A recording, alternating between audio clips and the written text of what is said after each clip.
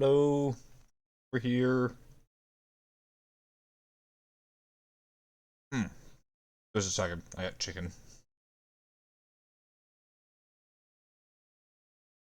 Mm-hmm. Oh, I know. I I know I had said that stream might be canceled. Hi there, Vil. I was stressing over something, but it's better now. And actually, some good, very good things happened. I'm not sure if I should share it with y'all right here just yet, but I'm happy right now. I'm very happy right now. Uh, so yeah, 9 hours, 9 persons, 9 doors again. We got the submarine ending last time,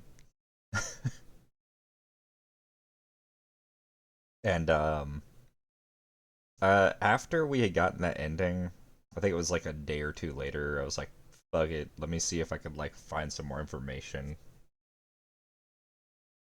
Uh,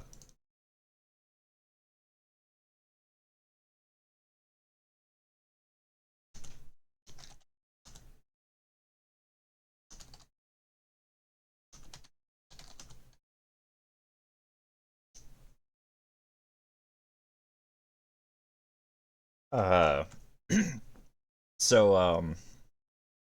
I was like, I'm curious about something. So I was very careful not to spoil myself on anything story wise. Uh, so it's not outright said, but the prevailing theory is that it was Ace that killed everyone there because you couldn't see his wrist where his bracelet would be, and that's supposed to be the hint, apparently. At least that's what everyone else agrees on. Alright, so we're gonna try to get another ending, and it should be fast this time since we went through so much. Menu? Can't get the menu yet. We're gonna just hop into it. We're gonna.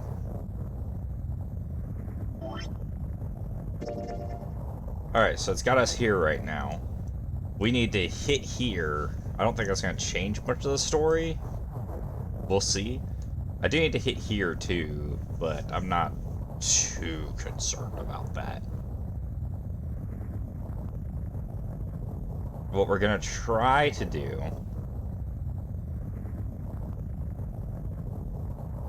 is. Which escape room is this? Okay. Ah!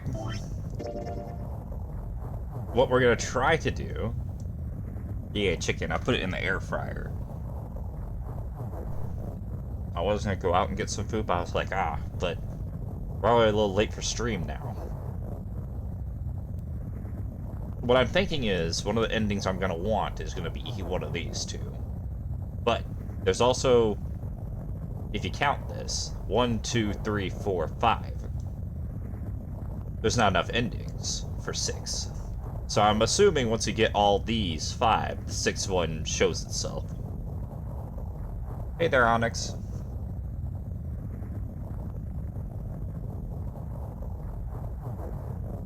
So the plan is, we're gonna hit here. We're gonna hit this escape room.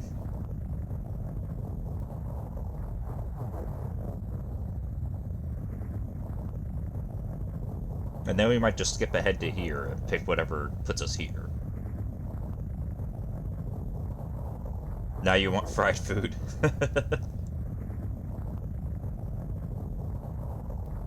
So let's do this. Take me there. Take me there.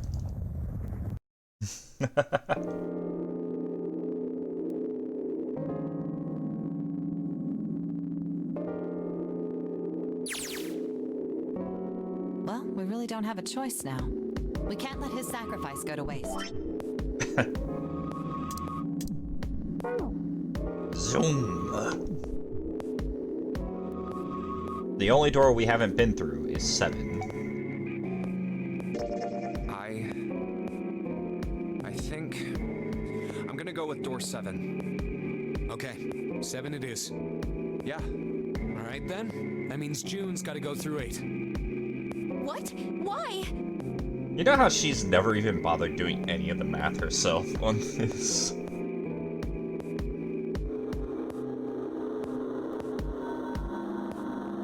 Also, there was something else in the submarine ending that reconfirms a suspicion of mine, but we won't get into that until it's revealed. If it ever gets revealed, if I'm actually correct. What? If the 6 of us are gonna keep going without leaving anyone behind? Wait, did Junpei not do the math either? There are only 3 ways we can do it. Have 3, 5, and 8 go through 7, and 4, 6, and 7 go through 8. 4, 5, and 7 go through 7, and 3, 6, and 8 go through 8. Or 3, 6, and 7 go through 7, and 4, 5, and 8 get 8. There are no other combinations. In other words, 3 and 4, and 7 and 8 can never go through the same doors. You get it now? Oh no.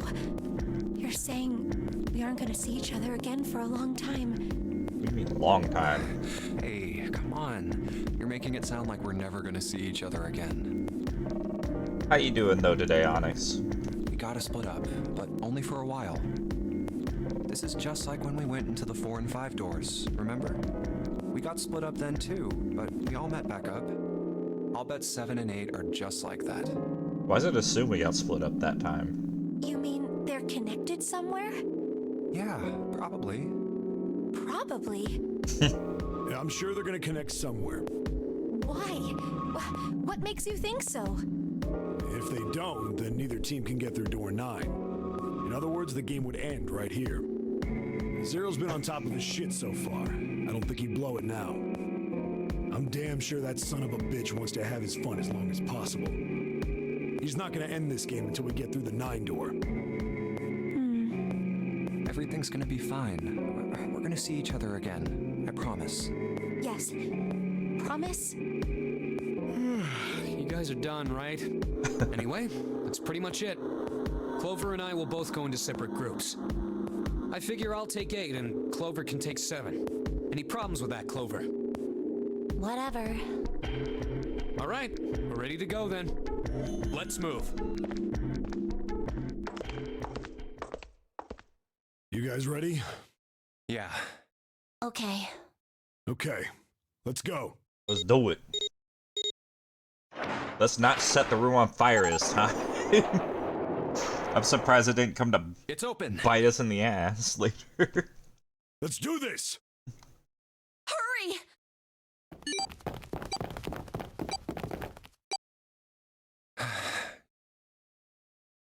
I'm so sure it wanted us to do that one escape room in a different way. June. Jumpy. What the hell are you doing, Junpei?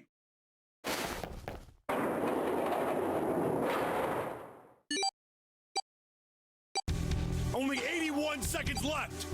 No time to waste, guys! Let's get moving! That is plenty of time. The door on the left. I can see the dad. 81 seconds is plenty of time to look through a fucking hall.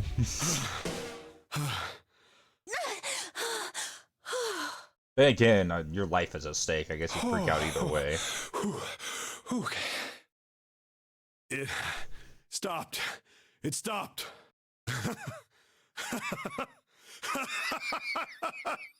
This is the second time we've gone through one of these numbered doors, but whew, you never really get used to it. I would have thought a guy your size would have bigger balls than that. He probably does. Physically. What? What the hell did you just say? Say it again! I dare you! You have no... You little... You wanna die? Could y'all not? I'd like to see you try. How the fuck are y'all the more abrasive group instead of this bitch and 8 being together? You fucking brat. All right, let's go. Hey, calm down, guys. This isn't the time for this. It's not gonna do us any good.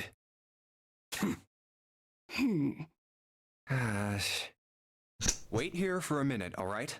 I'm gonna go see if there are any other doors. Try not to kill each other in the meantime. We just came through this door. And of course it's shut tight. You're an idiot, Junpei. There's a short hallway on the left here. And an iron wall. Nah, bet I I can thought get that through it. Clover would be safer with 7 the first time around, but I felt like I had to keep an eye on Lotus at the time. I was like, well, I can keep an eye on them both, Clover and Lotus.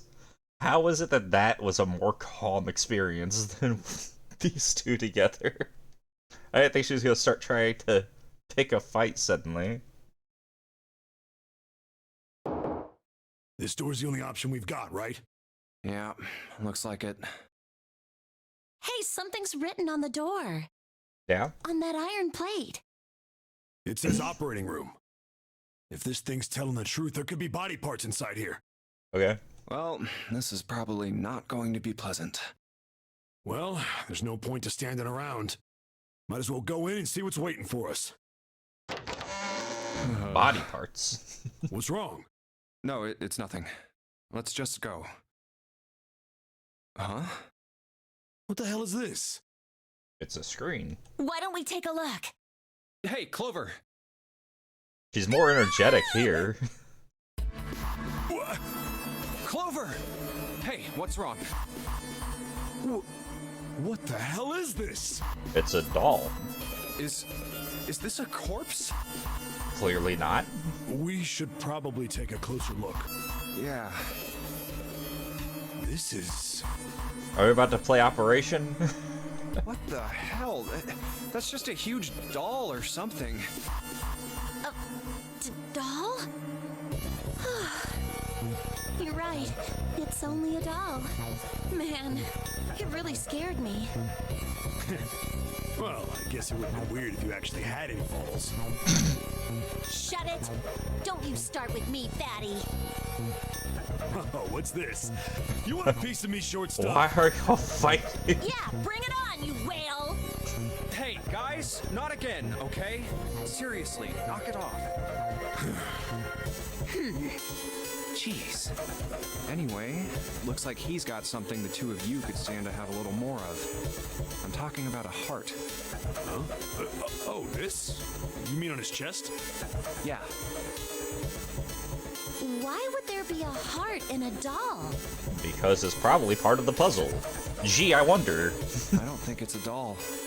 You think maybe it's like a medical mannequin or something? Or maybe it's got more personal uses?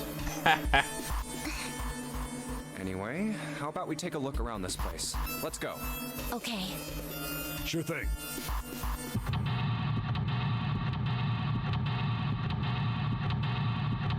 Alright. Let's do it. More personal uses, oh my. Anyways, let's see. These dolls are really kind of creepy, you know? Hey, it says something here.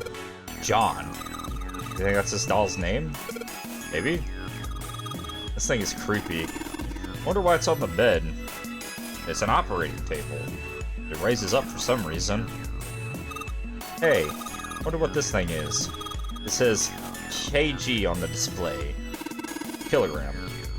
Think maybe it's a scale? Probably. Huh? There's some sort of lid on this thing.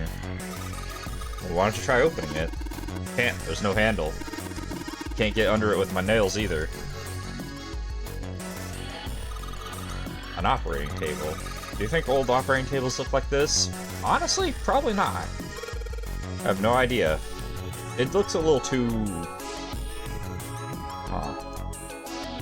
Medical mannequin slang on it. Okay. Let's look around some more. Maybe. Apparently his name is John.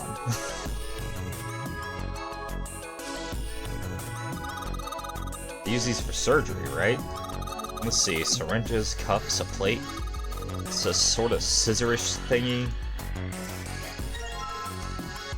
Kosher forceps. These scissors? They look kind of funny. No, it's probably a pair of kosher forceps. Surgeons use them during operations. They can hold blood vessels shut and keep tissue out of the way. We can use it to pull stuff out of small holes or something like that. Bunch of surgical tools. Well, do we call this one Jane? Another medical mannequin? From the looks of it, this one's a chick. She has a name too. Lucy. Damn it, I was close. No, I wasn't. Poor thing. It's like Miss Lucy only has a head and a left arm. Maybe we're supposed to gather all our parts? Some kind of device attached to the bed. It says KG on the panel. Is this a scale? Bed doesn't look very comfortable. What's this thing? It's got these short iron legs. Looks like a furnace to me. Maybe it's a heater? There's nothing inside it. So it's probably a heater, but there's nothing in it. A fake chest. I'm guessing that's where a heart would go. Ew, that's gross. This is the chest. It's a woman's chest. The heart's gone, but it's pretty hot. What? That kind of thing turns you on, Seven. You're a real creepo. Maybe you're supposed to heat something like that gauze to kill the bacteria? There's a boiling thingy over there. There's nothing on the lid or in the drawers. If we're boiling tools to sterilize them, there's nothing in the drawer. The drawer is empty. Yeah, nothing there. Y'all ever wanted to, like, actually do an escape room? I thought it would be fun, but then I think about trying to do it with strangers, and I feel like I just get annoyed with people. A lot of different kinds of medication. It's hard to tell them apart. Whole bunch of bottles on the shelves. They all look like medicine. They've got labels, but they're all big medical words that I don't understand. That's a lot of medicine. I wonder if one of these is a laxative. Do you need one? Yeah, it sounds kind of gross, but I'm pretty sure every one of us has had the same idea. What? If we had some laxatives, maybe we could crap out the bombs they were putting us. Unfortunately, I actually did not think about that. I thought about it. I think I was almost invited to one. Damn it, I don't know what medicine does what here. I don't know if there's any escape rooms even nearby around here. Just a pack of bottles of medicine I can't identify. Alright. Let's see, what's this way? It's locked. We can probably find the key if we just look some more. Let's look somewhere else. I was gonna look... What about this way? Looks like it's locked. Guess we're gonna need a key for this one. Junpei, where are you going? That's where we came through. The only thing out there is the numbered door. Pretty sure I don't need to tell you that the numbered door is a one-way deal. So, you're saying there's no point in going back there, huh? And they're nodding. Awesome. Hey, at least they agree on something now. Ah, look at this. I got a scalpel. A scalpel that's not rusty. Seems like it's put here for a reason, huh? You think it's telling us to cut something? Yeah, I do. None of this other stuff looks useful. Yeah, it's all pretty rusty. How is it that this is not rusty? I saw rust on it. Medical mannequin with its guts showing. Ew.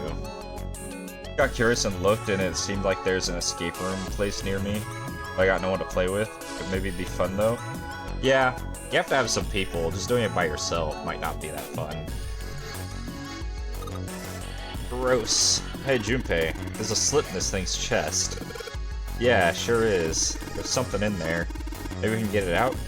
Ugh, damn it. Stinking thing won't budge. It's stuck. Well, I guess I can't use force on this one then. We need something small that can fit into that little hole. I got a fake organ. Just took the organ thing out of the chest. That's a lung, not an organ thingy. Huh? This part here on the back, it's all rubbery. Right, so it's a fake organ. Of course it'd be... Wait, what's 7 grabbing it for? It feels like there's something in there. Think we could cut through the rubber part? Well, let's try it. Let's try cutting this organ with a scalpel. We got an organ key. There's a key in this organ. Got a key in an internal organ. Well, let's try one of the rooms. Awesome, it's unlocked. Wow, look at all this stuff. Carbon dioxide, ammonia, ethanol, water, salt, and iron. Blue liquid. Red liquid. Looks like there's something inside that bottle. Why don't you try pouring some out into the cap? Can't see any reason why not. What's that? It's bright red. You think it's blood? No, blood's thicker than that. And what is it? Beats me. Looks like there's something inside that bottle. Why don't you try pouring some out into the cap? Can't see any reason why not. What's that? It's bright blue. Do you think it's alien blood? Shut the fuck up, Clover. Ah, where the hell did that even come from? What do you think it is, 7? I don't know, some sort of special bath soap? Have Clover never heard of paint, right? What a boring guess. Oh, there's another one on the table. Iron 1, salt 2, water 3, carbon dioxide, ammonia, and ethanol. What do you think this is a hint for? This got something to do with this box? That's what I would guess. Box is locked. You have to enter a passcode, the key to open it. You can only enter 3 numbers. E is for enter, C is for clear. Once you input the number, press E. If you mess up, press C. Let's give it a shot. I wouldn't know what to even put in it. This thing won't open. Is it locked? You probably need to put in a passcode. I mean, geez, they even got a keypad on there. How much more obvious can you get? I'll enter 3 numbers. E is for enter, C is for clear. Once you input, let's give it a shot. No, we don't. Not until I actually know literally anything. Hey, Junpei. There's a dihydrogen monoxide on this stuff. Why don't you just say water? Bottle of water. Label says H2O. What's this? There's like a can with spray nozzle. It says CO2. There's a can filled with carbon dioxide. Huh? Something stinks. Is it coming from this bottle? It says NH3. Nitrogen? Well, that of course stinks. It's ammonia, not nitrogen. Oh, good stuff. Let's go for a drink. What are you talking about? Talking about this bottle. This is C2H5OH, right? It's ethanol. That's right. It's also known as ethyl alcohol. It's pretty much what booze is made of. So, you're gonna drink it? Nah, I won't. It might say that's what's on the label, but there could be anything in there. Hey, Junpei, you think there are any slugs in this on this ship? Huh? Well, if there are, I was thinking we could put salt on them. What is she pointing at? Label says ACL. Salt, huh? Do you think 7 will shrivel up if we put it on him? Why do you think he's a... Hey, you say something? She's happier here than she was in the other room. Junpei, there's a bottle of iron powder on the shelf. How do you know it's iron? Label says FE. B stands for iron, right? Can we take it? No, now 7 thinks that there could be anything in the bottle, and the casino just drank straight out of that some random bottle. Yeah, he did. I was actually thinking about that too. He just didn't even care. He just went and took a drink. Why are we not able to take any of these, is the thing.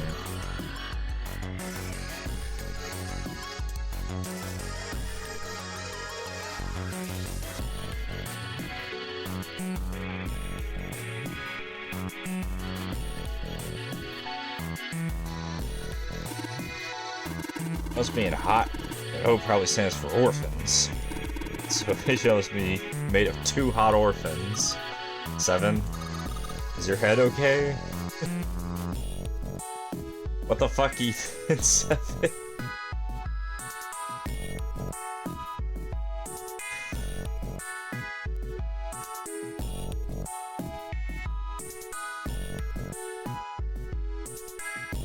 Rectangular table. I wonder, did people mix medicine on this thing?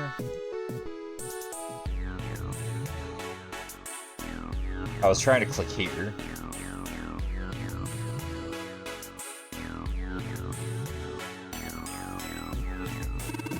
Oh, look at the first line. Maybe it represents a number? Oh. Iron, salt, water. Iron is Fe. It's a molecule with only one atom. Salt. Label says...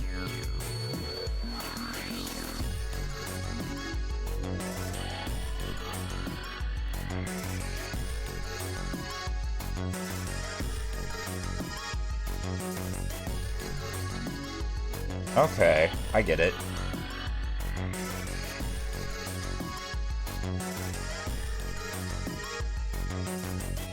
So that makes carbon dioxide. That's 3 though.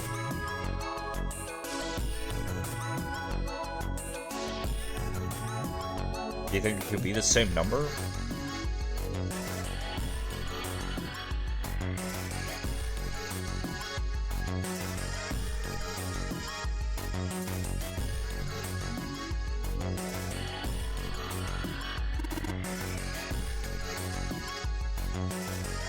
Seven, 9. Hydrogen is oxygen. So basically, ethanol is made of 2 carbon atoms, 6 hydrogen atoms, and 1 oxygen atom. Yes, but what does this information do for me? What I want to know is, why do they just, like... It would take me a while looking at the label, especially for ethanol, to figure out what it is, if it just shows the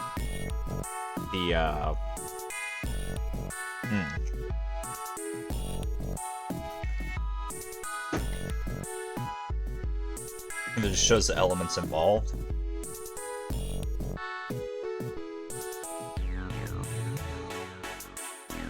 And even then, if I figure out what all these are, what do I do then? I still don't have a logic to any of these numbers to put them together to get this passcode.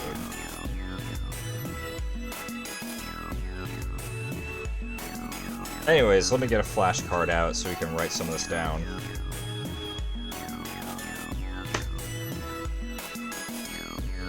So, we have iron is equal to 1. Salt is equal to 2, and water is equal to 3.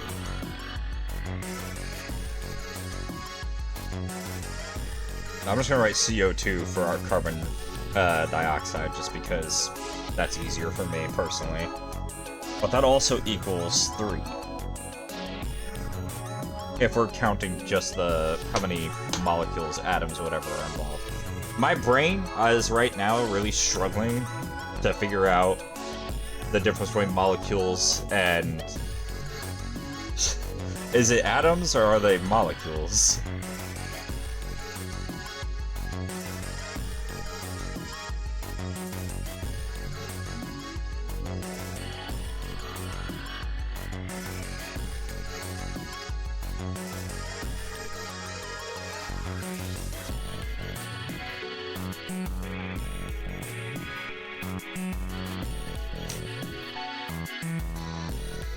It's not molecules, is it? Nah, it'd have to be atoms, because molecules are the things themselves when they're all put together. And the reason, yeah, atoms are the whole. I thought molecules were the whole. Because I ended up thinking of water molecule. And it's like, you wouldn't call it a water molecule if it wasn't all of the parts together, right? I'm not sure it matters though for this puzzle, but I'm like, now I can't let it go. My brain. We must know. Ethanol is 9 then, because it's made up of 9 atoms? Molecules? 6, 7, 8, 9. Yep, I'm right.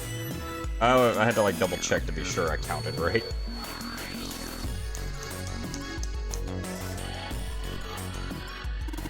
NH3, nitrogen, and hydrogen. That's 4.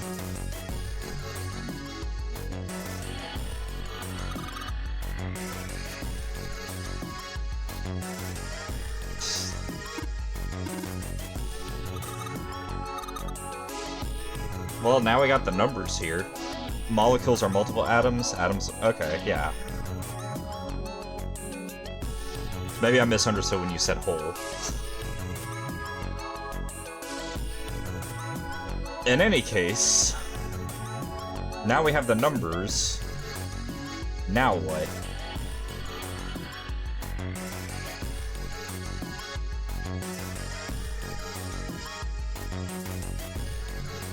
Okay, well I know what numbers go there, but what do I do with them is the question.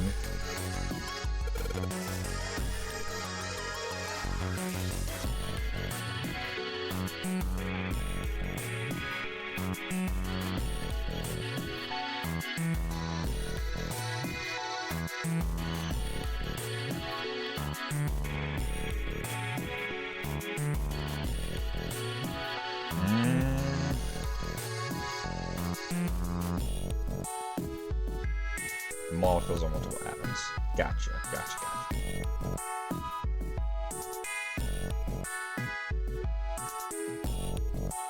Had to learn this in chemistry. Yeah, so did I, but it's been a while since chemistry. So I know stuff, but definitions, like, it's the same as, like, names going to people. I struggle with that. Putting the right name to the person, so it's like trying to put the right word to the right definition. For me.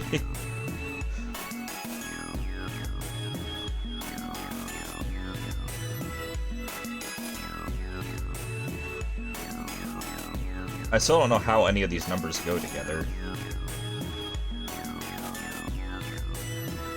We've got 1, 2, 3, 3, 4, 9, which means nothing to me.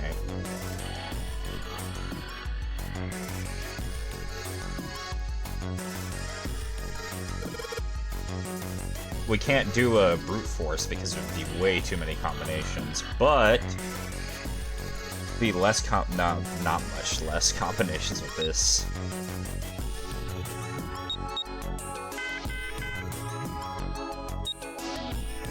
There's got to be some math behind it. These are pretty good at chemistry. My teacher even asked me if I wanted to go for a PhD in chemistry. I liked chemistry. Chemistry was fun. Compared to, like, a lot of other classes I had to do. It made more sense to me. I wouldn't say I was very good at it, though.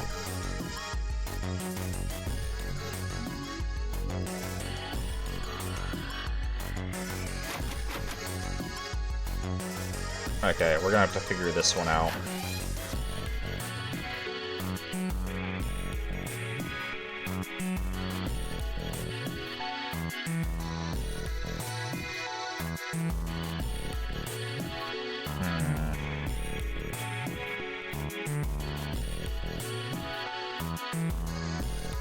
Yeah, my instructor let us just do the assignments over and over and over again until we got a passing grade. But you can keep going after that until you got 100%. And so I would just keep doing the assignments over and over again until I got it right. Even if I didn't understand it, if it was like struggling. If you tried to ask me to do any of the shit that I did back then, now, I wouldn't remember how to do any of it, any of the equations anymore.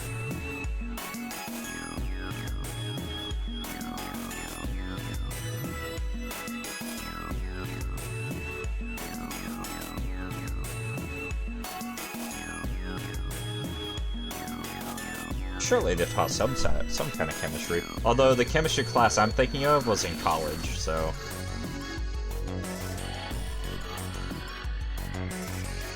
We didn't do a lot of chemistry in school, like middle school. I remember there was a chemistry class, but it wasn't very detailed. Oh, I got this up so loud. There's gotta be some way, looking at the information I have, to figure out what the answer is.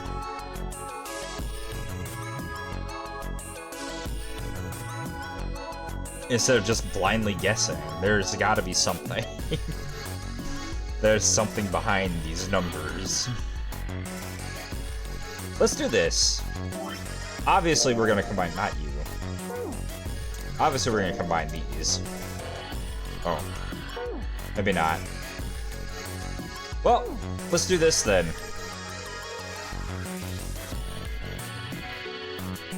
Let's mess around with everything using the chemicals, maybe?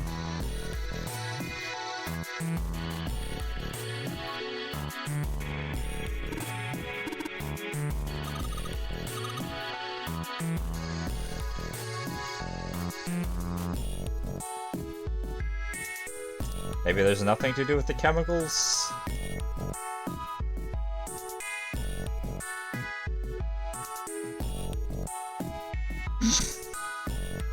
Yeah, I got nothing.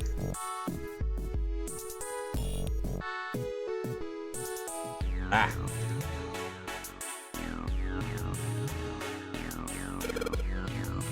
Do you think these have anything to do with the solution?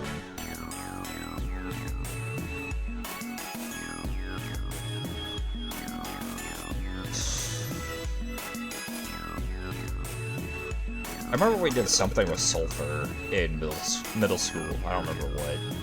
I remember some kid ended up messing up with the rubber stopper and broke the test tube and cut their fingers open.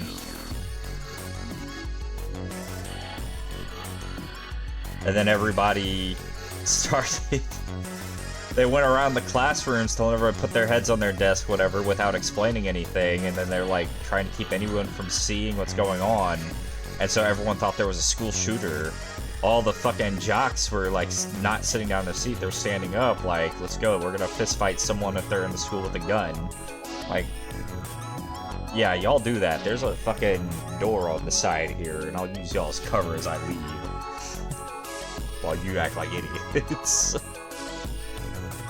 But yeah, they made everyone think that there was a school shooter at the time.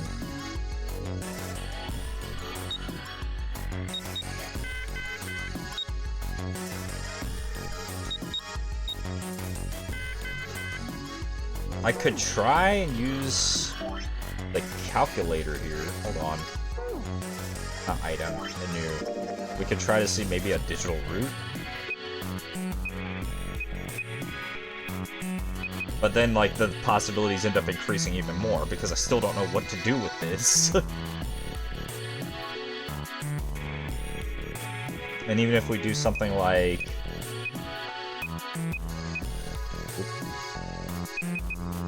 1 plus 2 plus 3 plus 3 plus 4 plus 9. We'd only get 2 numbers. And even if we did the digital root, we'd still only get 1 number.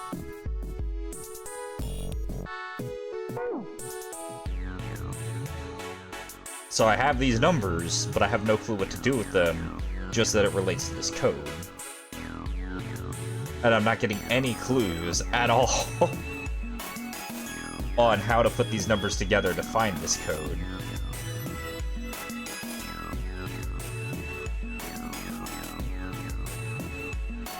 You'd think that I'd do something with the chemicals themselves, but that would just make sense, wouldn't it?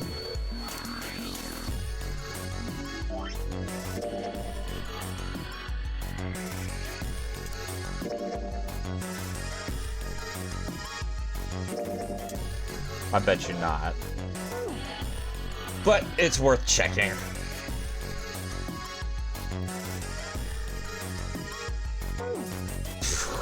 all I can think to do is just try numbers until something works.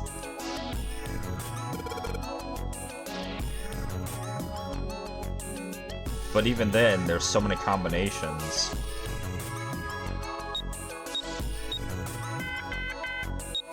There's something. There's gotta be something. I'm missing something. I'm missing something.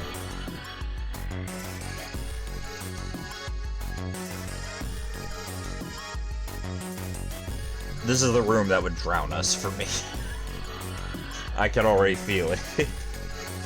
Although at some point I would just start inputting the numbers until I got every single combination, but that's gonna take absolutely forever.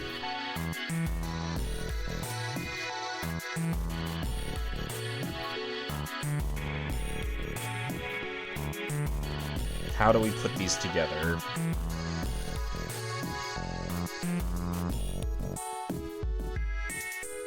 Oh, what if it's just very simple? What if it's 4, 6... Nope, that doesn't work. I was gonna say if you just add them from the one across, but that doesn't work because ethanol is 9, so you'll end up with 2 numbers regardless.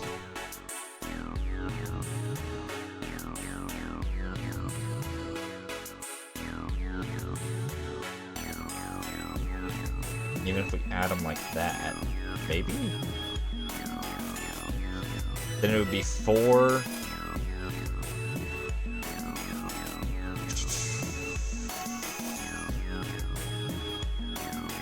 It would be 4, 1, and 6 in that regard.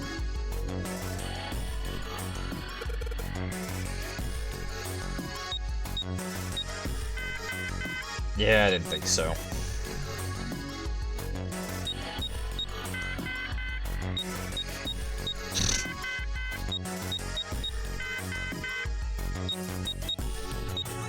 I'm forgetting something. There's another number here.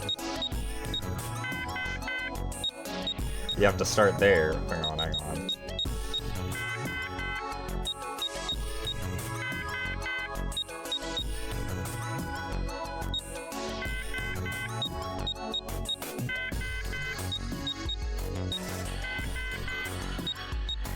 Remembering an episode of The Flash where they did this. Boy, if only I could move at super speeds.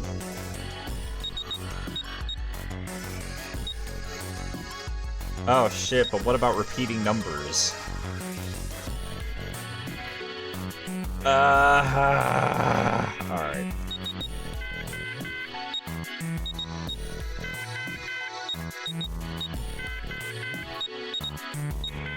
You're about to see the actual number of combinations there are.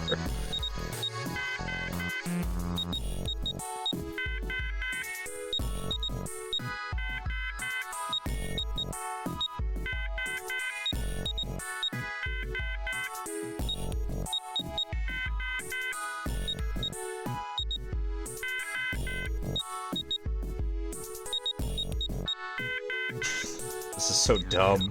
Why am I doing this? I felt like I'd be, like, sitting here too long if I just sit here and try to think it out.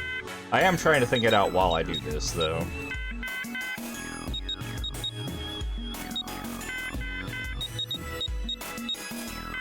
There's gotta be something in the room that tells me how to put the numbers together, right? Somewhere, but I've already looked pretty much everywhere.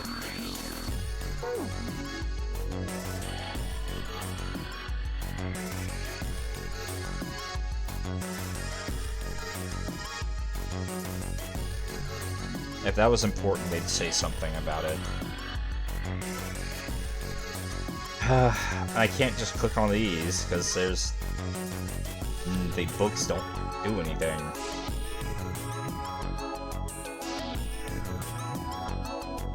They should let me pour the liquid on the thing. I would have tried using the liquid at some point.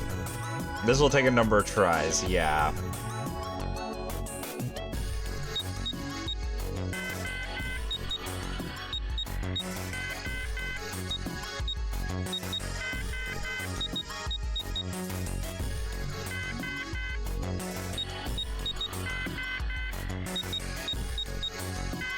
We're already in the 20s though, guys. Out of, you know, 999 possibilities. What you think about that? Ah, there's something I'm missing. There's something I'm missing. I have the numbers, but that's all I have. And it might not even be these numbers, because they might have to be combined in a certain way. They do probably have to be put together somehow.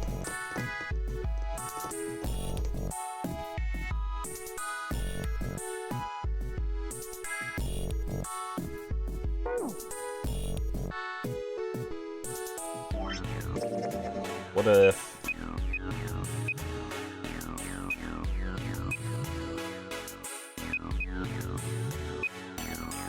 Whoops. I didn't mean to do that.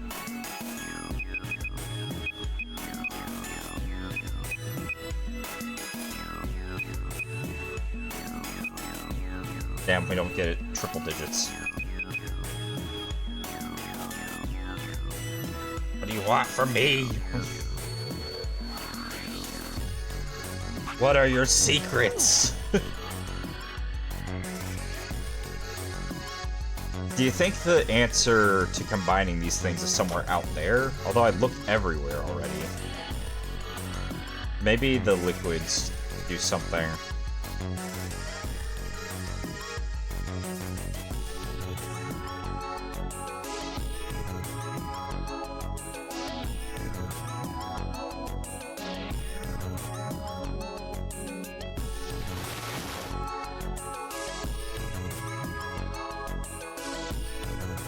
Well, let's put her chest down. Eh. Well, then put her fucking... Oh my god. I hate you. Anyways.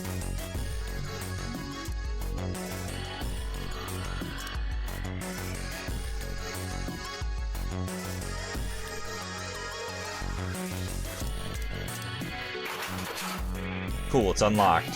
Here we go. Thing you hang your coat here, there's a bunch of hooks. Now this will probably have what we're supposed to do with it. Let's see if... Huh, a piece of paper. What's this? Some kind of medical record? New materials been added to the file screen. Neat.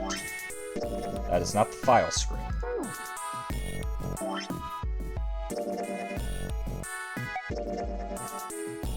A record of...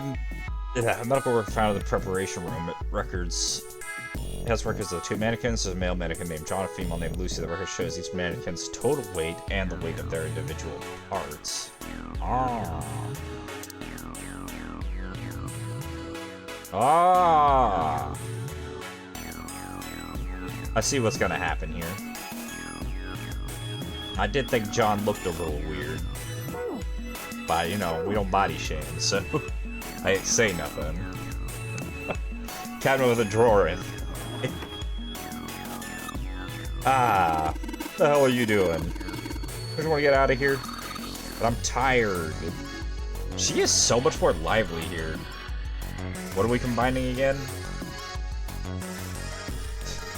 The entire show. Thank you for the neck roll. Well, I was trying to combine these or the chest to the body, but we just found a thing.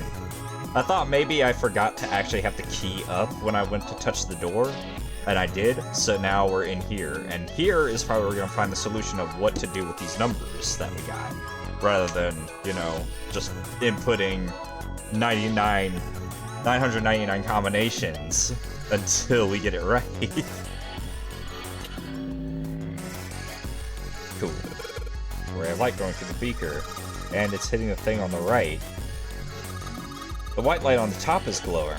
Yeah, but the red, blue, and purple ones still aren't.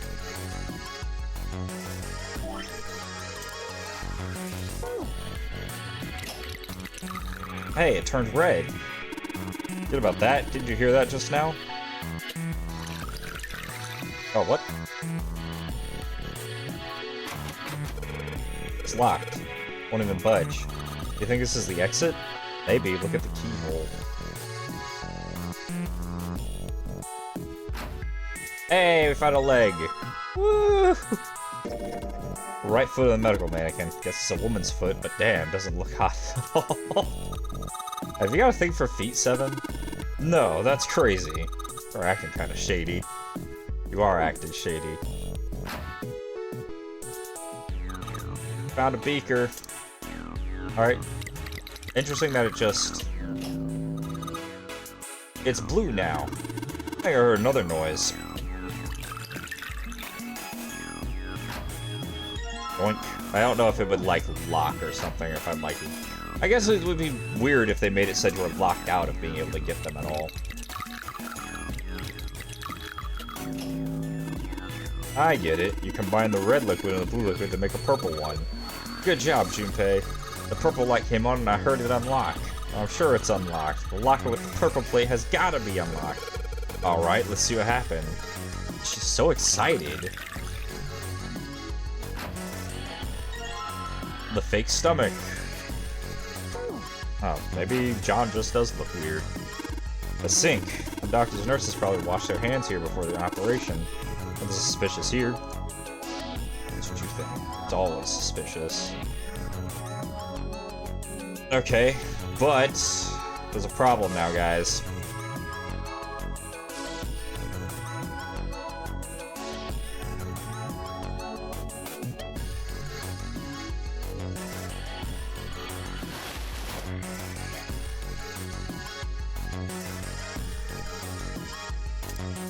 Do I have to combine all of these?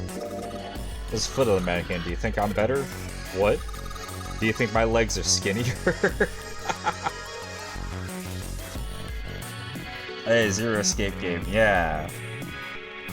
Seven pulling a leg. How you doing, Scraps? That's a really big nose. That's no nose. It's a stomach. Oh, a stomach.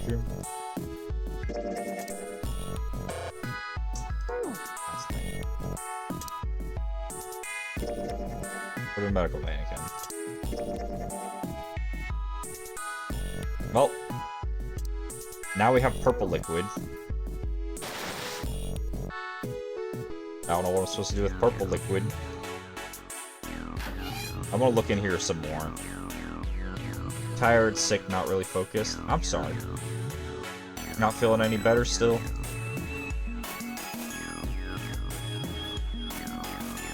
Oh, what if? What if? What if? What if?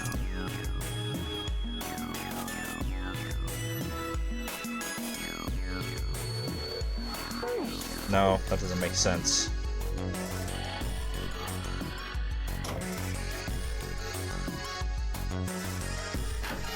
It doesn't make sense, but...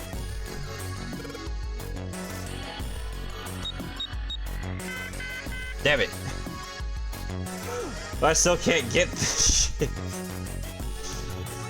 He do be screwed. He being me.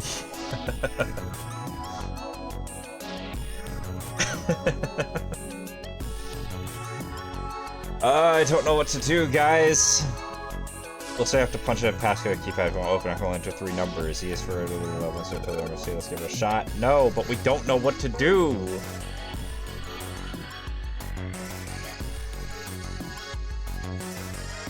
I thought the answer would be in that other room.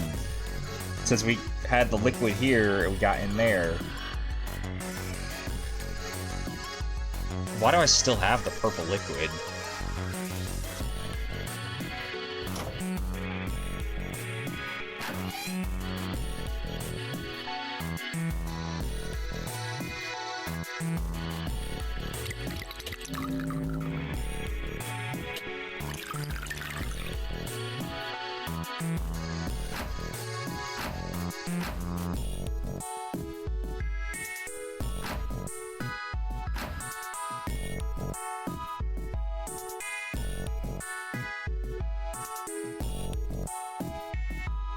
So they just stay unlocked. Just nice and all, but...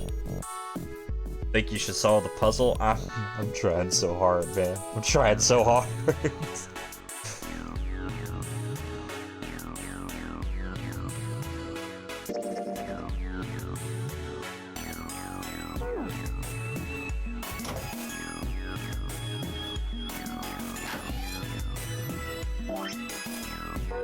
I don't know what to do.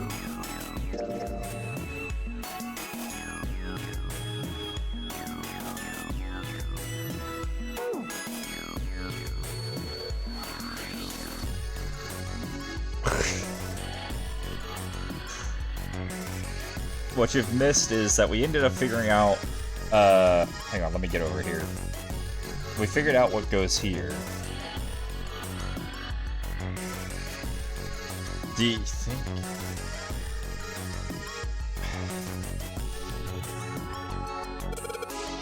I don't know if the numbers are supposed to combine somehow or not.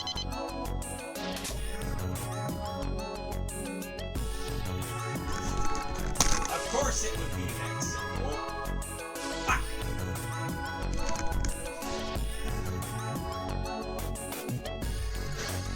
I had to take a lap.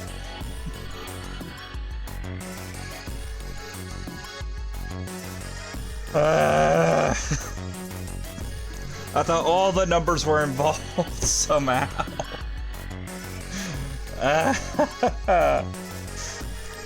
Give me your fucking arm. It's right over the body. It's kind of creepy. A heart. This thing is super creepy. I ain't good for the heart. All it wanted was the... Think we should go back? All it wanted was the 3 numbers that we had discovered in the order from top to bottom. Fucking iron, salt, and water had nothing to do with it. They were just supposed to be there to figure out what the other numbers were supposed to be. I hate everything. Yeah, I think that's probably best. I was overthinking it when I needed to underthink it.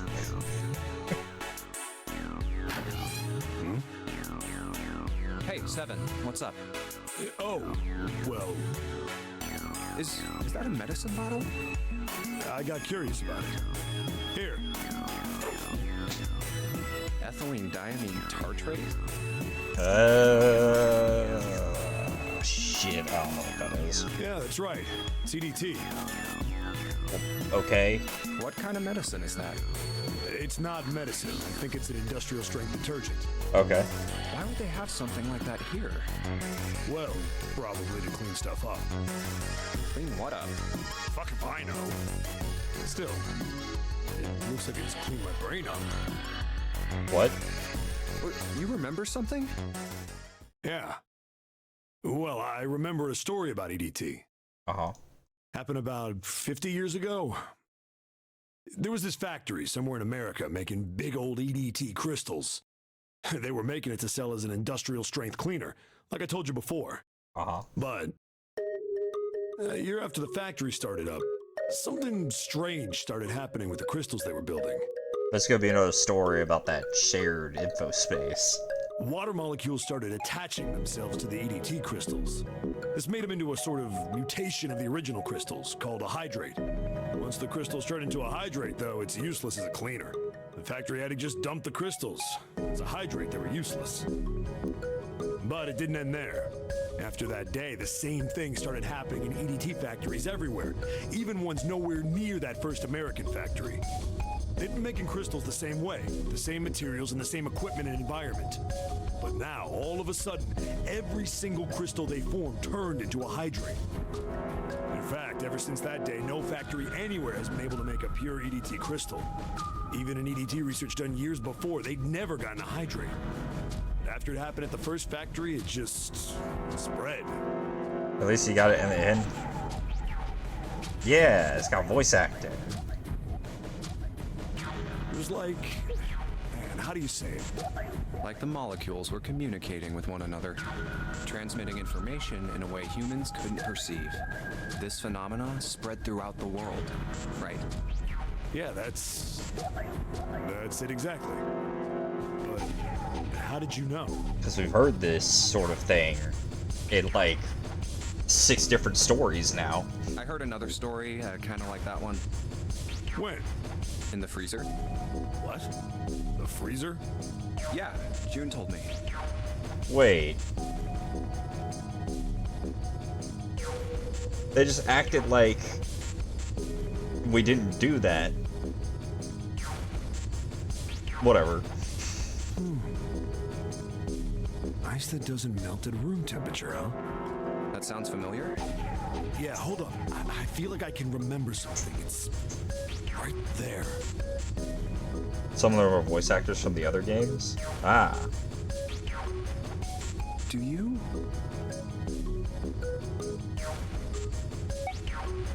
Do you know about Ice 9? Ice 9? Ice 9. Ice 9.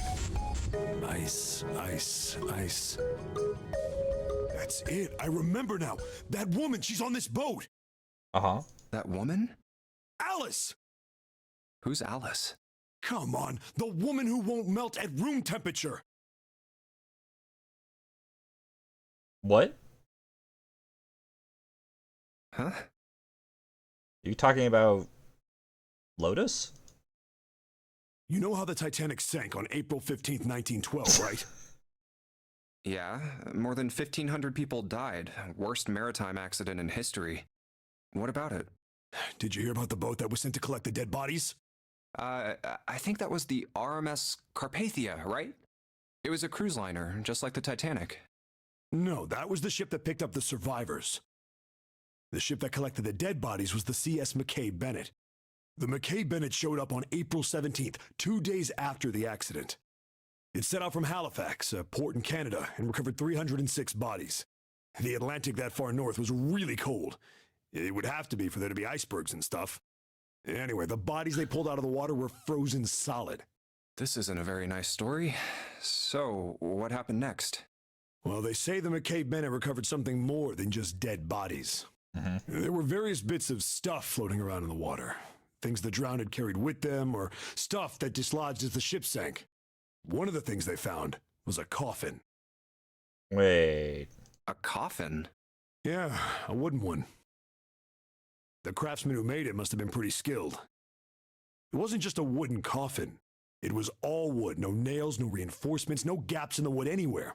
The thing was, the crew got pretty they're curious tight. about what might be inside it and opened it up. They had to get a wedge and hammer it open, so what they did. Inside, they found a woman. Or, I guess you should say, they found the dead body of a woman. This is similar to the story that June told us. Yeah, it's the mom. It's the mom. Her hair was thick and black, and her skin rich brown with no blemishes or signs of decomposition. They say that she looked gorgeous, like a goddess. She was obviously dead, but everyone who looked at her said she just looked like she was sleeping. Her skin was so lifelike, she looked like she might wake up any minute. And she didn't. Like the rest of the bodies they found, she was frozen solid. Eventually, the McKay Bennett finished searching and returned to Halifax. The 306 bodies were unloaded and taken ashore. However, it was warm enough that they began to thaw. They say that the stink was horrible.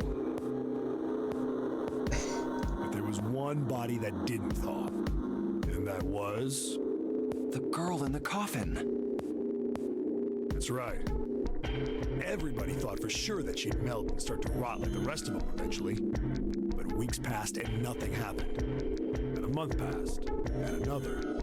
It was summer, and she was still frozen solid. After a while, people started to say she was some sort of miracle. Rumors about her started to spread. People came to visit Halifax from all over. After a while, people started to call her All Ice. Alice. Of course, those rumors didn't last long. Why?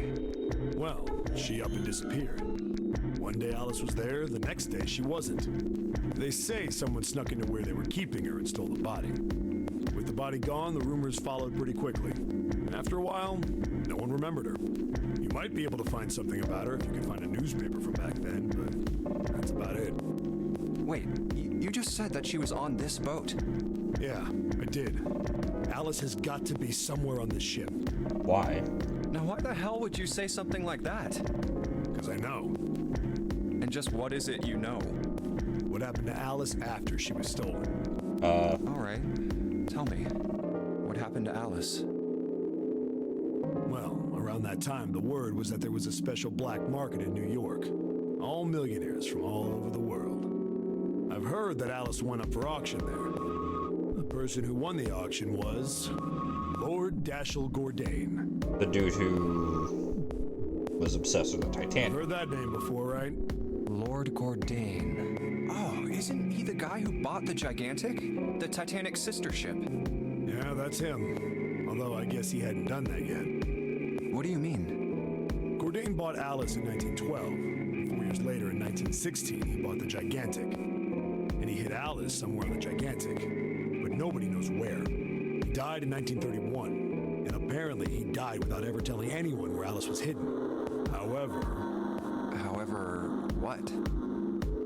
Well, he did have one close friend who asked him, "Where is Alice?" And he said, "Alice sleeps in a small chamber past the Forest of Knowledge beneath the navel of the Gigantic."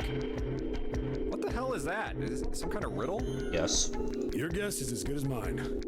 So that's it. Whatever you think, I believe it. She's hidden somewhere on the Gigantic. And does this help us? In other words, she's hidden somewhere on this ship.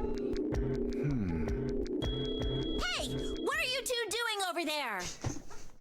But yeah, June was telling us a story about Egyptian mummy that was preserved, that never decayed. Like she was frozen. I think that we'd end up hearing about it again. Stop wasting time and get over here!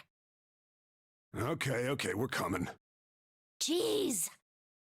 Yeah, so anyway, that's the story. It might be useful someday. Don't forget it. Alice. Huh. That mummy wasn't just a normal mummy. Oh, we're recalling that. They say that she was frozen. The story says that from the time of its discovery all the way through to when it got put on the Titanic. Even though it was carried through the desert, her body never melted. Then was that Egyptian priestess Alice? Thank you for the hydrate. I was actually just reaching for it too. And thank you for the neck roll. Did the water in her body become Ice 9? No, that's nuts. There's no way somebody like that could exist. Well, we got all the body parts now. Hi, how you doing, Troy?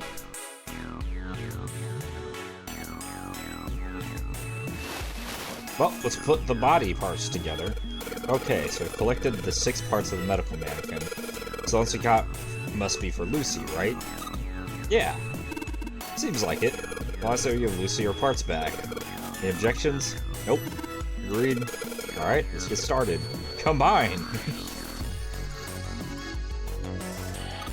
Oh, there's a number on here. 51 kg. What's this? Is this the weight? Well, we're just stacking body parts on it, so it makes sense that it'd be the weight. Alright. Now.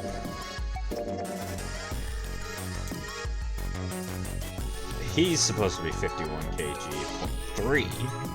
She is 53.2. So, some of the body parts are wrong. Right? So let's go take a look at him. Something that looks like it could be a scale next to the operating table. It has something that looks like a lid on the front of it. That's unhelpful!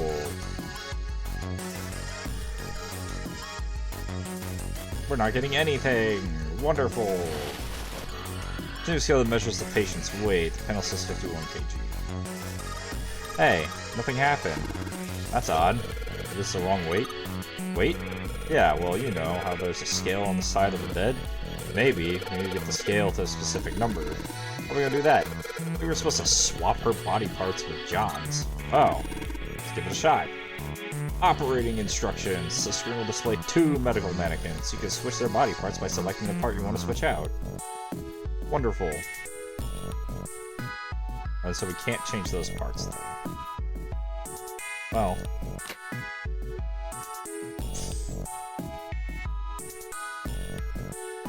Ah. Fuck, man. Hold on.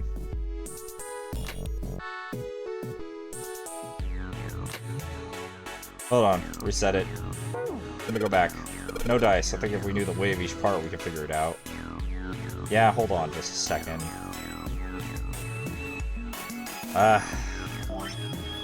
I can't have the file up at the same time.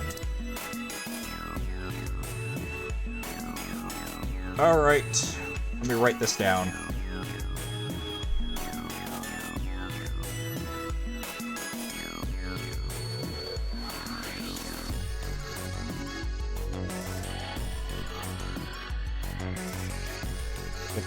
.3.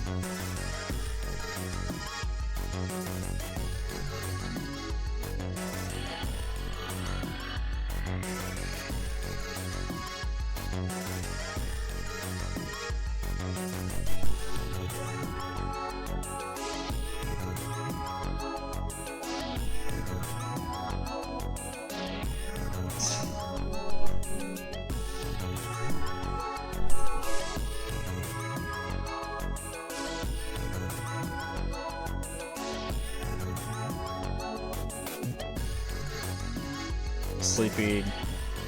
Lurk now, love you, Artie, and hope you have fun. Thank you. You sleep well.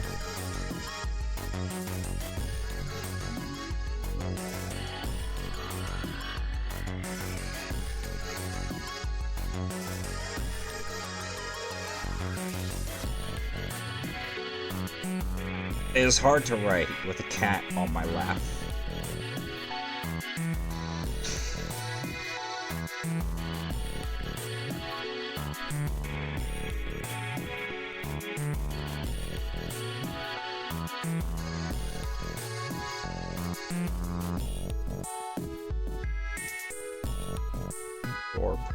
.5.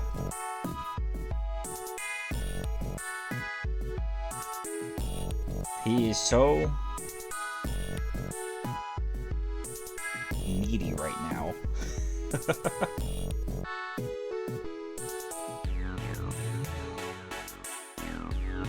Lucy is 53.2.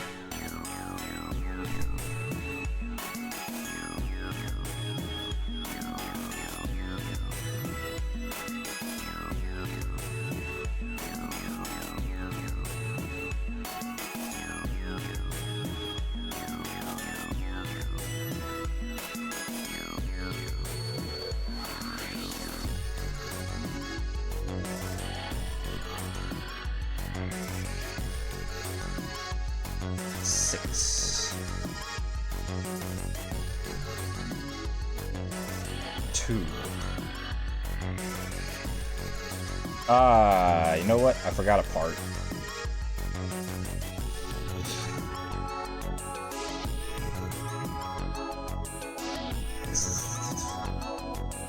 I'll figure out how I'll put that in later. Just a bit.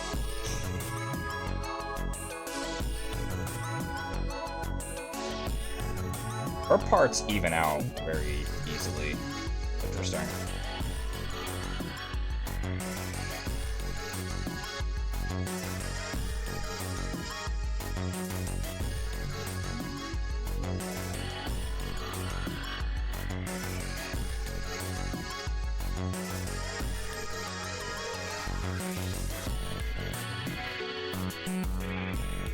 Alright, it's all written down.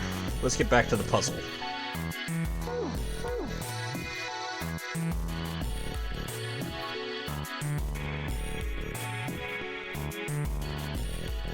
Alright, so if she is currently a flat 51 kilograms,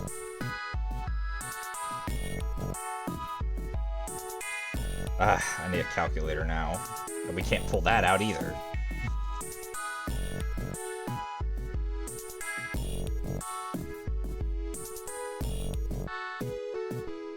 It's missing .3.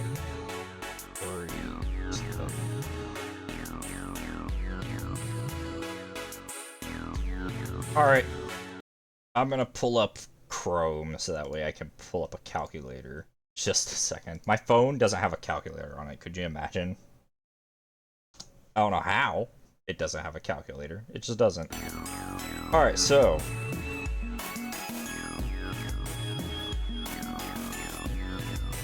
$53.5.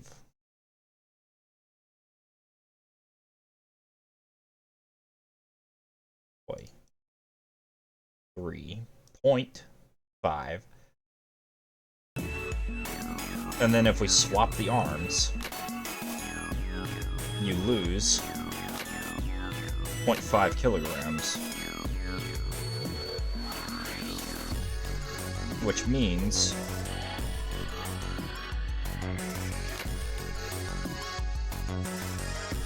she's got the correct arm.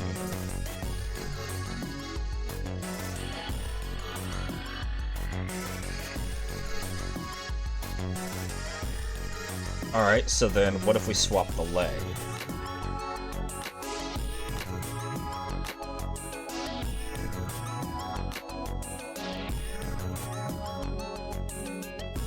He loses 0.3 kilograms.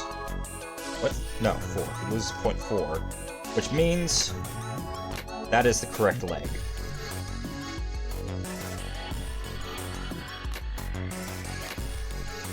Lose 0.5. It's the same either way.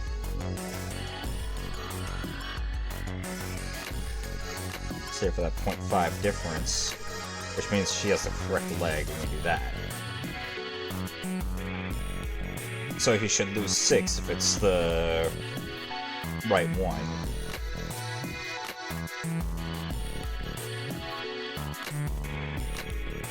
Well, the right torso, or the right stomach. So we know the arms and legs are correct.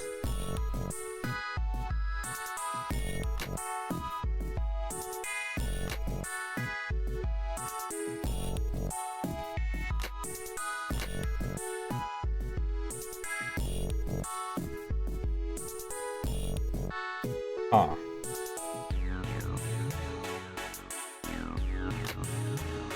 So this isn't about what's correct. This is just about getting the weight correct.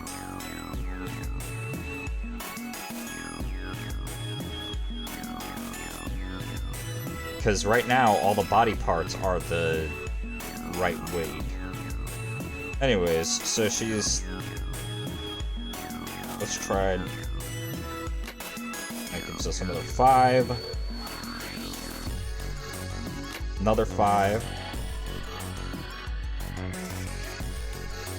And now if I can get a 1.2.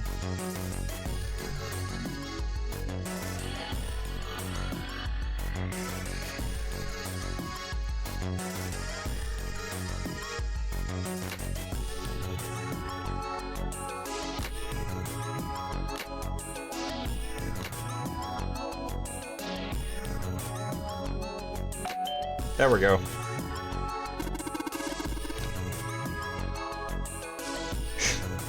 Junpei, I just heard something.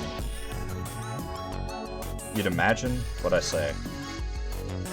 Did I address that already? Oh, the calculator. Coming from John's operating table. We better check it out.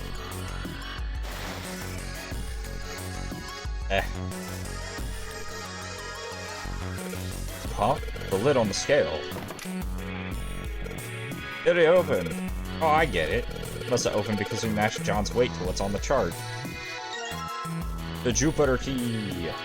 Now I just have a random purple liquid.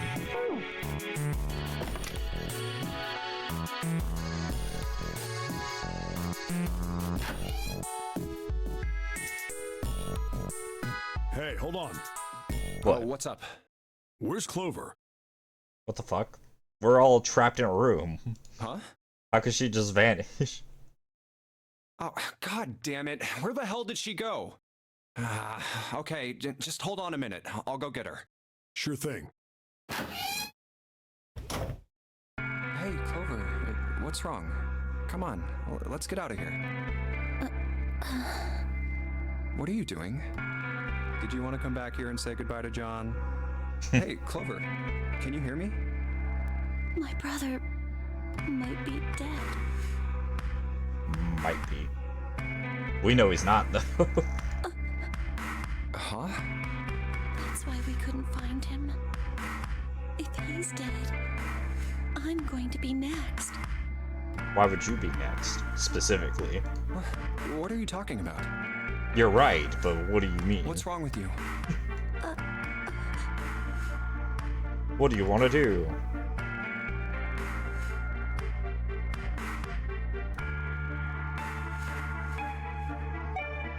Oh, yeah.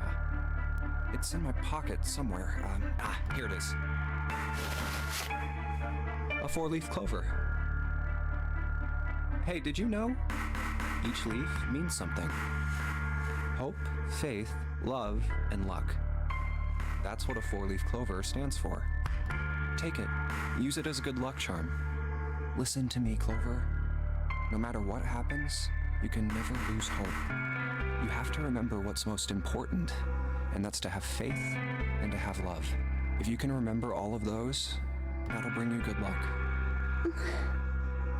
Snake, I mean, your brother, he's not dead. He's alive somewhere. I'm sure of it. You've just gotta believe in that.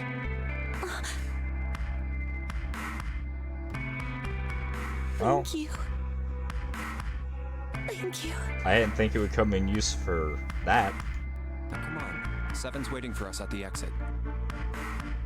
Wait, before we go, there's one thing I want to ask you. What's that? What's that? What do you think when you hear the word experiment? What? Oh. I guess it was just a coincidence then. What? I mean, that you knew about the 4-leaf clover. Look, I'm sorry. I don't want to be a jerk, but you are making less than no sense right now. Oh, no. It's nothing. Just forget about it. Oh, don't give me that. You really think I could just drop this? What is this experiment you were talking about? You promise you won't tell anyone? Sure. Cross my heart. Really? Really? I can trust you, right? Yeah. Of course you can. I mean, maybe not on this specific playthrough. You might still die, for being honest. Okay then, I'll tell you. I'll tell you what happened on this ship 9 years ago. How do you know what happened on the ship 9 years ago? Wait. On this ship? Yeah, this ship. I know your brother was involved. It was an experiment to test some sort of psychic thing. Communicating through these fields that you can't see. Fields that you can't see? Like, think about this. You don't even need to explain it to me. We've already had the same fucking story told to us 6 different times. This is John, right? Yep. But is he really John? Isn't this like Locke's socks? What? Or the ship of Theseus? Yeah, I don't know those stories. You don't know? You haven't heard of those paradoxes? Nope. No? Alright, sleep well, Bill. It was good having you.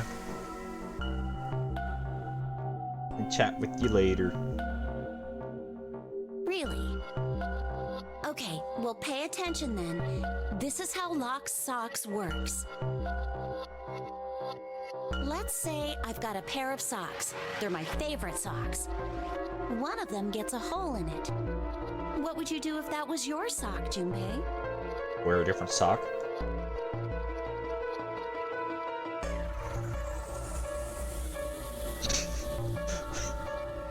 I have socks with holes in them, but none of them are my favorite socks. I don't throw them away, I don't patch them up either. I just wear it still. Depends on how big the hole is, I guess. Well, I'd pitch it, I guess.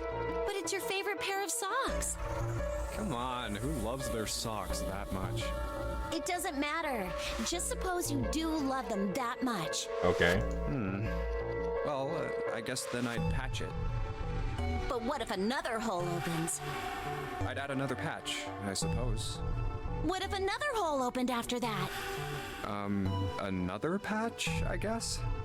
Well, let's say you just keep adding new patches. Until eventually the original cloth of the sock is totally gone.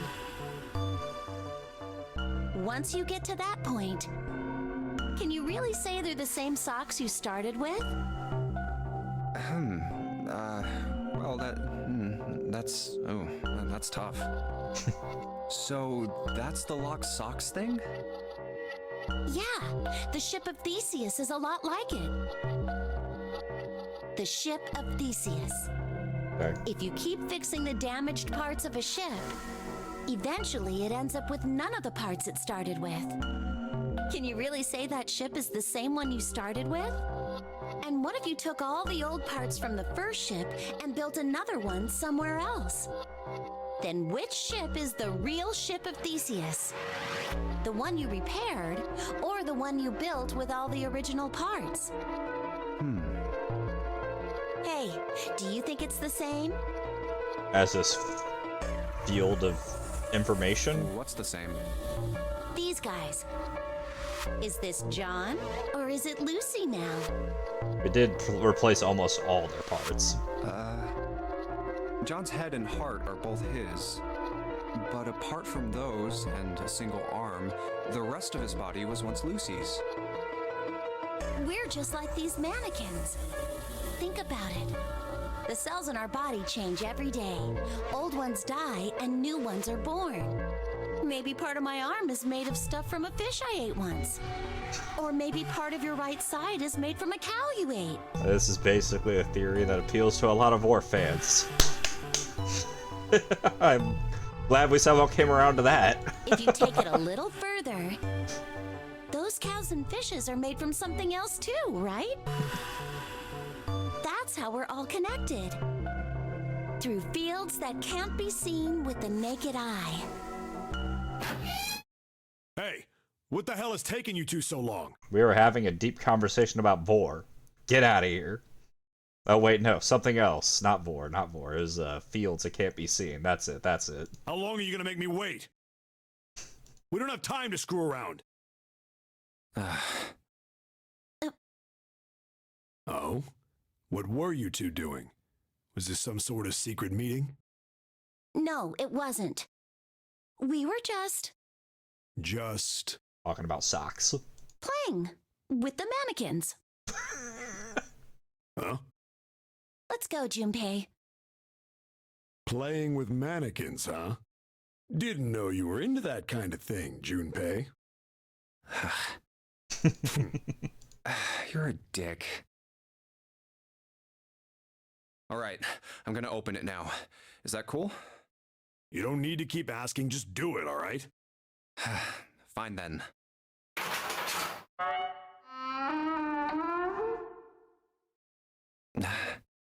All right, let's get going. Hey, man, what's up with you? You're so serious, you know? Can't you sound more happy, get a little excited? About what? Not really.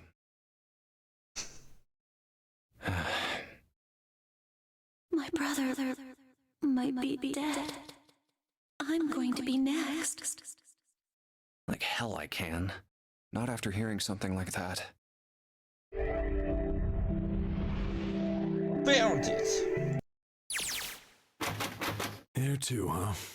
Every door in this place is locked up tight. How about that one? May as well give it a try. Jumpy! Huh? June? And Santa? And Lotus too? Whoa!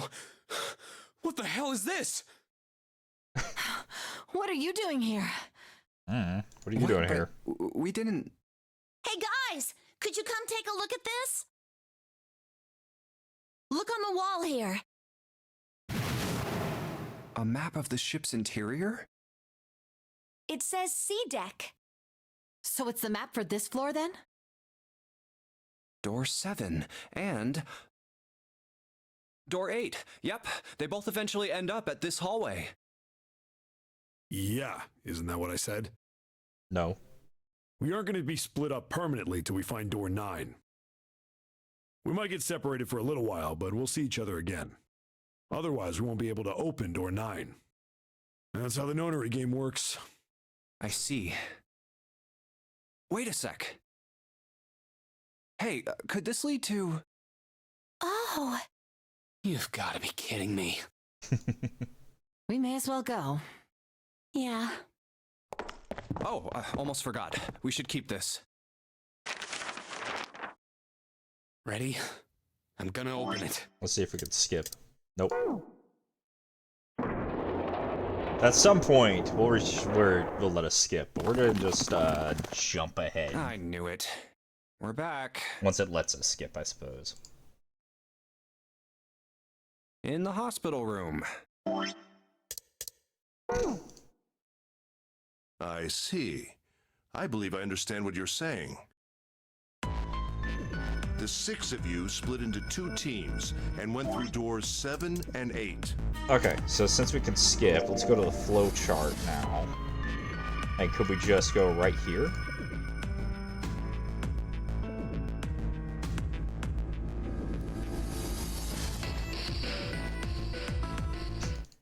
Hey, there we go.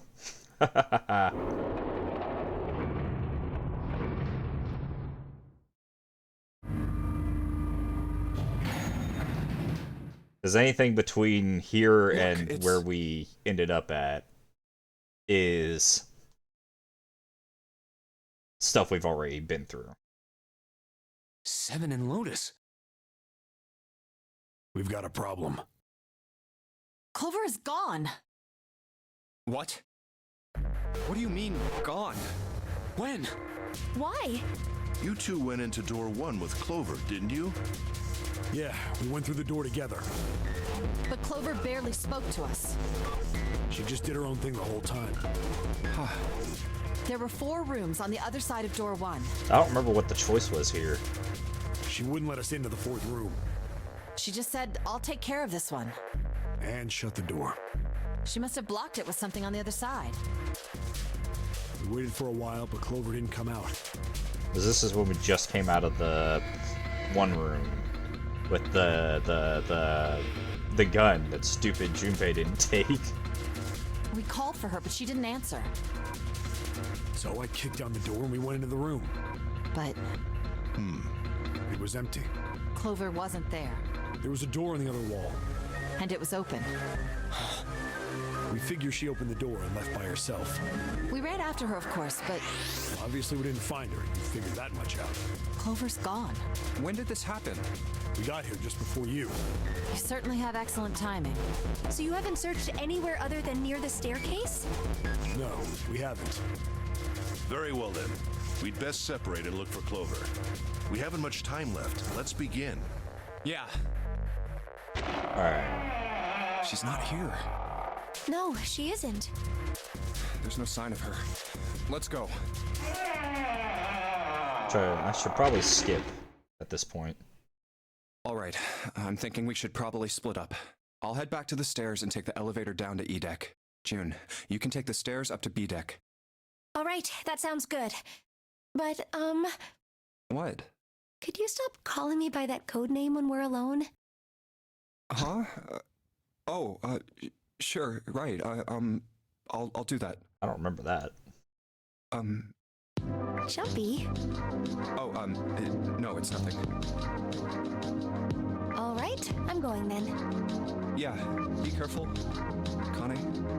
You be careful too, Jumpy. Yeah, got it. Take care. That was a little different.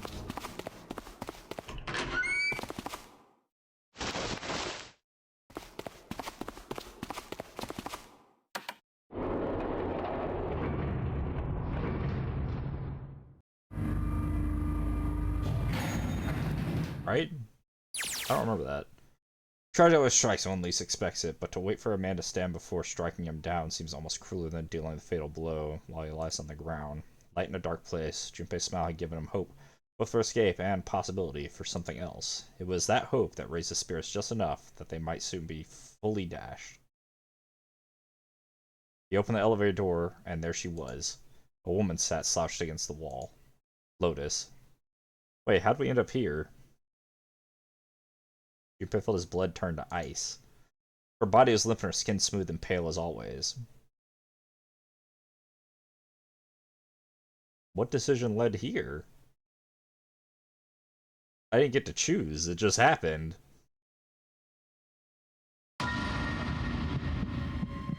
Was covered in bright red blood.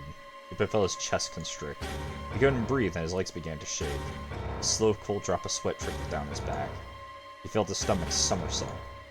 Junpei's mind went blank, all his thoughts replaced with endless hissing white.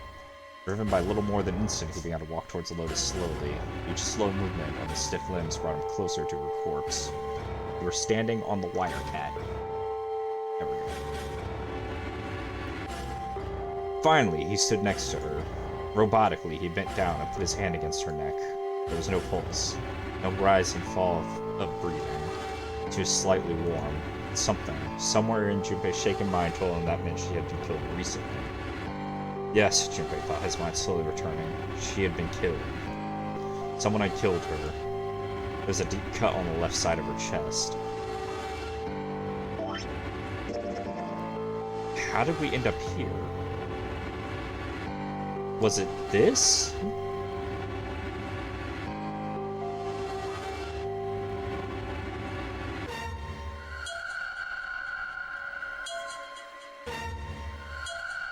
It's strange.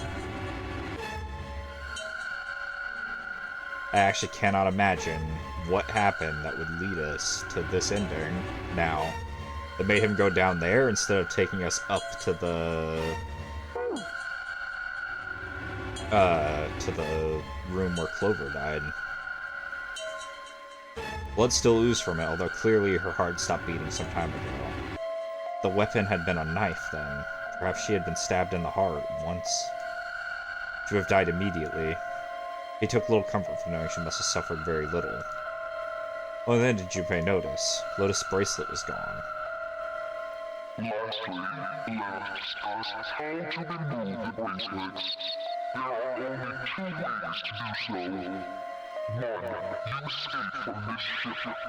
Two, your heart rate reaches 0. In other words, once the bracelet is taken outside the confine of the ship, or the outside of the wearer's heartbeat has fallen to 0, it will shut down automatically. Was that why the killer had ended Lotus's life? So that they might have the number 8 bracelet? If that was true, then the killer was whoever wanted the number 8 bracelet. Or perhaps more accurately, the person who would gain the most by obtaining bracelet number 8. Who is that? Who would benefit the most from the number 8 bracelet? The thought had only just entered Junpei's mind when he heard a noise, a sound like a sharp knife cutting through wet meat. It struck him as strange that the noise came from inside his own body. A moment later, the pain hit him. It wasn't merely pain. There was heat, extreme heat as well. It felt as though molten iron had been splashed against the side of his body. Finally, his brain made the connection. He had been stabbed. But where? His body was quickly going numb. He couldn't tell where the knife had met his flesh. Given the circumstances, however, he had most likely been stabbed in the back. Whoever had killed Lotus had now done the same to Junpei as well. His voice was little more than a weak groan. With what little strength he had left, Junpei turned his body, trying to catch a glimpse of his attacker.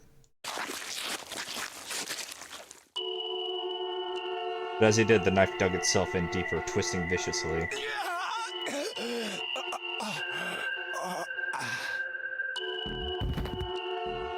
He collapsed to the floor, a puppet with its strings cut.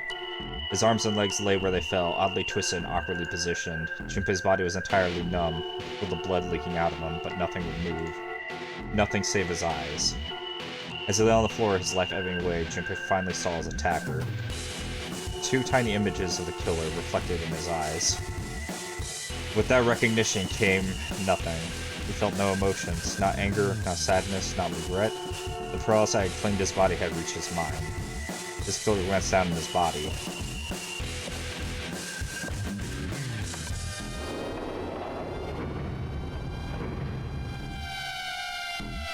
Then, without a word, climbed to the elevator and was gone. His eyesight began to fade, the world grew blurry and began to dissolve into an empty white fog. The fog crept into the edges of his mind and worked inexorably inward. Soon it swallowed up the last that remained of Junpei's mind, and his consciousness left him. There was nothing more. Onto utter emptiness he fell. Into zero. Whatever Junpei had been was gone. And he heard no footsteps, right? Bad end.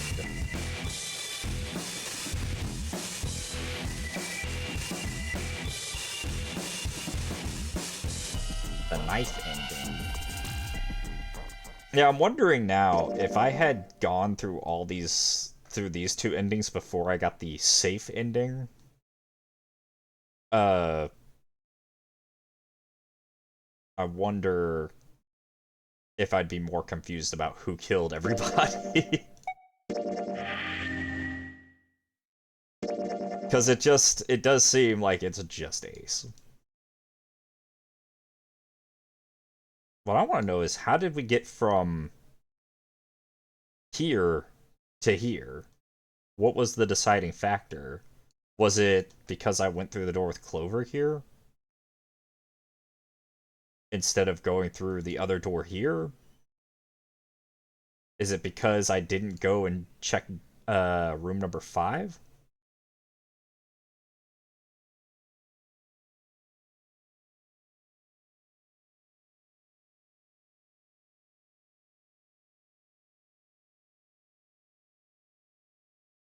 Anyways, so we're gonna try to go for this ending now.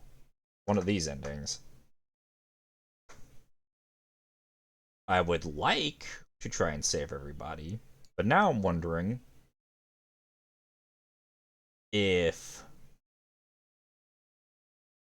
I should stick onto the path I'm on, if it's going to lead me to the other ending. I want to go after what I think would save everybody last, but I'm not really sure how it would lead differently from here.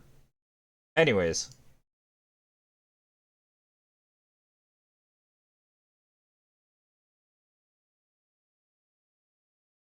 I have to, like, how many clicks you want? 1, 2, 3, 4. All right, 7 pieces. Just double checking, but everyone wrote their code name and a door number they want, right?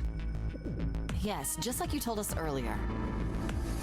Can't believe we're voting here.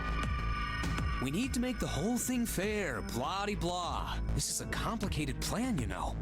Hurry it up, Mr. I have a brilliant idea. Yeah, quiet in the peanut gallery. All right, let's open these up. You want Troy? Yeah? Yeah, I think he wants out of the room. Let me let him out. I'll be right back.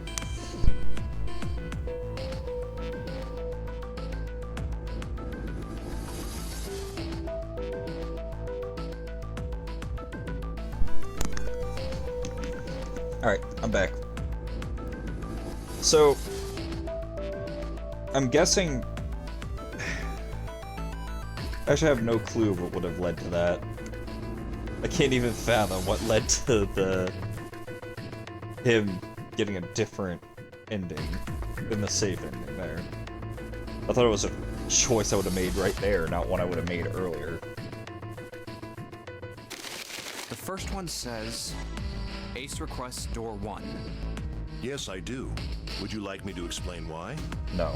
No, we don't have time for that. Sorry. Let's keep going. Next is Santa. He wants door 6. Yeah, that's what I wrote.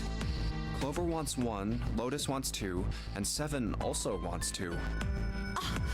Wait a minute. There is no way I'm going anywhere with the Elephant Man. No, there'd be no point to the voting if we let people change their choices because of stuff like that. But, Just give it up, Lotus. It's not like I want to hang out with some exhibitionist grandma. I am not an exhibitionist. I'm wearing clothes.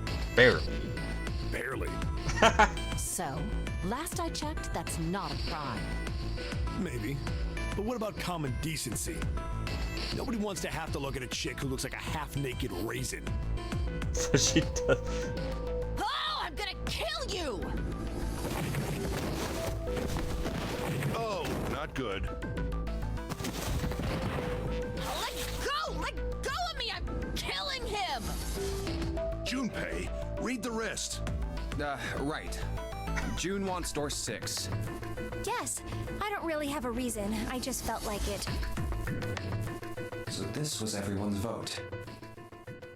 Ace and Clover requested door 1. 7 and Lotus requested door 2.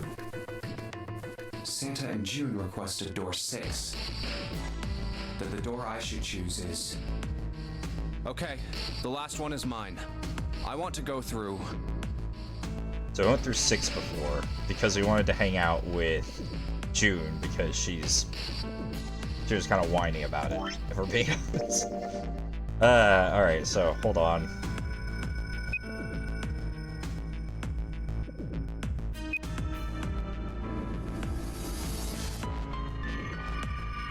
I forget which doors there were. Shit, hold on. Our choices are 1, 2, and that's it. Alright.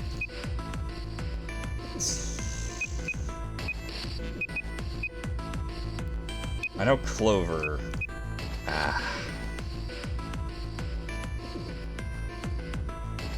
I guess it wait.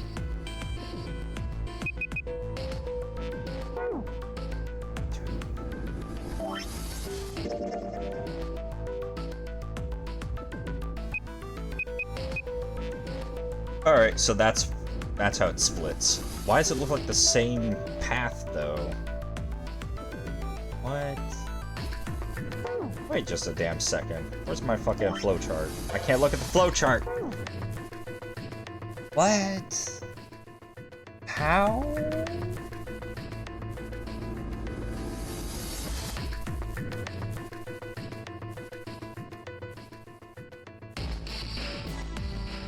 Even more how?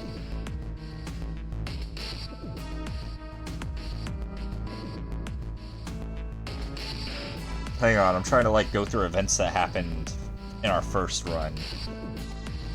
So, how I figured I'd save him this time was going to be to go with Clover through door 1.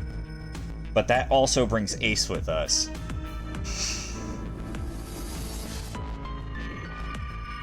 When we went through door 6, we took Ace with us, and then he got the gun. But I figured if I go through a different door, nobody'd be able to go through 6. So nobody would get the gun, right?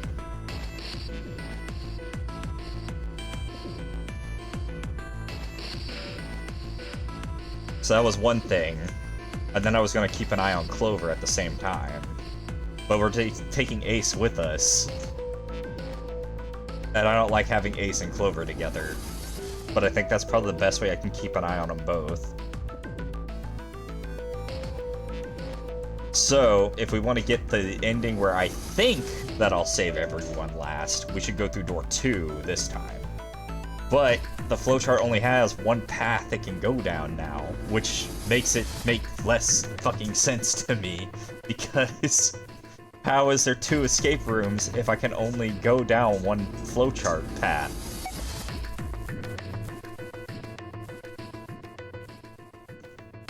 But we'll just go through door 2 and see what happens then.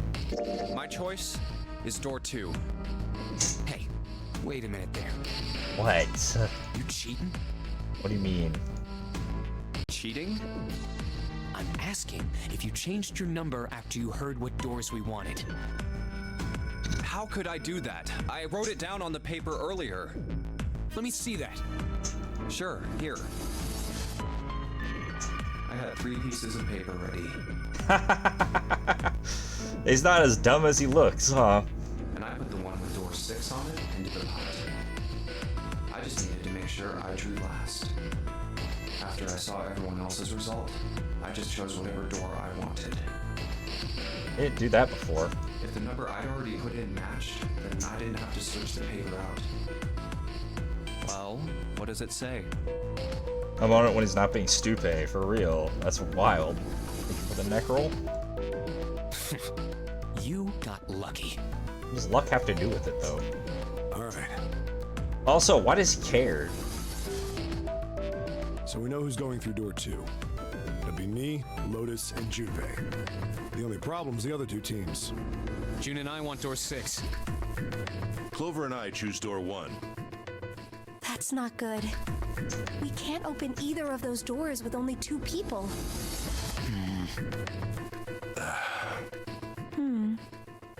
Why don't Santa and June go into door 1 with Ace? Fuck, he still goes through door 1. There's something about door 1 I remember there was... Yeah, because she found a room that she wanted.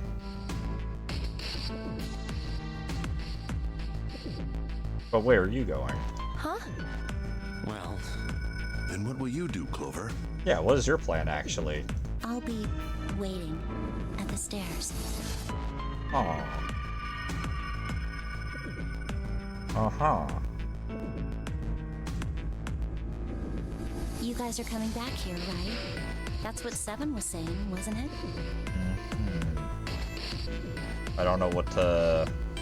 If only he had shown that side regarding the bracelet, knife, and gun, right?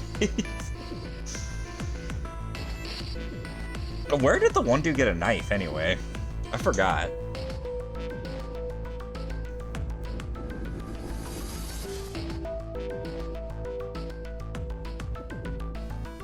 Like, where did Mr. 9 get the knife, is what I'm asking. So what are you planning, Clover? We aren't going to be split up permanently until we find door 9. We might get separated for a little while, but we'll see each other again. Otherwise, we won't be able to open door 9. And that's how the notary game works. That separates her and Ace. But then he goes into the cabin and sees whatever she saw that helped her get something. She learned something under the... Maybe he had it when he woke up? Maybe. But yeah, she learned something in... Have I been missing the ads this whole time? I'm so sorry. I completely forgot. I must have been really absorbed in the puzzle before. But yeah, so... She saw something behind door 1 that made it so that Ace had to kill her, if I remember. But also, like... She got away from Lotus and 7. Wait. Hang on just a second.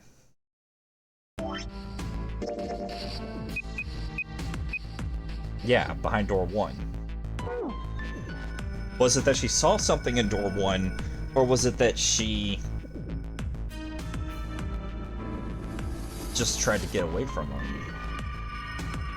There's where she lost him, and she's just trying to get by herself right now. It's fine, we'll let her do what she wants. I trust her. It's Ace we don't trust. In any case, we gotta wait for ads.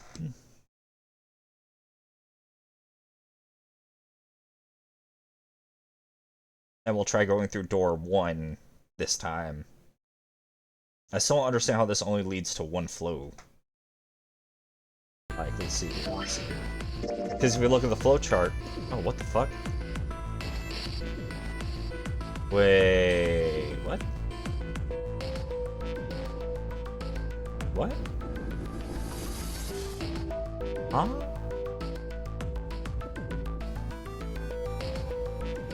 Huh?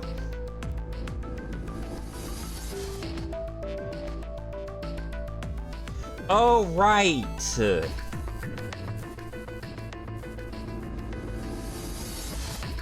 That's why. How did we end up from...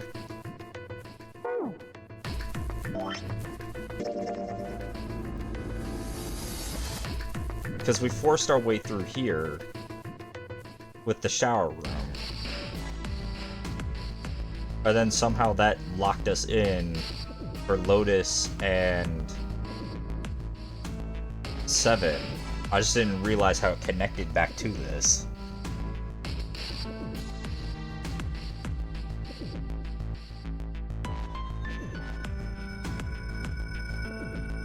So when we reach that escape room again, we're just gonna end up with the that ending. Okay. Okay.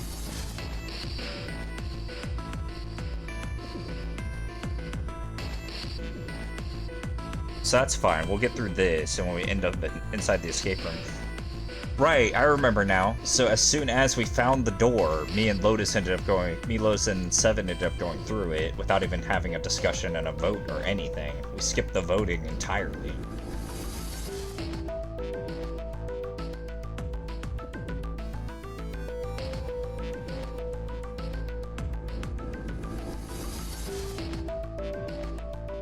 And then I guess we were just expecting everyone else is just like waiting for us for some reason outside.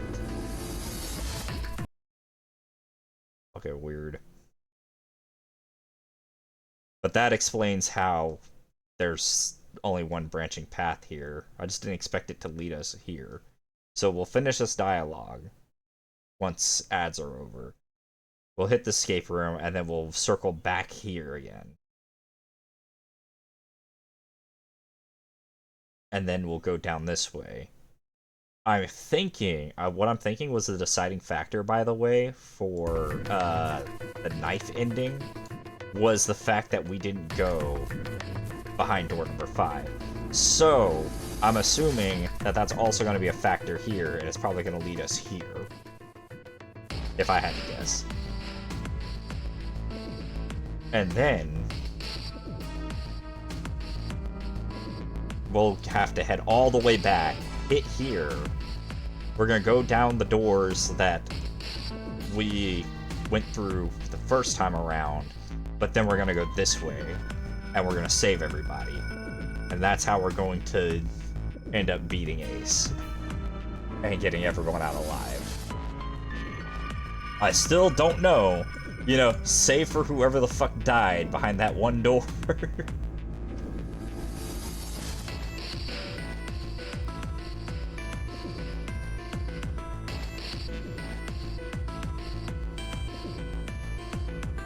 That's the plan.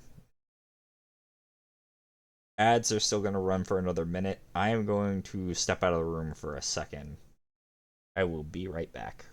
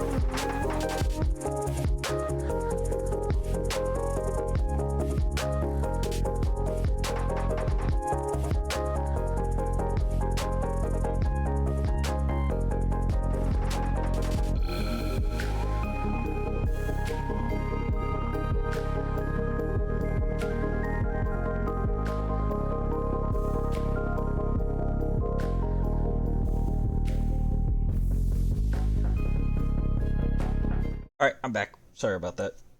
Looks like ads are over. I got myself more chicken and a drink. So. I'm sorry, but I just want to be by myself for a while. You understand, right?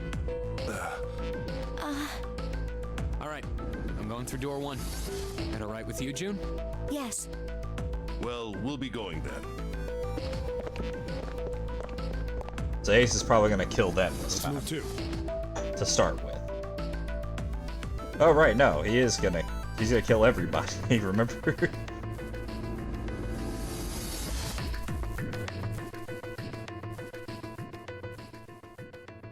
I forgot the ending we were heading towards. Yeah. Right. Let's go. I wonder why he I would won't have a see night June for mode when he a woke while, up. But this was my choice. I'm just going to have to suck it up. 7 said we'd all see each other again, and I'm going to believe that. The other group went to A deck to go through door 1. Clover joined them. Our group is on our way too. We're heading to the bottom deck using the elevators. I wonder what we'll find down there. Alright, we're gonna let ourselves hit the escape room first. We ready? Yeah, anytime. I'll go first.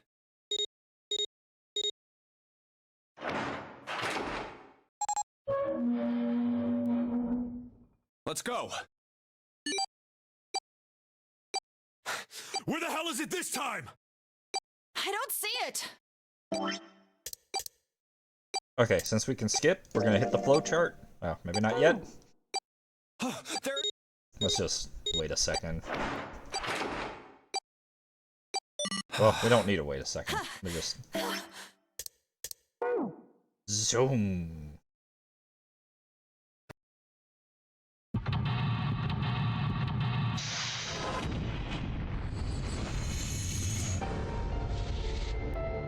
Now.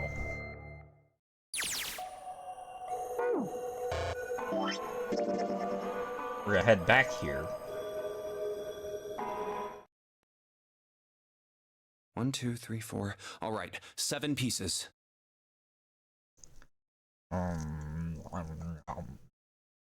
Chicken.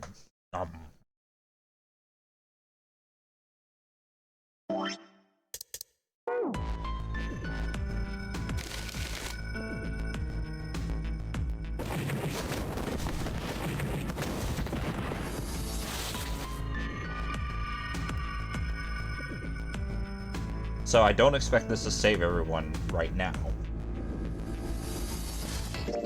My choice is door 1. Hey, wait a minute there. You cheating? Cheating?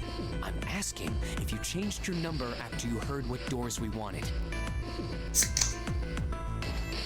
How could I do that? I wrote it down on the paper earlier. Let me see that. Sure, here. Ah. I had 3 pieces of paper ready. And I put the one with door 6 on it into the pot. I just needed to make sure I drew last. Hang on. I'm like starving. So. That is cartilage.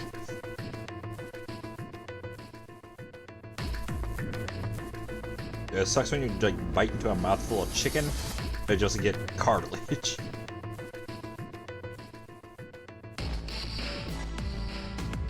After I saw everyone else's result, I just chose whatever door I wanted.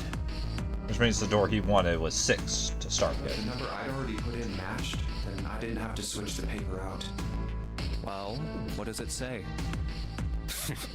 You got lucky. Very well. We've decided who will go through door 1. It will be Clover, Junpei, and myself. Now I can keep an eye on you, asshole, and her. Our only problem is the 2 remaining teams. June and I want door 6. Lotus and I want door 2. That's not good. Now, what's your plan then? We can't open either of those doors with only 2 people. Aw. Fine. 7, we'll go through door 6. Sure thing. I didn't really want to go through door 2 anyway. Besides, if we've got a younger girl with us, it'll lower the average age. What the fuck, dude? Right, June?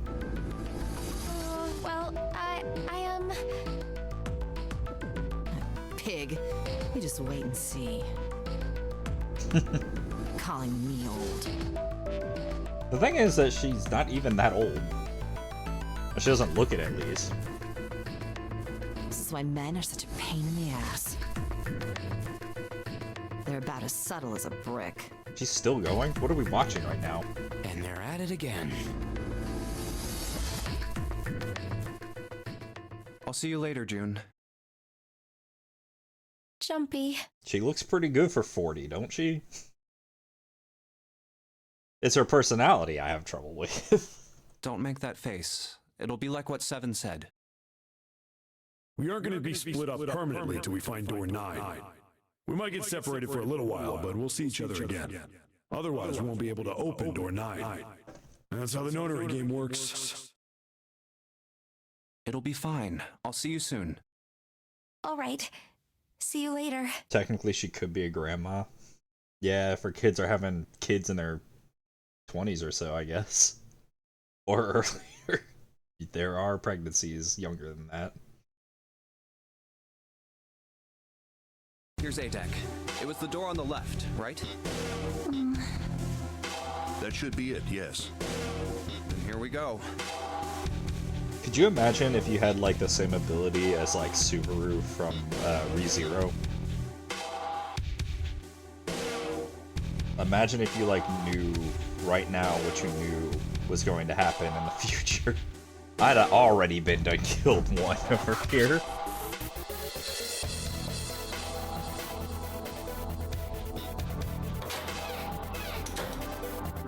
It's just as Santa and Lotus said. A numbered door. I would have also probably grabbed... I wouldn't even need fucking Return from Death or to know that I should have grabbed the fucking number 9 bracelet. I wanted to do that shit before I knew anybody was a killer. There's the red. I'll go first. Now the two of you, if you would.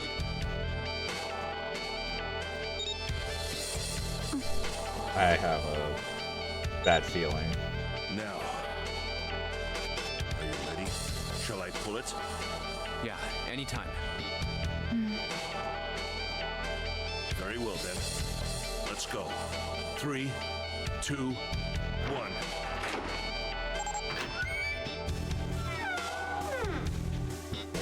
And it's open! Move it! Okay, he didn't do what I thought he was gonna do. Where? Where is it? There it is! Over there!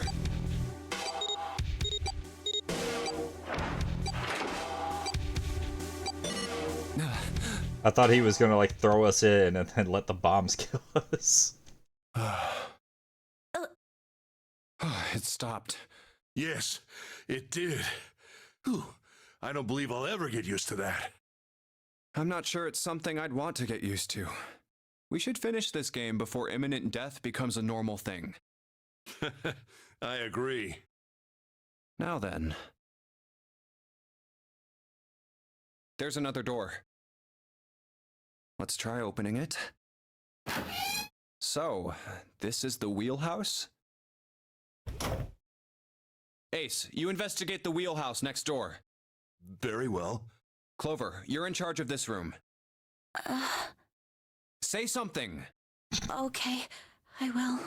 All right then, let's get started.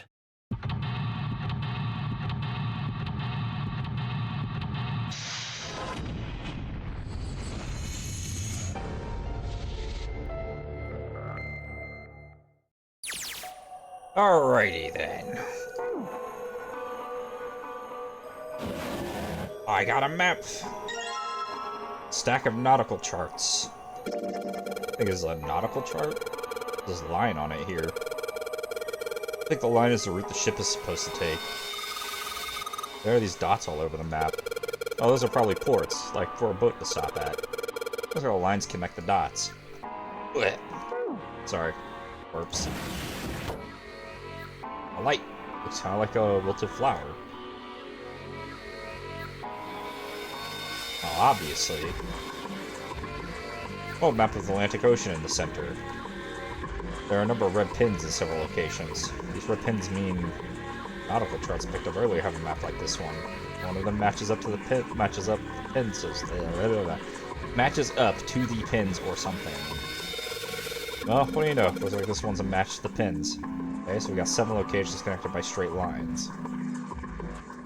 And each one has a word next to it. That's probably the speed. New materials added to the file screen.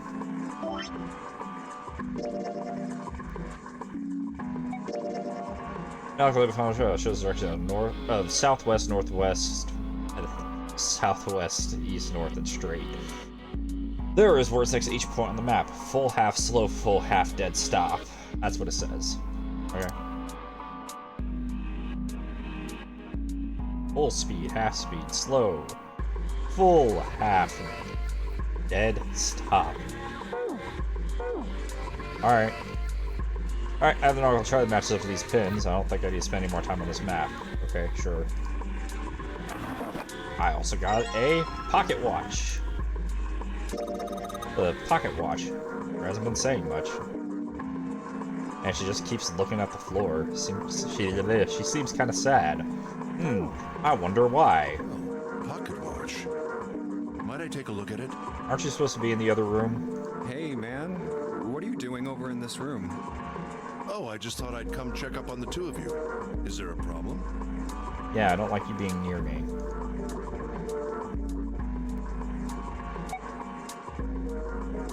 Well, not a problem, but... Chose the opposite of what I wanted to say. A, didn't want to be confrontational, but also B, probably has something to do with the ending. That's a lie. I wanted to get rid of Ace. I sent him to the wheelhouse at the beginning for a reason. I wanted to talk to Clover alone. There's something I want to ask her, and I don't want anyone to overhear us. I'm pretty sure Clover won't talk if there's anyone else around. I'm a little desperate to send him back, quick. He has to leave. Oh, I see, of course.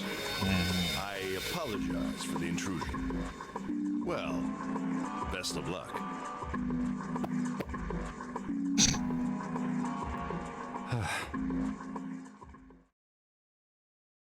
What was that about? He thinks I'm flirting with you. Why are you looking at me like that? Oh, no, it's not like that. What's it like then? I just wanted to hear the rest of that story. I didn't get a chance to ask you about it until now. What story? Socks. About the experiment, remember? The one you started to tell me in the operating room? When we started talking about socks. You said something about an experiment that happened here 9 years ago. I'm sorry, but I don't want to talk about that right now. It's kind of important, probably. I'm just not in the mood, okay? It's a Saki lore. Yeah. You understand, right? I keep thinking about my brother. Imagine how different this conversation would go, though, if we had gone through number 5 door, got to talk with Snake, and known that his arm wasn't like that, and then we would know, that's not your brother, because you know it's not your brother. At least you should know. I can't stop. I mean, who would do something like that to my brother? Because she saw the body, right? She has to know. I can't forgive them. I'm not gonna let them get away with it. They're gonna pay for it. I promise. So... Junpei, who do you think did it? I mean, I could tell you who did it. Well, if what Seven said was right, then there would have to be at least 2 of them. You need at least 3 people to open the numbered doors, and if you subtract Snake, that means there were at least 2 other people. You're right. So, what does that mean? Well, if we just look at the bracelet numbers, we should be able to figure it out. Who could have opened door 3 with Snake? Well, really, who and who, or who and who? You mean it could have been 4 people? Yeah. Well, technically, it's possible. I don't know. My suspicions before we knew anything were Seven and Santa. That doesn't seem very likely. Why? I'll tell you later. Why don't we just assume it was only 2 other people for now? Okay, got it. Let's do that then. Then who do you think it could be?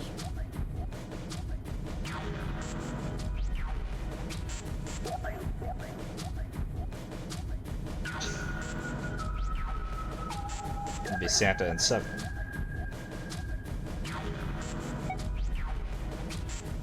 Would it be Santa and Seven? The digital root for Snake, Santa, and Seven is 3. Wait, hold on. Are Santa and Seven the killers? What's wrong? Well, I thought about it, and That's what I thought. Santa and Seven. If it was 2 people, then that's the only combination. She that has works. to know, right? Or did she just like not look at the arm? hey, wait a minute there. Don't you think it's a little too early to be jumping to conclusions? Well, all I said is that those 2 would have been able to open door 3 with your brother. There might be other possibilities. Well, what other possibilities? Are you saying you think that it was 3 or 4 people? I really don't think that's likely. Why not? Can I borrow your pen and paper? Yeah, here. Do you not have your own? Am I the only one with a notebook? The shock to see the body would have made her What's not see this? it. That's what I'm thinking is maybe the best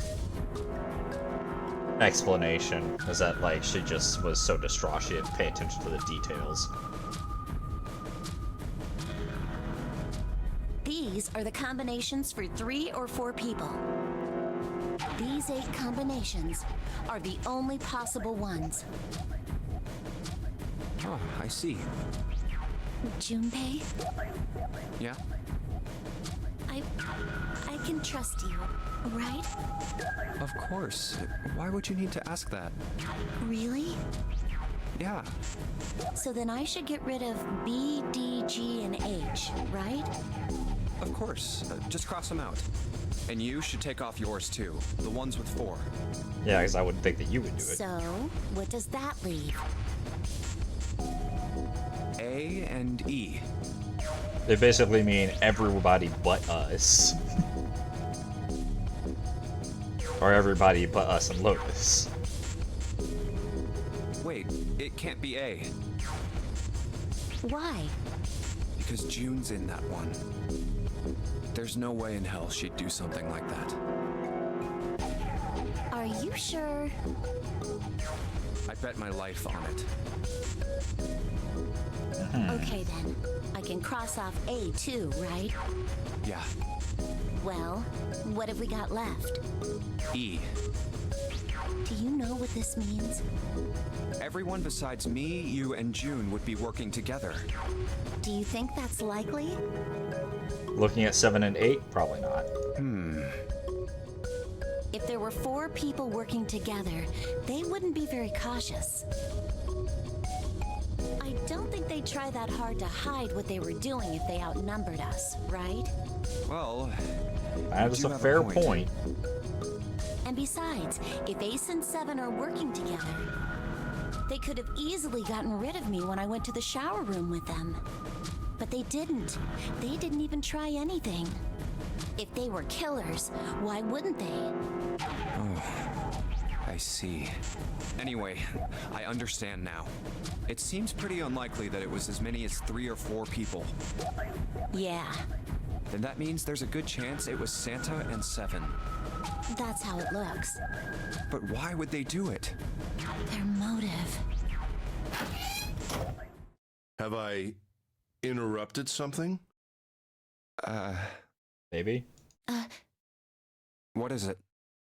There was something I wanted to speak with you about, Junpei.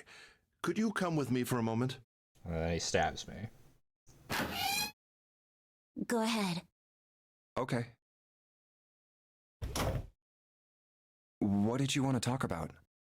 There was something I wanted to check. Uh-huh. Yeah? What's that? If you'll excuse me. Oh, he's gonna find the papers, isn't he? Hey, what the hell are you doing? I'm just checking. No, stop! Can I check you then? Can I check you then, sir? Just as I thought. What exactly are these pieces of paper hiding in your pocket? You switched them, didn't you, when we voted? Well, I can't say that I care. I managed to get through the numbered door I wanted, despite your mischief. Then, why did you... Oh, simple curiosity. I hope you won't think ill of me for it. No, I think ill of you for other reasons. Don't worry. Damn.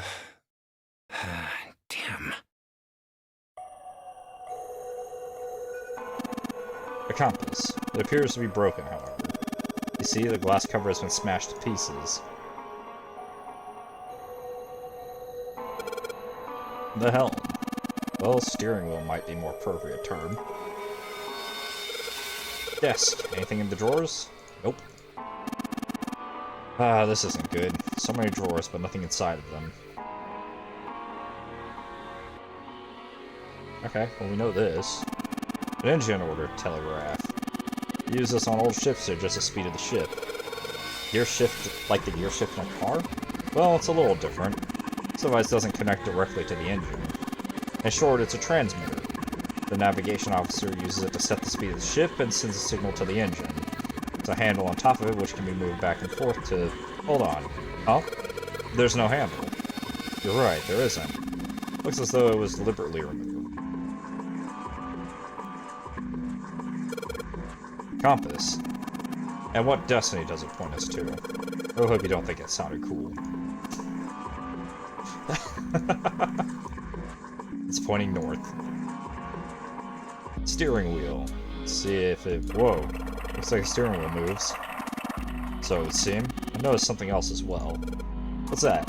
Well, when you move this wheel, the compass also moves. What do you mean? The ship is moving. Huh. Tricked you, didn't I? The wheel and the compass must be connected to one another somehow. You think that's important? Well, let's try turning it again.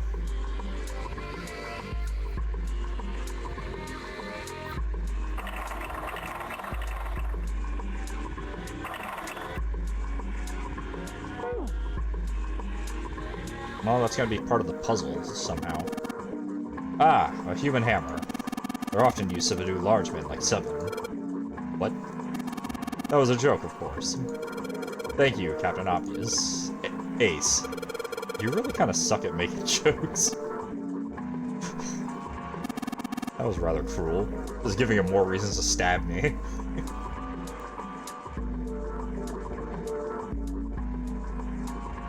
Hey, looky here. Looks like this is some sort of lock. It's got a weird shape impression on it. Huh? This shape. Maybe... Feels like a pocket watch would fit here. Nothing.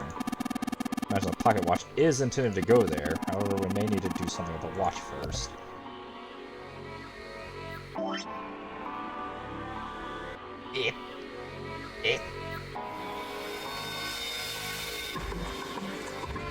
There we go. Mechanism. A mechanical pocket watch with a spring. Doesn't appear to be working. The hands are stopped at 5 minutes, 39 seconds past 10 o'clock. Then the knob does nothing. Yeah, it's probably broken. Looks as though you can move the hands, however.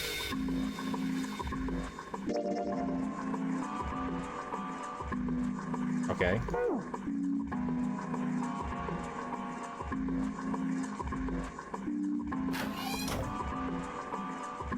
Wooden box. Maybe a case for letters? Hey, Clover, you ever write letters? Nothing. Ace isn't an Ace at jokes. Thank you for the hydrate.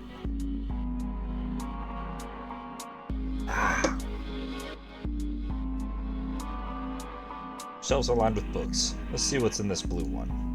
Something written on it. Ship's log. Huh? Ship's log, huh? No material's been added.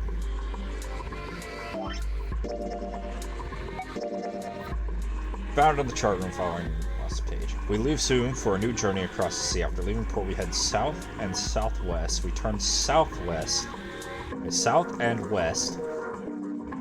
We turn southwest to steer around the continent, then proceed northwest. We made port, then change our heading east for a time. We're now heading due north. Soon we'll dock in the United Kingdom, the homeland of this vessel.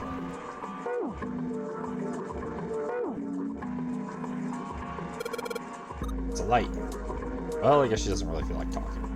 Not really paying attention to anything, is she? I must be elsewhere. Somewhere else. Left drawer, let's have a look. Nothing. Right drawer? Right drawer. Nothing.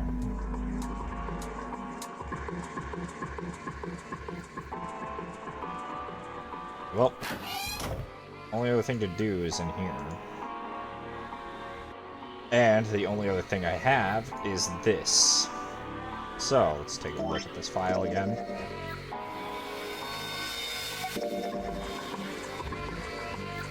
Southwest. Hold on, I'm writing this down.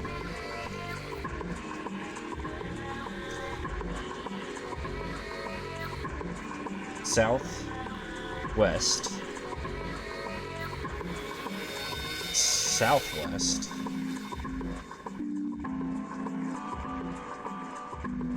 Northwest. East.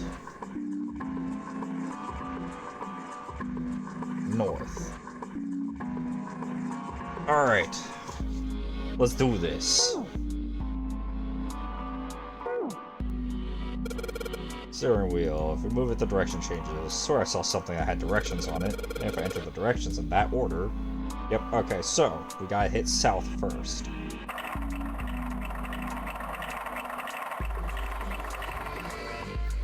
South, then west,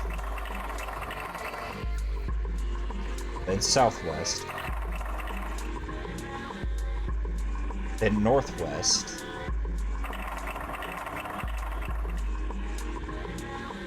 then east,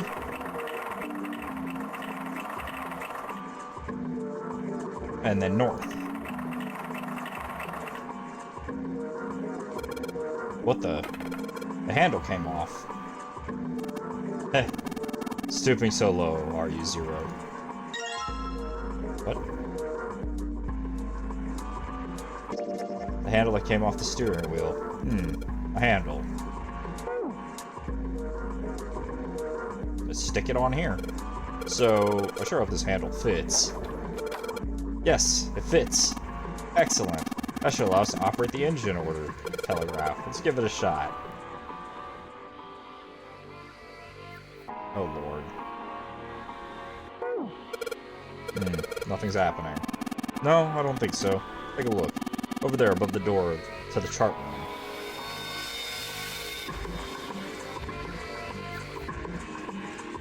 Ah. Something on the wall that looks kind of like an arrival board. Only stuff displayed on the left side. The hell is this? It's the name of the ports in the world. I imagine it's showing us the ship's route. You know, just like the ones you might see at an airport. Departing X carrier, X flight, X, X. Like that. Oh, I get it. Does look like those are the names of all the ports along the ship's route. Only one line that shows the arrival time. Ah, the time on the bottom, right? 47 seconds, 25 minutes past 7 o'clock. Perhaps that's the arrival time. Anyways. That said. Now let's look at the nautical table. Full, half, slow, full, half, dead, stop.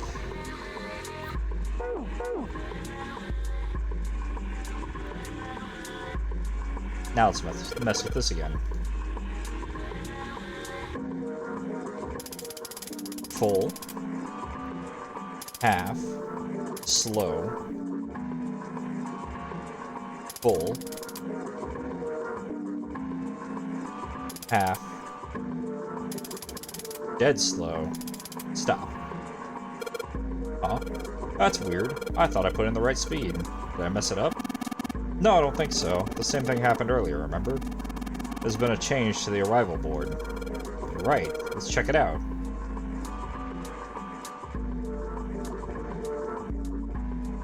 Display's changed. Now it's showing an estimated time of arrival of 10 seconds past 3 o'clock. The time. The time! Broken pocket watch. I can only move the hands. Doesn't work. Well, let's change it then.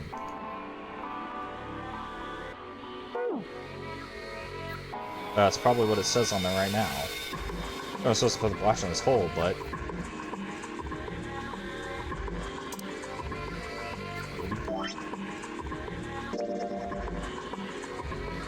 Then move the hands, dipshit! Oh my god.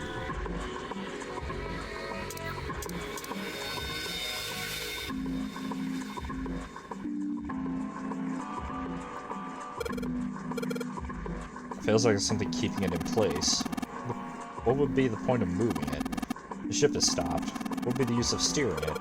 Yeah, I know. Still. Broken compass. Helm won't move.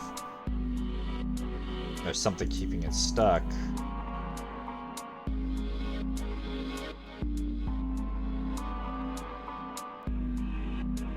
Wooden board with a circular hole in it.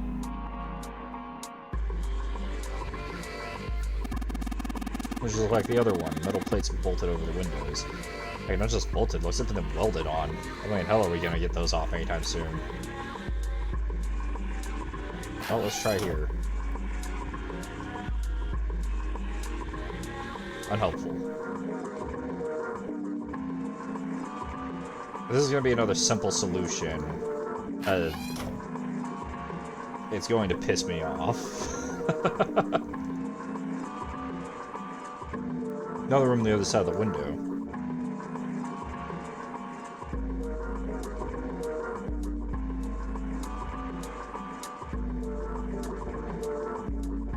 Is that the other side of the window?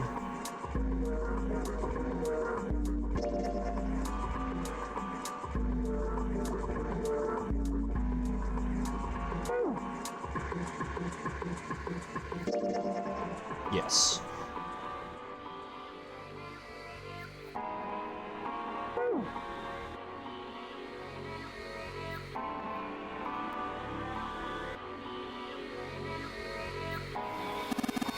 Junpei, take a look. The display panel looks different. Yeah, you're right. Only left half on its own.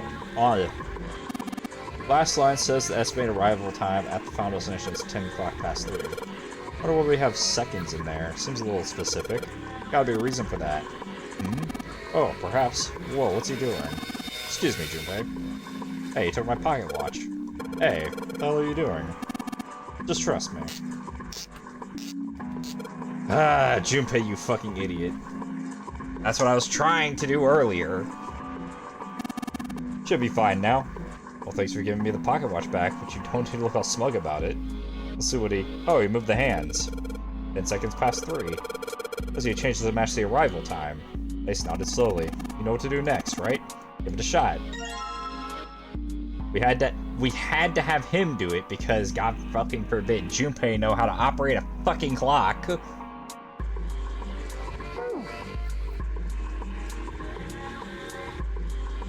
There's some sort of lock. It's weird indentation on it. Actually, so just like the pocket watch I've got. Let's try putting this in there. Wow. Yes, this is open now. Good work. Seems you were successful. Well done, Junpei. Hey, Clover. Oh.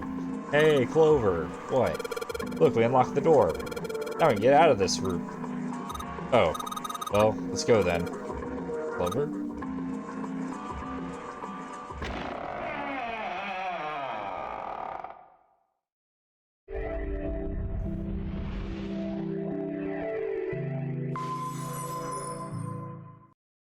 Oh, a hallway.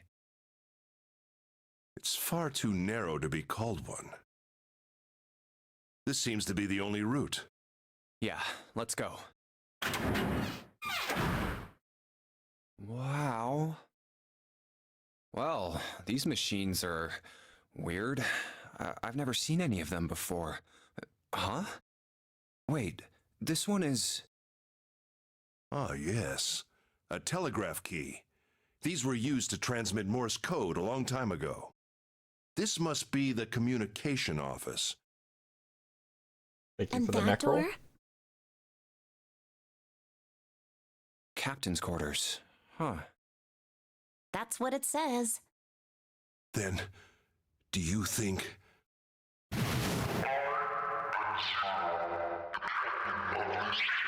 So this is where Zero was. Well, we won't know if we don't open it. Okay. Another dead body?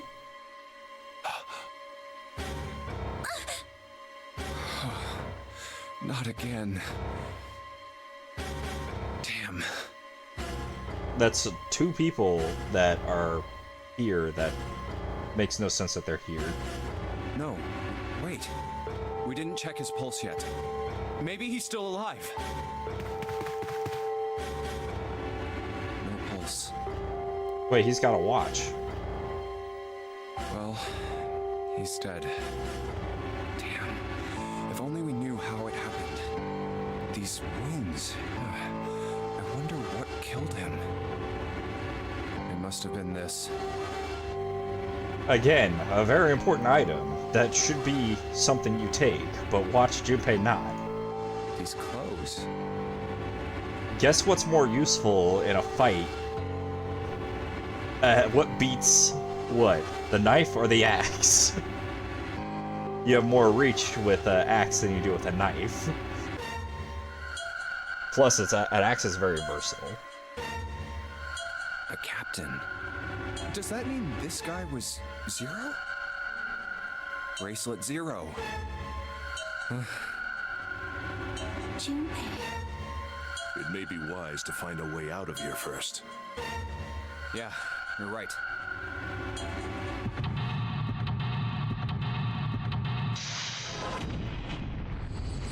Don't ask questions, stupid. Take the axe.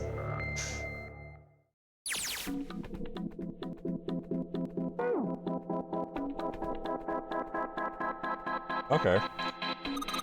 Camcorder. Looks like it's pointed at the door. Well, the power's on. I someone want to videotape a door. They probably videotaped the code, so you gotta find the tape to get the code. It kind of records a hard drive, but it doesn't look like this one's recording anything. What do you mean? Just sending whatever it sees to something. What does it see? The door? There's a plaque on the door, but it doesn't say anything. There's blood on the chair. Do you think this was the dead guy's? Yeah, probably. Blood on the chair, kind of creeping me out. It's just blood. There's a lamp, but it doesn't turn on. I don't think there's anything special about it. Enough with the shade on the table. And something else. Something metal.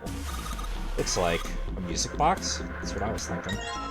Now we have a music box! Oh, it's one of those old music boxes. How about we wind it up? Why does it sound like that? Is it broken? Pins on the cylinder are shaped all weird. I don't think those are the pins. It looks like someone put something else on top of it.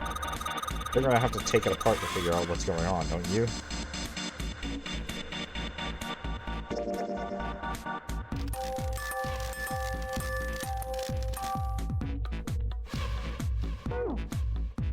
We need a way to take it apart. It's a bed. There's nothing under the sheets. A bed. There's nothing in it. Okay.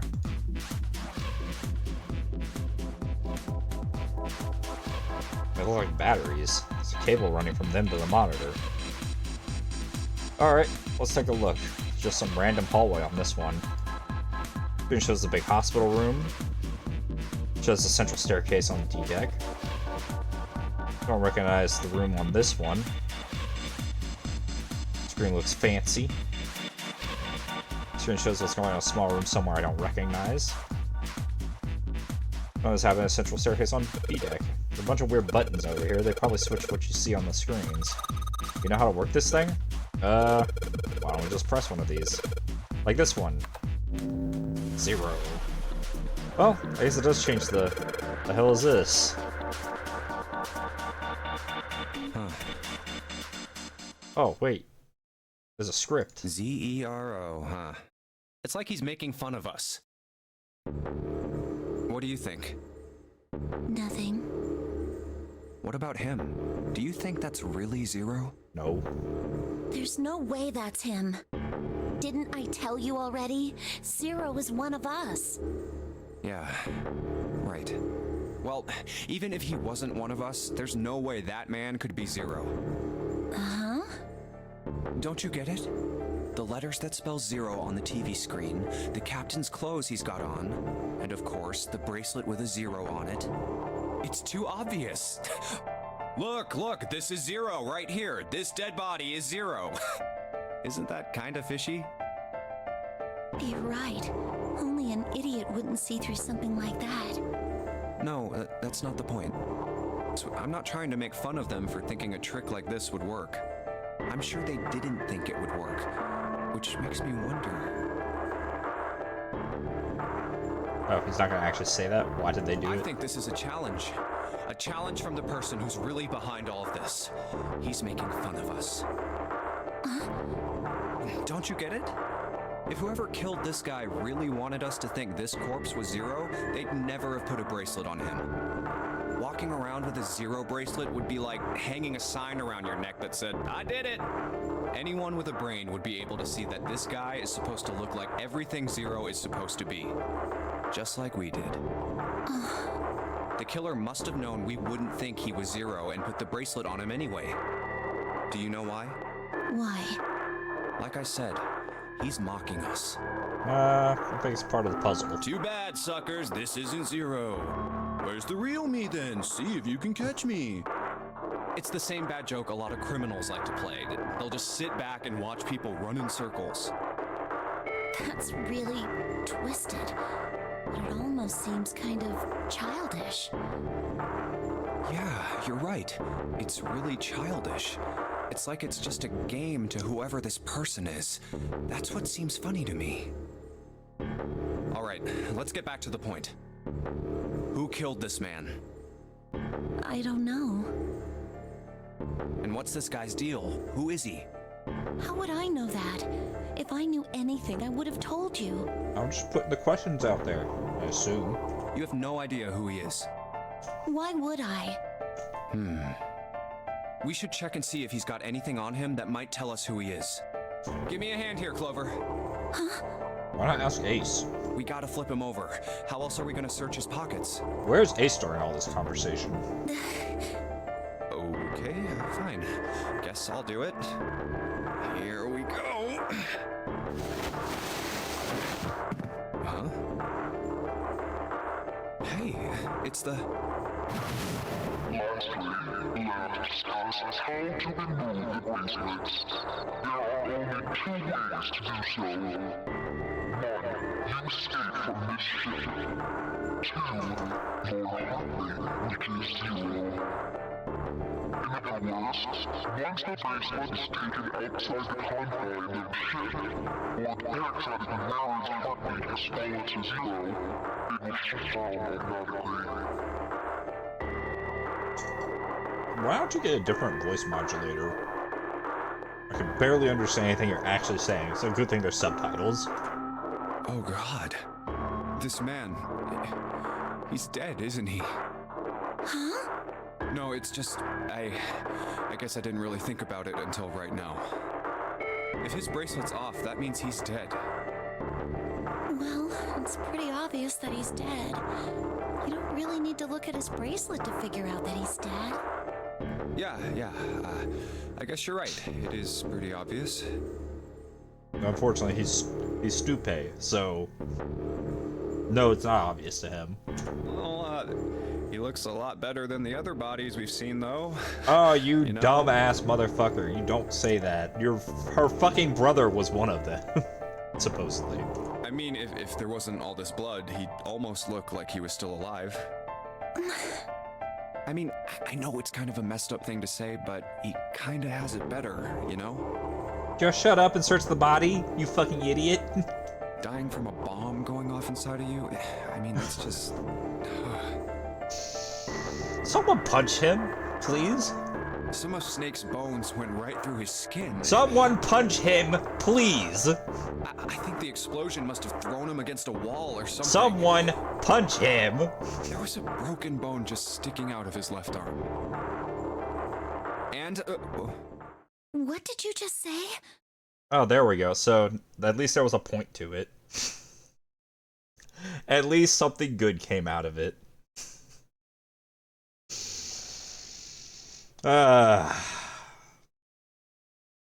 by all her account, her brother is dead until he said just that.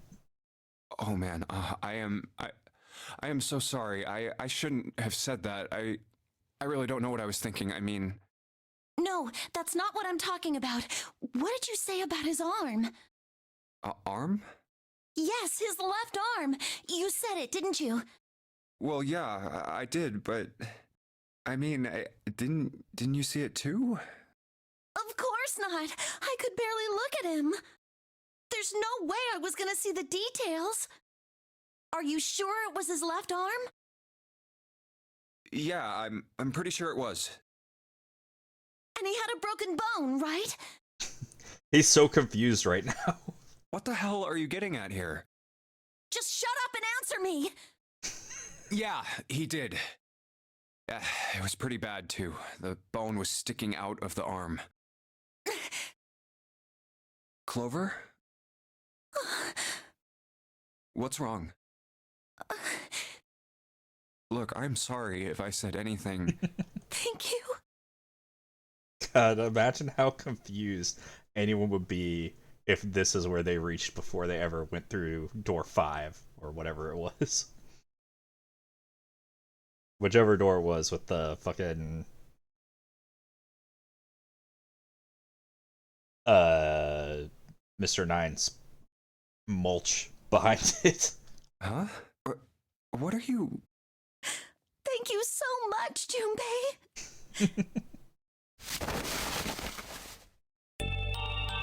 Hey, what's going on with you? I'm sorry, it's just... I'm so happy. Why? The body in the shower room, it isn't his. It isn't my brother. Oh, so she does tell you here too, if you didn't know. Huh? It's not Snake. Why on earth would you think that? Because his left arm is... I'm sorry. I really shouldn't be talking about this. But he's still alive. I'm so happy. I'm so glad. And then we both get stabbed. Junpei, you were right. Where is Ace? No matter what happens, you can never lose hope. You have to remember what's most important, and that's to have faith and to have love. If you can remember all of those, that'll bring you good luck. That's... I only made it here because you gave me this. I was suspicious of everybody, and I was angry and miserable. But because I had this 4-leaf clover, because of what you said to me, So maybe this is the ending that I was trying to go for last. Because if I went for it the other way, I wouldn't have given her this. Probably. Yeah. Thank you so much, Junpei. Oh, if you really want to thank somebody, you should be thanking Santa. Santa? Why? Well, he was the one who gave me that thing. And the words for each leaf, I got that from him too. Oh.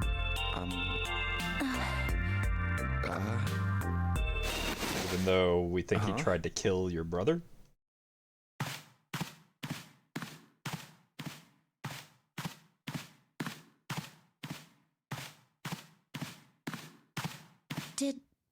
Did Santa really tell you those things? Yeah? Yeah, he did.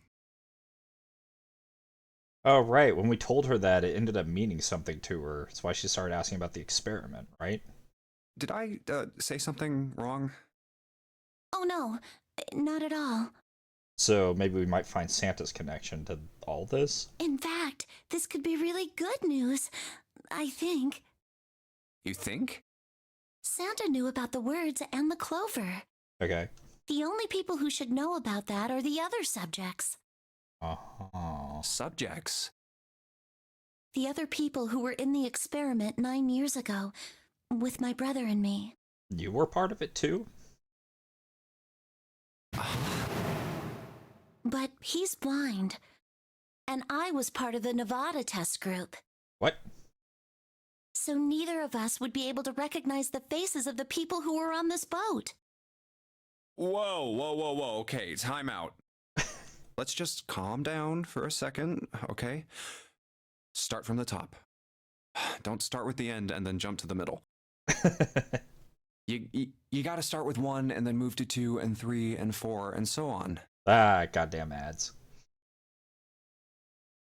Yeah, so this is how in this path we find out about the previous experiment that was run.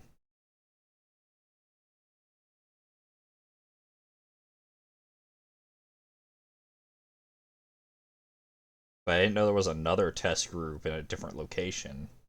Although, if they were trying to do this psychic test shit that we've been hearing about, then it would make sense that they would hold it in 2 locations at the same time, right?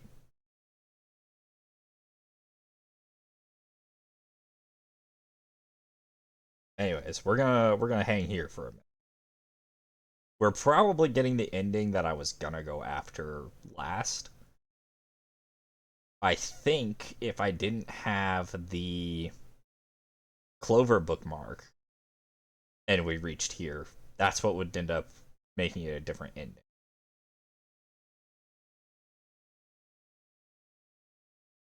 Which means now we know what we gotta do on our last run before the 6th ending, which we're assuming shows itself after we get all the other endings.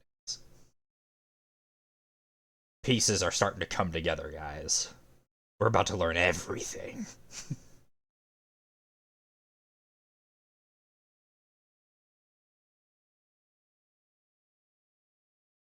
Ah.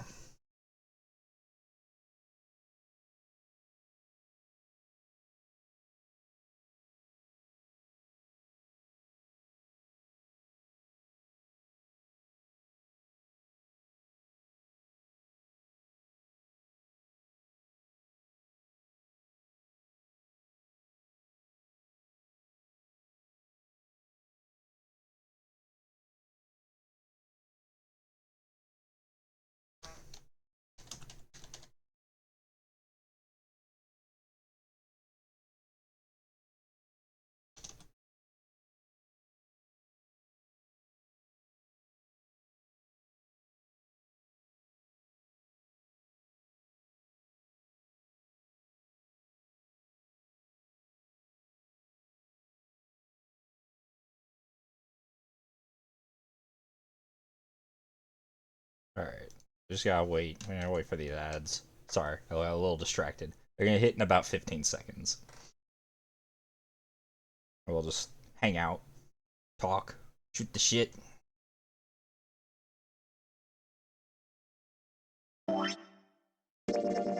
But yeah, so that's what I'm thinking is going to determine that there. One was, why the fuck are these locked if I've technically gone through the path to get them? Well, yeah, at least these ones. Weird. But if it's not stopping us, then it doesn't really matter, right? Also, why are all the keys on the middle path and not on the sides at all?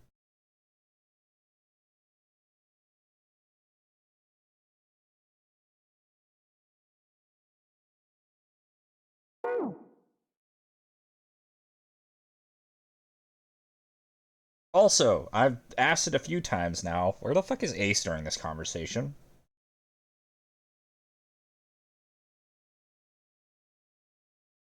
There's no other room to go to.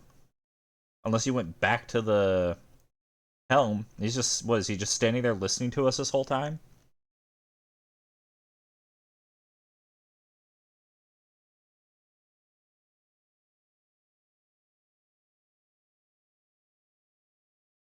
What do you think he thinks if he's like, oh, I didn't kill Snake? Huh. That's weird.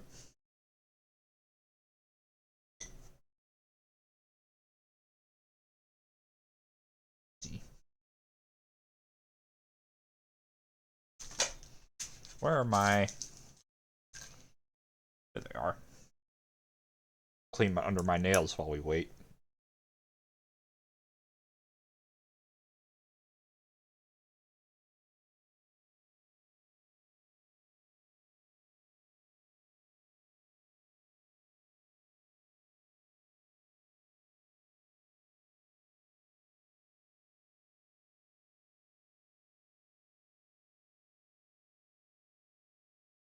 Ow.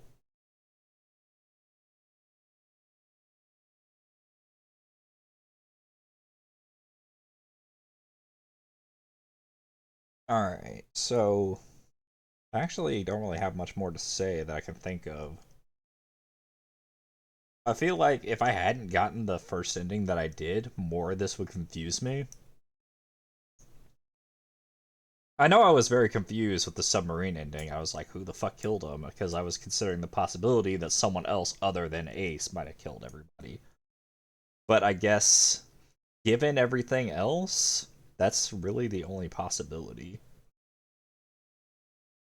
I want to know why the fuck we're killing random people, though, like this dude in the captain's uniform and whoever was dressed in Snake's clothes. Ow! I dropped it. Ah!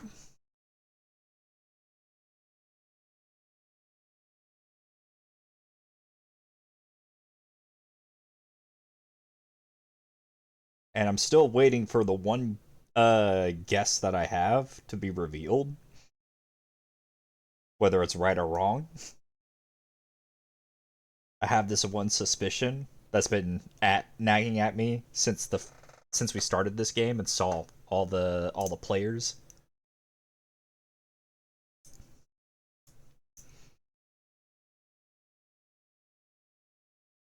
And there's something in one of the endings that's made me even more suspicious about it. Makes me think I'm right. But I'm still wanting to know the why, the how, and all that nonsense.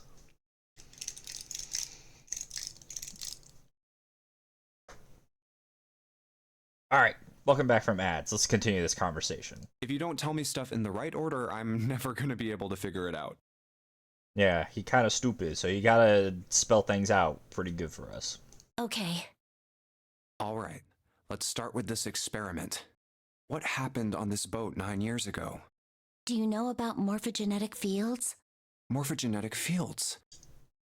Yeah. All right, how about this? Theory of the telepathic mechanism. I think Lotus mentioned something like that.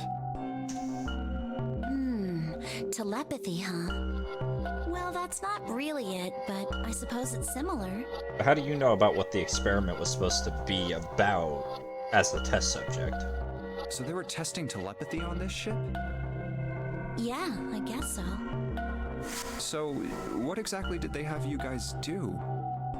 The same thing that we're doing now. Exactly the same thing. What? The nonary game. 9 people were put on this boat, and 9 others were put in the building in Nevada, and the game started. Look, I'm sorry, but I don't get it. What do the nonary game and some telepathy experiment have to do with each other? Am I missing something here? The ability to access a morphogenetic field is affected by a couple of things. The first is epiphany, and the other is danger. You know how sometimes when you're up against a really tough problem, and then the answer just kind of pops in your head? That's an epiphany. And what you learn from the epiphany can be transmitted with telepathy. So that's a condition for telepathy? When you add danger to that equation, then it gets easier to transmit that information over telepathy. So you're saying the nonary game was supposed to introduce that element of danger? Yeah, but it couldn't be just any old danger. It had to be life and death. And someone did actually die. A girl. She was on the boat with my brother. I was in Nevada. I never met her, but I did hear her name. Her name was... There you are. Oh, my apologies. I seem to have disturbed you. Yeah, we're having an important conversation. Get the fuck out. Ace. Where have you been? You two must have strong stomachs. I can't imagine how you could stay in this room for so long. At any rate, Junpei, would you be so kind as to come and help me with something? What's up? I'm having a little trouble and I could really use your assistance. Details, man. Come on, it'll only take a moment.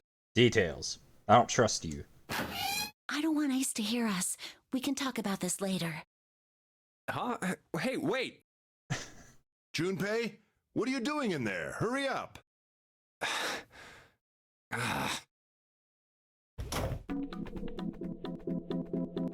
Ah, right. There's this room and that room. He's just hanging out in this room? What's the problem? Really long cable. Tip is hooked into one of the desk drawers. I got a paper. What's this? It's blank. There's nothing written on it. Early telecommunications device. Most likely used to transmit a radio signal of some sort. I experimented with it earlier, but to no avail. Imagine it's broken. Actually, I actually gotta put us on BRB. I really gotta go to the bathroom. I'll be back. Bear with me.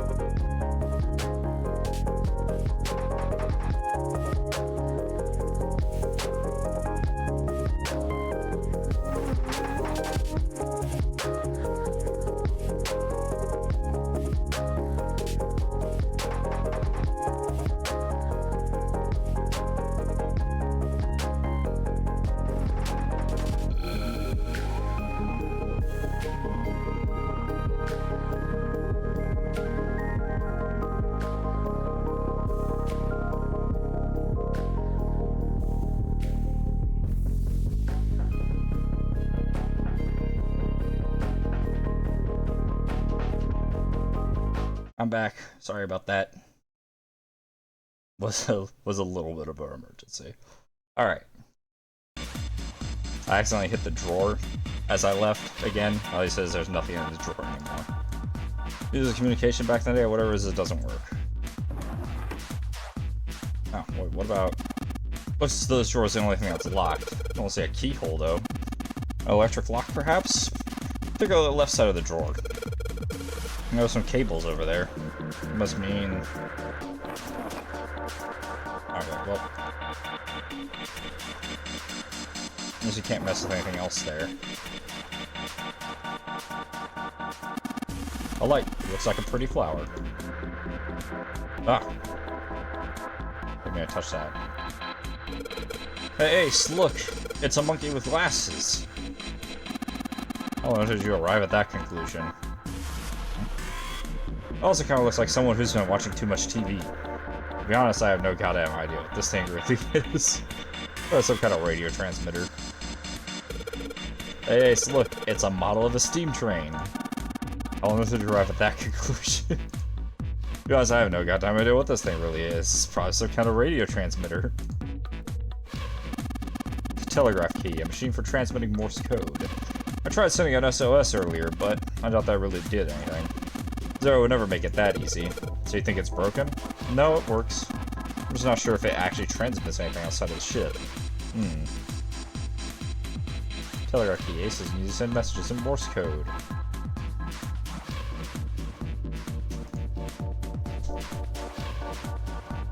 Alright, I guess that whole thing's the machine. What did he need my help with? Small screwdrivers. Hell yeah. Huh, it says small screwdrivers. Perhaps you can use them to dismantle small devices. Like this? Alright, this screwdriver ought to make short work of this music box. Woo! Looks like a cylinder for a music box. There are a number of pins and some pieces of metal that look rather like fans attached to it. Okay.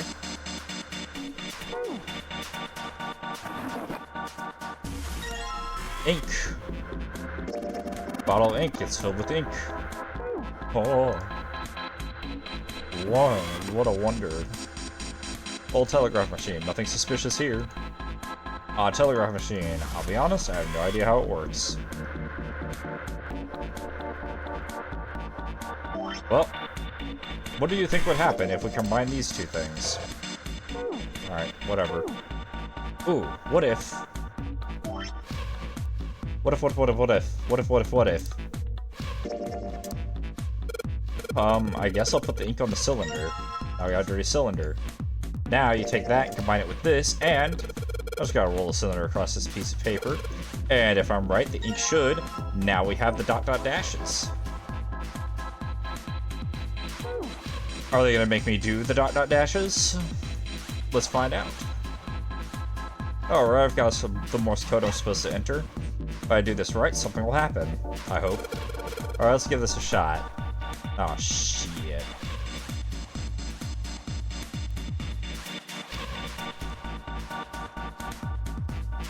Or just...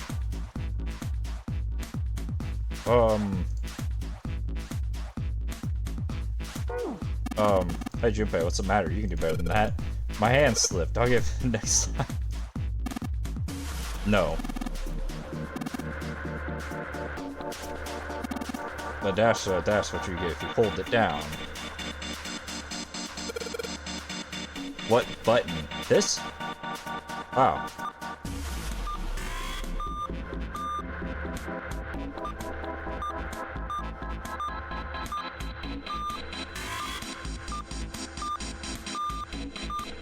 Oh. Reset. Dot. Dot. Dot. Dash. Dash. I should have known I should have just pressed this to get what I wanted. I don't know why.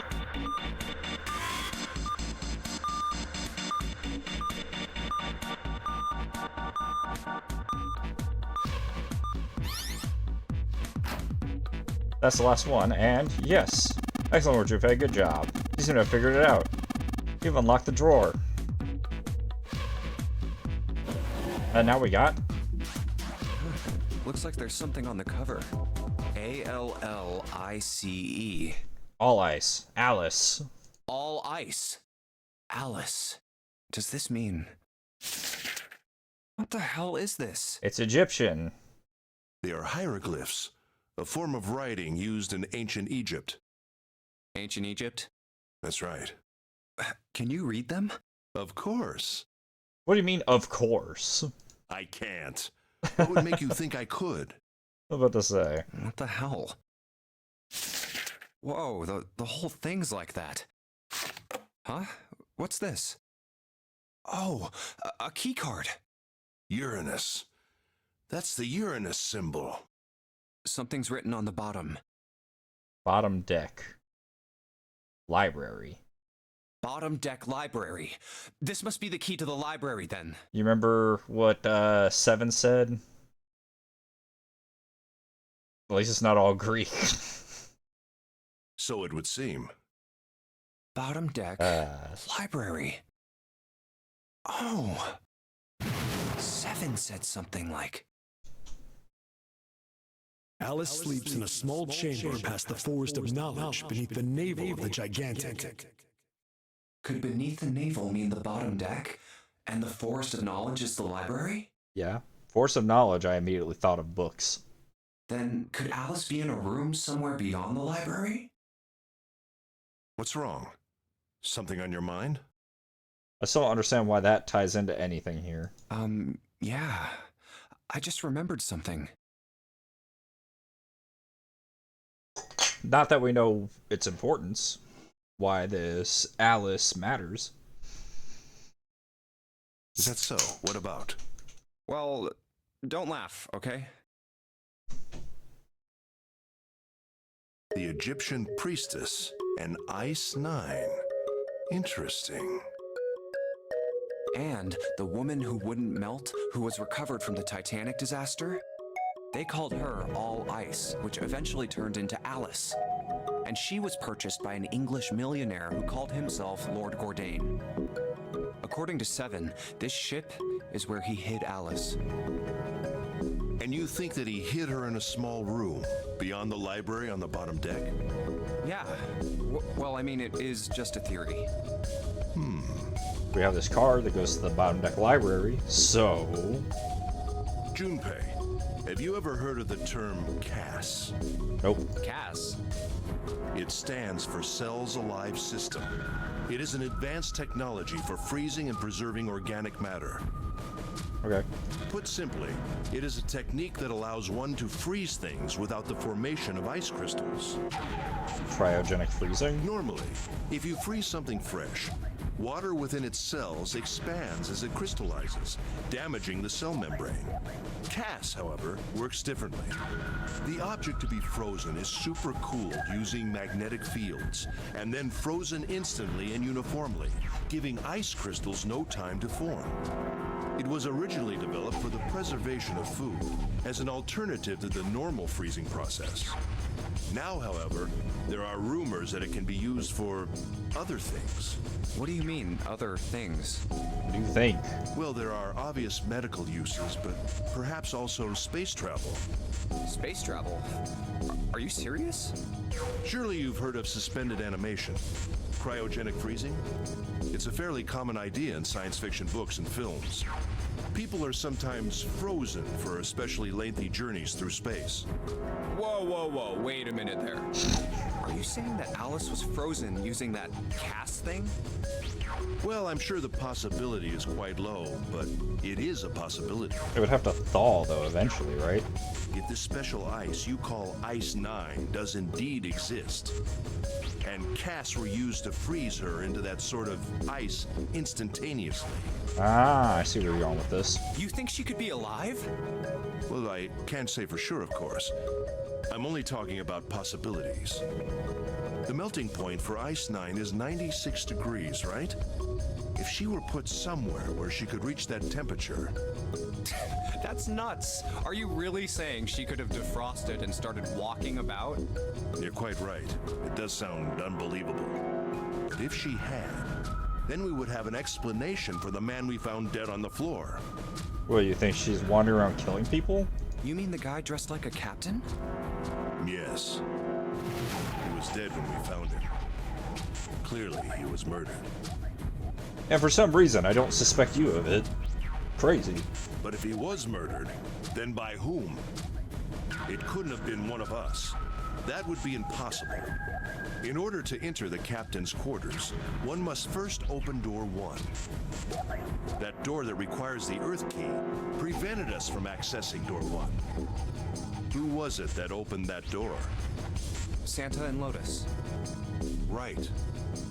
Clearly, the two of them could not have opened door 1, or any other door for that matter. Who else then could have done so? Nobody. After Santa and Lotus used the Earth key, they turned back and met up with me in June. Then we returned to the large hospital room and found Ace, Seven, and Clover. While we'd gone into the shower room, Ace, Seven, and Clover had stayed behind. But it's impossible for those three to open door 1. But what about when June and I took the elevator to door 2? No, it still won't work. We were only gone 5 minutes. No human being could have run to the captain's quarters, killed that guy in there, and run back that fast. It would be impossible for any of us to be the murderer.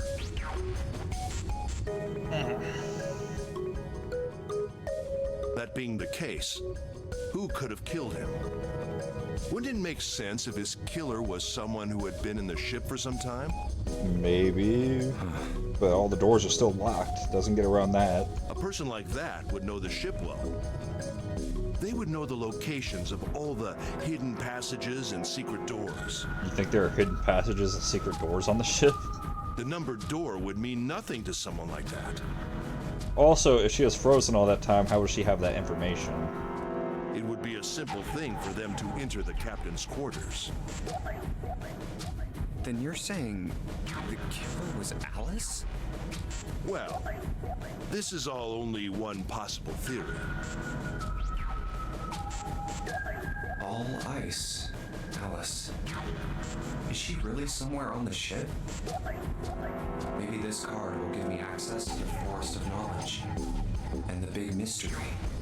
What could be there beyond the Forest of Knowledge? Anyway, whatever.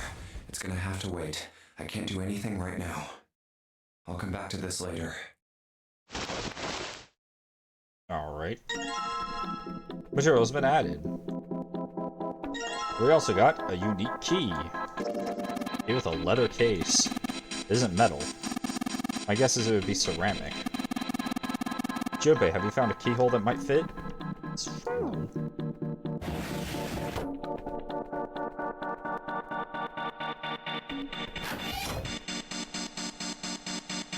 Oh, look at these. There's nothing on the monitor. Yes, there is. Just static. That is words. Isn't this the door the screen? Isn't this door on that screen the one right behind us? You're right. So whatever that camera sees is sent to this screen in real time. I think that means something, you know? This is one of those things that switches what's on the screen. Let's see what happens if I flip one of these switches. Oh, there. I think it doesn't work anymore. Z, B, R, O. Whoa. What's the deal with this? Is this some kind of code? There are 4 rows of numbers and letters. They all start with a 0 and end with 8, F, N, or V, respectively. It has something to do with the number bases. New material has been added to the file screen. Nice. Menu. File.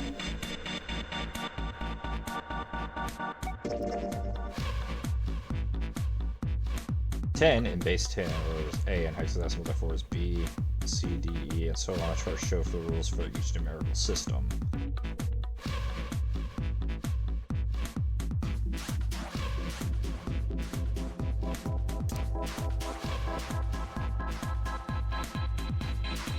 Okay.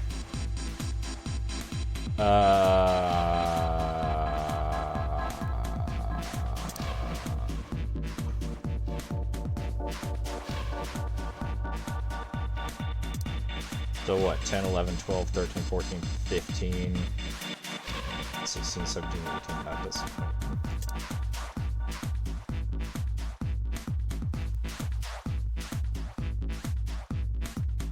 Okay.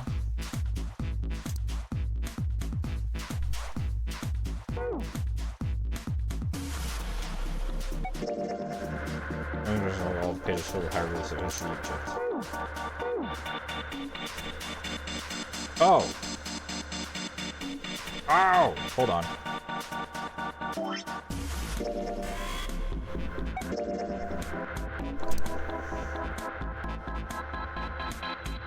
Ten, 11, 12, 13, 14, 15, 16, 17, 18, 19, 20, 21, 22, 23, 24, 25, 26, 27, 28, 29, 30, 31.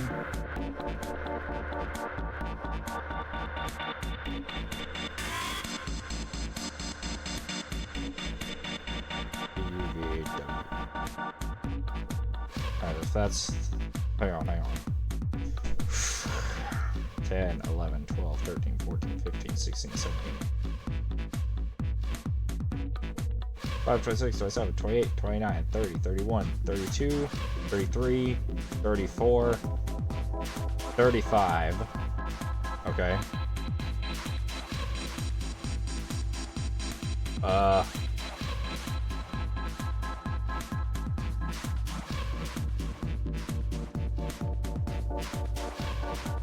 35, and then, or, wait just a second. Why would it be 10, 11, 12, 13, 14, 15?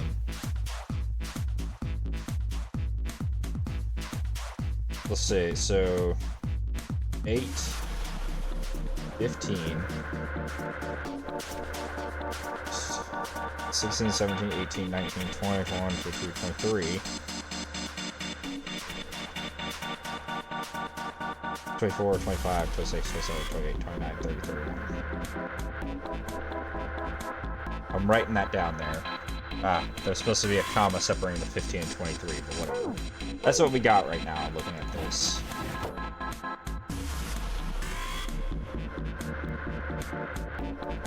Control panel for the electronic lock. Looks like it's got a keyhole in the bottom right. There's the key I got earlier. So I just had to put the key in, now it's on. Junpei, look, there's a minus sign on the screen. There are 8 of them. Probably means we gotta put in 8 digits. Do you think we can figure it out? 8 digits, huh? To put in the 8-digit number, I just press E. Jeez.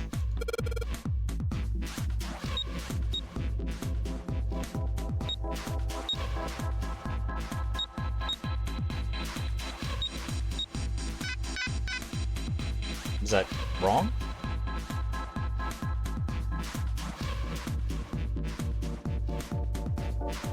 What if we try entering 0? B. Alright.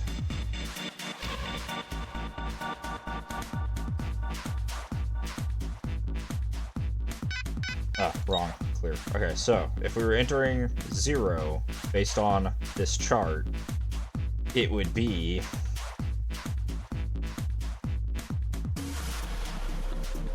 35. Hang on.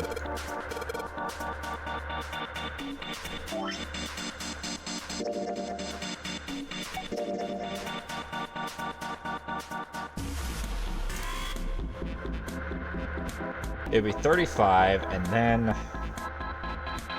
Yeah, I'm gonna write this down. Again. 10, 11, 12, 13, 14.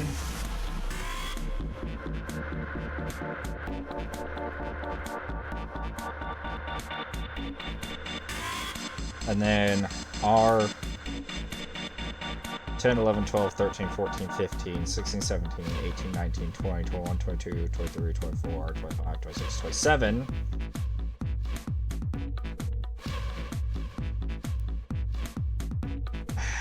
Ten, 11, 12, 13, 14, 15, 16, 17, 18, 19, 20, 21, 22. Hey, I lost it. 10, 11, 12, 13, 14, 15, 16, 17, 18, 19, 20, 21, 22, 23, 24. That's what I'm going to try as the code. So it'd be... Yeah. 35, 14, 27, 24. There we go. It worked. Good job, Junpei.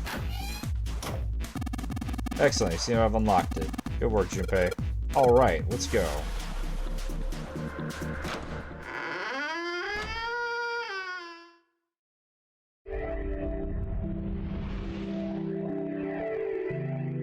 Try not to overthink things too much anymore. All right, let's go. That's the next door. Wait, a piece of paper. This is... Map of the ship's interior for A deck. What's wrong? I found a map for this floor. I see. Okay.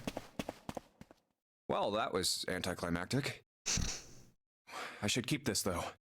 Hey, where's Clover? Damn it, what the hell is she up to? Clover! Huh? What are you doing? What the hell are you doing? Nothing. Mm-hmm. What do you mean, nothing? What the hell is that? What? You've got something in your pocket. What is it? Well, it's not the axe. You can't fit that, but Oh, this? it's the 0. This is... a note. A note?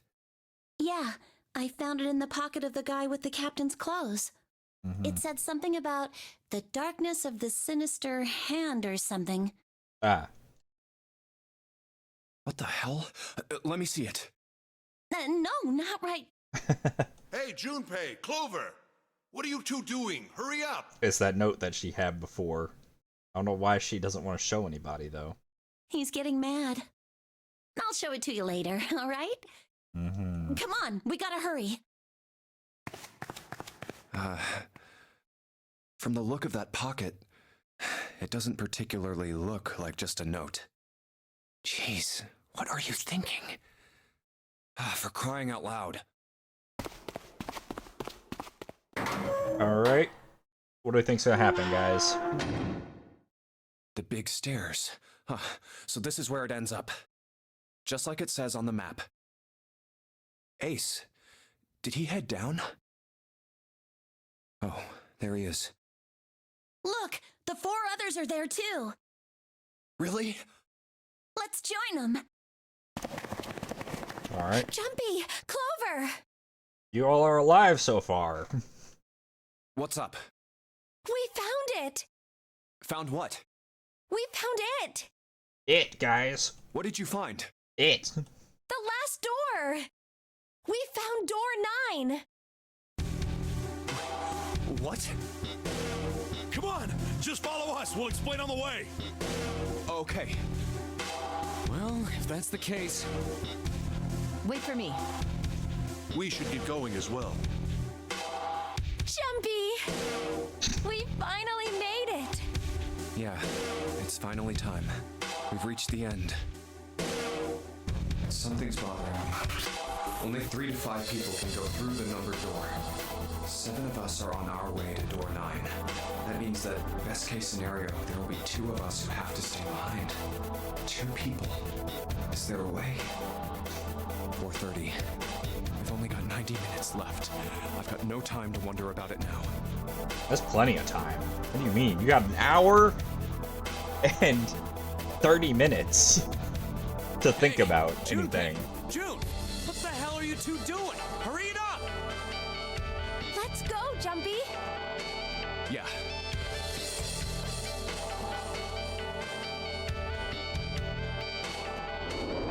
Who knows what Ace is gonna do before we reach it? Or is he gonna think that everything's fine? I know I told you I'd explain it earlier, but honestly, there ain't much to explain. After we split off from you guys, the 4 of us got into the elevator on the left, and that took us to the other side of the grate. After that, we headed down another hallway. It took us toward the bow, and eventually to the number 6 that you two found earlier. We opened it and kept going. There was another locked door behind it, like usual. But this time we had to complete 2 different areas before we could unlock it. Uh-huh. Once we were through that door, there was another hallway that went the other direction, toward the stern. So, on your way, you found the elevator. That's right. So, in other words, you kinda did a lap, huh? You came from that side to this side. Yeah. So, where's the number 9 door? Over here. Follow me. By the way, you know, it's because of Santa that we're all here right now. Is it? Huh? That all 7 of us are going to door 9. You don't get it? Santa, 7, and Lotus. What's their digital route? 9. It's 9. That's right. They could have just left me behind and kept going if they'd wanted to. But they didn't.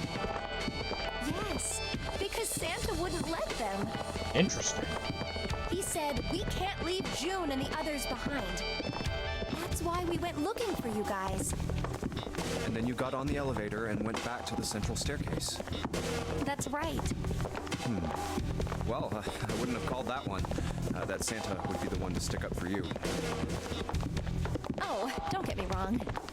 I don't mean that 7 and Lotus said they wanted to leave me behind. We were just talking about it, and Santa objected to it first.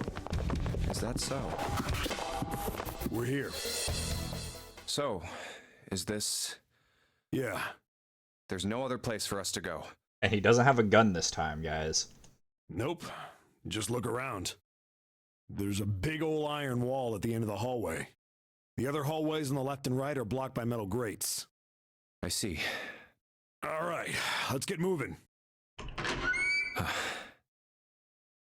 Oh. No way. What's gonna go wrong? The 9 door. We're finally here. No doubt about it. This is door 9.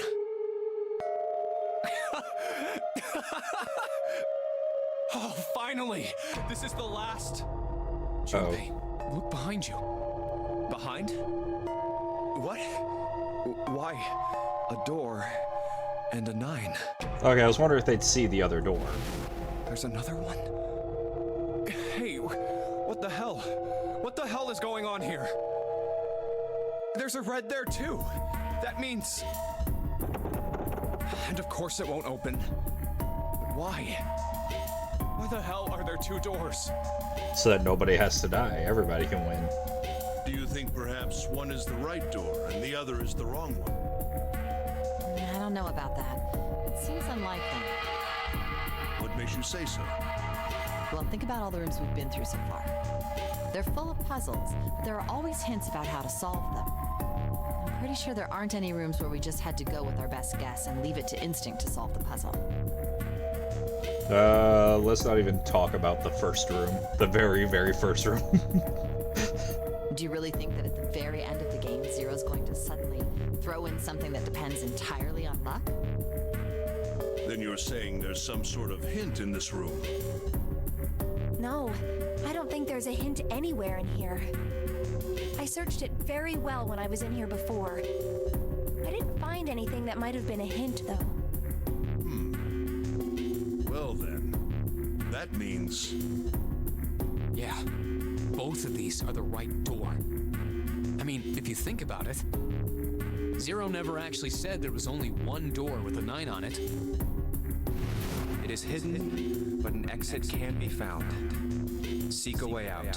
Seek a door that carries a 9. A door, not the So door. if there are 2 number 9 doors, if we split it up right, That's not gonna work. You've got a notebook and a pen, right? Can I borrow them? yeah, here.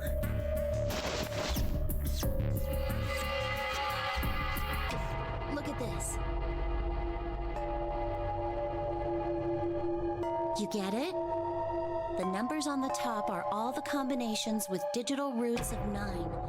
The numbers on the bottom are the people who don't fit. There's only 8 possibilities if we split up into 2 groups of 3 or 4 people. She did that math really fast. So, If 3 people go through the door, then 4 are left behind. And the only one missing is a number 2 for all of them. If 4 go through, then 3 are left behind, right?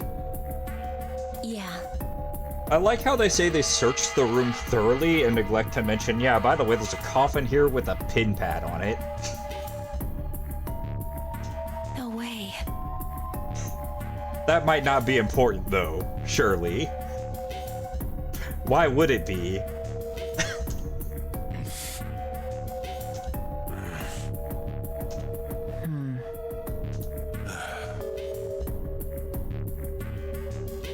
Come to think of it. What is this room? It looks like it's set up for some kind of ceremony. But what kind? Is that an altar? I guess you didn't look through this whole room very thoroughly at all, did you? A coffin? No, it couldn't possibly be. Okay, I give up. I give up. I figured if we sat around here long enough, someone would volunteer. But I guess nobody's got the guts to do it. What are you talking about? What? You guys didn't figure it out yet? Fine, fine. Let me enlighten you. Could y'all just shut up and let me open this coffin and we can all get out of here? Clover was mostly right with her little explanation earlier, but she missed something. She wasn't really wrong. She just... screw it. Let me just write it out.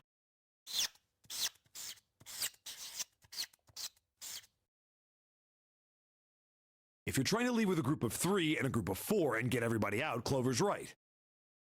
But there's another way. Only one combination, though. Oh. If you split us up into groups of 3, 3, and 1, you can make this combination. Wait, this means... Don't get me wrong here. I'm not trying to copy Ace or anything like that. Even if he hadn't been the hero back in the big hospital room, I'd still be saying the same thing. The same thing? Are you saying? Yeah, I am. I'll stay behind.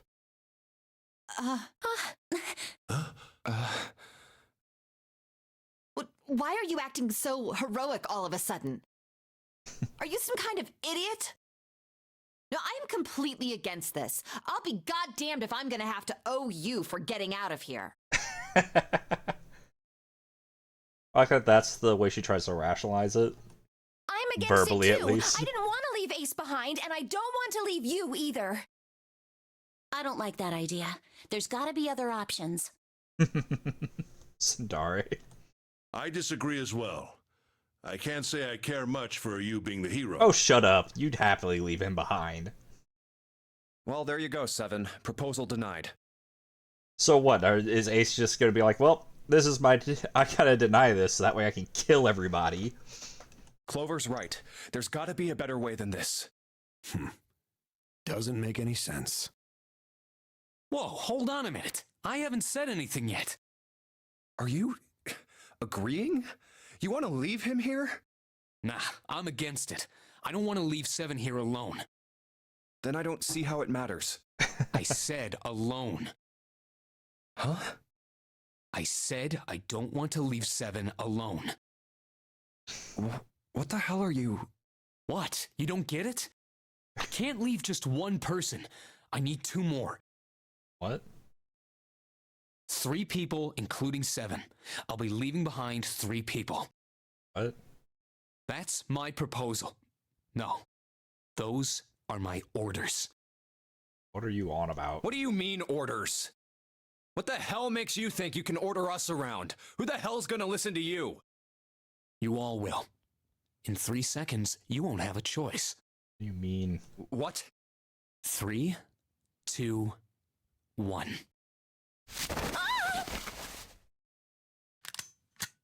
See? What are you doing?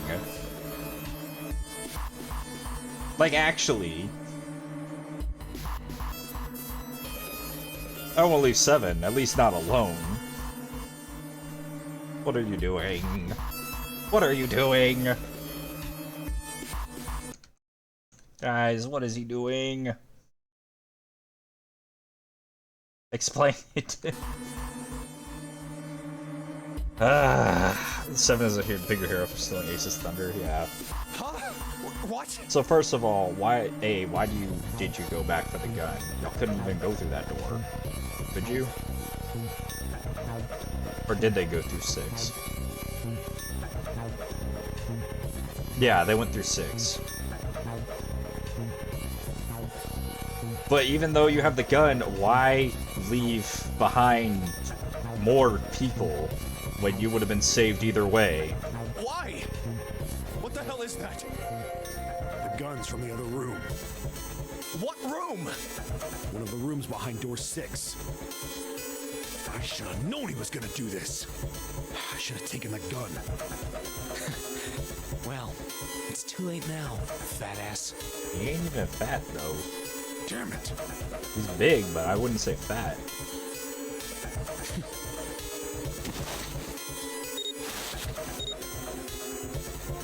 Now, time for you to start following my orders. Why do you want to leave more people behind? Ace, Lotus, congratulations! I've chosen you to come with me. Put your hands in the red. But why? Hey, you deaf? I gave you an order. I don't understand his logic. Right, fine. I didn't want to waste any bullets, but you guys just don't get it. Damn it, ads. You can't be starting right now. I don't understand his logic. He would have gotten out anyways if he just left 7 behind. But he wants to leave even more people behind? What for?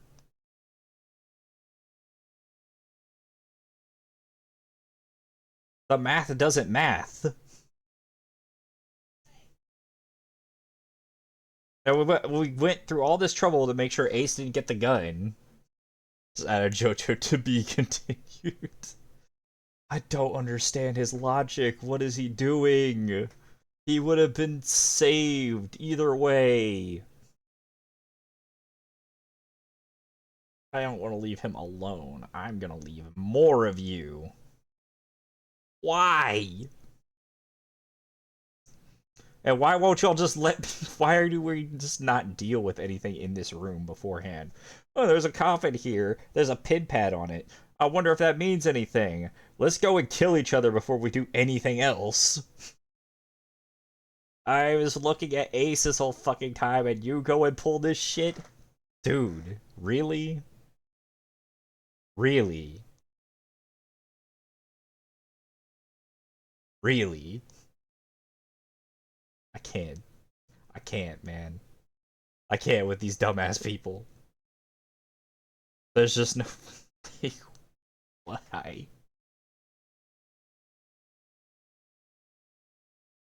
Where are these fucking ads at, man? Just get them out of the way already.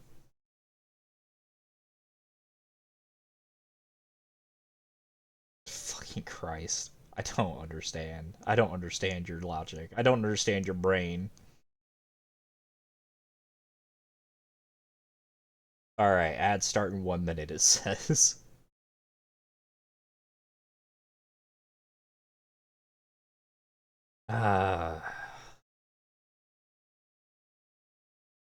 So, like...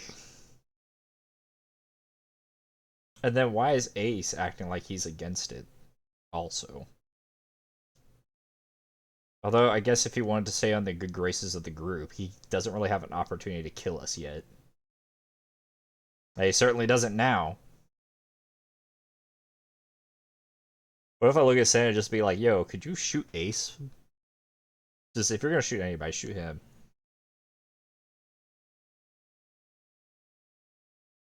I hate all of them. I hate all of them.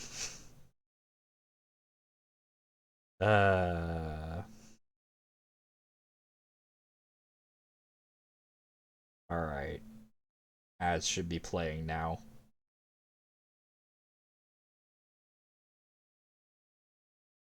Sitting here running through it in my head. And I just can't understand his reasoning. I mean, this will still work out for us. I mean, if he goes with them, then sure, they'll get out, and then we'll just, you know, open the coffin and leave. But, not comprehending some stuff. The logic doesn't logic. What's he after? I'm sure he'll explain it. We'll find out why he suddenly starts acting like this.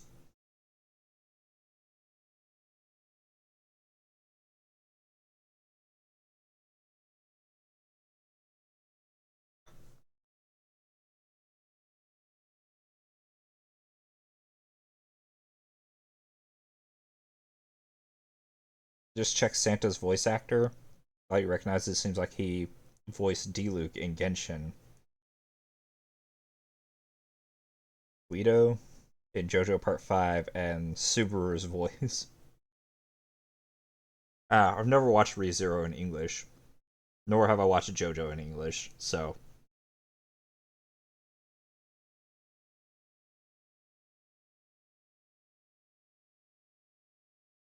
D-Luke, though.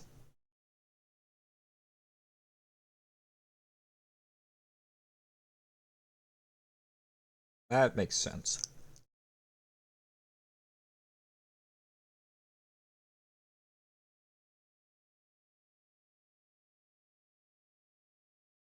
I don't have D-Luke. Actually, I do have D-Luke. I forgot.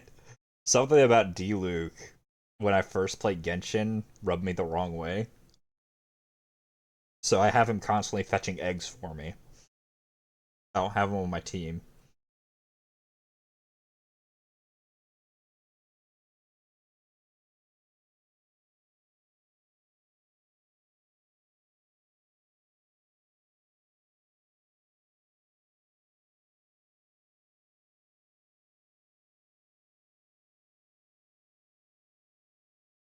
So it would explain why I didn't recognize his voice immediately, because I just don't ever have D-Luke on my team, or anywhere where I can actually listen to him talk.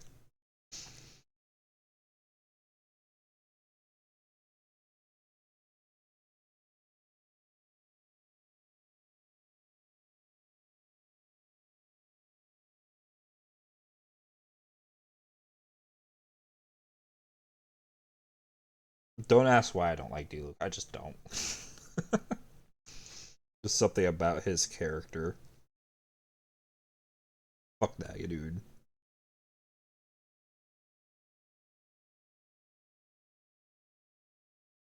Genshin is where I probably recognize the voice from. Haven't watched ReZero at all. Only watched JoJo in Japanese so far. Dude,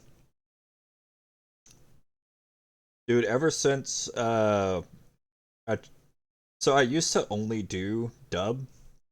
I tried getting into One Piece after many years. And I was like, oh, okay, let's watch this in dub. I unfortunately did the 4Kids dub. And oh my god, it was so awful. And that is what ended up changing my perspective entirely. Still can't believe that Dio didn't share the same Japanese voice actor as Excalibur, though. Oh, that Dio shares the same Japanese voice actor as Excalibur. That I forgot about. But yeah, it was the 4Kids One Piece dub that ended up making me switch to subs only. Because I was like, there's no goddamn way they're saying this. I can't with that. It was too fucking ridiculous. So, I rewatched the whole thing up to the point where I just, like, had it. It was around the, Usopp arc, where, like, they were, dealing with him and Captain Kuro. Anyways, let's see here. He really shot it? But why? Santa, why are you... Exactly. Santa, why? Santa, I thought you were one of us. I thought we were friends. sounds. You want to explain yourself? What? You knew about the leaf words and the four-leaf clover.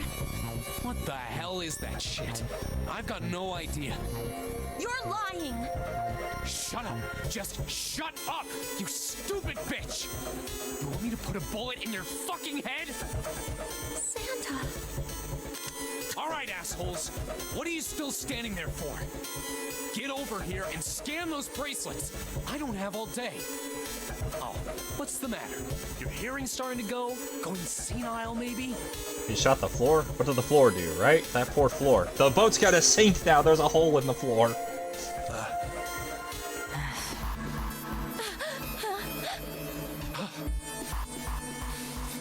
That's it. It's the only way. Please, go. Huh? No way. Jumpy, what are you saying? If you stay here, you're going to be stuck, Jumpy. I won't though, but I appreciate the concern. And so will Clover and Seven. We won't though, but I appreciate the concern. I know. But you don't need to worry about us. We'll figure something out. Right, Seven? Right. You just leave it to us. My man 7. He's my favorite, by the way. He's actually an okay dude. It's gonna piss me off to do what Santa says, but... Don't worry about me either. There's still something I have to take care of. Yeah, that's right. We the dream team. No, you can't. Ace, Lotus, don't come over. Could y'all just get over there in this Don't whole worry about me. dumbass Please. discussion? I am actually having an aneurysm trying to figure out where your logic is heading. Fucking Santa. The only dumb thing 7 did that I could think of was not grab the gun. Yep, because he was there too. Please. Ace, I know damn well that you're not gonna actually hesitate. Just go. Stop pretending. Go. Oh, all right. Fine. All right. Now let's get those hands on the scanner panel. No, I am actually like getting a headache trying to figure out why he's doing this suddenly. What's the holdup? What? You think I'm fucking around here? I don't give a shit about this girl. I give it to Ace though for sticking to the act for so long, right? The red doesn't need a person, you know? All I need is the bracelet. You get it? Good. Now put your fucking hands on the scanner. I'm not gonna say it again. Fine.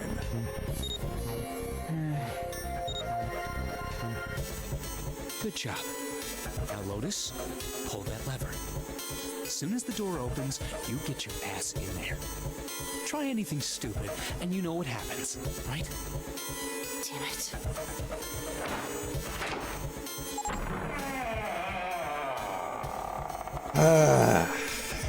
Good. Go. Nah, this actually gives me a headache. Why the fuck? He would have been saved either way. So why did it matter to pull this stunt? There was no purpose as far as I can tell. That's what I want one of these assholes to ask him is, there would have been no difference if you had just agreed to leave 7. So then, why are we doing this?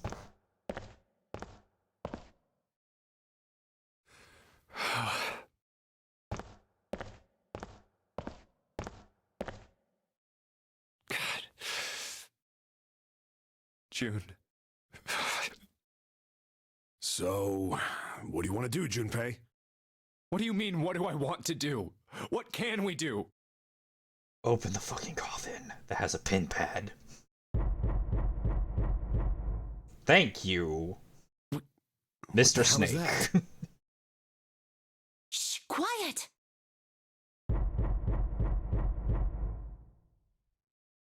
Where is it coming from?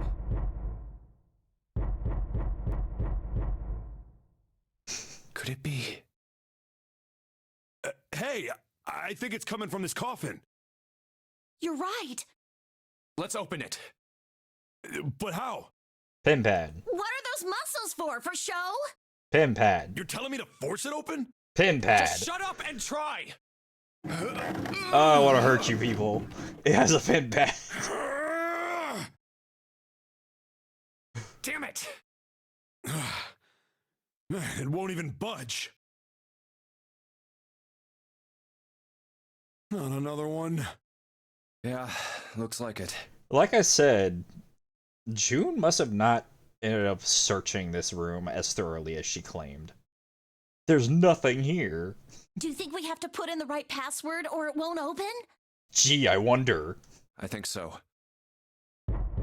Whoever or whatever's inside this thing wants out, and now.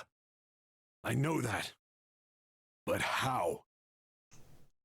Without a passcode, I don't think there's much we can do. Isn't there a hint somewhere? You have the hint. Well, let's look for one. Oh, you dumb bitch. Ugh, there's nothing here. Not making this easy, are they?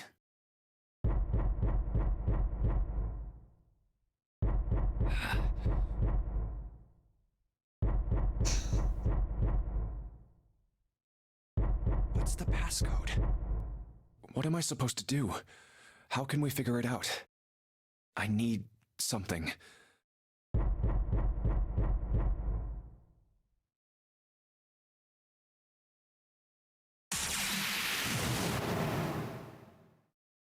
Truth had gone. Truth had gone, truth had gone, and truth had gone. What? Truth had gone, truth had gone, and truth had gone. Now truth is asleep in the darkness of the sinister hand. Wait, what? What the hell was that? That voice? Huh? What? What's up? Huh? Oh, nothing. Wait, did we just access the info field?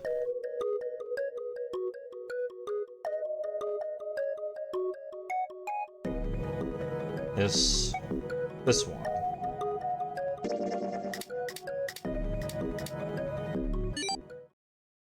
One, 4, 3, 8, 3, 4, 2, 1.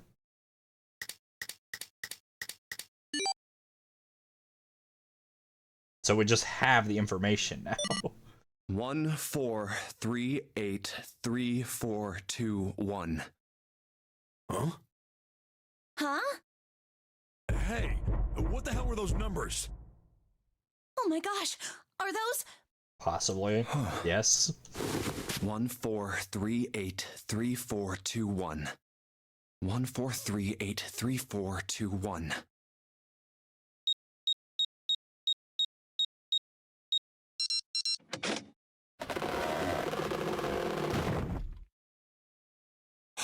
We access the telepathy internet.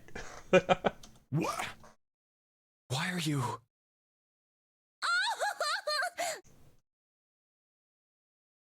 Oh? Is that you, Clover? I apologize for worrying you. And now we can get out. Snake! You? Why? Junpei? And Seven? Is that you? Is everyone else there as well? Nah, Santa ended up doing something weird. They don't have the hint, though, since they got it when Clover died. But yeah, she's got it in her pocket, though. She's got the note. She mentioned it earlier.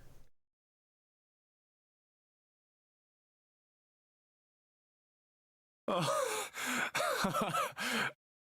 Jeez. You're back.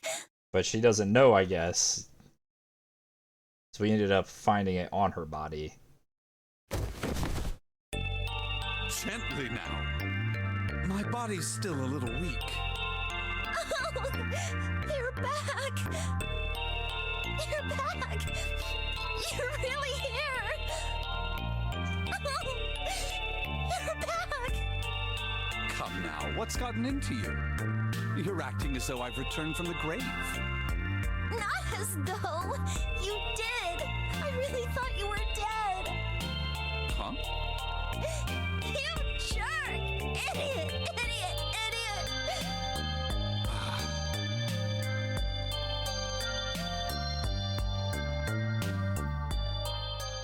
All right. I see. I believe I understand things rather well now, thank you. In the shower room, there is a dead body wearing my clothes. Yep. Because of that, you thought that I was dead, correct? Yep. Yeah.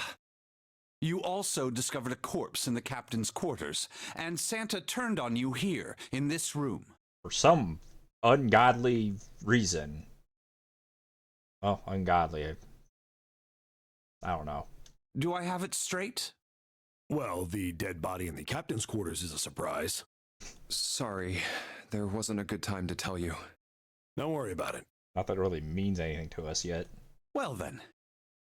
I've got a pretty decent idea of what happened while I was indisposed, but it's still something of a mystery who did all this, and why. Unless they also access the information telepathic World Wide Web and knew all this was going to happen, because don't call him an idiot for being blindsided. God damn it. The corpse in the shower room that looked like me. And the corpse in the captain's quarters. That one didn't look like you. Why were they killed in the way they were? You don't know? Well, yeah, someone definitely knew that the one dude was going to die. No. Why would I? The guy in the shower room. We don't know who he is, so let's just call him Mr. X. Anyway, this Mr. X is wearing Snake's clothes. But you're wearing some kind of weird robes. That means someone took your clothes and put them on Mr. X. Mm-hmm. We need to figure out who that was. I apologize, but I have no idea who might have done this to me. I only just now woke up. I was unconscious during all the events you just described to me. Was it the They gunshot that must woke have you? undressed me and changed my clothes during that time. When were you knocked out? When we split up to look for the red. Where did they get you? Do you remember?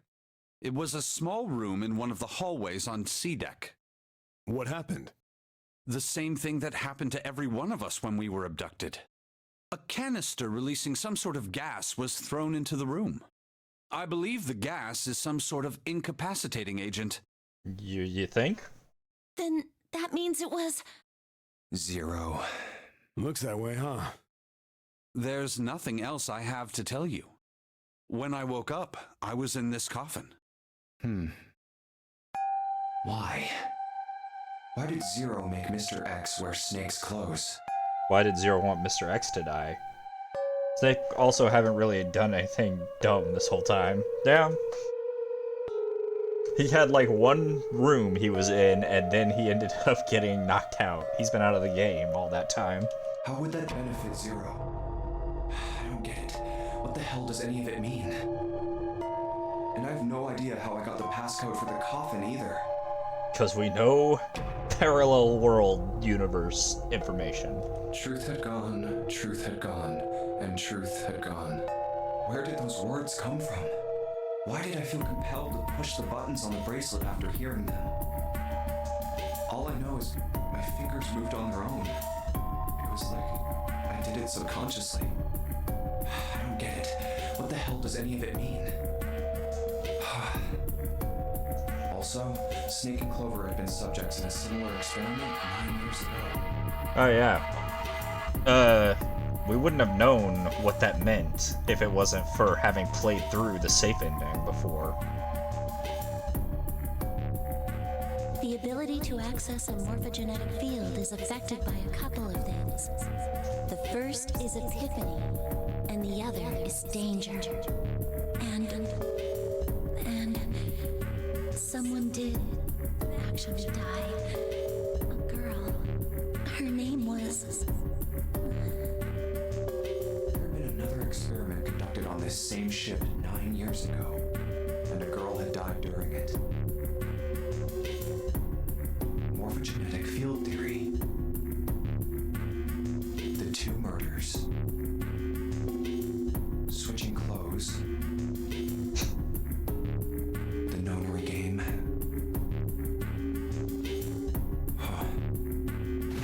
Zero. He's the ringleader. The person who trapped 9 of us on this sinking ship. Oh. Zero should know everything. Yeah.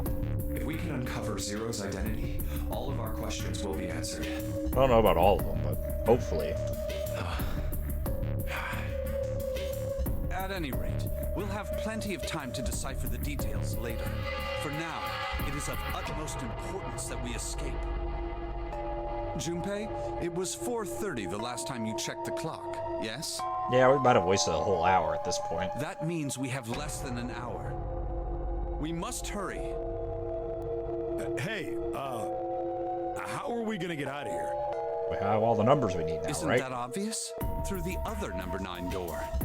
Oh yeah, you're right. With Snake, we can open the door. Don't tell me you hadn't figured that out. Come on, you gotta tell me these things. He's muscle, not brains. I, assumed you'd figured it out. Forget it. Let's just get going.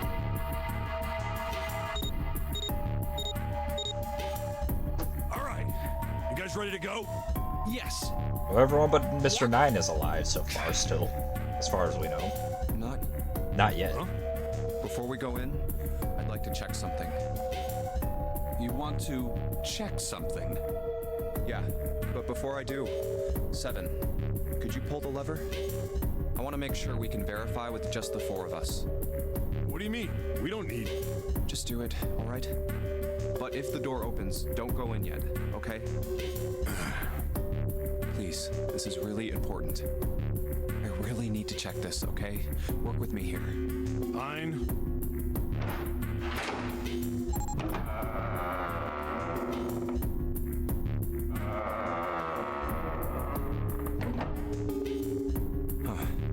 All right, that means the 4 of us can go into door 9. Okay.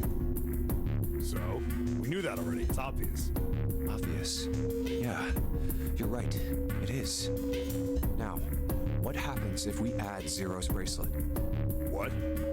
Zero's bracelet? Why don't you take it out, Clover? So you did know I had it. Yep. I picked it up because I thought it might be useful sometime. This was on the left hand of the corpse in the captain's quarters. If you look at it, you can see it's got a 0 on the face. Just to make this a little easier to talk about, I'm gonna call the guy we found dead in the captain's quarters, Cap. Then I should be able to open door 9 with just me, Clover, and his bracelet. Why? Though the big question is, if Cap is the mastermind of this game, would he really put one of these bracelets on? Anyway, let's just give it a shot. Clover, give me your hand. How did he reason that? It was 6, right?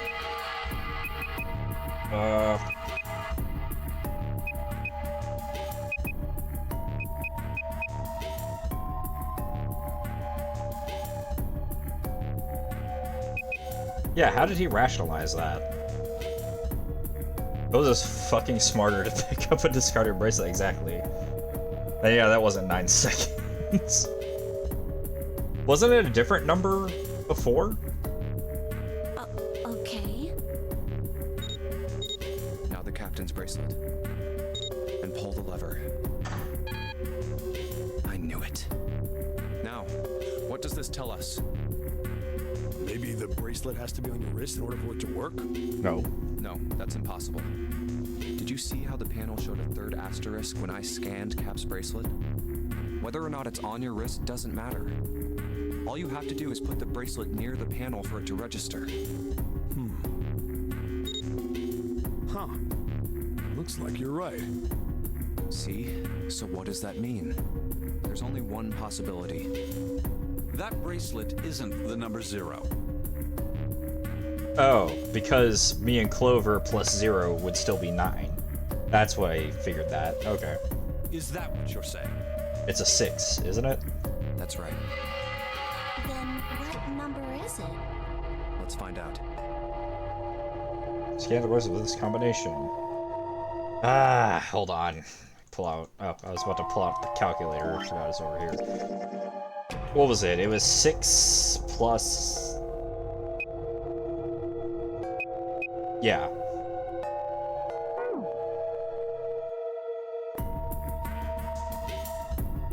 Junpei 7 and Cap.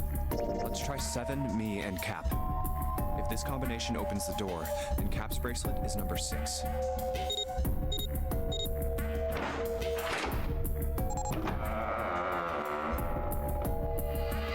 Hey, it opened.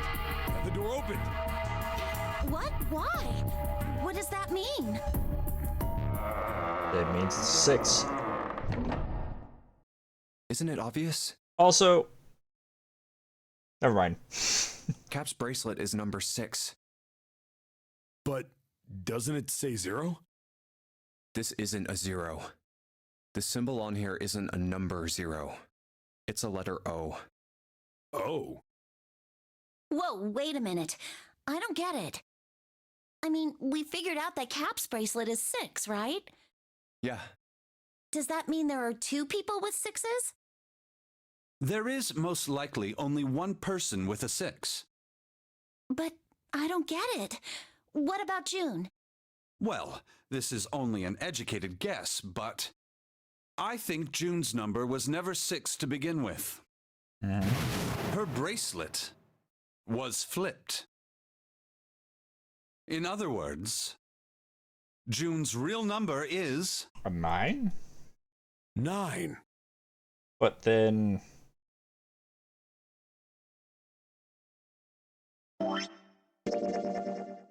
Nine plus 3 plus 8 plus 1 would never have gotten through that door. That seems the most likely. Then all this numbered door stuff was just a load of crap? Why would you say that? Because if June is 9, then the numbers wouldn't match up. Exactly. She wouldn't have been able to go through many of these doors together with anyone. Here, look. List of all the numbered doors June's gone through. I'll let you know what I'm writing, okay, Snake?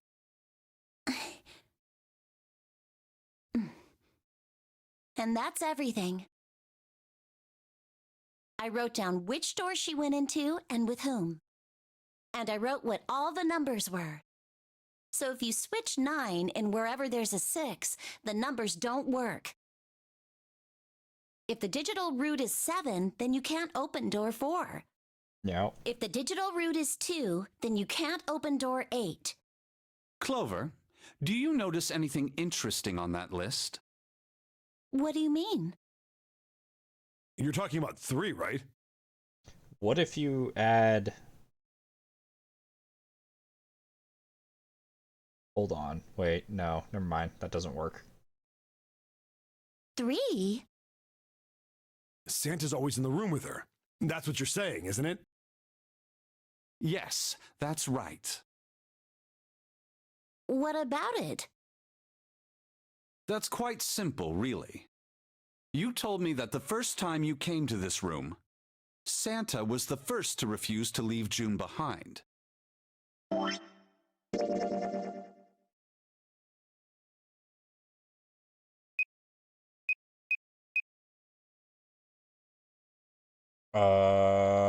This still doesn't work. It still doesn't hang on. We'll see where he's going with this. Now, doesn't that beg the question why? Why would Santa do such a thing? The answer is easy. Because Santa can't open door 9 with only 7 in Lotus. Of course, there's only one reason for that. His number isn't actually 3. Really? Santa's real number... 7? Would you be so kind as to modify my sister's equations? Yeah, sure. This is what you were getting at, right, Snake?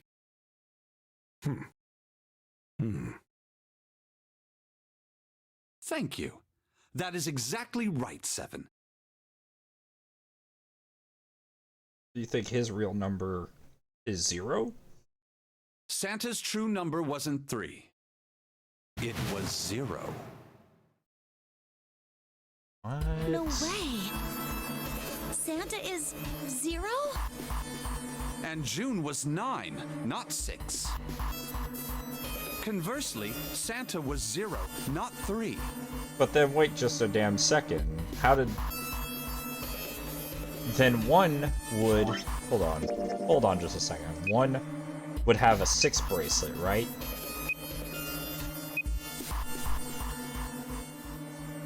He wouldn't have been able to open that door to kill the dude who was wearing number 2. Unless, of course, he actually did have a 6 bracelet. Or not a 6 bracelet. Wait, what?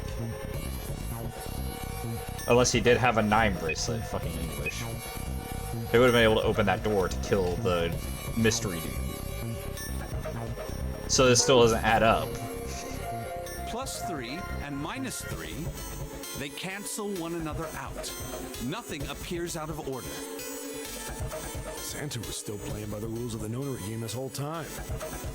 Precisely. So you're saying Santa planned this whole thing? I'm not sure if he acted alone or not. He was being very adamant about not going through door number 5.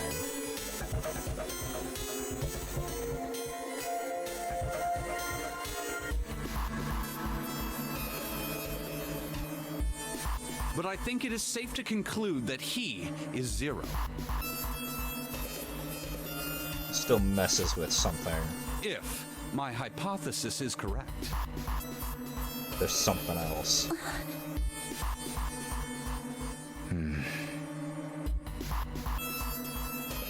Snake's hypothesis. Something doesn't seem right. June's bracelet being flipped. Even if that were possible, that would mean there are 2 number 9 bracelets. And if that's the case...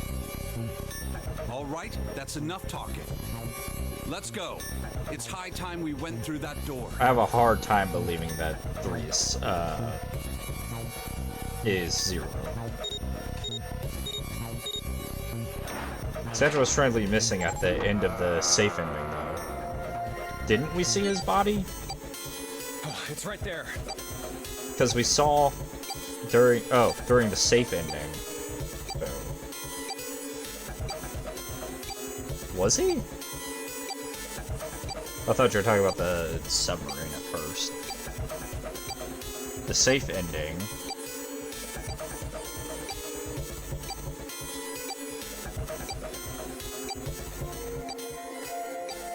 I don't remember.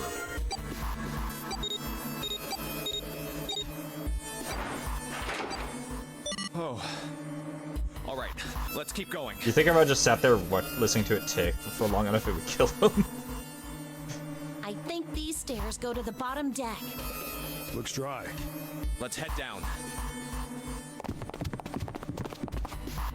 Something's not adding up for me.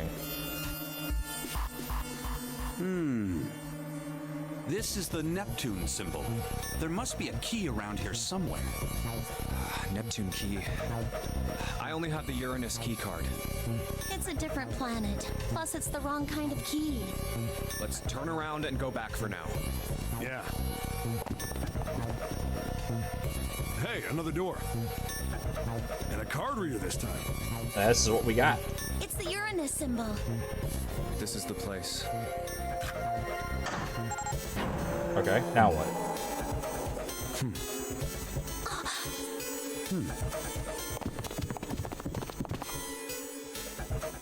Wow!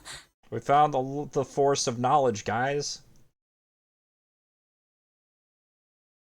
The key and card for the Sailor Moon cousins. It's totally full of books!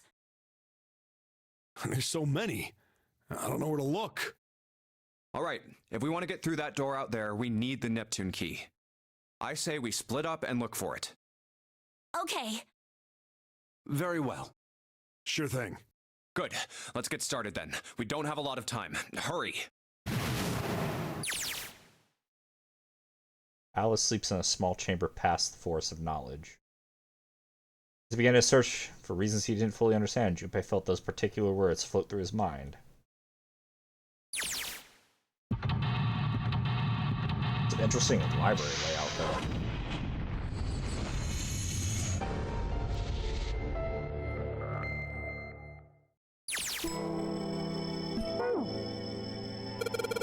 There's a note on that table. Lights to the books. Huh, what does that mean? Put lights on the books? Wait Interesting. Well, intelligence often hides itself in darkness. Ever thought about the pages of a book? Each page only sees, what, maybe 2 or 3 minutes of light before the reader is on to the next? And the rest of their lives locked in darkness. Rather like myself. That's horrible. Oh, don't get me wrong. I'm not complaining. Not at all. I live in the darkness, yes, but that has gifted me with the ability to catch the truths others might miss. I can hear the words hidden in the darkness, you might say. It says, lights to the books. This one says, transition of extinct species. We need to hurry up or we're going to end up in the pages of a book like that. Paleontology, this one's about fossils, right? Ammonites are pretty nasty looking. Introduction to geology. About the Earth, even when you're on the ocean. Kind of romantic in a way, I guess. Theories of the Cambrian explosion. Did a bomb go off near somewhere called Cambria? Wrong kind of explosion. Roughly 500 million years ago, during what is known as the Cambrian period, research suggests that a variety of living organisms increased by an order of magnitude. Why that happened is, however, still something of a mystery. There are a number of theories. This book is most likely a collection of them. The theory of evolution. Heck, even I know this one. That's that Darwin guy, right? Well, yes and no. Charles Darwin wrote a book called On the Origin of the Species. In it, he put forth his theory of evolution. Yeah, I remember that part. He called it natural selection.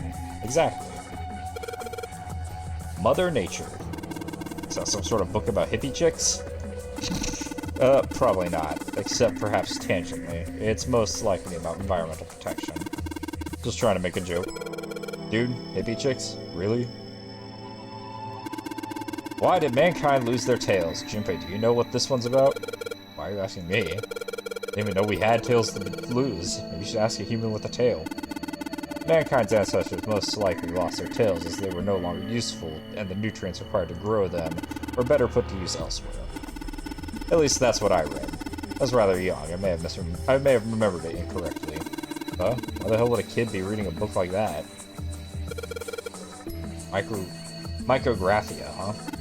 Ah yes, Robert Hooke's famous work, first published in 1665. He built a microscope and examined insects, inorganic substances, and other things too small to be seen in detail by human eyes. He then drew pictures of many of the things he examined and published them in a book. I'd hazard a guess the shelf is concerned with natural sciences. Creatures of the South Seas. What if this one's got pictures of colorful fish and stuff? Well, now we know all the books there. What about the books here? Huh?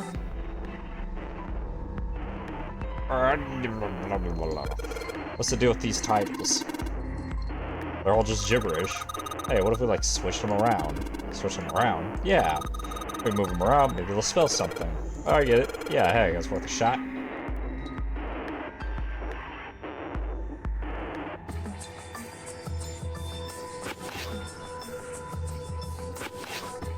Open here, find bulb. How about this? This looks like one of those books in the right order. Open this thing up. That was a piece of cake. Hooray! You did it, Junpei. I guess that turned out well enough. So the letters from the title spell out, open here, find bulb. Top could spell nope. Yeah. Powerful light bulb. Light bulb looks like it's brand new. It's really big, so it'll make a lot of light.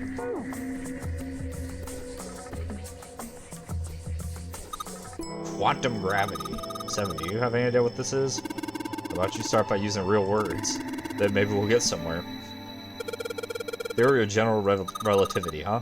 Ooh, I know this one. That's Einstein, right? An overview of conformal field theory. Ah, well, it's a theory that posits an invariant quantum field where conformal transformation can take place. Knock it off with this science voodoo stuff. You trying to put me to sleep? Supersymmetric string theory and 10-dimensional space-time, huh? They're just talking about superstring theory. It's a theory of reality where, how to explain it? It says that all elements in the universe are governed by a vibrational and harmonics of tiny supersymmetric strings. Wow, we're learning a lot today, guys. Are property values going up out in space too these days? Man, guess times are tough for aliens too. This one says cosmic inflation. That here is Faraday's laws on electrolysis. I believe it's going to be about electrolysis in an electrolyte solution. These particular laws were set down by Michael Faraday. Well. Oh dear lord. Oh dear lord. Okay, well, unless it looks interesting. Energy theory, huh? I don't even understand the damn title. It's like the shelf's all science and technology. Let's look around for something to do with this light. Well, it looks more interesting down here. I am not seeing... Ah. 3 lights in this thing. They aren't very bright, though. Hey, didn't we find some kind of really powerful light bulb earlier? Put it into one of those lights. Yeah, well, it'll get a lot brighter, but if there are 3 lights, that means 3 light bulbs. There won't be much point unless you can replace all 3 bulbs. You need 3 bulbs, huh? Alright. Well, that's locked. Oh boy. In the middle of the glass door is a cylinder lock. You know, the kind of lock where they rotate the numbers around until you get the right ones to open it? Oh, what the hell is this? It's like they just gave us the answer. Guess I might as well give it a shot. What do you mean they just gave us the answer?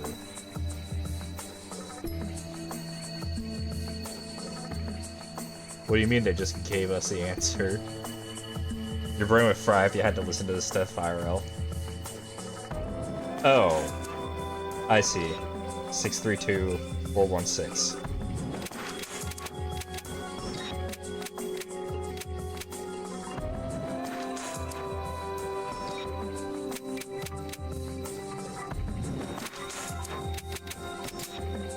What? Oh, okay. You did it, Junpei, yay! I don't know why, but I don't really feel particularly happy about being praised for that. Whatever. At least the lock's open now. So we can get it open, alright? Light bulb. And I bet you I know where the last one is. Wow. Owen. Dad kind. But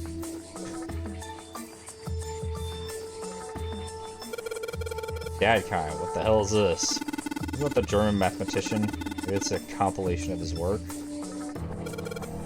Owen, huh? Owen isn't enough to go on. Perhaps it's about the English Revolutionary? Shieldrake. Shieldrake. Isn't Shieldrake... Liverniz. This book is in German. Looks like it's on the complete works of something. Never heard of it. Well, Snake doesn't know what it is. I don't think we'll ever know. This is important. Probably.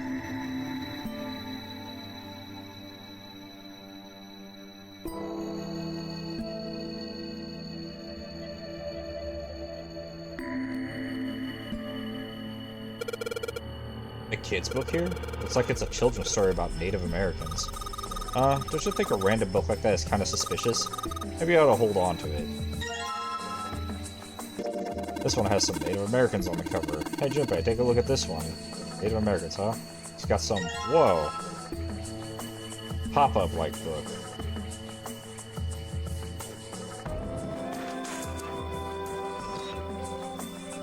Okay. Looks like it spells kill. What's that? It's one of the pop-up books? LRK? Doesn't mean anything. Does it? Oh, you could make, KRL. Like Carl? I bet you I know what to do with this. Okay, mess with that one.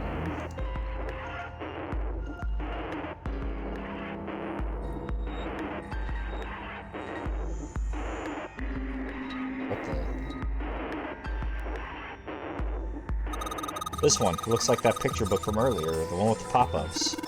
I think they're part of a series of something. They do have the same binding. Baseball on this one. Come on, Jupiter, let's see what's in it. I'm gonna go on a limb here and say it's probably baseball stuff. Whoa. Head! It's a pop-up book. It's got the letters H-E-A-D popping out of it.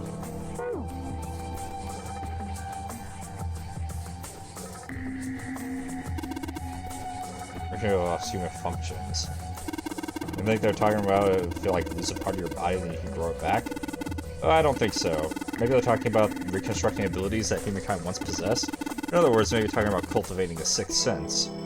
It's not what I meant to click.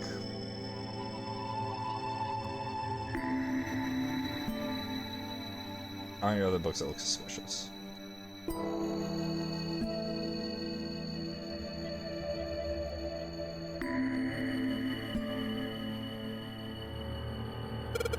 Ah!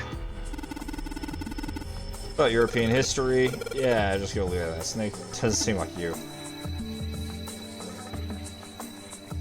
I don't see another.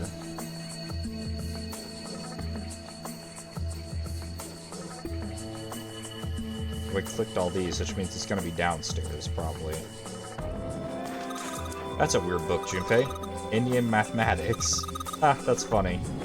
Why is that funny?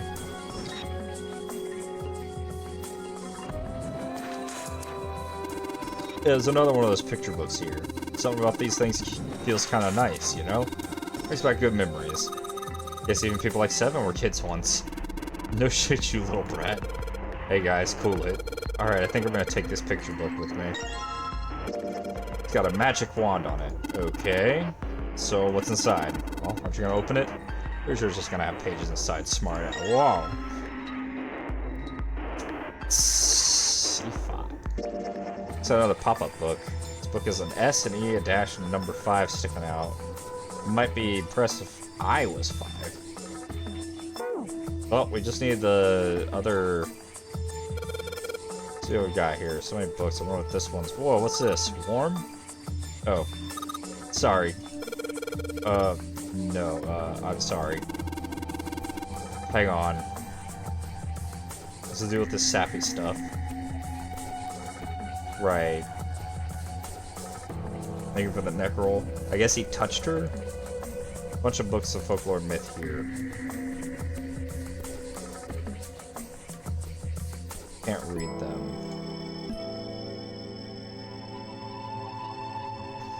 This book says own on slight blue.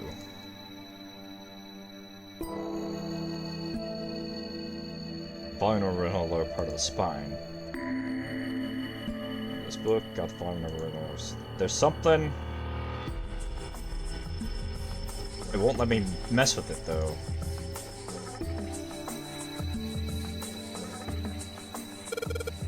Pythagorean theorem. Dear God, no. It sounds like there are a number of math books in this section. The trauma. Algebraic number theory. Math, huh? Another one like that over here. It means something like primary number theory or analytical number theory or geometry. Oh my gosh, how did you know? Nobody said anything about those. Well, number theory is usually split into 4 chief disciplines. If there was a book named Algebraic Number Theory, I took a wild guess that the other 3 would be there as well. Looks like I was right.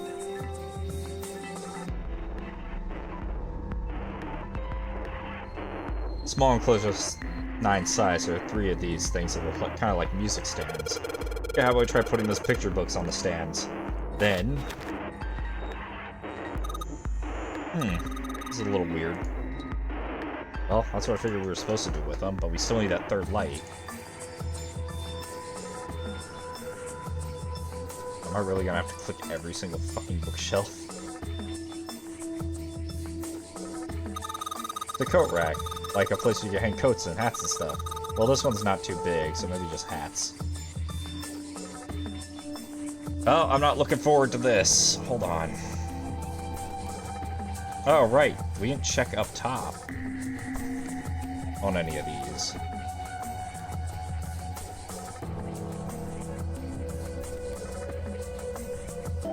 Ah!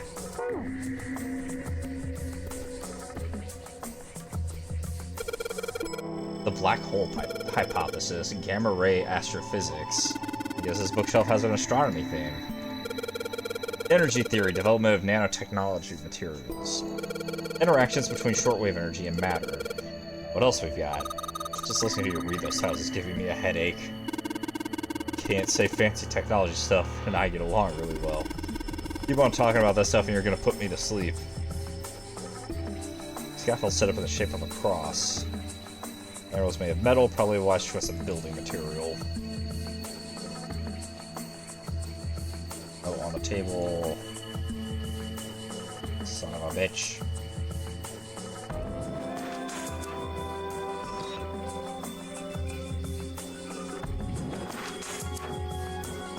I might have to just click every single... Big opener is the door to the library. It's pretty impressive. Almost looks like the door to a shrine or a church or something. Another door after it, and a passageway beyond that. At the end of that passageway is a door with that Neptune symbol engraved on it. Hurry up, I need to find the key with the mark of Neptune. Okay. This sounds like a job for the best brother and sister team in the world. Sounds like Seven and I don't even exist. I may have to just like single book. I'm assuming, as a bold assumption maybe, that these are supposed to be messed with after we get this.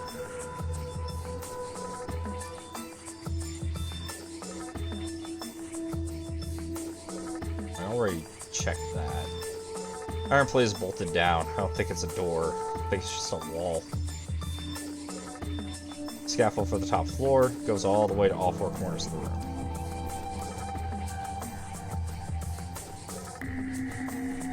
Yeah, I thought maybe I could switch us to narration mode. We could have found out what the fuck happened.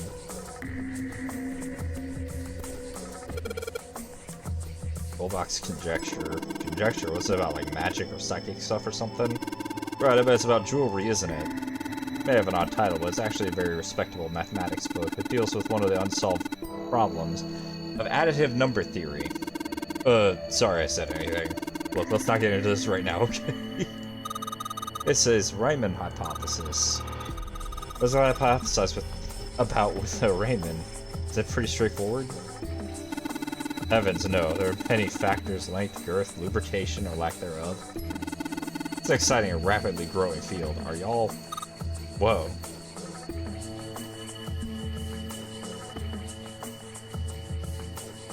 Let's get rid of the... Let's not do the dirty jokes. Well, I guess you just have to search every fucking shelf.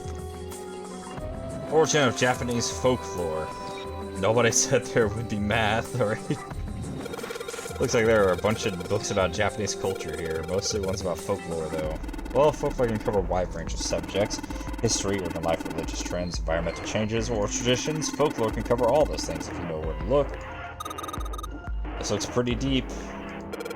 Modern Japanese literature.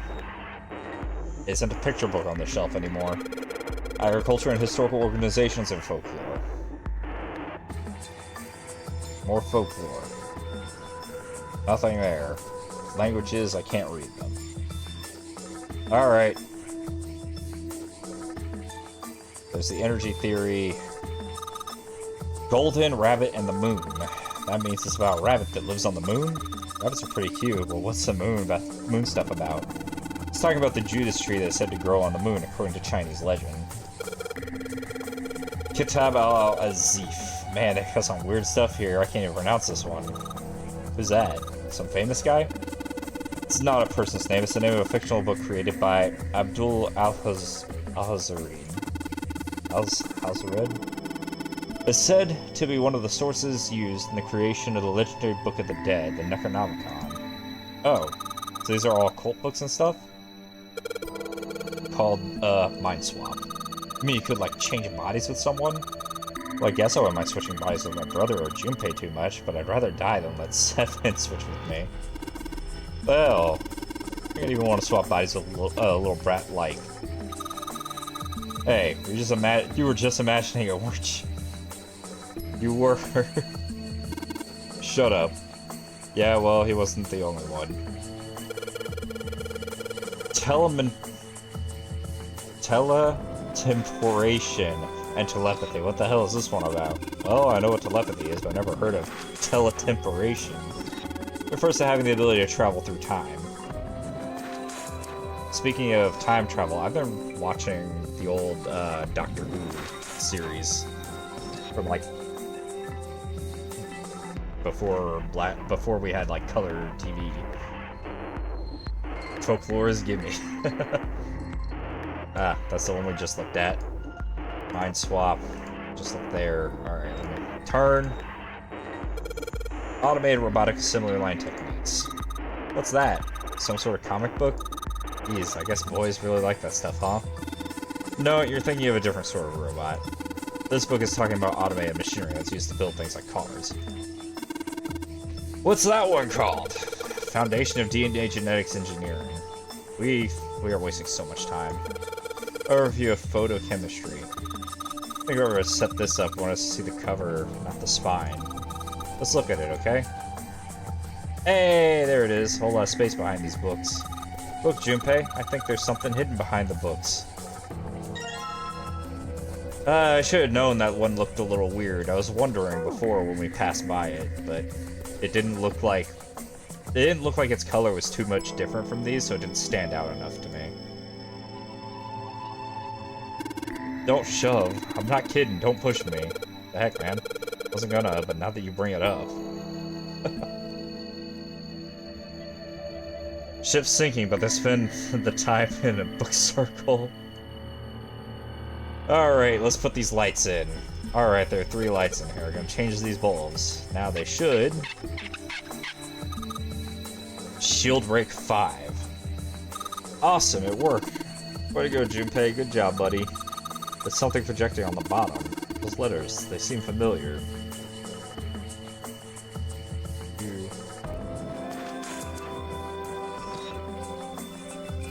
Shield Rake on the spine of this book. Got the volume of the look. We gotta actually look at the thing. Because apparently me just looking at it isn't enough. Sheldrake 5? I think I saw the rest of this collection somewhere. Yeah, I think it was somewhere around here. Let's go take a look. Okay. Sheldrake.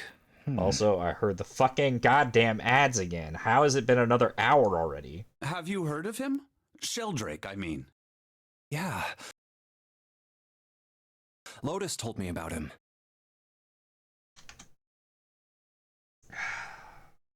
Should we wait? Should I wait right up until it starts? I usually watch the thing to see when it hits, because it's always a few minutes early.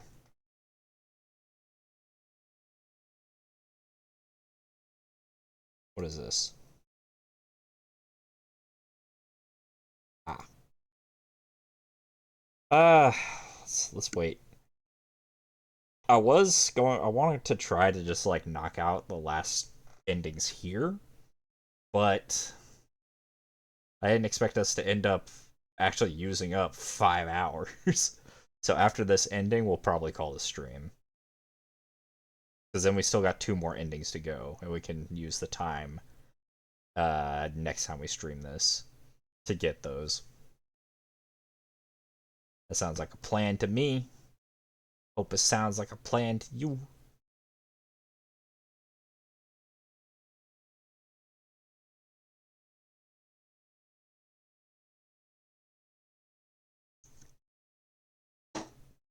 I guess if he was Zero, Santa that is, I guess it would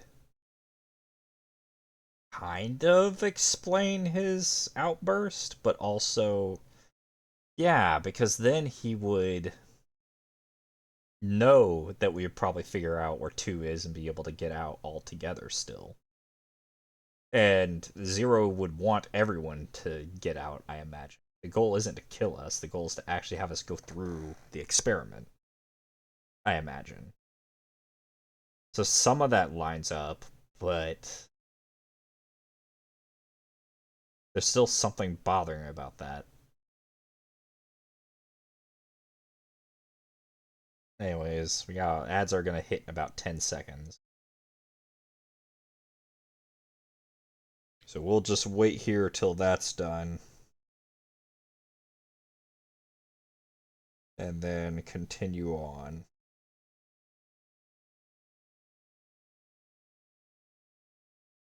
I don't know.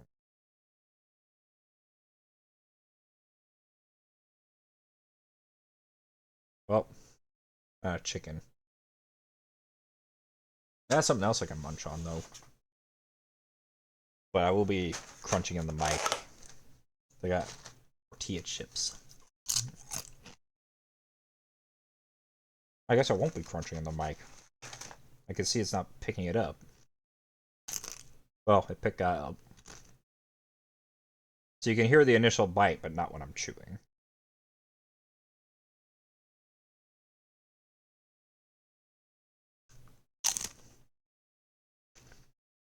I should have gone to get some popcorn.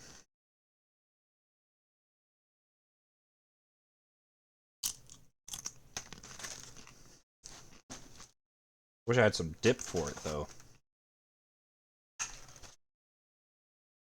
You know what chorizo is? They bring you like the queso dip, but there's meat in it, too. It's really good. So I don't normally eat, like, super spicy foods. So I remember someone was asking me about it. About, like, ghost peppers and all that. Like, nah, I I don't mind a little bit of spice, but not that much spice. Sometimes when you make spicy food, like, there's gotta be flavor to it still. Else it's just spice for the sake of hurting yourself. And I'm not about it. I remember there was one restaurant I went to. It's like a little hole in the wall type of place in some sort of strip mall. And there's this one thing on the menu. It warned that it was very spicy, but it sounded like it'd be pretty good. I was like, you know what? I'm gonna try it. If I don't like it, I'll apologize. But I'll try to eat it. And I figured the spice would end up dying down if we left it in the fridge for a bit. Because, like, spice doesn't stay at that maximum kill your tongue spiciness. You have to preserve it, right? Otherwise, it, like, loses its flavor. But anyways, I took a few bites and I was like, oh my god, I don't know what they did to this thing, but it tastes amazing. It might be killing me, but it tastes amazing. I always had tears in my eyes. They're like, are you okay? Do you want us to bring you something else? I'm like, no, it's good. It's really good. It's like tears, and I'm just eating it. It was really good, though. It was amazing. I was like, is this what all, like, super spicy food tastes like? I gotta try this shit now. And then I tried another dish at a different restaurant, and it wasn't good. It was just spicy, but didn't taste anything else but the fucking kill your tongue spice. And I was so severely disappointed. And then I tried finding that restaurant again because I was like, I really want to try that dish again. It was actually so fucking good that I didn't care that it was making my tongue into a shriveled husk and making me bawl my eyes out because it tasted just too fucking good. And so I go and I finally find the restaurant and I order the same dish and it just didn't taste the same. It was just spiciness with no flavor. And I was so, like, I was like, I don't know who was working that day, but whoever did this, nah, this ain't it. And I haven't tried spicy food like that again. I've tried it at a few restaurants before I went back to the old one, the first one, but yeah, as just disappointment after disappointment, I was like, nope, I'm not gonna eat stuff just to kill my throat and my stomach, my ass, and my tongue. Like, if you can't make it taste good and all you're doing is just making it super spicy, there's no fucking point, in my opinion. Yeah, I want flavor and not just spice. Like, I had some bulldog ramen 2 years ago and they tasted good, but it felt like my lips were on fire. Sometime later, tried another one and it was just spice and no flavor, so you couldn't finish them. Right. It sucks. It was good before, and then it's like otherwise, it's just like, well, let's just throw all these fucking super hot peppers on here. No fucking reason. We're just gonna burn your tongue off. Does it taste good? We don't care. No point. So yeah, I don't do that anymore. Because it's just... It seems like that's all it is. That's all anyone thinks about. It's like, we'll just make it spicy. Who cares if it tastes good? They wanted the spice, right? Fuck you. Alright, the ads are over after that whole story, so... Also, what is Bulldog Ramen? Someone tried a pizza called TNT, couldn't finish it. How do you fuck up a spicy pizza? Just add garlic to that shit. It should be good. How did they fuck that up? You should be able to spice up some garlic and it'd be hard to screw that up. I think that somehow you could make that taste good through the spice. Anyways, yeah, what's Bulldog Ramen? I've never heard of that. Is it like a brand or a particular type? Korean spicy ramen? Okay. Yeah, I've never heard of that before. There's a British biochemist named Sheldrake. Means fire He has a chicken? rather interesting theory. Morphogenetic fields, which relies on the theory of morphic resonance. Really? From Lotus, huh? Well, Clover also said something to me about that stuff. She did? Yeah, what was it? The ability to access a morphogenetic field is affected by a couple of things. The first is epiphany, and the other is danger. Tried other spicy pizza and they're good, but TNT was just nope to you. Yeah, I've tried spicy pizzas before and they were pretty good. I feel like with all the stuff that goes into pizza, you could get it spicy without, like, killing its flavor. I feel like that's a special accomplishment.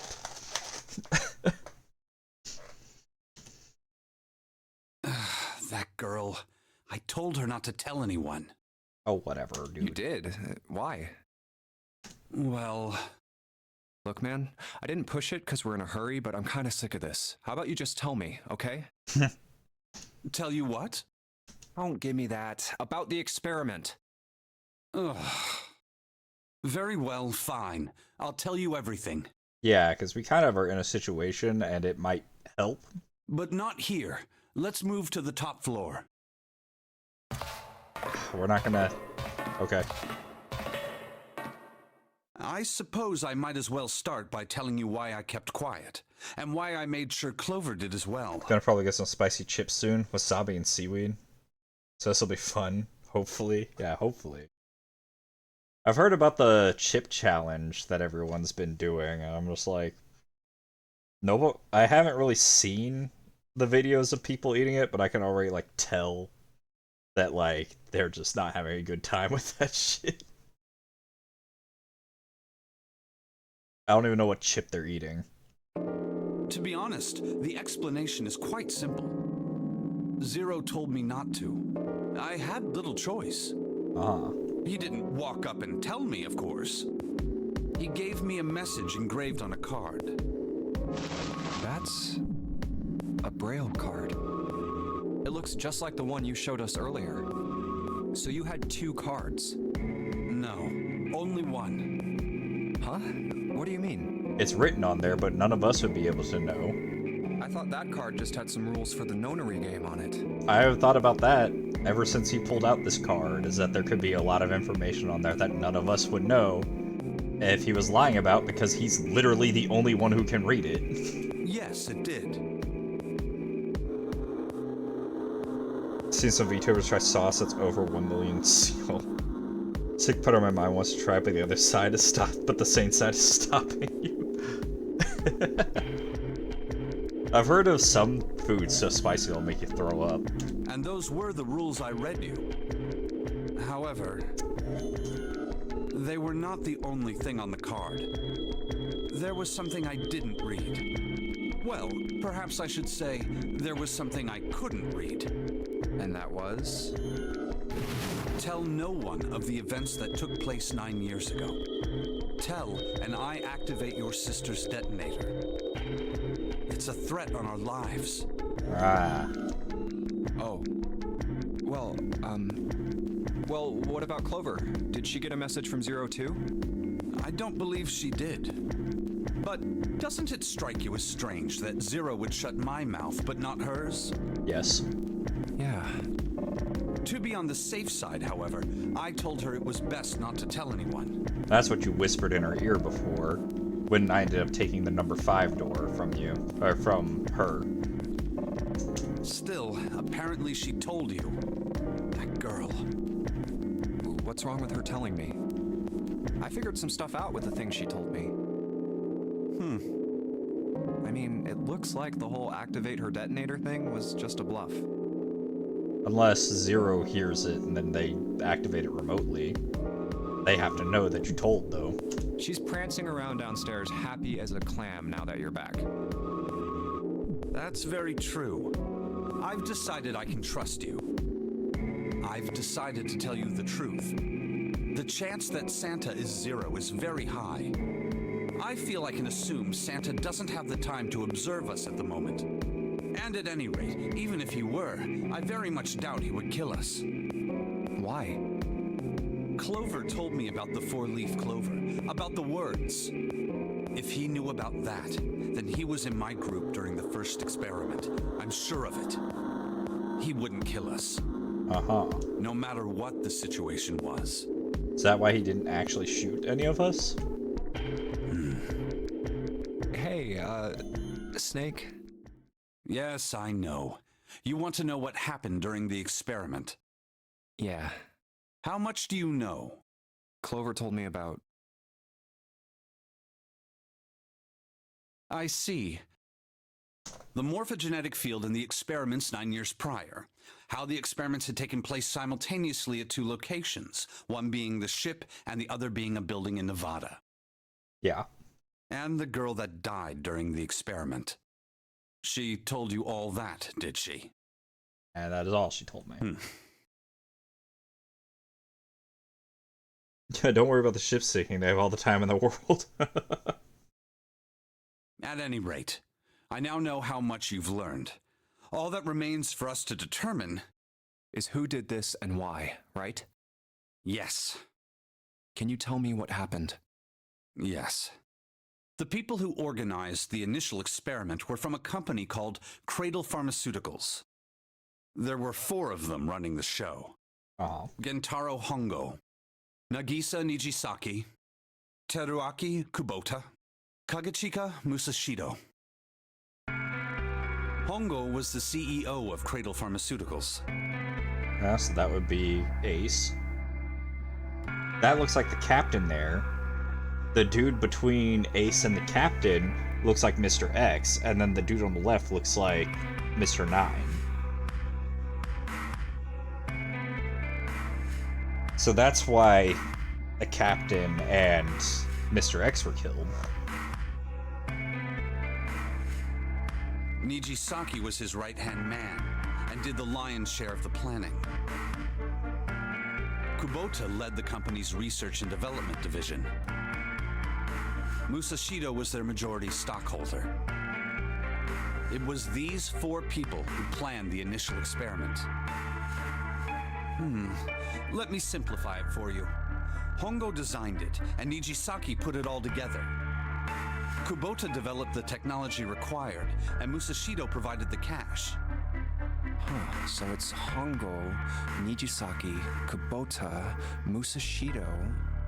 These names are never going to stick to any of these faces for me, just so you know. Of course, more than 4 people were required to conduct an experiment of this scale. To that end, they organized a top-secret team to assist them with their research. All in all, they gathered 10 people or so. Those 10 completed their team, and they were able to begin the project. They named it the Nonary Project. The purpose of the experiment was to research the prospect of controlling a human mind through sheer will. The vessel, I suppose you could say, for this control was the morphogenetic field. Why did the glycerin suddenly begin to crystallize? Why did the crystal structure of EDT undergo a sudden change? Why did the rats improve their puzzle-solving skills with each generation? Experiments with humans produce the same results. The more people who knew the answer to a question, the more there were who could answer correctly without having seen the problem before. How does he know about all the other stuff that was talked about that I haven't gotten to talk to anybody with in this playthrough? Why is that? How could it happen? The answer is that the shape of the answer has been stored in a field invisible to the naked eye. Me. And through that field, the resonant event transmits information related to that answer. That's essentially the idea behind morphogenetic fields. But that's just a theory. Can't bring yourself to believe it? Yeah, It literally happened to you. Let's say someone killed another person because the devil told them to do it. Whether the devil exists or not has no relevance to the murder. They believe the devil exists. Whether or not he does is immaterial. So what matters here is that Hongo believed in the morphogenetic field. That's right. But I still don't get it. You said they wanted to figure out how to control people, right? That is what you were saying. Well, if you plant an idea into the morphogenetic field, that would end up making people behave a certain way. Yes. So how are they going to do that with a morphogenetic field? Anybody who taps into that field ends up with the same information that controls them. I'll keep it simple. Let's suppose 10,000 people have solved a certain problem. The chance of you knowing that answer, even if no one has told you, will go up. Let's have another example, shall we?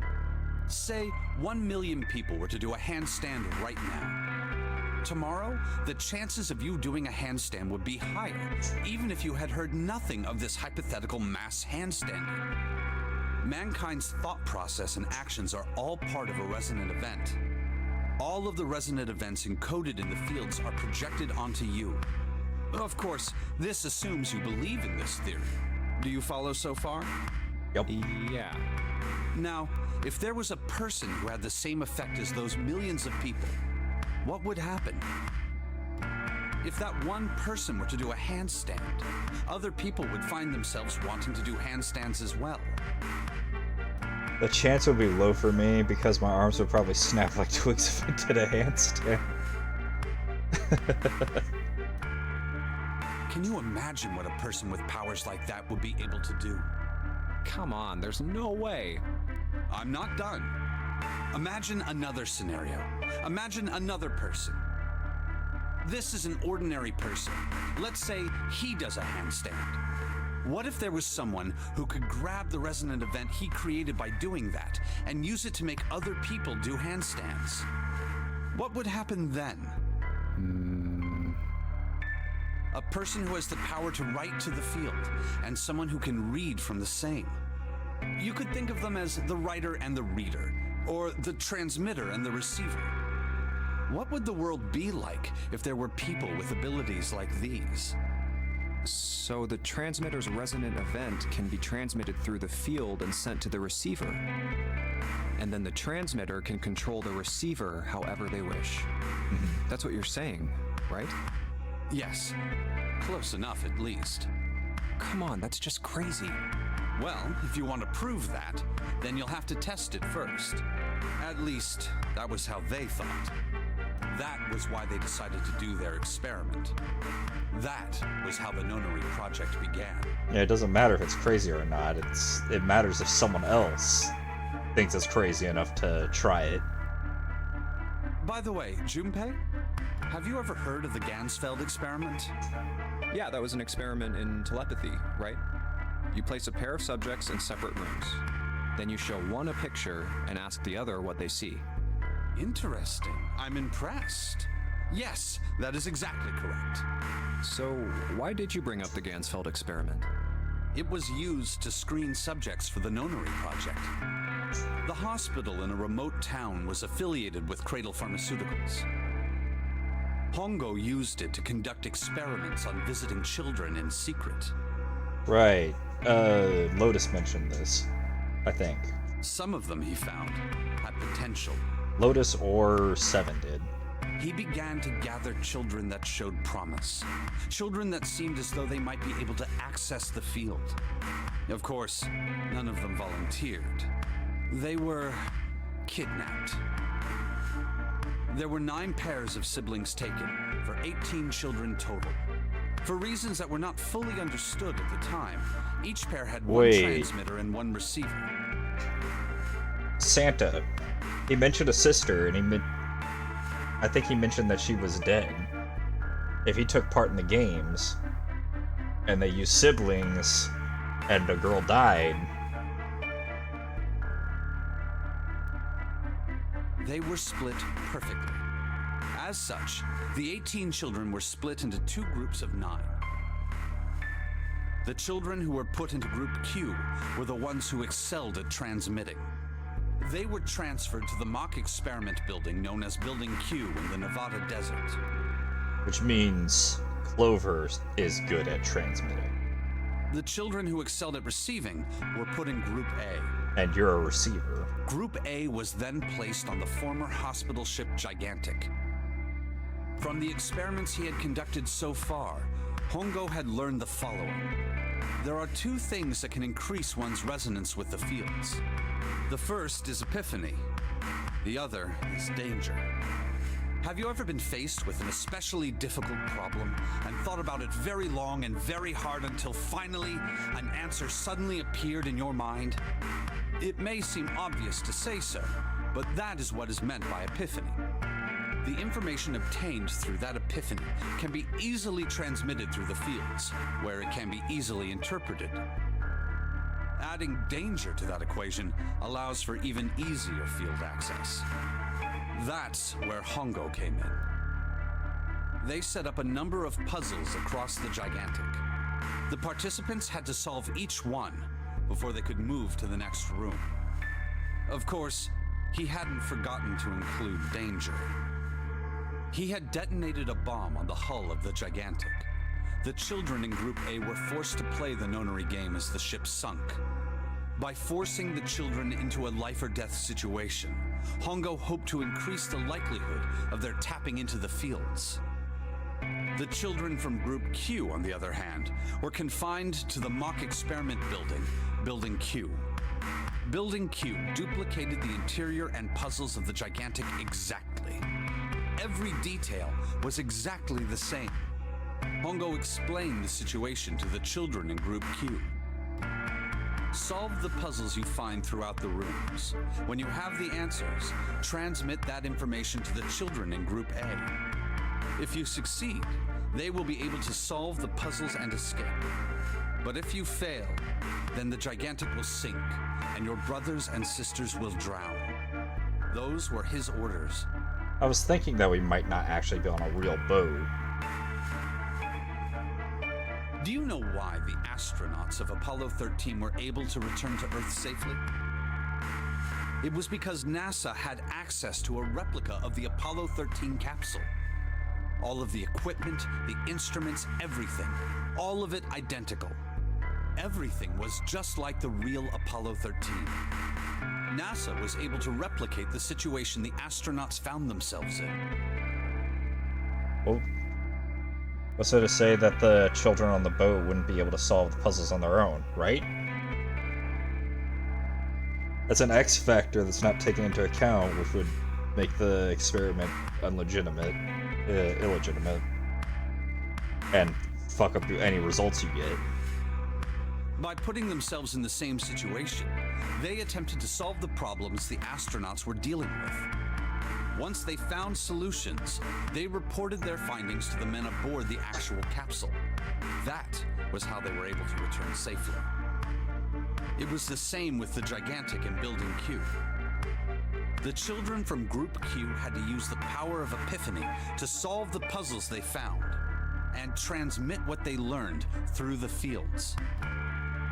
The children in Group A, however, they had to access the fields to learn how they might advance to the next stage. That is the simplest explanation I can manage. Hey, Junpei, Snake! How much longer are you two gonna sit around on those bony asses? Get down here already! He's right.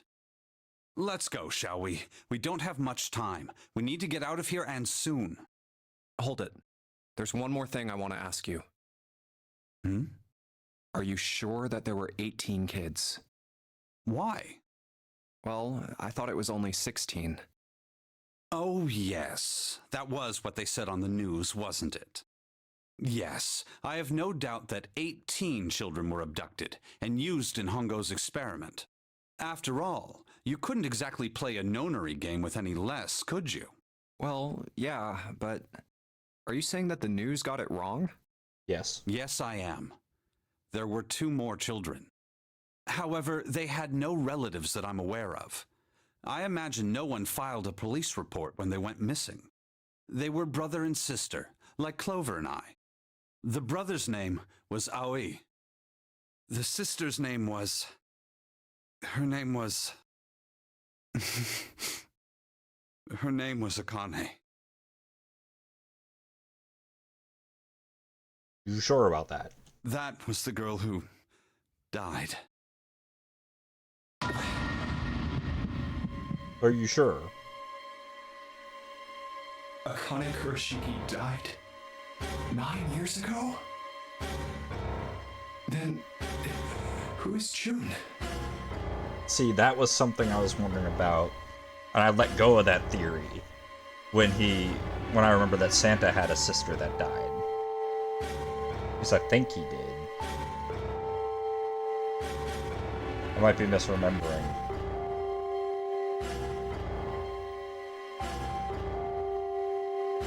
There's only one girl in the entire world named Akane, exactly. No. It's impossible. It can't be true. Akane isn't that uncommon of a name. If Snake had known her last name, that's a different matter entirely. So they share a name. A lot of other people do too. It doesn't mean anything. It was someone else. Of course it was. It has to be. Is something wrong, Junpei? Your breathing sounds strange. Oh, no, it's nothing. I'm fine. Let's get back down there, all right? Stupid using his mind for a bit, yeah. I couldn't do it. Why didn't I ask? What's her last name? I just couldn't get the words to come out. Something's lining up. It's still... Alright, it was 5, wasn't it? Childrake, this is what the shadow picture was pointing to. But didn't it say 5 at the end of the shadow picture? Yes, I think we need to find the 5th volume. Would you look at that? There's a big red button behind this book. Guess you would press this button.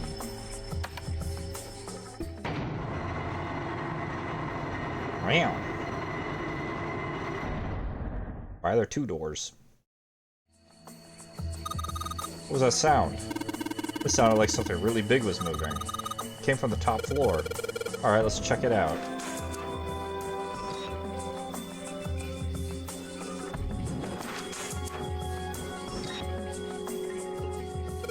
It's a keyboard in front of the numbers. And there are 4 Roman numerals on the wall. It's gotta be a hint of some sort. 13, 14, 10, and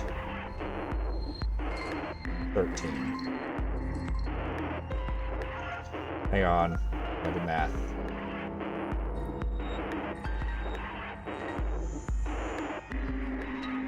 $11, 12, 13.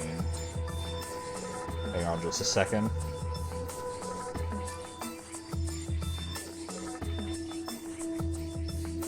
That's 13.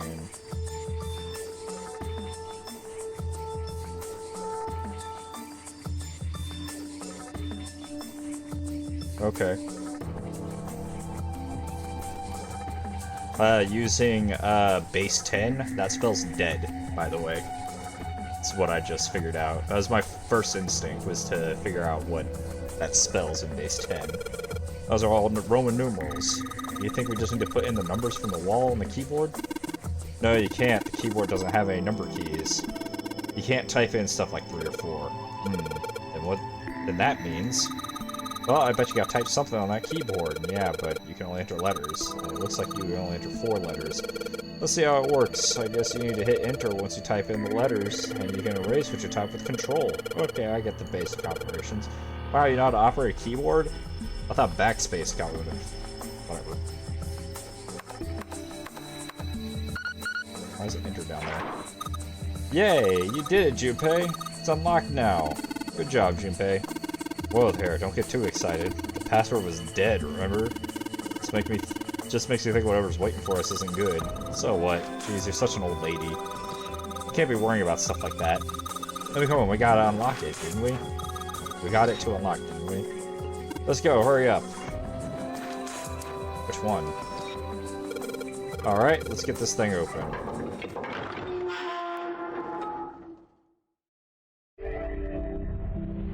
You found it. Alright, this is the next... Oh, the door! Did that just close on its own? Yep. Don't tell me we can't go back. Nope. I don't know. Let's see. Damn it. It looks like it locks automatically. There's a cat outside my door just going and going and going and going and going and meow. And meowing and meowing. Is there any other way out? I haven't even looked. There's another door over on the right. There's a card reader next to it. It's got a red light on it, though, so I'm pretty sure it's locked, too. But there is a card reader, right? Yeah. Yeah. Then perhaps if we find a key card, we could open the door and leave? Well, yeah, that might work, but... Hey! Wait a minute! Are you saying we're gonna have to search through this room for one little card? Welcome to the needle in a haystack.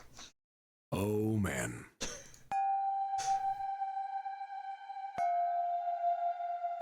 Looks that way. It's not that bad. No way! For real? Well, we can sit down and wait to die, if that's what you prefer. I rather doubt that, however, so it would be wise to start looking. We haven't much time. Let's find that key card. Oh, and the Neptune key as well. We won't be able to get through the hallway without it. All right then, let's begin.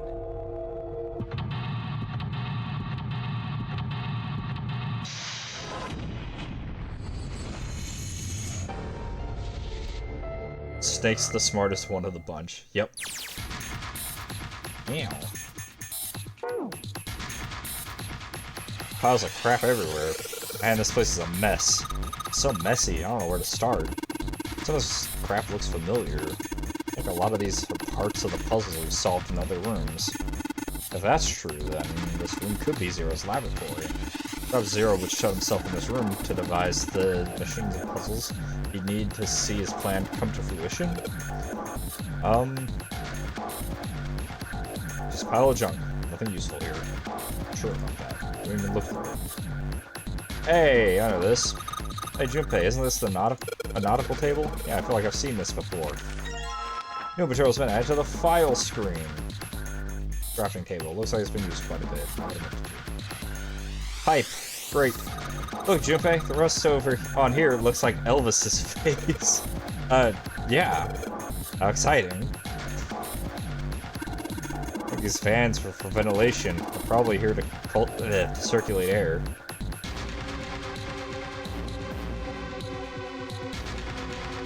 Well, that looks like something. There are 4 indents on the desk. I wonder if I'm supposed to put something into them. 3 monitors. Power's on. There's nothing in any of the screens. It's so small. I wonder what it is. Got no idea.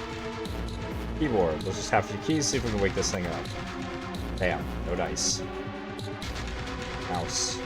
Nothing happens when I press it, though. Wow, look at all this. There's a control panel in front of the big screen here. I don't know if these buttons do anything. Whoa, there's something on the screen now. What's this? 15 cells here with numbers and letters in them. Let me see that. Ah, I see. So whenever you touch a cell, the ones next to it turn on or off. Just you gotta use that to make the all cells on the right in the bottom green. Oh. Hey Junpei, I found this piece of paper under that thing. You want to take a look? You think this might have something to do with the puzzle? Piece of paper whoever gave me. There are a bunch of numbers and letters connected by equal signs on it. Like you said, this is probably related to the puzzle on the screen somehow. Thanks, Clover. This really helps.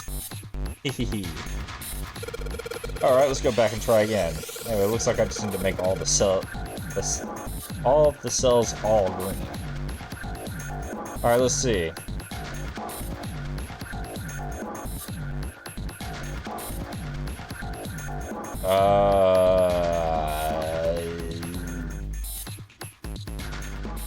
Okay, it's just base 9, or base 10, okay.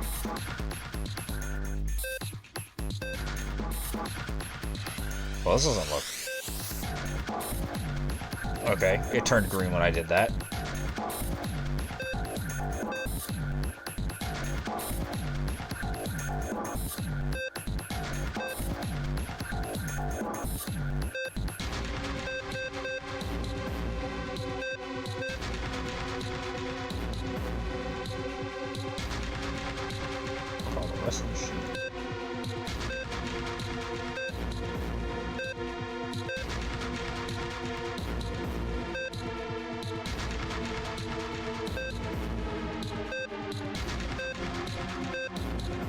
I kind of see some things. So like 1 and 9 equals 10, so A is correct. Which is why it's like that. 4 and 6 is 10. So then if you wanted to get L, you need to equal 21. Just why F and 6 together turn this on.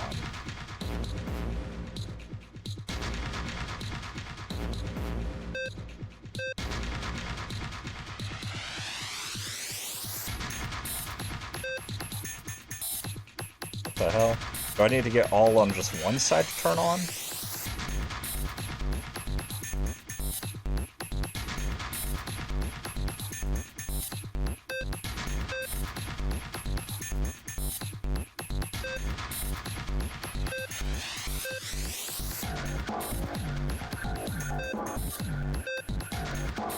So close.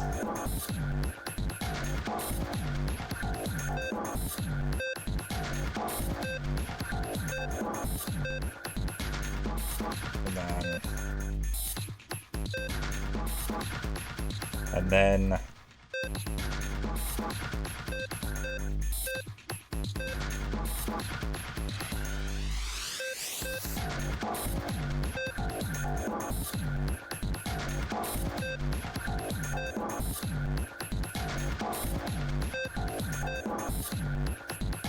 I need this on without this on.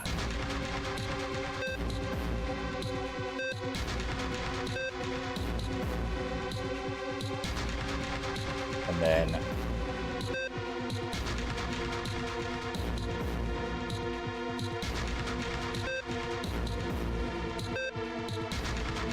shit.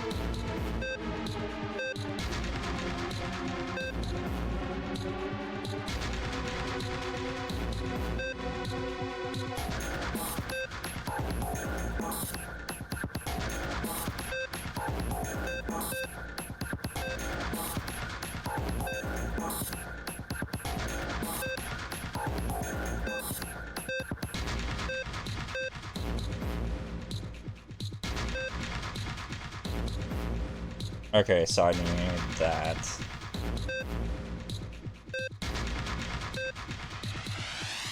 I need those. I see the vision now. I am focusing on the bottom all.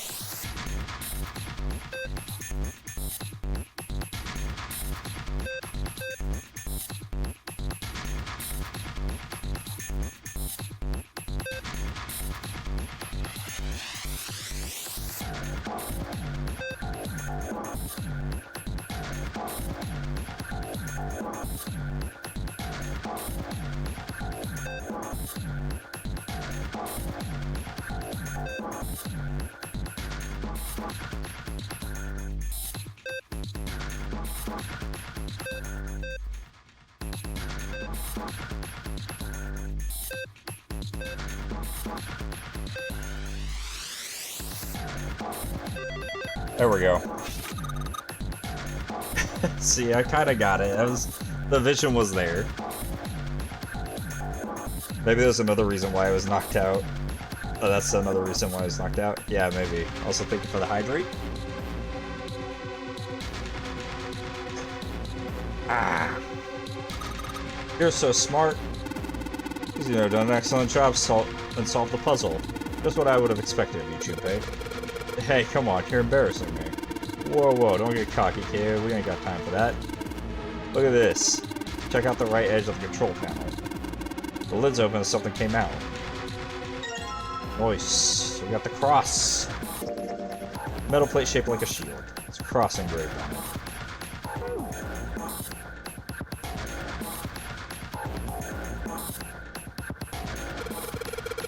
It's part of this machine. It's really dim though. It's got a map of the world on it, but I can barely see it. Hold on. Are you at my door right now? What do you want?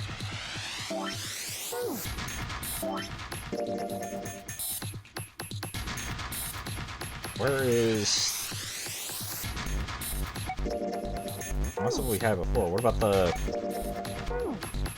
one we just got? There we go. On the drop table, faded line on the right edge must be connected to the line on the left edge. So...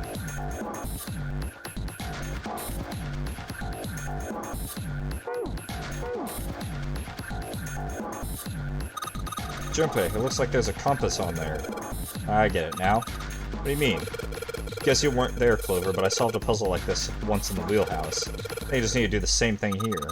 The same thing? The important part is this nautical table we just found. As a match with the direction of the compass with the lines on the nautical table. They use a steering wheel in the wheelhouse, but this time I think I'm going to use the wheel attached to the side here. Okay, then show me now. Of course. Yeah, I'll run through the instructions. This looks like it probably works the same way steering wheelhouse did.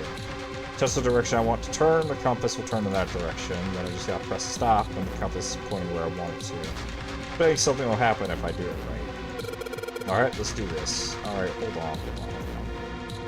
Okay. South.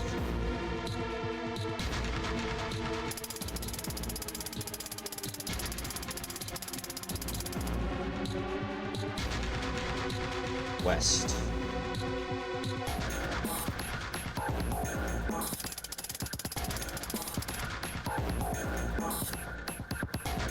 Southeast.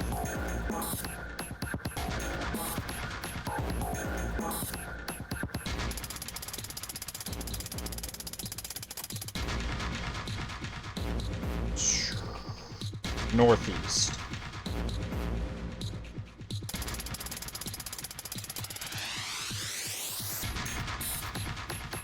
East.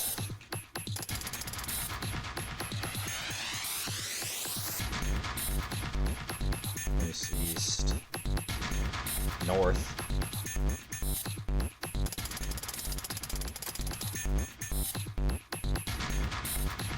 And then east.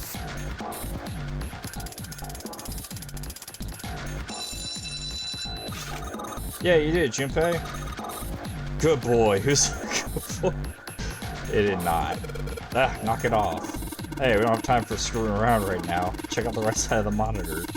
Just kind of slid open and something came out. Ah, yeah. I heard a noise too. You know that big box in the hall by the exit? I think it made a noise. Like something unlocking, you know? Noise, huh? A helmet.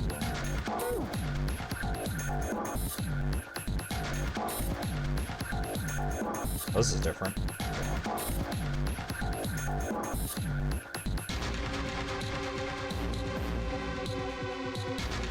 Box by the... Piles of crap everywhere.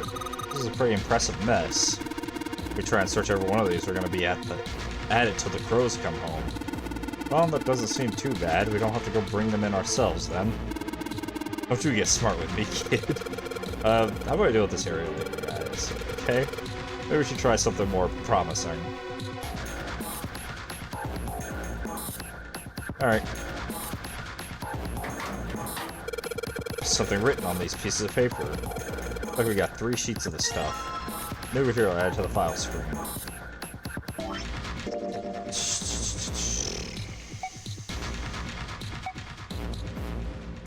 Maybe some Morse code charts? Found a steel shelf, small colored room has a Morse key code for the letters A to I. Short mark is called a dit, made by tapping the button. Long mark is called a da, made by holding the button down.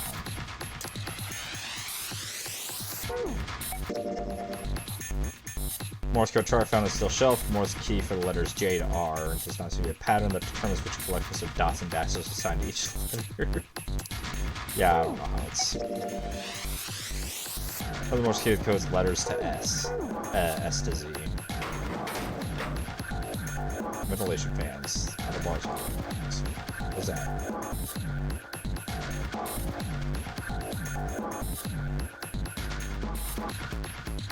See what happens when I... Whoa. Well, now we got something on the screen at least. Huh? What is this? Oh, wait a minute. I saw something like this when I figured out that Morse code puzzle back in the communications office. Morse code? Yeah. Dots on here look like dits for Morse code. There are 2 dots on the first line, 4 on the second, and 1 on the last. I'm afraid I don't understand. Well, perhaps you could give it a shot anyway. Alright, I'll try. Before I do that, though, we ought to run through the instructions. If I just tap the button, it'll enter a dit. If I hold the button, it'll enter a da. To get our answer, it'll automatically determine if it was correct answer or not. Let's just switch through the code sheets I've gotten by touching the 3 icons over on the right. Alright, let's do this.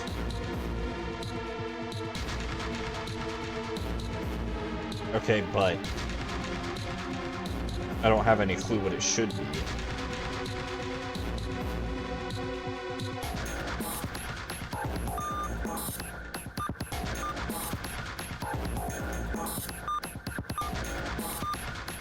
Four lines.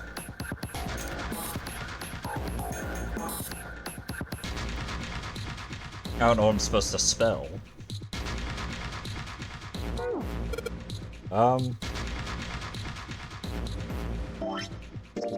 Metal plate shaped like a shield. Symbol that looks like a steering wheel engraved on it. Alright, hold on.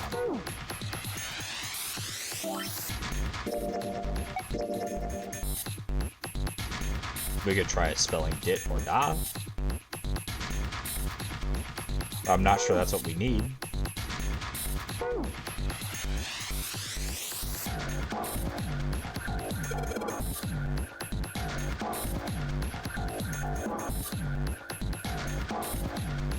I wasn't expecting the stream to go on this long, but I want to get this ending before we call it. Alright, let's try. No, wait, it's just 2. A, H, M, N, A, H, M, or N.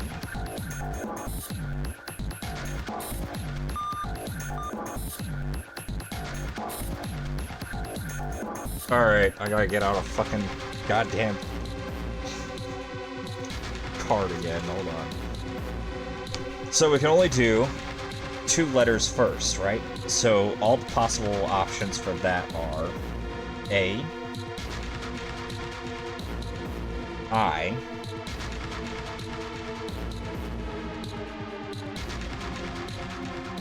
M, N,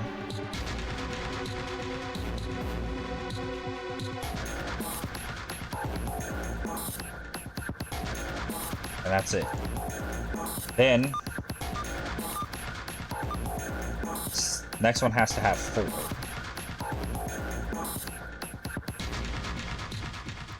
That could be B, C, F, H,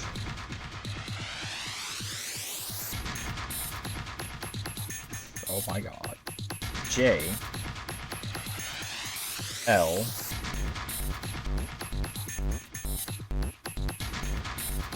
P, Q,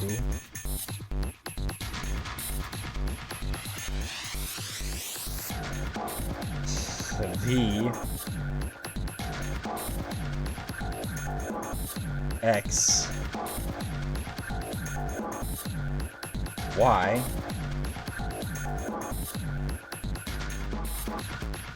and Z. Has a lot of possibilities there, which I don't like. What can go here? Ah, what?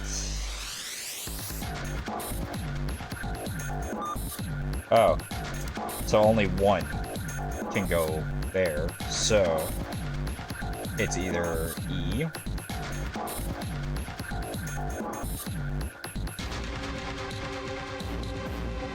or T.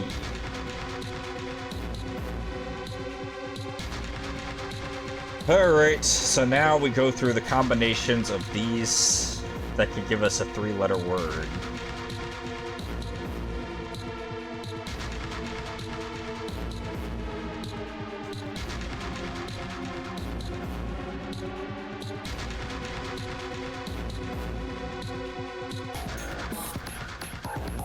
Or possibly initials.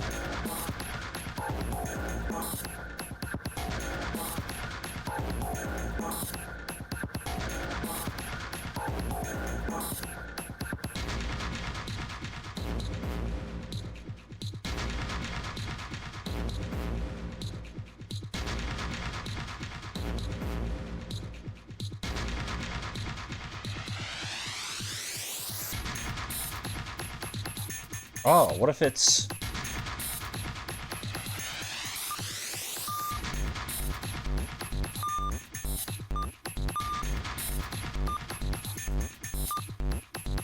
Nope. Well, no, they wouldn't possibly be able to guess what code names we would use.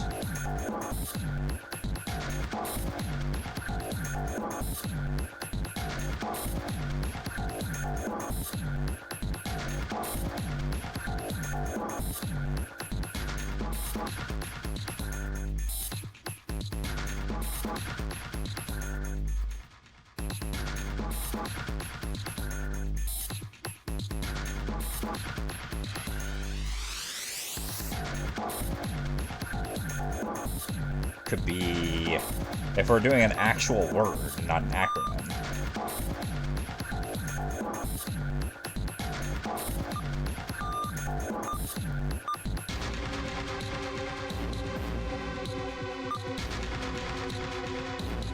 So it's not ale. It's not ace. It's not ale.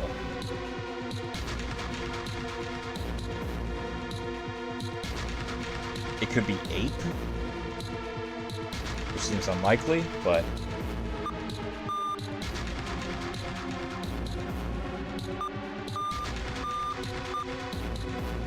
and E is just a dot, right? Not ape.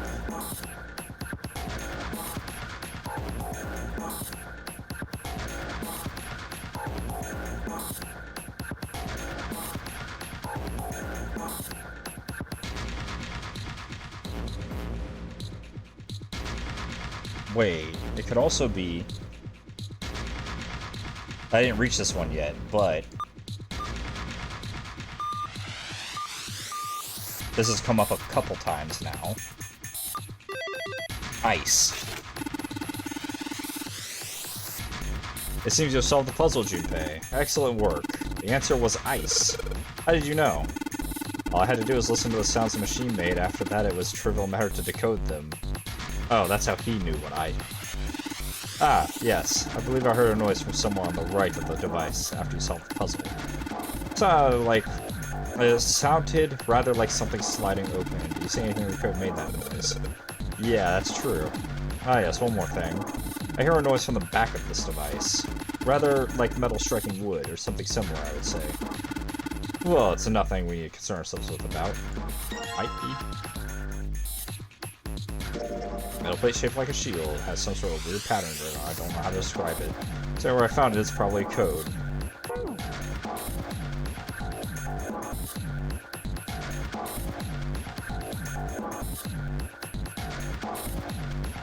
The metal shutter looks pretty sturdy. It's framed with black and yellow warning stripes. Alright, let's open it. Alice. Holy shit. That is pretty damn creepy. There's a coffin right there. There's a coffin in there. A coffin. Coffin.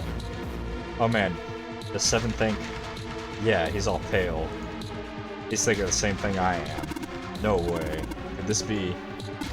I'm sorry, but what's going on? It's a coffin. I wonder if there's a vampire in it. Alright, I guess Clover Snake don't know the story. Man, I can't bring myself to tell them. At any rate, let's have a look around. Alright, fine. I'll open it. Okay, Junpei, you can do this. It's just a box. It's just a box. Oh, holy shit, this is a coffin. There's going to be something horrible in there. I just know it. Okay, deep breaths. Here we go.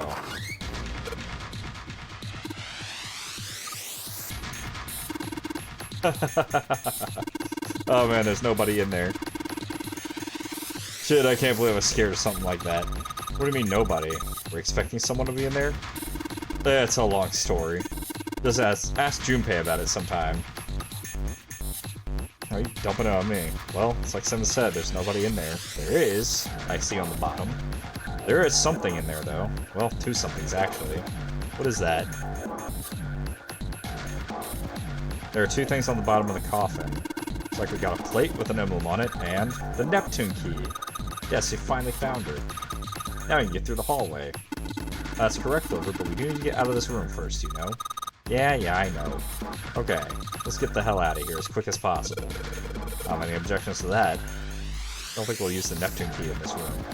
Really important though, so I'll keep it in my pocket for now. As far as this other thing goes... There go the ads again. Just a second. Metal plate shaped like a shield. It has a sort of crosshatch pattern on it, like a waffle. The waffle pattern, just like the lid of the coffin.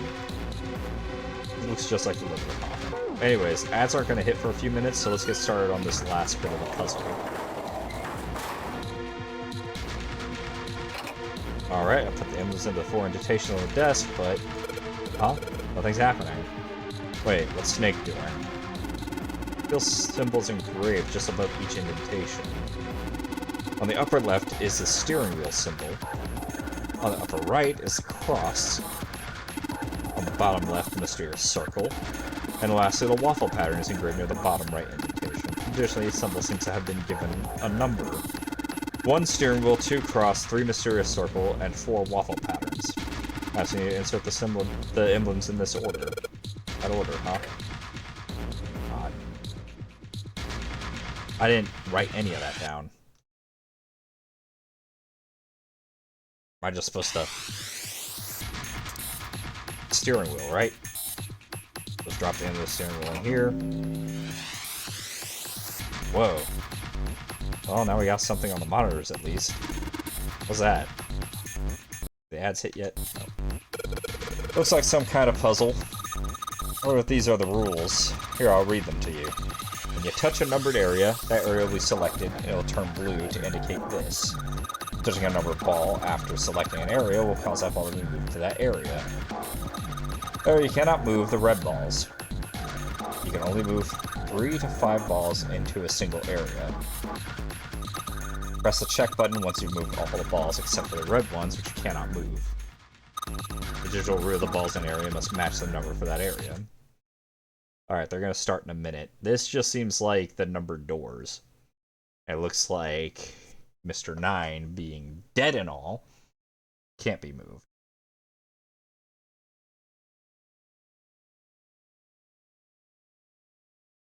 So we're gonna wait a minute. It's about 30 seconds, and this is gonna start the ads. I'd mess with this, but I feel like this is gonna be a very, very fast puzzle.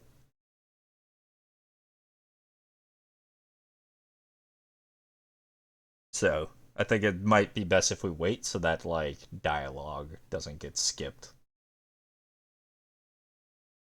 Meanwhile, I would eat chips. Drinking my water. I'm almost out of gamer subs, guys. What am I gonna do?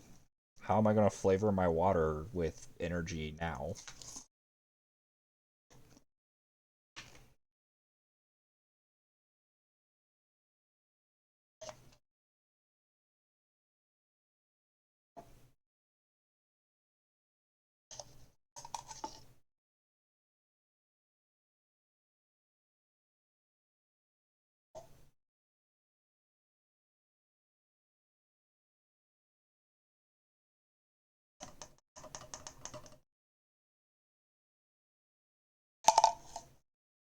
And I am now out of subs.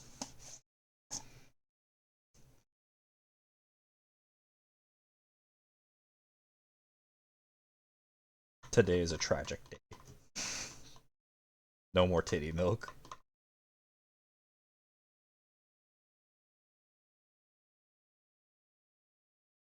I wonder what flavor I should get next.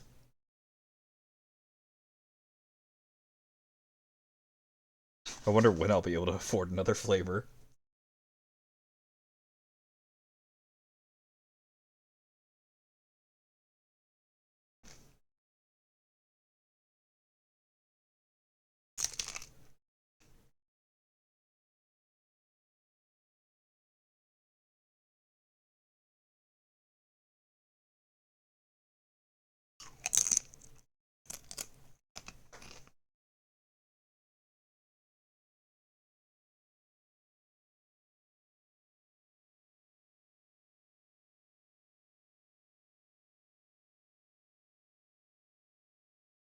But yeah, I've been watching Doctor Who lately. It's like the really old episodes. I wish I could just like watch it on TV, but no dice. I can't find any streaming service that has it, so just watching it on my computer. Not very far into it yet, but that's interesting. I remember liking Doctor Who when it was on Netflix, but that was like that wasn't the original black and white episodes. My phone is gonna die before we finish this ending. Oh my god.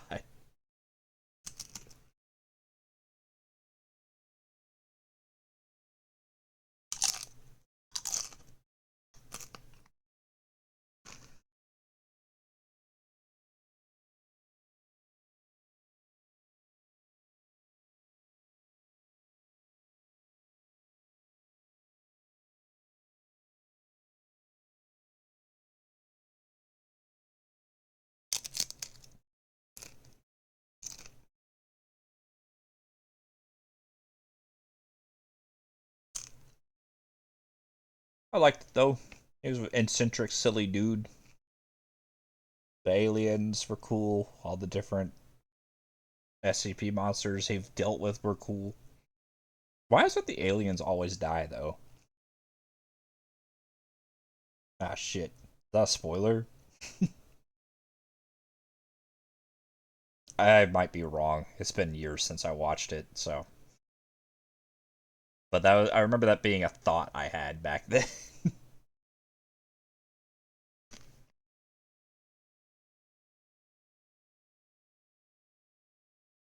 I'm sure there's probably some aliens that lived. I don't know. Welcome back. Let's get back to the puzzle game. That's it. I just don't really get it. Whatever. Next, all practice makes perfect. Perfects. Let's give it a shot. What do you mean practice makes perfect? Hey, let's see you solve the next one. Then you can make fun of me. Yeah, I've solved every single fucking puzzle. Fuck you.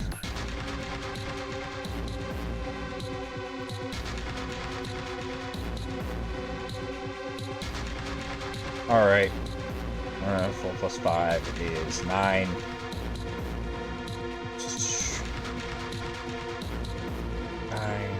15.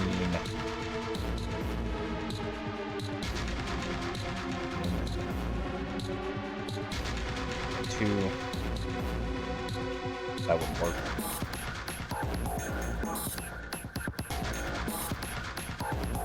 Oh, let's divide it into 4 then. Let's see.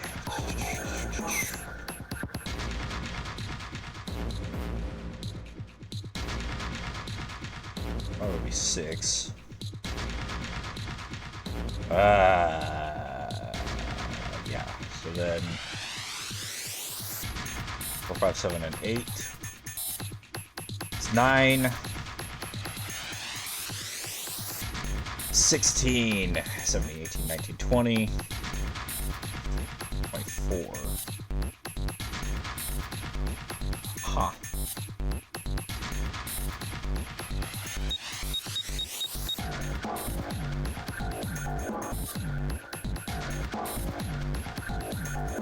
That will work.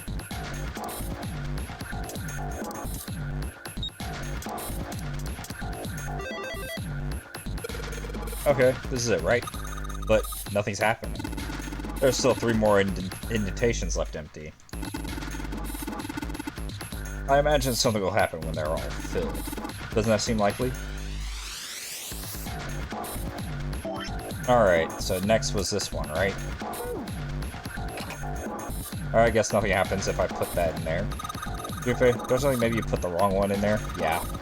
Symbols in each of the indentations, right? There's a bunch of numbers too. 1 steering wheel, 2 cross, 3 mysterious circle, and 4 waffle patterns.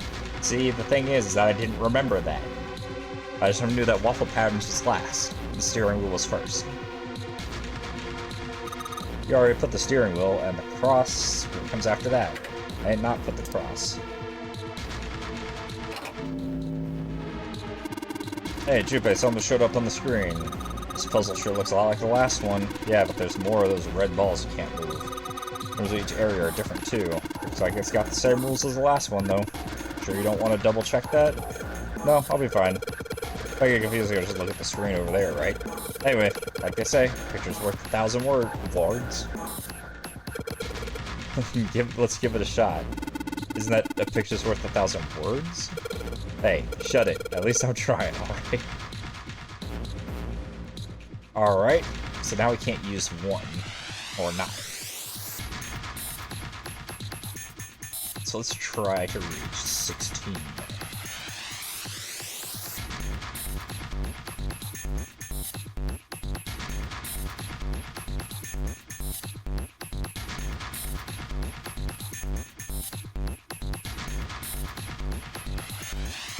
So let me do some math here real quick. If we do 8 and 5 and 3 in here, we can get 7. 2 plus 4 is 6, plus 6 is 12. 12.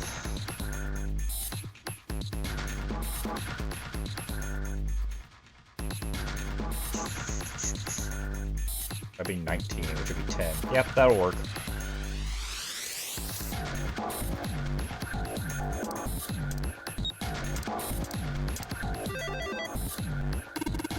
Easy. That's awesome, Junpei. There's only 2 left now. You can do it.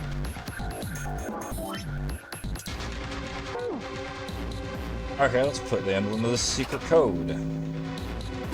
Damn, this puzzle looks a lot like the last one. Looks like the rules are the same, though. Don't you think you should double check it? Come on, this is the 3rd time I've done this. It'll be fine. So this is, if you can't think of anything clever, please don't strain yourself. You might hurt something. Ah, shut up. Just give me a break, alright? I'll think of something. 7 and 7. Oh, that's gonna be rough.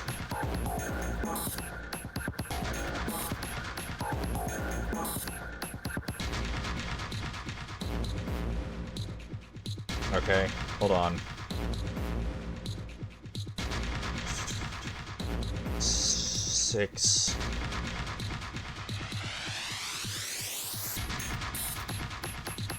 Doesn't work. But it would if... No.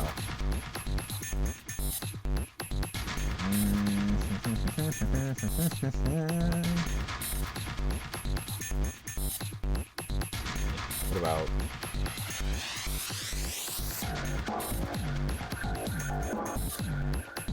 Damn it.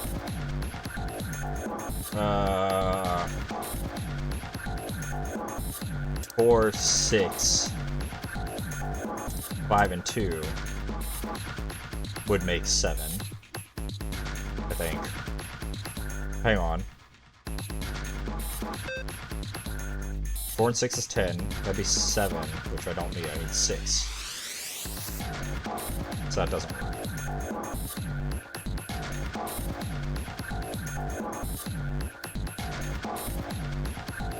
I was starting to get ahead of myself there. Snake was merciless with that burn.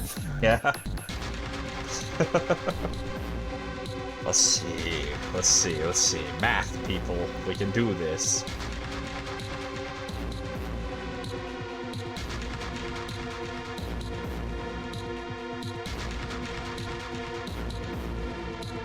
Alright, what if we try 8 plus 2 plus 6? That gives you 7.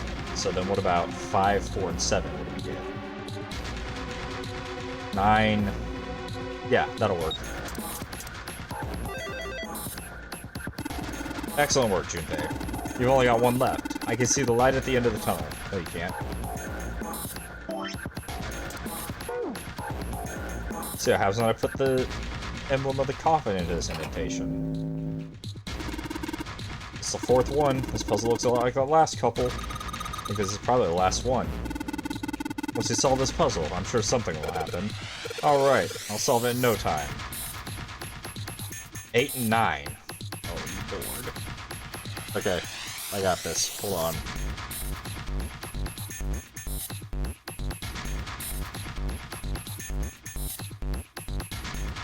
Plus 8 is... Oh wait, you can't have 2. Can you?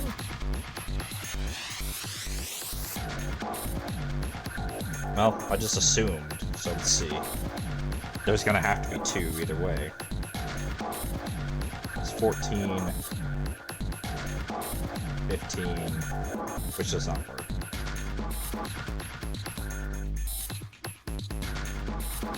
Unless you add 2. So, then I guess it would. Because then this would be 9.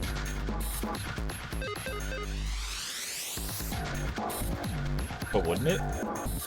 That makes 9.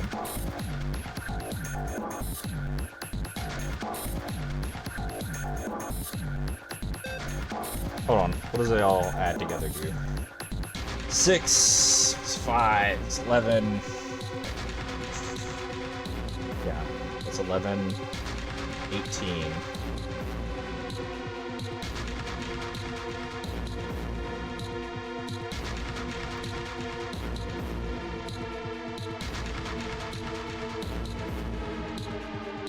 Hang on, my brain's stuck.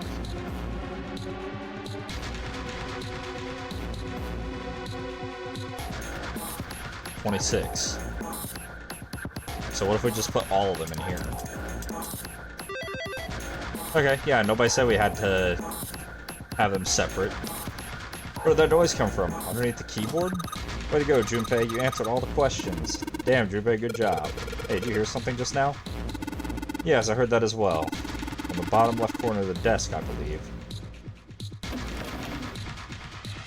A picture? What the hell is this? This man with a mustache on the right. He's the same guy we found murdered in the captain's quarters. He had the zero bracelet on his left arm. And this second man, with the glasses and a doctor's coat. He's the 9th man, the one with bracelet number 9. Yep. He died after he went into door 5. But this guy, the one in the striped suit. Oh man, that's Ace. Yeah, I guess it is. No doubt about it. But what does it mean? What is Ace doing in this picture? Not only Ace, the 9th man and Cap too. And they look happy, like they knew each other well. Yeah, I was about to say, of course it's all the... But then, they don't know that. We know that because we saw all the people lined up before, and I figured it out there, but it's not like Junpei saw any of them in that little, like, imagination. Why? How? How in the world are these 4 men connected? You say Ace is in that picture? Yeah, it doesn't look like it was taken recently, though. Ace, the 9th man, and Cap all look about 10 years younger. Ah, so the 9th How do you man count and that? the man you found murdered in the captain's quarters are also in the picture? How do you judge that? They look 10 years younger. Yeah. Is there anyone else? Or are there only 3 people in the picture? I'm afraid I can't see it. No, there's one more guy. He's got kinda long hair, he looks smart, but a little cold. He's the only one I don't recognize. Because his face is blown off. What's the date of the photograph? It doesn't have one. Did you look on the back? Back? Yes, the reverse. The other side. I know what the back means. Praying for the success of the Nonary project. With Nijisaki, Kubota, and Musashido. Then the four men in this picture were the organizers of the Nonary game 9 years ago. That means Ace, the Ninth Man, and Cap were all responsible for making it happen. It also looks like the ship, by the way, in the background. But I feel like I should be more shocked about this. It's almost as if that's just how things were always supposed to be. Why? Why am I not surprised? Yeah, but Stupe might not know. Yeah. Ace was the one in charge of the Nonary project. But why? Why am I so calm? It's like I already knew. Ah, of course. I understand now. We're accessing that field. We're getting the true ending, guys. Ace was the CEO of Cradle Pharmaceuticals. He was the one who invented the game 9 years ago. He was Gentaro Hongo. Ace is Hongo? I had my suspicions from the beginning. Their voices were similar. Too similar to be a coincidence. I could never forget his voice. It was the voice of the devil. I couldn't be sure, though. After all, I had no way to check. I certainly couldn't ask him. Even if I had known, however, I would never have told you. Zero made it quite clear what would have happened if I did. Oh my gosh, I had no idea. Huh? I didn't know that Ace was Hongo. Oh, yes. I suppose you wouldn't have. 9 years ago, you were in Building Q in Nevada. But Hongo was in the Gigantic with us. I know. That's why I didn't know what Hongo looked like. But why? Why didn't you tell me? I mean, I'm your sister, right? You could have told me. Not if you would have blown up. I'm sorry. I apologize for keeping this from you. But if I'd told you, Clover, you would have told everyone else. And if you did, then I would have been forced to tell them about what happened 9 years ago. I had to prevent that. Hey, Junpei. You think I could borrow that picture for a sec? Nope. Sure. Hongo, Kubota, Nijisaki, Musashido. Hongo, Kubota, Nijisaki, Musashido. He's gonna get his memory back. Hongo, Some of it, at Kubota, least. Nijisaki, Musashido. Hey, Seven, do you... Shut it. Just be quiet. I'm this close to remembering. This close. Hongo, Kubota, Nijisaki, Musashido. Cradle Pharmaceuticals. Nonary project. Shit. What? What's wrong? Holy shit, this is nuts. What's nuts? I remember Remember what? everything. He got his memory back. Everything? Yeah, I remember all of it. My memory's back. I remember what happened before I got snatched. What? Let me tell you what happened. Like Snake said, Ace is Hongo. From the right, the other three are Musashido, Nijisaki, and Kubota. Musashido was the man with the cash. Nijisaki was Hongo's right-hand man, and Kubota developed the actual technical details of the experiments. Okay. How do you know all this? Come on, man, I told you, I finally got my memory back. No, that's not what I mean. I'm trying to ask you why you knew all this stuff in the first place, before you forgot it. You really want to know? Of course. Me too. This is gonna take a while. Hell, it'll probably take me a good 3 days to tell you everything. Is there any way you can condense that when we only have maybe 30 minutes? Well, we don't have 3 days. Just give us the short version, all right? Short version, huh? Alright, fine. I'll give it a shot. No promises, though. I'm a detective. It's a little awkward to say this about myself, but you could probably consider me a lone wolf type. I hold to my own code, because I think doing what's right is more important than doing what you're told. That's why I followed my gut that night. A slim lead brought me to the wharf. It was 9 years ago. The wharf had been cold as fuck, and I could barely see squat. Not important. I was investigating a mess of kidnappings, all of them children. It all had one thing in common: a history of visits to one particular hospital. A hospital under the management of Cradle Pharmaceuticals. And my investigation had turned up evidence that Cradle had been involved in the kidnappings. After a little sweet talking, I managed to finally get a real lead from someone inside Cradle.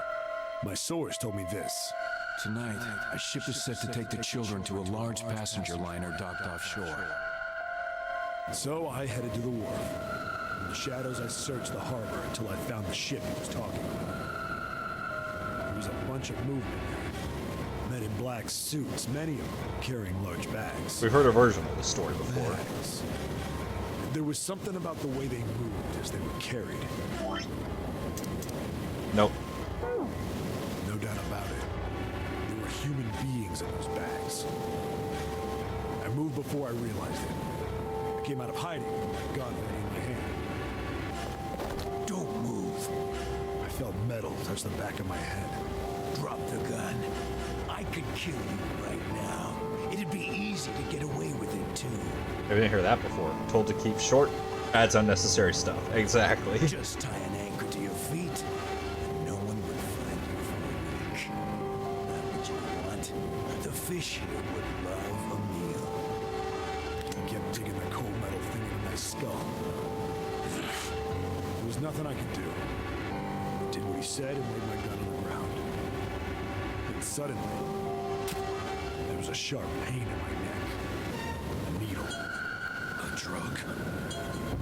That was my last thought. My face hit cold concrete. I was out like a light after that. I woke up on a hard floor. Damn it. Shit, my head hurts. I did a quick once-over of the room. Where am I? A small, shabby bed, a dirty sink, a toilet with no privacy. I'd seen it countless times as a cop. Heard this story before. I'm in a cell, huh? Can we skip the rest of this? Nope. Facing the toilet was a door set into the wall. I was still pretty woozy, but I made my way over to it. I pushed and pulled on it, but 1% battery life. it won't open. Not like I expected much else. Would be dumb enough to put me in a cell and leave it unlocked. Threw myself against the door a few times, but it wouldn't budge. I knew it. I gave up and made my way back to the bed and sat down. I sat there for a very, very long time. Who knows how long. Then, I heard a faint voice. The voice was far away. I couldn't understand what it was saying. But I could hear one. It was pretty high, probably a little kid. Huh? No, it was several. I hear 5 or 6, maybe more. Where? Where are they coming from? I pressed my ear to the wall and tried to listen through it. No, that's not it. Left. It's coming from under the bed. I hauled on the metal frame and flipped the thing over. And there it was. There's gonna be 7 hours before we actually It had finish hidden an air this. vent under it. The hole in the wall was covered by a metal grate. I dropped flat on the floor and peered through the grate. I couldn't see shit. The only reason I'm not skipping it myself is because I'm wondering if he'll My give gut. detail we This was where those hadn't heard voices were before. coming from. Hold on. Why are there kids here? But then what my inside man told me popped into my head. Tonight, a ship is set to take the children to a large passenger liner docked offshore. Whoa, whoa, whoa. Am I on that ship? It didn't matter. All I knew was I had to get to those kids. I checked out the metal grate. Could I fit? I stuck my fingers in and grabbed it. And then...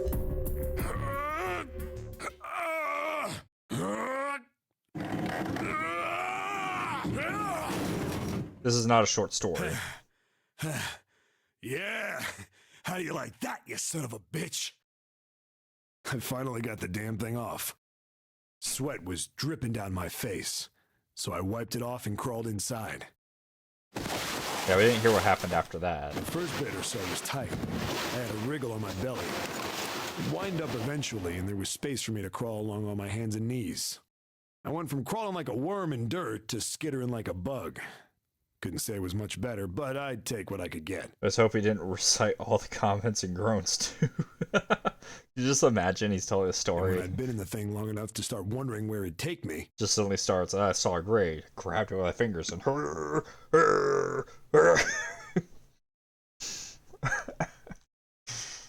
A massive sound nearly scared the piss out of me. It was like a heavy metal door had just been slammed shut. Then there was a voice.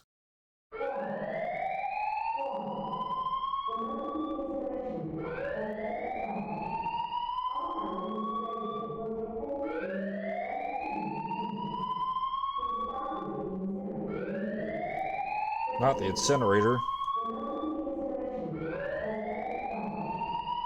What? I wasn't sure what it meant, but anything with incinerator is bad news. Then, almost as if that was a cue, I heard a mess of young-sounding voices. A bunch of them were straight up screaming in terror. And all the sounds together made a howl that made the hair on my neck stand straight up. Damn it! What the hell is going on here? I scrambled through the duct as fast as I could. I made a giant racket, but I didn't care at that point. I soon found a metal door on the left side of the duct. The kids were screaming on the other side. I found it. I yanked the handle and threw the door open. I almost ripped the metal off its hinges. What the hell is this place? I do remember he mentioned this. I couldn't believe what I saw. The room had a dome up top. But then he stopped there. Walls all the same size. And the ceiling was an upside-down funnel. Almost like a chimney. I looked down. There they were. The kids I'd been searching for. They all gawked up at me, suddenly silent. For the moment, from surprise and fear. Scared of the room or me, I couldn't tell. Probably both, actually. Why does the vent lead to theirs? What kind of fucking design? Not like I can blame them running into a mug like this when they're already scared shitless. I snorted at my own dig at myself and turned to the kids. Don't worry, kids, I'm not your enemy. I'm one of the good guys. All of them stood there, frozen. Well, except one. He was a boy, slightly older than the others, in a private school uniform. Santa. Who the hell are you? He stepped forward and glared at me suspiciously. I'm a detective. I'm here to rescue you. It looked like they relaxed some the second I got the words out. How are you gonna help us? Fucked if I know. Where's the exit? There isn't one. The doors we came in through won't open, and the door over there... He kind of cut himself off. I think he was considering something before he changed his mind. Anyway, there's no point. We can't all get out of here. If we don't get out of here, we're gonna be burned to death. Burned to death? Can't you hear it? That voice said the incinerator's gonna start up soon. So...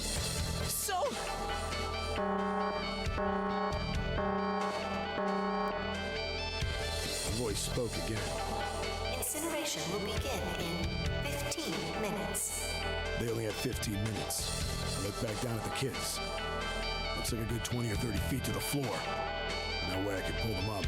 Too big of a distance for any of us to reach. What the hell was I gonna do? Throw him. Well, you'd have to sacrifice yourself then, though. But then I got an idea. Wait right there. I'm gonna be right back. What? Where is he going? Are you just gonna leave us here? They just got frightened again. I'm not the best at that kind of thing, but I tried to reassure them with a smile. Don't worry, all right? I'll be back, I promise. So just stay calm and wait right there. Got it? I didn't wait to hear them respond. There wasn't time. I had to hurry. Well, as fast as I could on his hands and knees.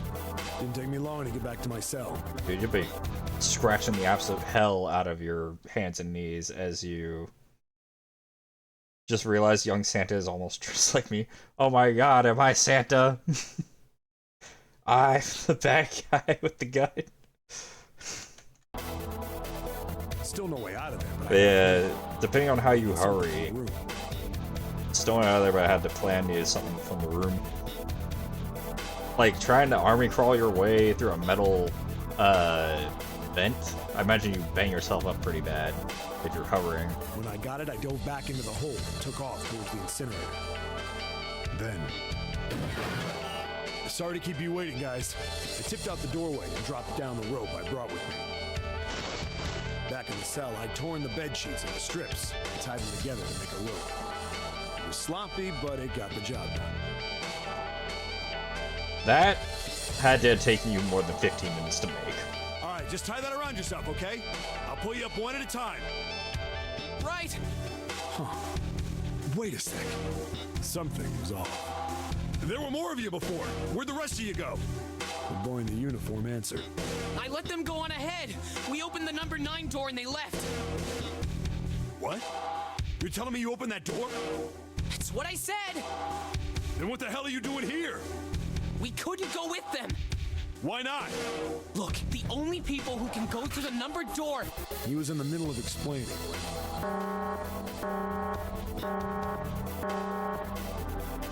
Incineration will begin in 5 minutes. Oh, shit. The wall shook a bit and a voice bouncing around. Look, that can wait, all right? Just get us out of here. Right.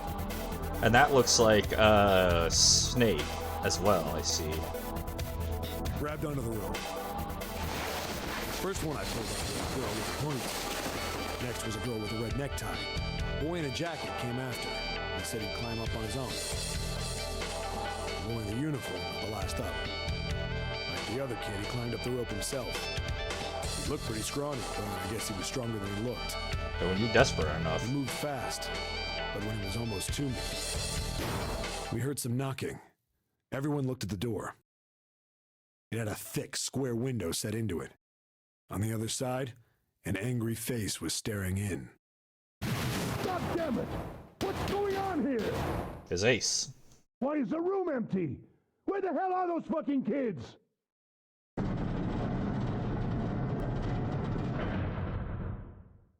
The door opened, and a man stepped in looking half mad with fury. I recognized his face. I saw him many times in 7 is good at venting. Also, thank you for the neck roll. I have to tab to look at the chat. photos during my investigation.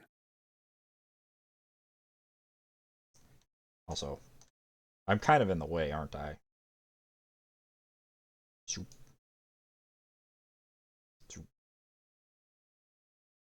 That looks good. That's fine. That'll work. The man's name was Gintaro Hongo, the CEO of Cradle Pharmaceuticals. Hongo saw the boy hanging from the rope. Yeah! It was like he was an animal. He lunged for the rope. Hurry! I know! The boy in the uniform booked it up the rope. You son of a bitch! Get back here, you little shit! 15 feet. 10. The second I could reach the kid, I grabbed him. I hauled him up and tossed him into the duct behind me. No! Hongo had lost it. His face didn't even look human. It was like the bastard pulled off his fake face. He was really a terrifying devil or some kind of damn monster. I quickly reeled in the rope, leaving a furious Hongo yelling at me from the floor. You fucking bastard! You won't get away with this! How dare you compromise this experiment! Experiment? What experiment? Brad didn't turn off when he came in. Incineration will begin in 1 minute. Hey, old man! What the hell are you doing? Hurry up! The boy in the uniform was trying to get my attention. I may have thrown a salute in the raging asshole's face before I closed the door behind me. I went to going back in the cell, so we went down the other direction instead. After about 30 feet, we came across another duct on the left. This one was heading down. Everybody nodded and took turns sliding down it.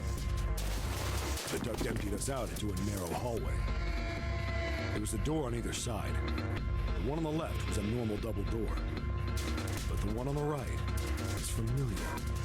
It had black and yellow stripes, and a device next to it on the wall. A plate on it read, Incinerator. Incinerator?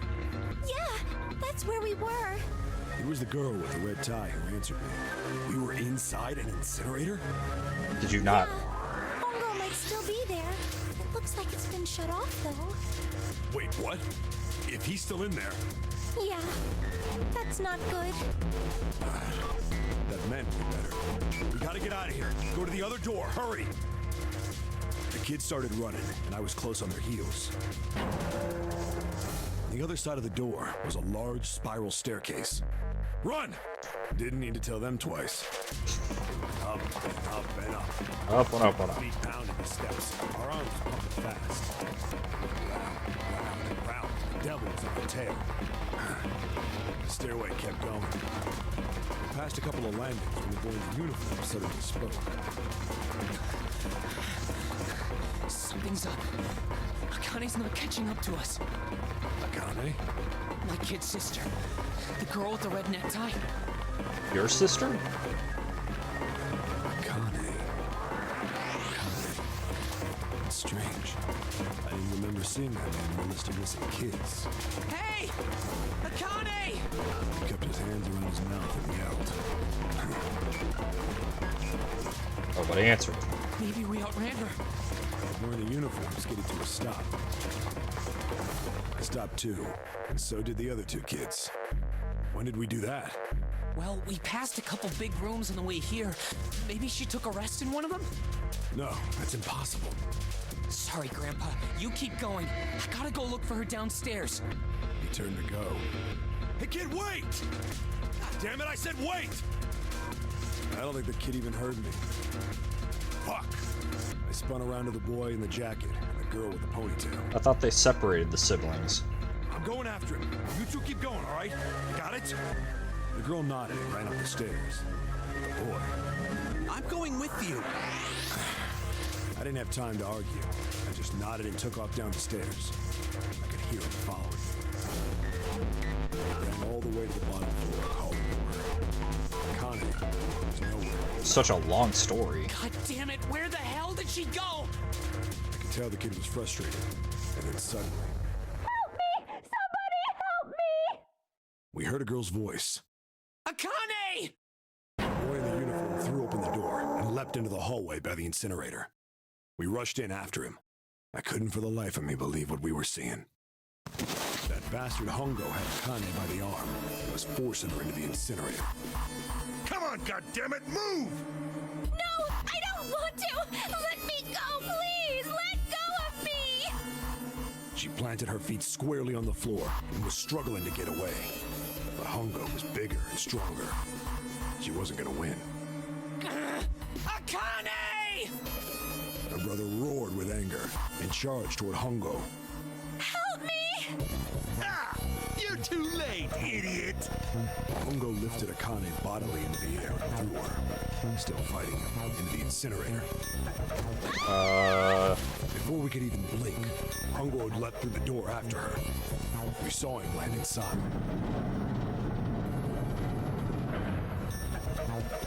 Then, the door slammed shut. We ran to the door. We did everything we could think of to get the thing open. But Fuck! It's no use! Goddamn thing won't move an inch! he started slamming his fists against the door.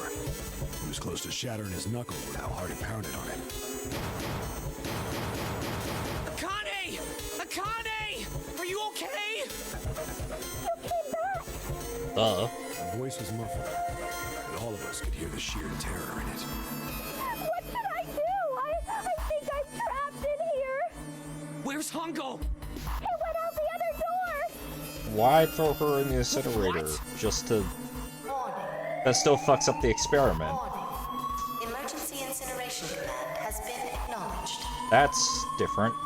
Automatic incineration will take place in 18. Okay, maybe not different. Please evacuate the incinerator immediately. Repeat. Emergency incineration command has been acknowledged. Are you fucking kidding me? It's the same damn thing. Yeah, we're here. Just hang on, all right? We're gonna figure out a way to save you. His words would have seemed like a sick joke to her if she'd been able to see how white and bloodless his face was right then.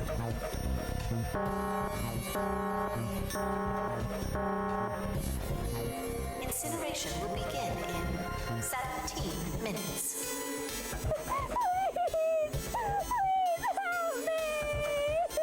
It's a puzzle. Figure it out.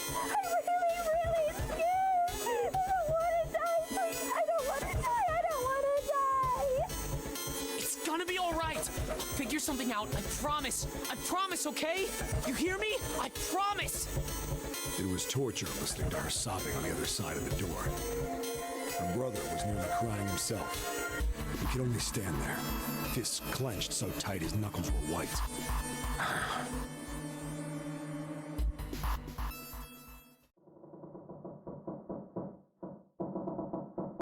What happened then? Come on, man. Put yourself in my shoes. It doesn't end good. You think I want to remember that?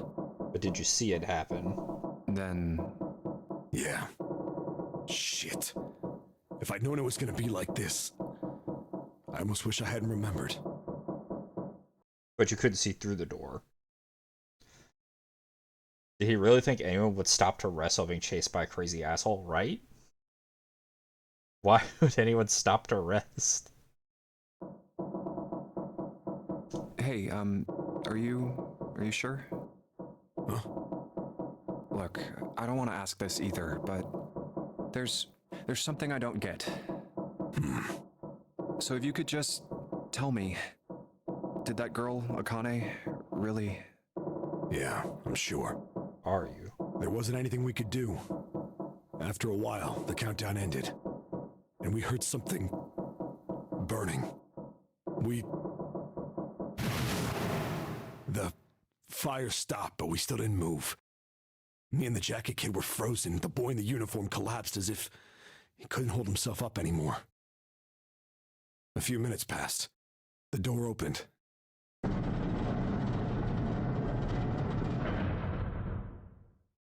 The boy in the uniform tripped over his own feet running in. We followed, too numb to speak.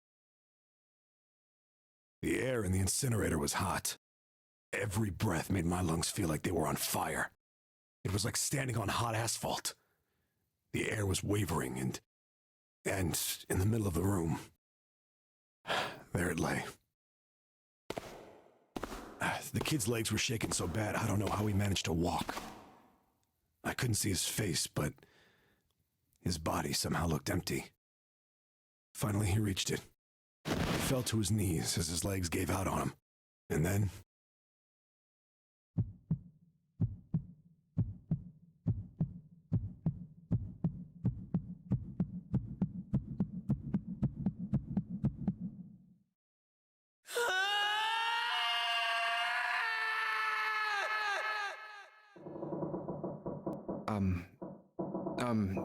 can I ask you one more thing? What's that? The girl, Akane. What was her last name? What does it matter to you? It matters, okay? Answer. Just tell me, okay? Please? Kurashiki. Her name was Akane Kurashiki.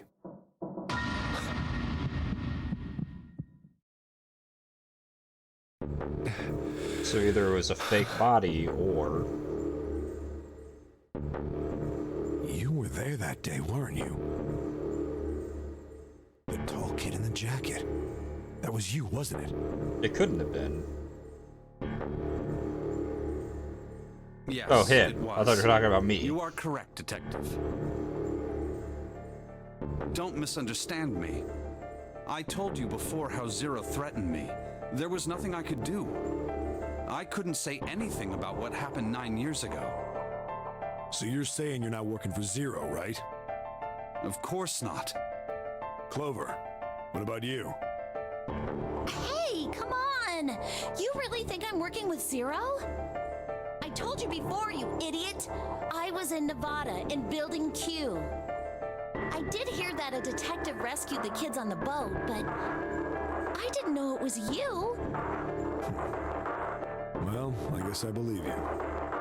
All right, let me ask you another question. Santa's real name is Aoi Kurashiki. He's Akane's brother. You know that? No, I didn't. Did you? Well, yes. I know Aoi Kurashiki was her brother. But I didn't know he was Santa. At least not from the beginning. 9 years ago, he was in the middle of puberty. His voice is entirely different now.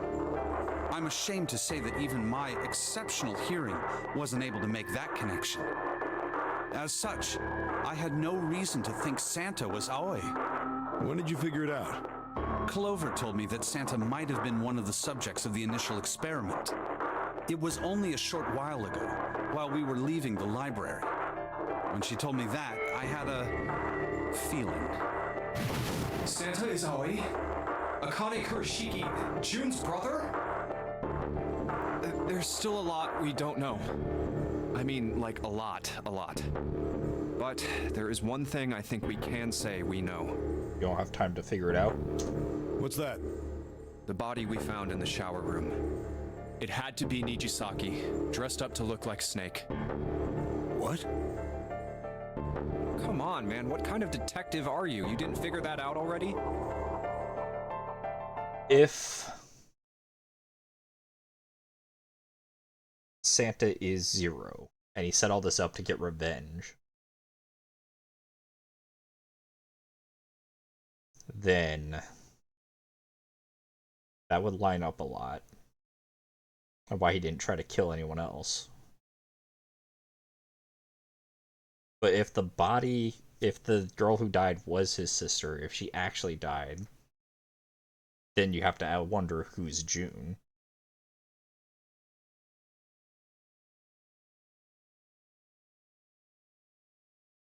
Which doesn't necessarily blow one of my theories out of the water or anything, but it does just raise more questions.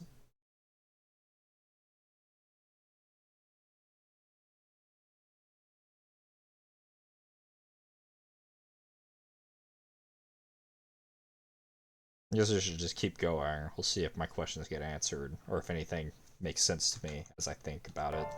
Hey, go easy on me, man. I just got my memory back, all right? Cut me some slack. Hold on, I forgot what he said just now. Dressed up like Snake. Yeah, okay, so found out the body in the shower room had to be this guy dressed up like Snake. 7 surprise. I just heard, you didn't figure that out already? Just got my memory back. Well, if he is, the 3 murders make sense then, don't they? Yeah, that's right. Murder. Kubota blew himself up, but that was murder too. So why did these murders take place? If Junpei is correct, and the body in the shower room was Nijisaki's, that means all of the people who were murdered were involved with the creation of the Nonary project. Kubota, the person who conducted the actual experiments. Nijisaki, Hongo's assistant. Musashido, the man who financed the project. You mean this was all just revenge? Santa is Zero. He's getting revenge for the death of his sister. That's why he killed them. Is Junpei gonna come out and say it? No, I don't think Santa actually murdered anyone. If I'm right, then it's not hard to figure out who the next victim's gonna be, is it? I'm pretty sure I don't have to tell you. Yes. Yep. Right. The next target will be Gentaro Hongo. The person who planned the Nonary project. In other words, Ace. Is he gonna leave him in the incinerator like his sister was? What? But it would also explain why he decided to leave us all behind. If he knew that Snake was alive. And he wanted to take, Ace What the hell's going on here? towards the incinerator, right? It must be 6 a.m. Our time is up. Shit! Come on, we need to get out of here. We're at the bottom, by the way. How? betting this sucker opens the exit. Come on, let's go. New materials been added to the file screen. You got a 0 in the middle of it. 0. 0. God damn it, Zero's just screwing with us, isn't he? Oh, wrong direction. Yoop. Alright, let's just swipe this card. Junpei, look! It's unlocked! Yeah. Now we can go... Yeah, now we can go back to the library. Hurry up, Junpei, we don't have time. Let's go. Alright, let's go.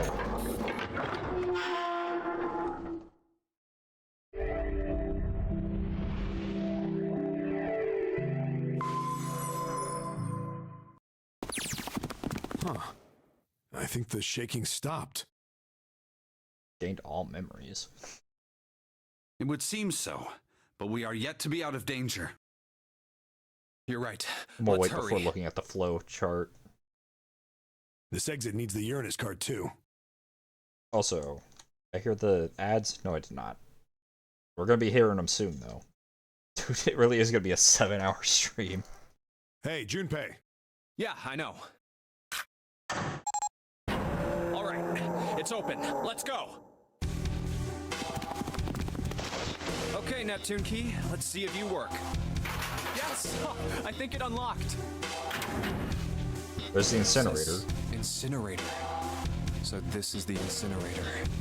This is the first time I've seen it from this side, but yeah, I think so. Then there ought to be a lever near the door. Yeah, right here. Pull that and the door should open.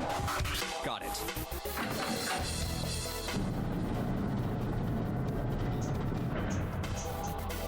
Do we go in? Let's go. Does that seem like a smart idea if there was no way out before? What the hell is going on? What's wrong? Are you okay? Jumpy, you came to get me. If we only see those two, that means Ace turned things around, got his hands on Lotus, and went out the door. Of course I did. I made a promise. I'm so glad you're here. So glad. Hey, what happened to you? I'm fine. I just fainted. I wasn't feeling very good. I'm feeling a lot better now, though. Are you sure? Yes. I just need to rest a little longer. I'm sure I'll be fine. You shouldn't worry about me. Santa. You okay, dude? Hey, where is it? Where's the gun? You hide it somewhere? I don't have it. I got sucker punched and they took the gun. What? Who took it? What? Isn't that obvious? I took the gun. Oh, we're back in this situation. Just what the hell do you think you're doing, Ace? Or maybe I ought to say Gentaro Hongo, CEO of Cradle Pharmaceuticals. You have me at a disadvantage, and I don't like that. You know me, but I don't know you.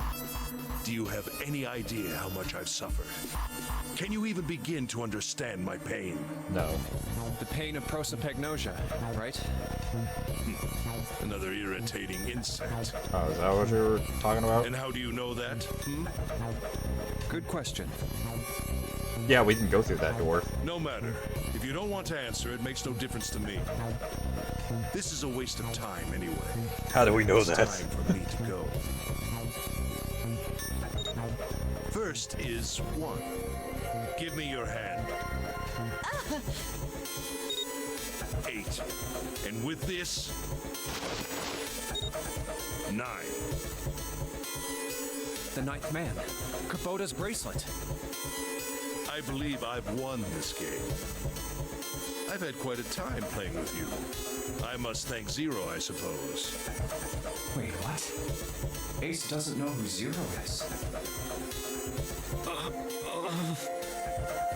Why would he? How are you planning, Santa? At any rate, this game ends now. I will escape, and the rest of you will have a slightly less pleasant ending. I suggest you enjoy your final moments. Goodbye. Wait! What? Why isn't it opening? Uh-huh. One more time. This is a revenge scheme. It was never meant to open. Now open!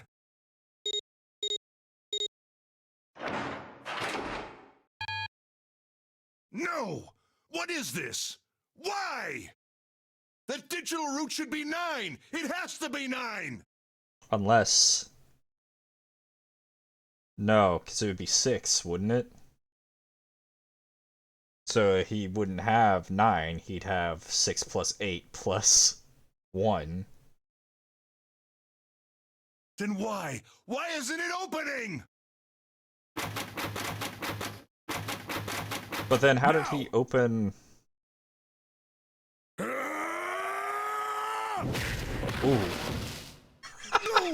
That tiny... The sound alert timing.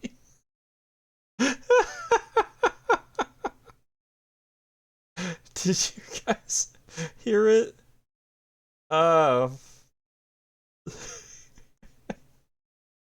Seven punch. Super off. No? You guys don't hear the... Oh no, does it not capture it? So I get a sound alert every time, hang on, every time... Ah, because streamer bot, no. It was supposed to capture that. Damn, that would have made such a good clip. Hang on.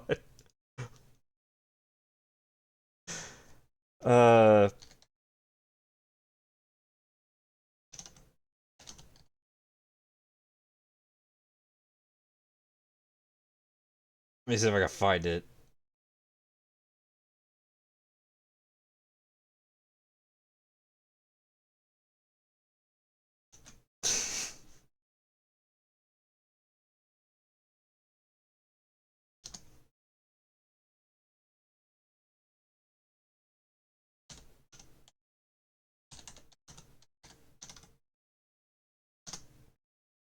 Sorry, it's taking a second to find it.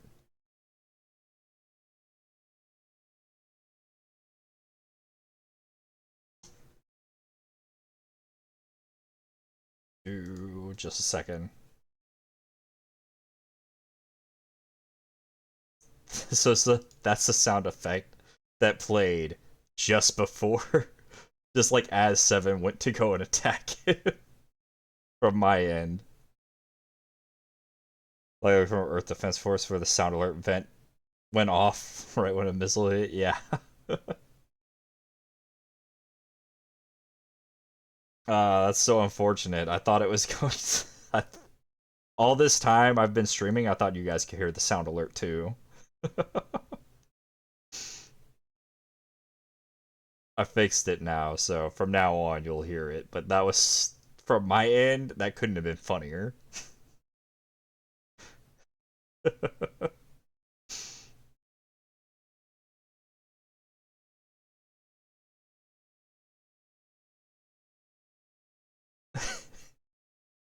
Anyways, ads are gonna start in 5 seconds, so we're gonna wait. At least I don't think I heard it. Nah, I just checked. It wasn't being captured.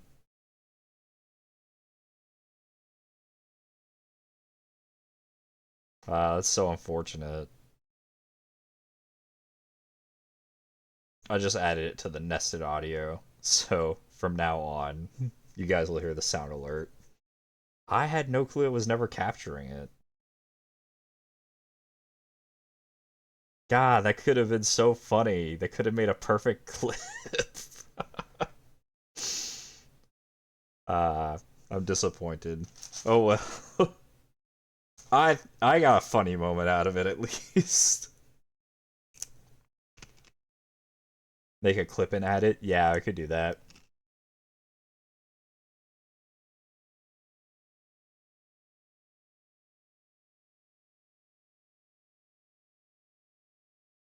That's hilarious. Alright, so we're getting really close to the end here, finally.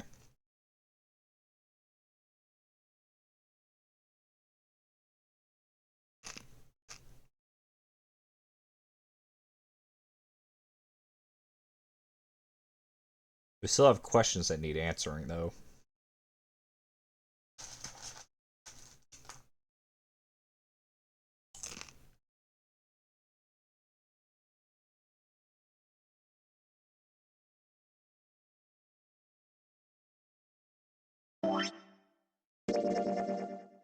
Yo, whoa, what the hell?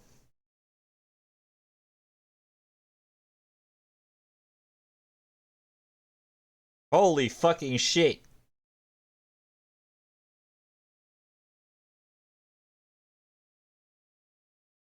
Ain't nobody got time for that. What the fuck?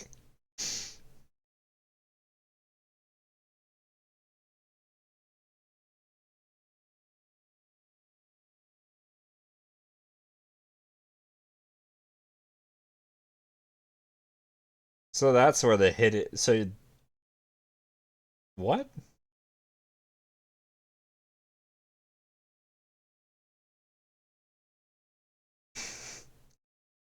Okay, so hold on. Do we just keep this going?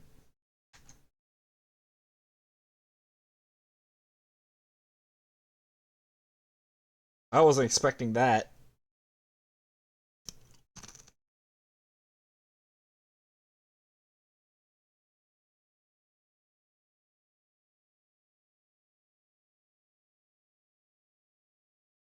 God damn.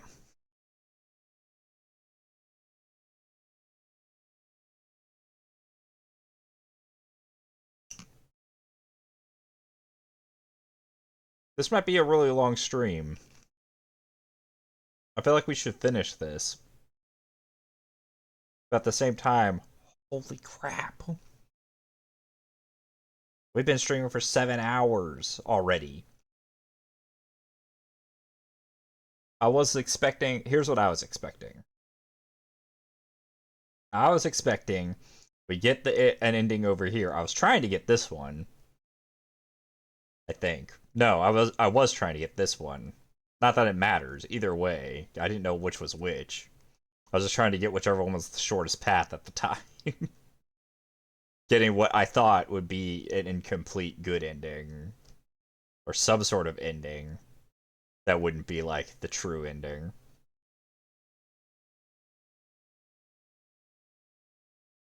Somehow hit the ending with the secret path that just keeps going and going and going.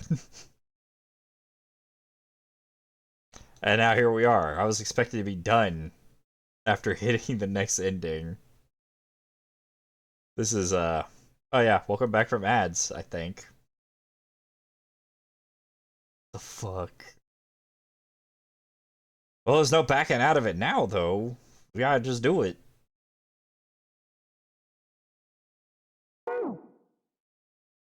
Ugh. Oh, that was close. Too close. Thank you, Seven. Don't mention it. Just one punch ain't enough for this piece of shit. Nope. Hit him again. After what he did 9 years ago, I ought to rip him to pieces. Do it. But if a suspect can't talk, they ain't much good. Ah, you're right. Once he's locked up in a cell, we're gonna have a little chat. 9 years ago? Then you must be... Yeah, you finally figured it out, dumbass. Oh.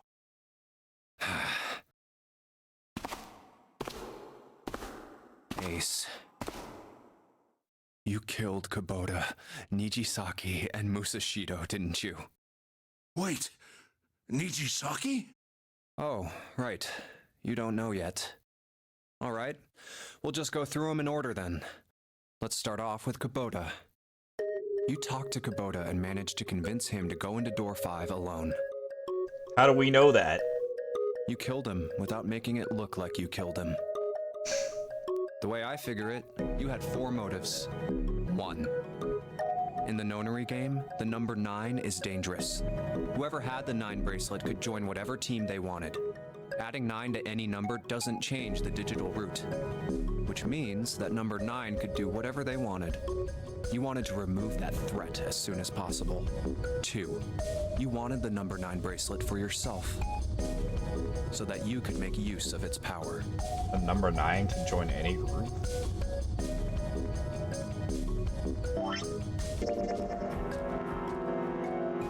I don't know, let's see. If they wanted to go through door... 5.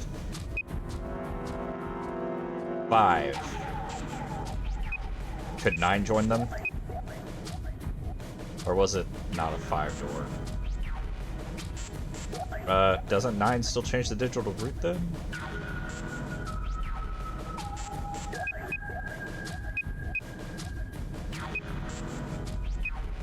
Oh right, didn't 1 go with them? Huh. How does that work? Mathematically, I don't...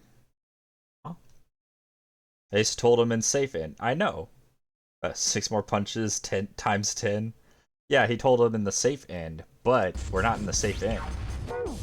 We just know things now. We're accessing that unknown field, imperceptible field, whatever. In fact, you did use it in the murder of Nijisaki. We're telekinesing the internet right now. 3. Even if his number hadn't been 9, Kubota was a problem. He knew your past. He knew what had happened 9 years before. You needed to silence him before he told anyone. 4. But last, and perhaps the most disturbing, you used Kubota as a test. You wanted to know how serious this nonary game was. Was it truly life or death, or simply a harmless prank? You convinced him to break the rules so you could see what would happen. That was why you killed Kubota. But he was only the first. Next was Nijisaki. While everyone was off looking for the missing parts for the Reds, you ran into Nijisaki near the big hospital room. However, because of your prosopagnosia, you didn't realize he was Nijisaki.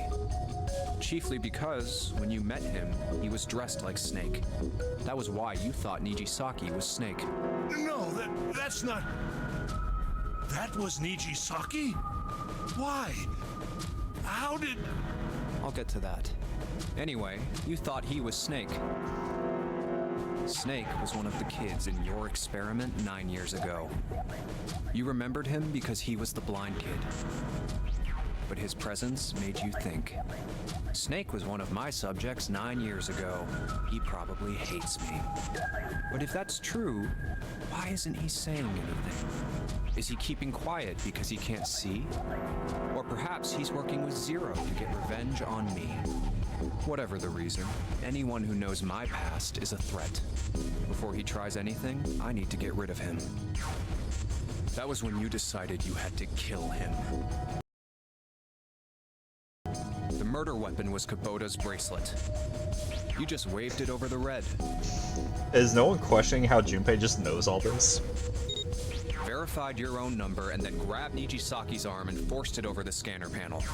Then, when the door opened, you kicked him in. 9 seconds later, the door closed. And then 81 seconds passed. And poor Nijisaki was dead. And you mean to say Snake is still alive?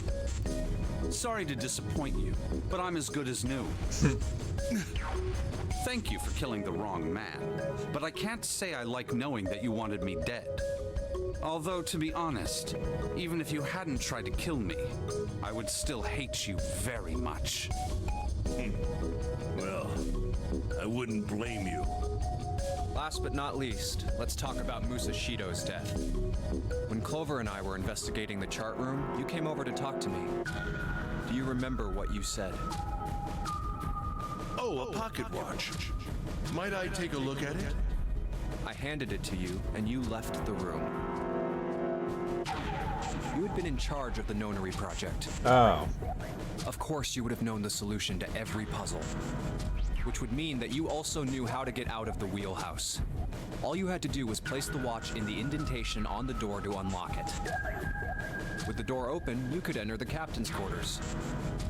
Musashido was there. Conveniently placed next to him was an axe that practically begged you to kill him with it. You picked up that axe and buried the blade deep in the other man's chest. One blow was all it took. And then you returned to the chart room as if nothing had happened. There was something I wanted to speak with you about, Junpei. Could you come with me for a moment?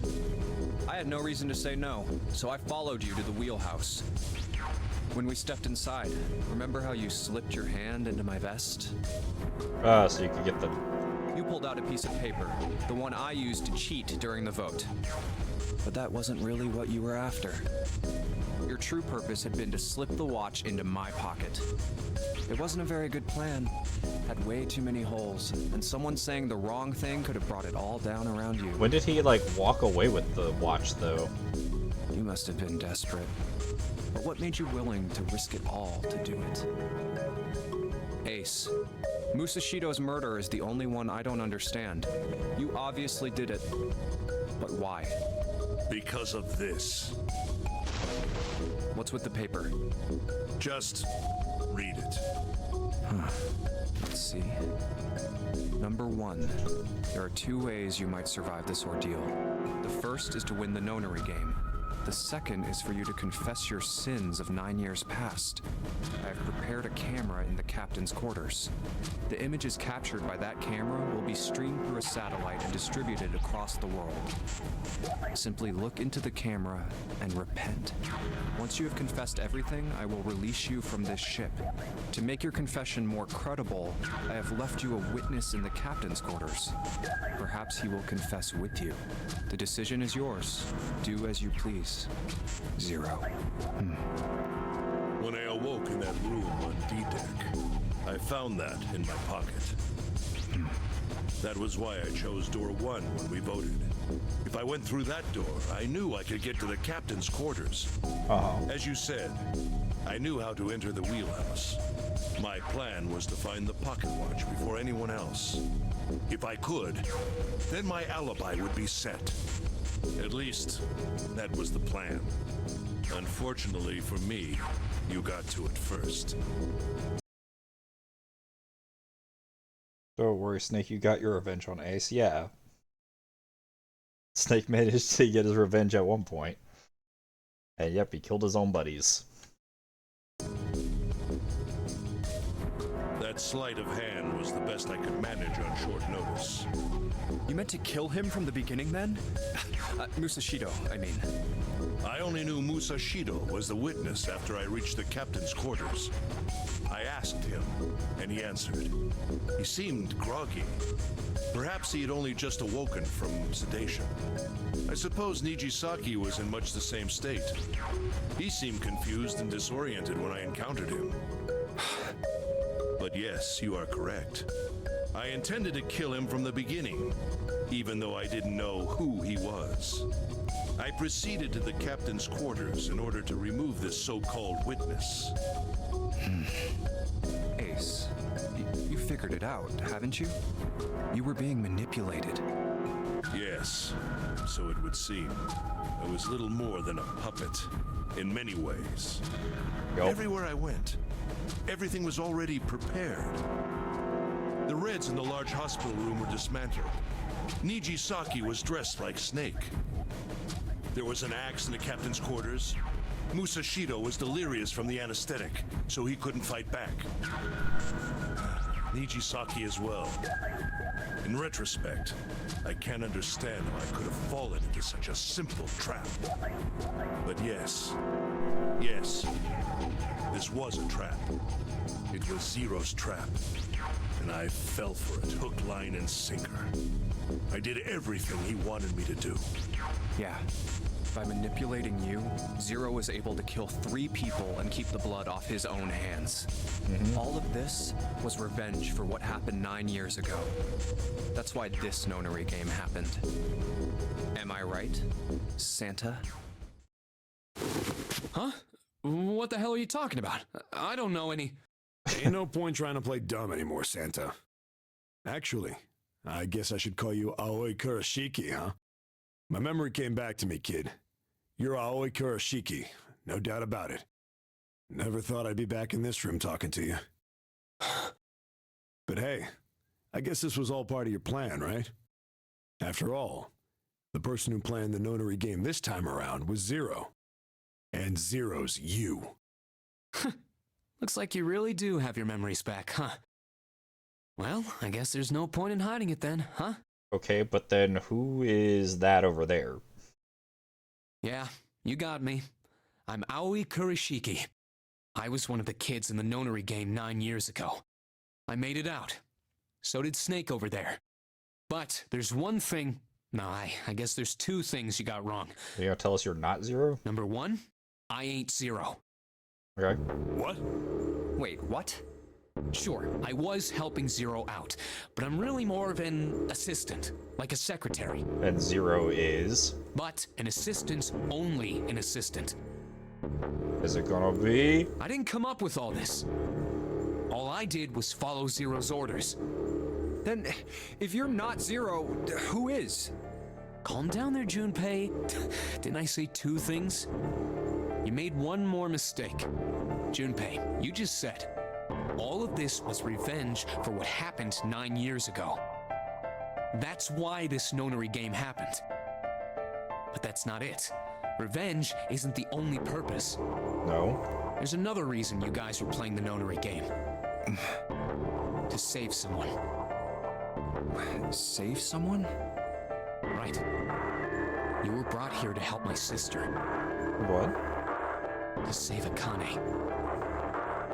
What the hell are you talking about? Akane Kurashiki died 9 years ago in this room. I was there. I saw... You didn't actually see it, though. What? What the hell? Where is she? Where's Akane Kurashiki? Oh, my head! My head, it feels like it's gonna pop. 7! What the hell is going on? Where is? I don't know. I just... Oh, I swear to God, my head feels like it's about to explode! What was the Nonary Project? The telepathic info field. I'm sure you know already, but I'll tell you one more time. It was a project designed to test a particular phenomenon. And what was that phenomenon? For 2 organisms to communicate with one another in the absence of physical contact. The morphogenetic field theory. Could human beings use these invisible fields to exchange information? That was what this experiment was conducted to determine. There were 2 separate locations. One was the Gigantic, and the other was a building in Nevada called Building Q. Okay. The 9 children trapped in Building Q were faced with numerous puzzles, copies of identical ones on the Gigantic. They were told to send their answers into the morphic field set and transmit them to their brothers and sisters on the Gigantic. The transmitters were put in Building Q, and the receivers were put on the Gigantic. Each sibling pair was supposed to be split up, but there was a mistake. Akane was a transmitter. She should have been in Building Q. However, for some reason, she was placed on the Gigantic with the receivers, like me. Okay. Perhaps she was mistaken for someone who was supposed to be in Group A. Whatever the case, Akane ended up on the Gigantic. I think I've told you enough. You get it, don't you? I'm pretty sure you know where this is going, Junpei. You want us to send the information to the field so it can go to the past and save her? Where what is going? Don't play dumb. You know things you shouldn't. Things you couldn't. He noticed. Someone noticed. And Ace didn't think of looking at the fucking hair? Yeah, apparently not. How did you know Ace had prosopagnosia? How did you know why Ace wanted to kill Kubota and how Nijisaki was killed? Were you surprised when you found out Ace was Hongo? And what about the coffin Snake was trapped in? How the hell did you open it? Well, that's. He knew because I knew. Junpei was receiving information that I sent to him through the morphic field set. Ooh. It's simple, really. How do I know the alternate futures, then? Imagine a river that splits in two, like an upside-down Y. The river flows from the top to the bottom, from a single stream into two branches. It only flows in one direction, it can never flow backward. Information is the same way. It moves from the past to the future, but never flows backward.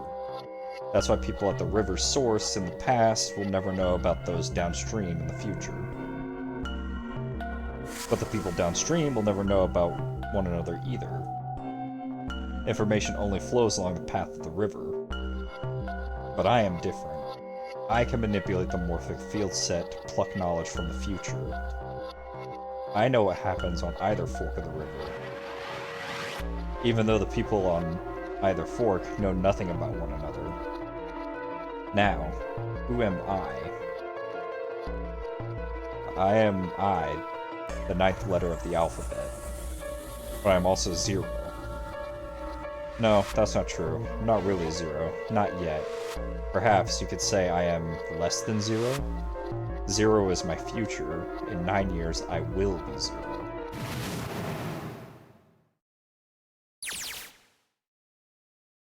Where did she go? June. No, Akane. Where did you go? Santa! Why's Clover... Oh shit. Freeze. Santa's got the gun. Guess he picked it up when we weren't watching. Looks like he's turned the tables on Ace, though. Wonder how he likes having a gun to his head. Get up. Sure isn't about to take the gun off him for a minute, is he? Ace isn't putting up any kind of fight. I mean, I don't think I would either, but he just looks drained. Guess he's going for the door, huh? Doesn't need to verify to go through that door, but... Hey, what's your plan, Santa? What are you doing? Can't get through any number of doors, there's just two people. What the hell is he thinking? Didn't I tell you? I'm Santa Claus. It's time for me to go make a wish come true. That's it? That's all he's gonna give us? The hell does that even mean?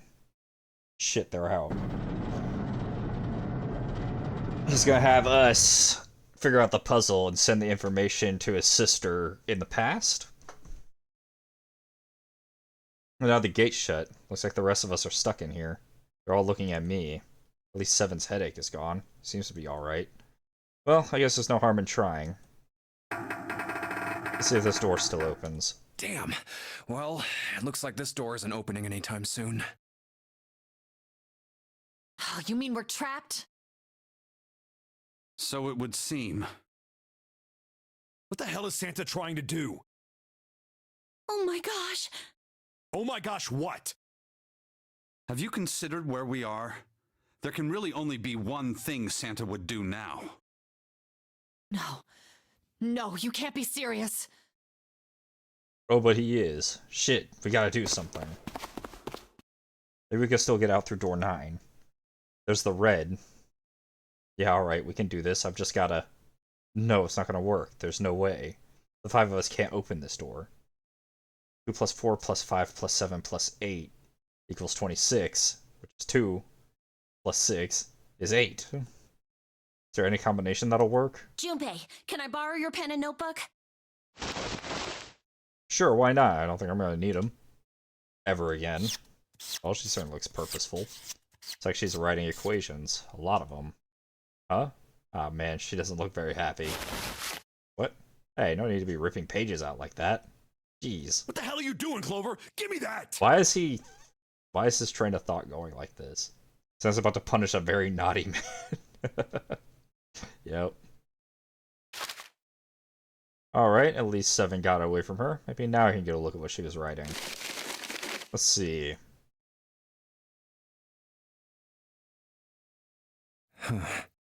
Two, 4, 5, 7. So we'd have to leave Lotus. What? And there's no other way?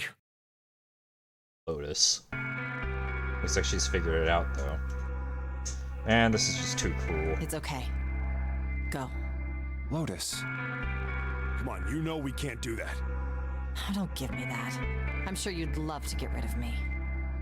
God damn it, you idiot! Whoa, where the hell did that come from? It's like she expected that about as much as I did. Without... if you're not... Look, it'd be bad, alright? For a cop, he sure doesn't have much confidence. Bad? Yeah. If there weren't assholes like you around, I'd be out of a job. Uh-huh. Look, I'm just not leaving you behind, alright? End of story. 7. He's right. I'm not leaving you either. The point of this is to find the exit. Me too. You didn't honestly think I'd abandon you, did you? You're all idiots. Act the stuff as you want, Lotus. We can all see you're about to cry. That being said, however, I doubt we would be able to open the door anyway, even if we were to leave Lotus behind. Huh? Why? It didn't work for, Ace, did it? I trust you remember what happened to Ace? It's not meant to open.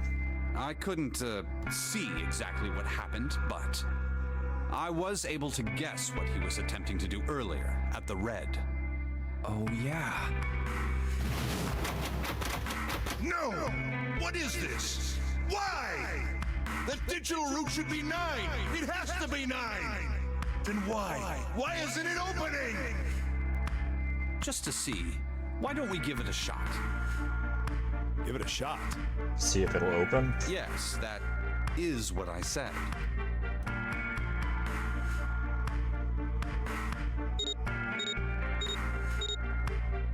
Wait, then we still don't know.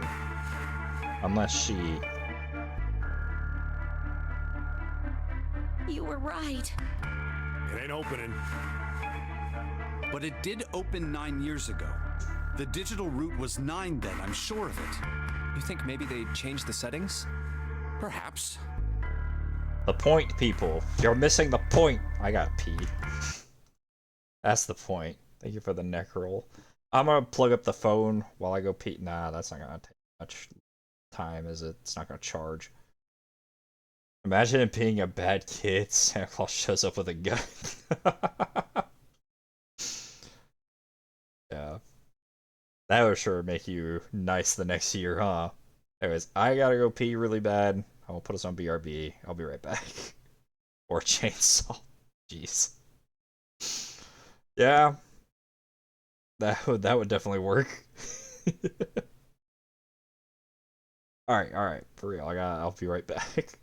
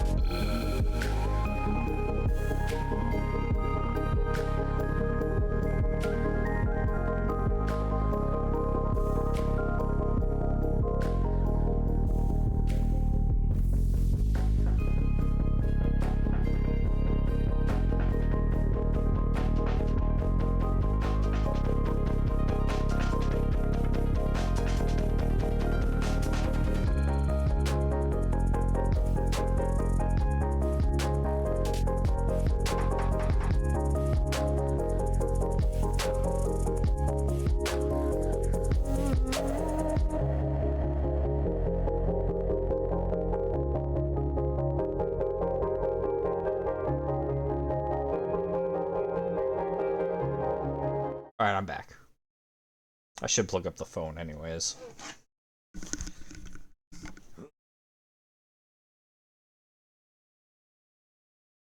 Hey, what are you doing? You can eat random stuff. Crazy cat. Alright. Back to business. Shit. If we can't get through the door, we can't get out. The walls are way too high. There's no way in hell we could get to that whole 7 popped out of 9 years ago. Or we can just stand here and stare at this door with a 9 on it. Guess this is it. This is the end.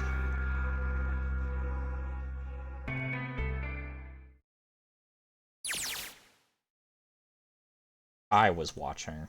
I had watched everything that was reflected in his eyes. A Kane vision. I was listening.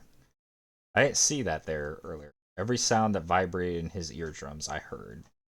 Smell, taste, touch. I felt everything he felt. I knew. I knew everything about him. What he was thinking, what he was feeling, what he was sensing. All his feelings, worries, and fears became mine. I'm gonna throw you, cat. My mind, my consciousness was inside of him. Oh my. Through the morphic field set, we were resonant, and we were as one. I was him at the same time. I was an observer. It started with a tremendous noise like a clap of thunder. That was approximately 9 hours ago. A bomb had gone off on the ship we were on. That was when my resonance with him began. My resonant event melded into him and we became one, inside of Junpei. Somehow I found myself in Junpei's mind, 9 years in the future. But I didn't lose myself. I was living in 2 realities at once. One was the present, the other was the future. Perhaps you can think of it as 2 movies showing on the same screen at the same time. Eventually it becomes difficult to separate them and to determine which movie is which. However, if I concentrated, I was able to focus on one or the other. That was why I was able to grasp what was happening in front of me. Come on, over here! Come on over here. That was my brother Ioi. He was yelling. Followed him. I have to tab over to check chat every now and then. I really need to get the,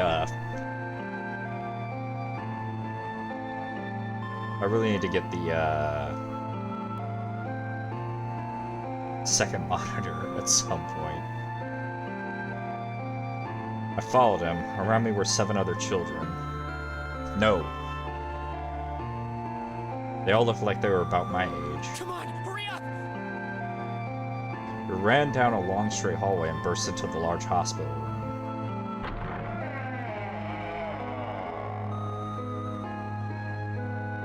Everyone was arguing. 2 of the boys got in a fist fight. A girl watching them began to cry. I want to go home, she cried. I want to go home. Another girl slapped the crying girl and glared down at her. It's been 2 hours since the Nanori game began. We were starting to fall apart. But just when all hope seemed lost, Light started talking. He was blind. 9 years later, we would call him Snake. Hello? Everyone? Could you come over here for a moment? He was older than most of us, and his voice had authority and dignity. The fights died down, we gathered around. I have a little sister. She is very important to me. Right now, she is over in Building Q, and is desperately trying to send information over to me. Her name is Clover, and today is her 9th birthday. As he spoke, he pulled something from his pocket. In his hand were 4 9-leaf clovers. I was going to give these to her as a birthday present. I was outside picking them when I was abducted. I'm sure I've already told you, but I am blind. For a man who can't see, collecting 9 of a very specific plant is, well, it is difficult. But my sister means a great deal to me, and I hope that these would show her how much I cared for her. Since it's her 9th birthday, I thought 9 4-leaf clovers would be appropriate. Every one of you has a brother or a sister in Building Q with Clover. For their sake, we have to survive. We have to get off this ship. Do you understand?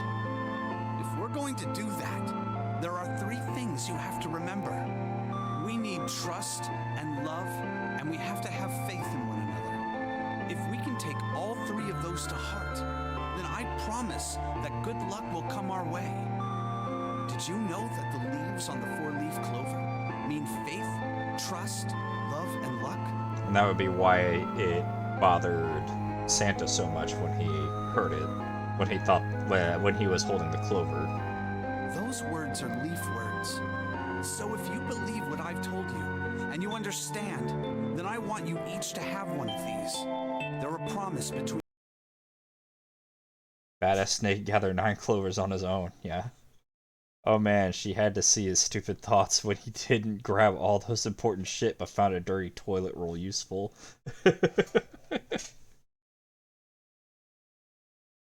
Or all of his thoughts when he was hanging out with her that had all like the dirty thoughts when they were hanging out looking at the bed. Could y'all not? Freaking cats, man. There's 3 of them that just burst their way in here. Now they're going crazy. friends. Gave a clover to each of us. I took one too. Eventually, he was left with only a single 4-leaf clover. He had one last thing to say.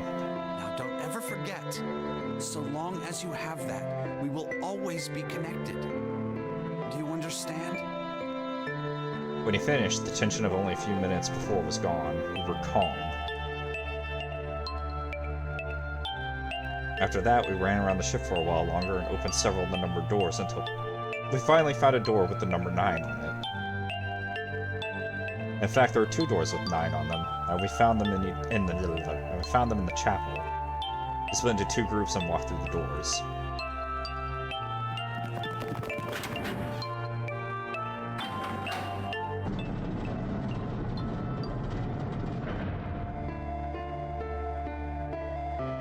Before long, we all found ourselves in a room with a ceiling that looked like an upside-down funnel.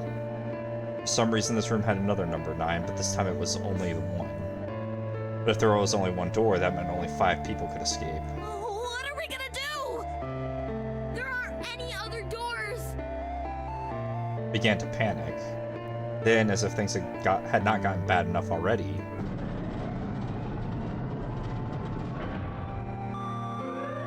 Warning. Emergency incineration command has been acknowledged. Automatic incineration will take place in 18 minutes. Please evacuate the incinerator immediately. Repeat. Emergency incineration command has been acknowledged. What? What's happening? What did that thing say? That didn't sound good. I'm gonna be real with y'all. Some of my expectations, what I was, suspicious of, I'm not even sure anymore if I'm right. Everything's all kinds of weird now. We're mixing the past and the future together. I'm accessing the morphic field and all this other stuff. Everything's getting kind of crazy. So I'm actually not sure what to expect anymore.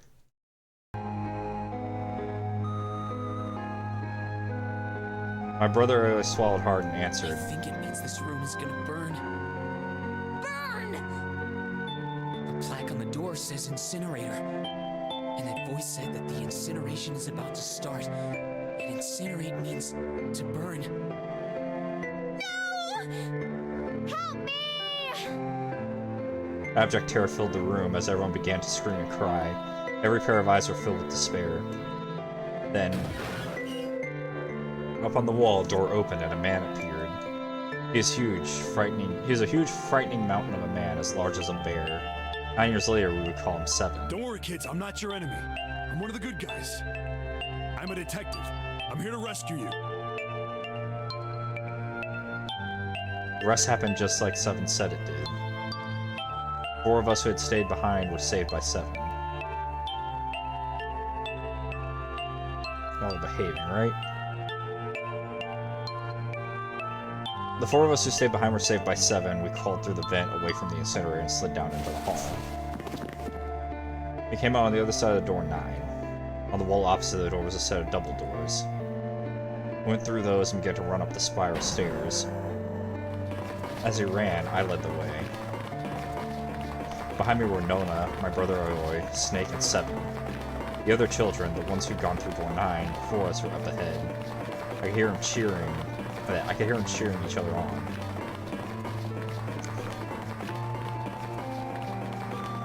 We ran and ran and ran. We leapt across as many stairs as we could and kept running. The stairs spiraled upwards like a tornado. Eventually I pulled ahead of the rest. Perhaps Nona had slowed them down. I didn't want to lose them, so I slowed down as well. I didn't stop, but I glanced over my shoulder from time to time to see if they had caught up. It was then when I realized... Where is it? Did I drop Jumpy's present?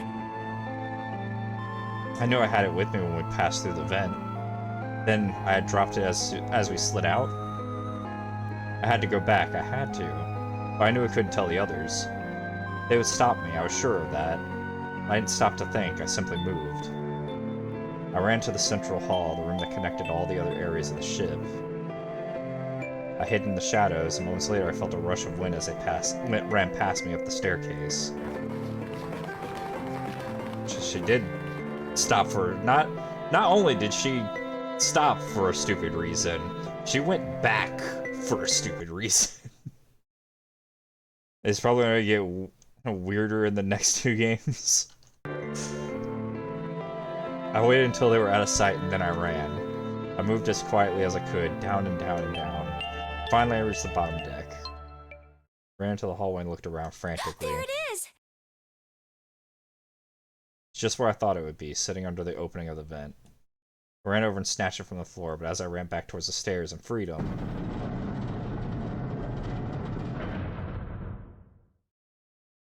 The door to the incinerator opened and a man stepped out. It was Hongu. Gintaru Hongu. 9 years later, we would call him Ace. Ah, how wonderful to see you decided to come back. His smile made my blood run cold. It looked mechanical, as if someone had simply pulled up the corners of his mouth. Come with me. We must continue the experiment. I shook my head, eyes wide. Slowly I began to walk backwards. 1 step, 2 steps, 3 steps, and then I spun around and broke into a run. I felt Hongu's hand close over my left wrist. I said, come with me. There was an edge of insanity to his voice now. I pulled as hard as I could. No! Stop! Let go of me! Let go! I shook my body and flailed my arms, trying desperately to get Hongu to let go of me. But I was still only a child. I was no match for a man like Hongu. Stop struggling, goddammit! Do as I tell you! He heaved on my arm, trying to pull me into the incinerator. I screamed. Help me! Somebody help me! Then, suddenly, Akane! the door to the stairs flew open. My brother and I burst out of it. Behind him came Seven and Snake. Akane! He cried my name again as he leapt towards Hongu. You came back! I cried out. But then, Ah, you're too late, idiot! Hongu threw his full weight against my arm, pulling us both into the incinerator. The force of it threw me to the floor. I scrambled to my feet and looked towards the open number 9 door. Hongu stood between it and me, but behind him I could see my brother, his fists clenched. But those fists never reached Hongu.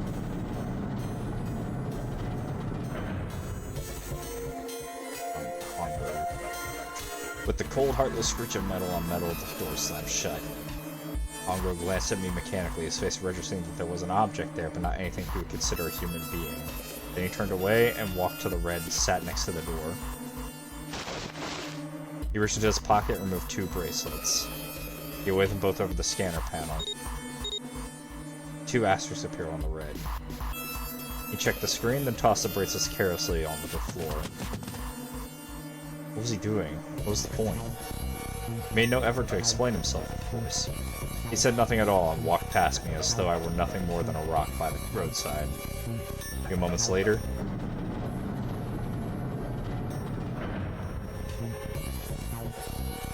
the 2 other doors slid shut as well.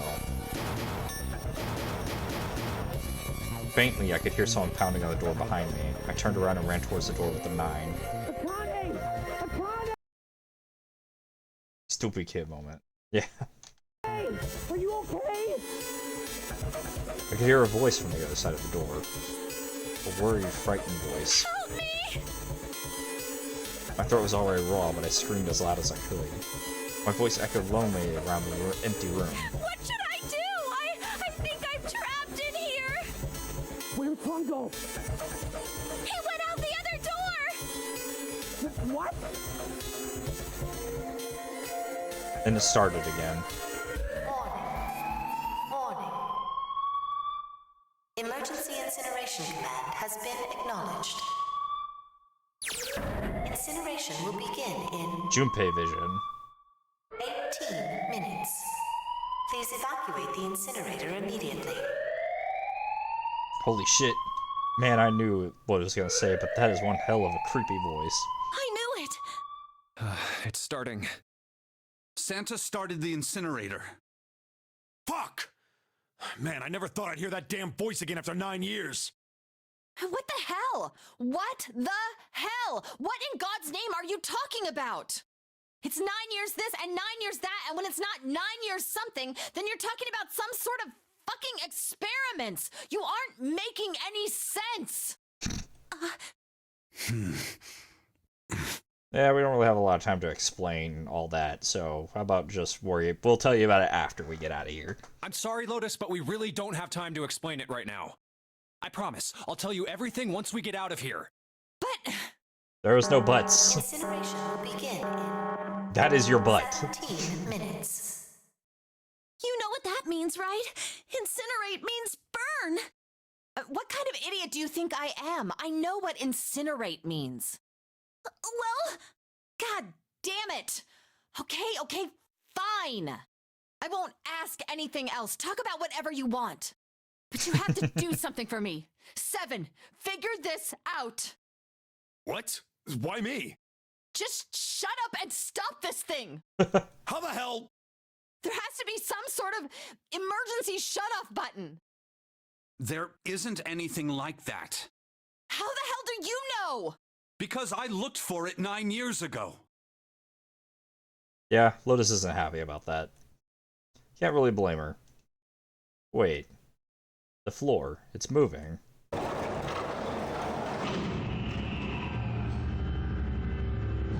What the fuck? What else can I say about it, but... What the hell is that? What is that? What is that? What else could I say? The floor opened up and a machine rose up out of it. It looked like a computer. At least it kind of did. There was a monitor, a keyboard, and a cross-shaped device of some kind. Something about the machine scared me, but I forced myself to walk up to it. I was terrified. Tears poured down my face. I wiped them off, even as more took their place, and I forced myself forward. Finally, I reached it. I looked at the screen. It was blank.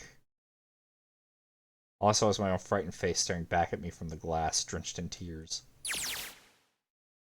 All I can see on the screen is a reflection of my own face. I'm looking kind of freaked out. I know I'm sweating like crazy, but seeing it kind of drives it home. Okay, Junpei, just calm down, alright? Everything's gonna be okay. Yeah, man, I wish that thing would just shut up. Incineration will begin in 15 minutes. Alright, back to this thing. She's a kid, what's Junpei's excuse? You know what? Point. Junpei kinda dumb. Even worse than a child. If it's only showing up now, then it's gotta be important. But what the hell am I supposed to do with it? Hey, move! What? Hey, we're all Tinsley. That doesn't mean you get to shove people around. Okay, it's turned on. There's nothing on the screen, though. Oh, this is bad. This is really bad. If there's nothing on here, how are we supposed to do anything with it? Sure, I'll just push buttons. I'm sure that'll... Hey, there we go. Oh, at least it's on now. I guess she shoved me out of the way because she's like, I'm the computer bitch. I got this. What's on the screen, though? What is this? I don't know. What's up? It looks like some sort of puzzle. It's got a bunch of numbers and letters scattered across a 5x5 grid. The numbers range from 1 to 8. Do you think that if we solve this puzzle... It's base 10 again. The incinerator will stop? Yeah. Well, we can hope, right? Alright, puzzle, how do you work? Ah, man, that goddamn voice again. I kind of already figured this out, I think. Possibly. Incineration will begin in I think I know what I'm supposed to do. 13 minutes. Shit, 13 minutes. Can we really do this? My heart feels like it's gonna pop. My heart was pounding like it was about to explode. I stared at the puzzle on the screen. I was sure I had to solve it somehow, but I had no idea how. My connection to Jumpy had been gone for a while. His mind was gone. I couldn't get any more information from him. I felt the seconds tick by as I stared at the screen, completely lost. My cheeks felt hot as tears poured over them. Then I heard a voice. Hey, what are you doing? It was muffled. I turned around. Pressed against the window in the entry door was a face, a frightening, evil face. It was Hongo. How long had he been watching me? Don't know what to do. He was yelling, but his voice was still muffled. It's simple, really. But I suppose I might as well tell you. Just solve the puzzle on that machine.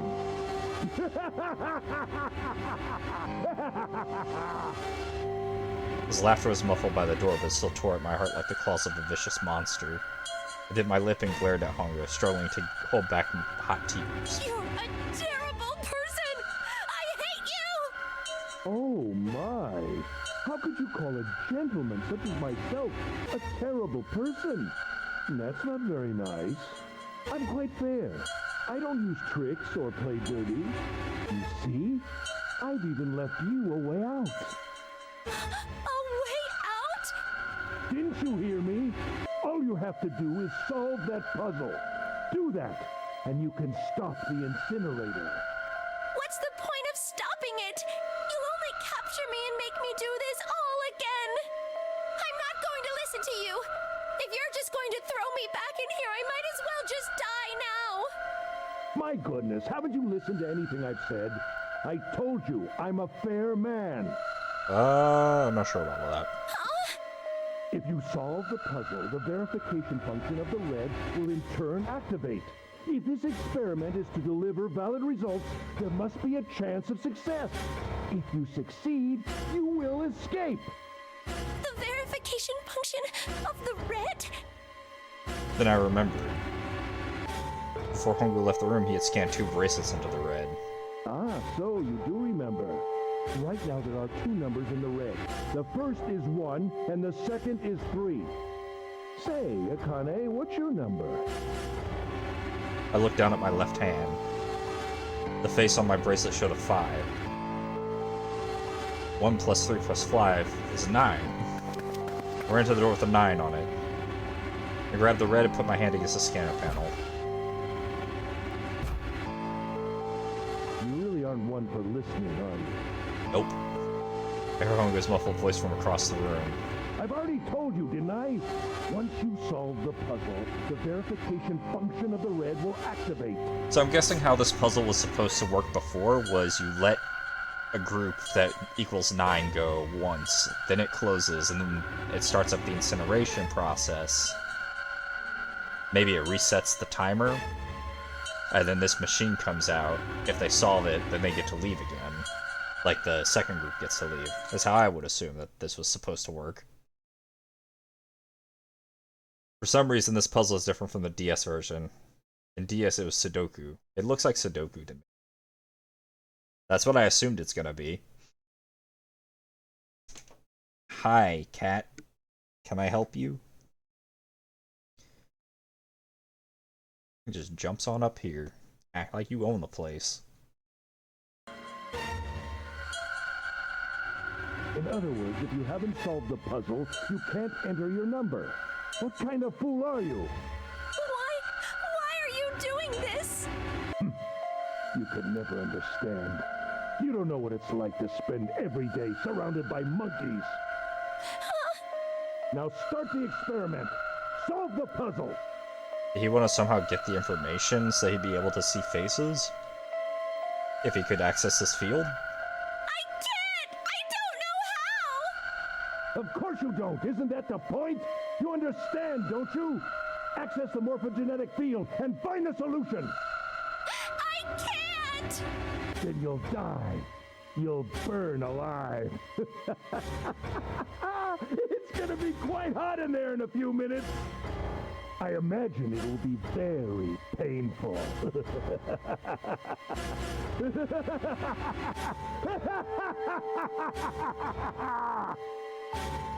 His horrible laugh echoed across the room, and even after his face disappeared from the window, I could hear it.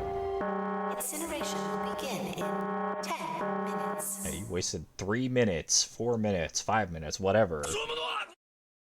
There go the fucking ads. I was crying, great gulping sobs broken by hiccups that shook my body. Alright, we're gonna have to wait a minute. God, this has been such a long stream, guys. I didn't expect it to take so long. It's like, we're at the point now where it's like I might as well keep going, right? And finish this.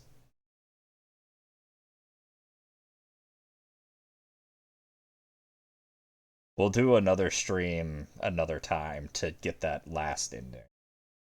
But I'm wondering, so I got the achievement for getting all the memories unlocked, but how is that possible if I ain't even got the other 2 boxes filled out?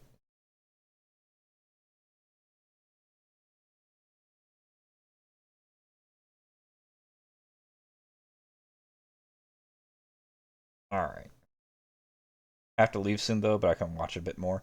It'll be uploaded to YouTube, so don't worry if you miss anything. You'll be able to see what happened.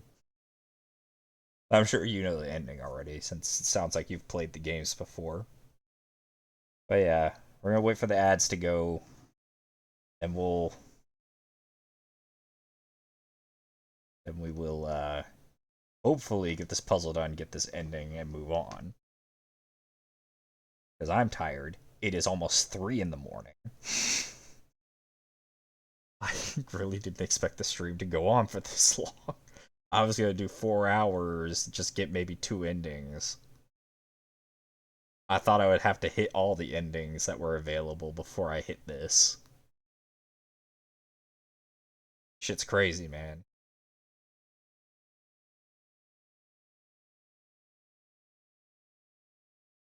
It makes me wonder, what if you did everything right? You wouldn't be able to. Because the you wouldn't know about the code on the watch thing, the identifier, if you didn't play that one specific ending that actually gave us all the information that we ended up revealing. Which I guess would be what leads you to the other ending, if you couldn't get it. Alright, ads are gonna hit in 9 seconds. I am going to put myself on BRB while the ads play, and I'm gonna heat myself up some more chicken. I will be right back.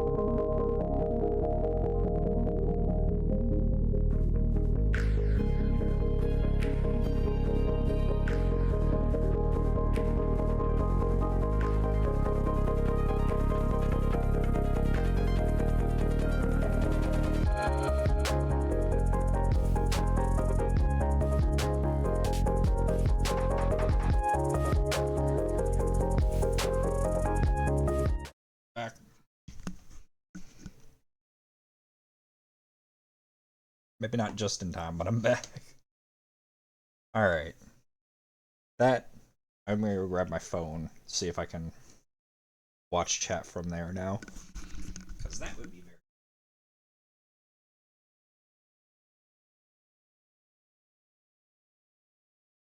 Oh.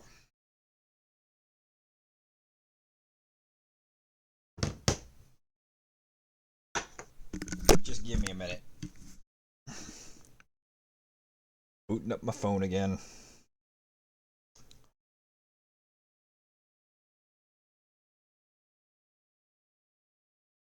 Can't be much more left, right, guys?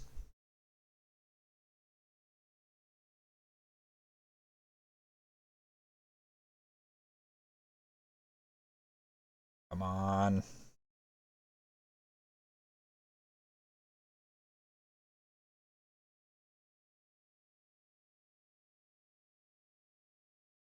There we go. Now I can chat again through my phone.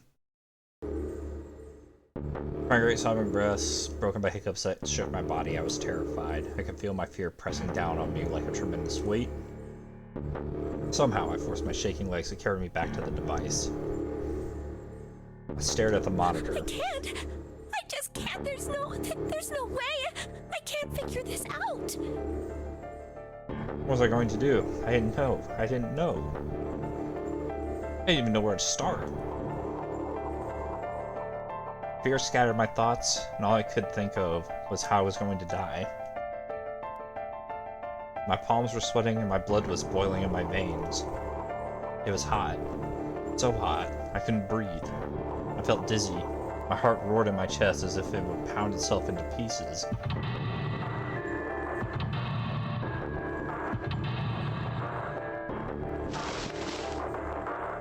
I reached into my pocket. I wrapped my hand around the thing I'd come back to get. The doll Jumpy had given me. At least I had that. I held it tight with both hands and prayed. Help me! Jumpy! Help me! Help me! Help me! Jumpy! Jumpy! Jumpy! Please! Help me! Jumpy! Akane? Akane? Who the hell is Akane? She's been here this whole time, hasn't she? Shut up! Just shut the hell up! Some of those don't understand. I think Clover and Snake have an idea, though. Clover's looking at me. I think Snake may have figured it out. No, it doesn't matter. They're in my way. Where'd she go? Maybe over here? Akane! Akane! Can you hear me? Akane! Say something! Fuck. Did something break our connection? I swear I just heard her. Shit. Akane! Answer me! Akane! Jumpy! I spun around. I heard a voice. His voice. I looked around. He wasn't in the room, of course, but I heard it so clearly. Like he was right there. Jumpy! I screamed as loud as I could. Akane! Jumpy! That's her. She's there. Then that means... Akane! Akane! Are you in an incinerator right now? Why don't you read that one out? Yes, I am! How did you know? In the novel, this last puzzle is even more difficult than a Rubik's Cube. Oh, in the novel, the last puzzle is even more difficult because it's a Rubik's Cube. That's... Damn. I couldn't believe that he knew that. Now I understand what Santa meant. Right. There's only one way to help her. You were brought here to help my sister, to save Akane. I think I get it now. Incineration will begin in 7 minutes. Jumpy, we don't have time! As quickly as I could, I told him that I had to solve the puzzle in order to stop the incinerator. Got it! And I do. I get everything now. At last I finally understand what all this means. You have to leave. Okay. Take care. Sorry the stream ended up going on so long. I honestly didn't expect us to be here. You think you're sneaky? Get the fuck away from my chicken. No. Finally understand what all this means. I know why the nonary game was held today. I know why we were kidnapped and brought here. It was all for this moment. All this is planned out to lead to this one moment. Oh my god. This is insane. I can't believe it. But there's only one possible answer. June is. Zero is. Akane Kuroshiki. She recreated the history of the future that she had a glimpse of 9 years ago. She tried to save herself that way 9 years ago. No, she's trying to save herself right now. That means that there's only one thing for me to do. See, I had already kind of guessed that she'd be Zero, but I couldn't understand the why until now. And there's a lot of things that made me think so. But one of the things that really sold it for me was the submarine ending. That door was already open. How did she get in there if we had the key? Everyone else had died outside of that room.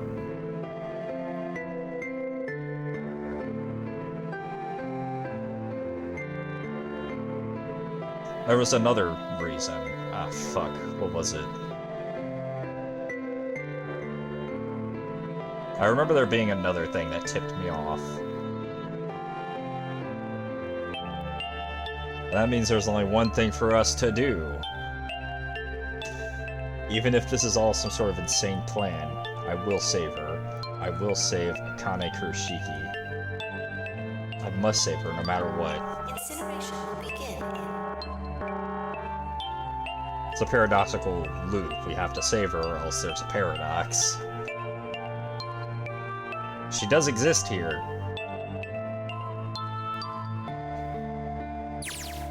in 6 minutes. The voice reminded me of how much time I had left.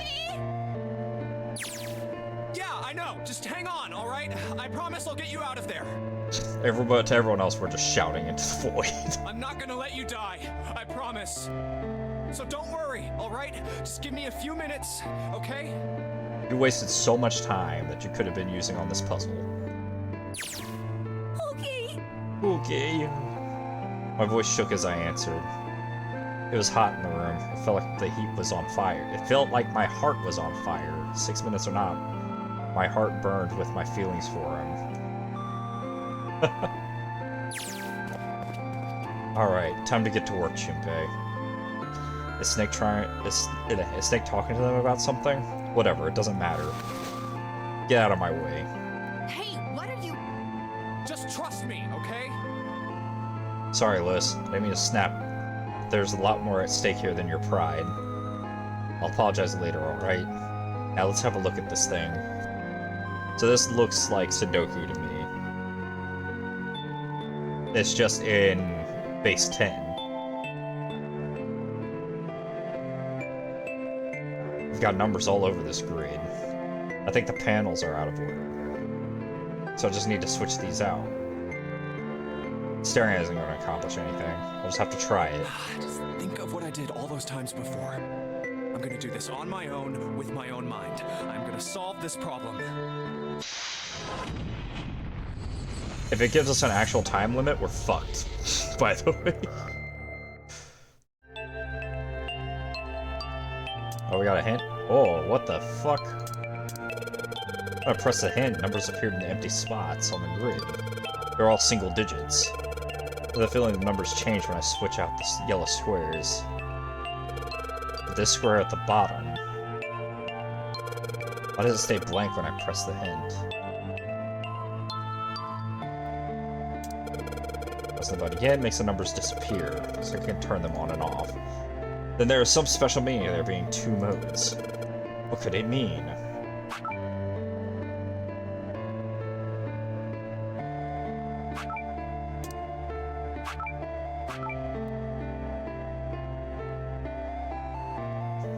Okay.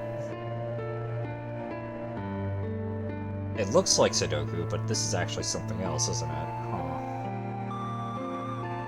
Well, if we take it as base 10... But I don't know what I'm actually supposed to be getting here.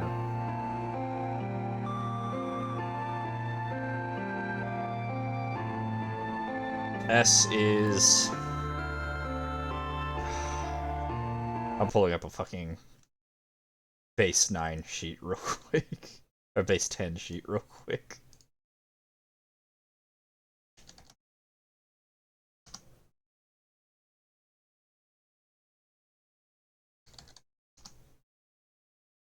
Oh, that's not helpful at all. Okay. Never mind. Give me just a second. I gotta figure out why these are what they are first.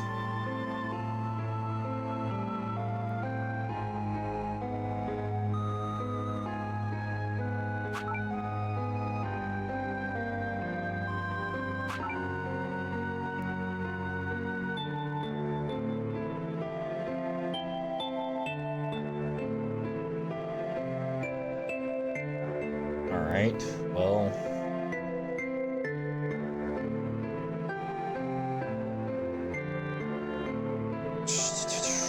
Give me just like a 14.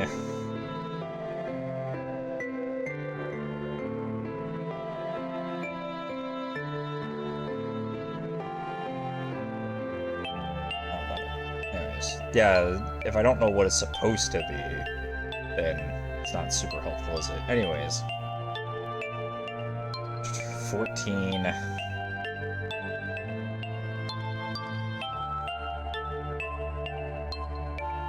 Plus 9. No, not 14. 15 plus 9.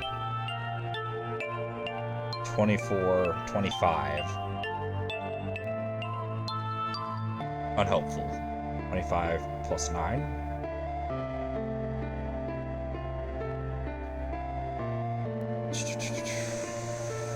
$34.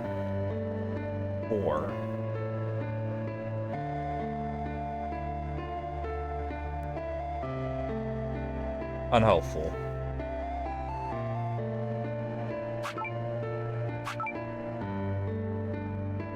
Okay, so why does this become a 1? I need a 2. There's no 2.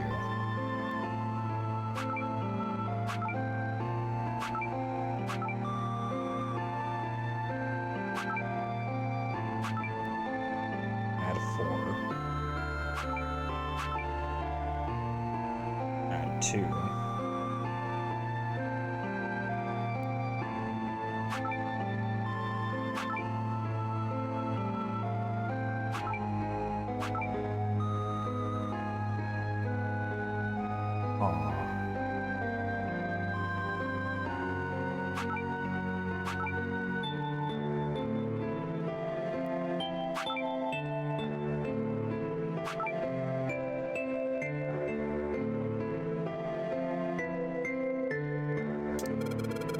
The hint, all the empty spots look like the one in the bottom right.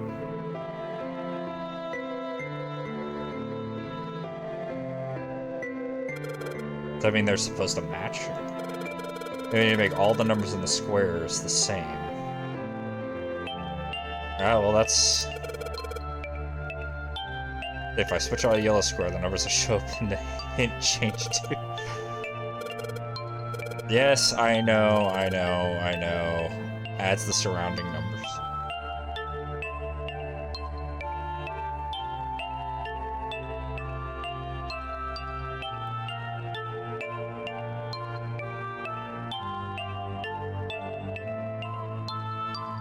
Just adds the surrounding numbers together.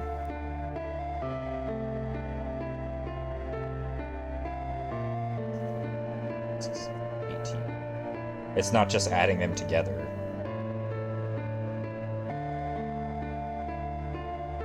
Let's see. That's a 0. Is this an O or a 0?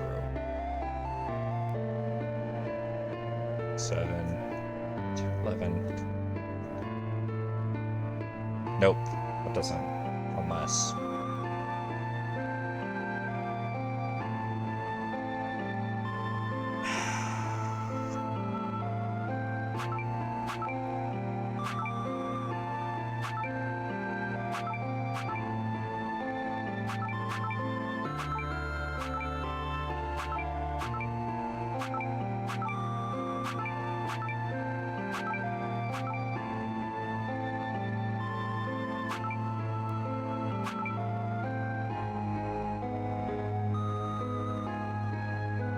Why is it gotta keep doing the hints every time? Like, I'm not looking for dialogue.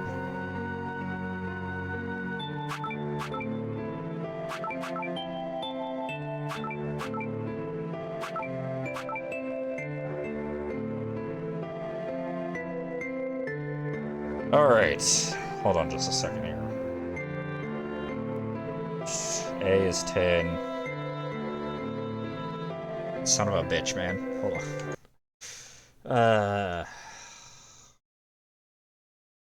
I really need that fucking sheet.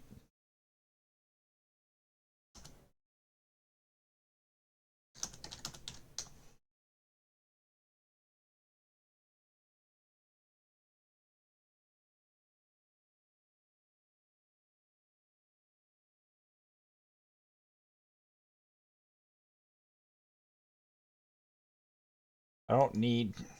Dear God. Okay.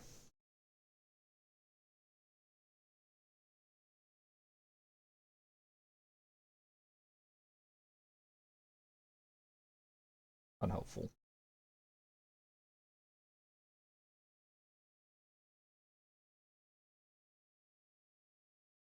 Calculator.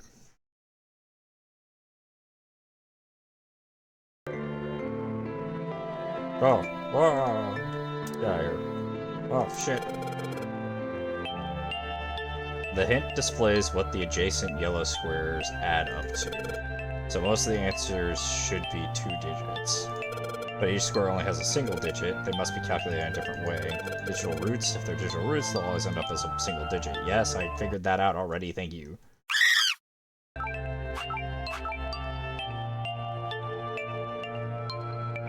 But then that doesn't...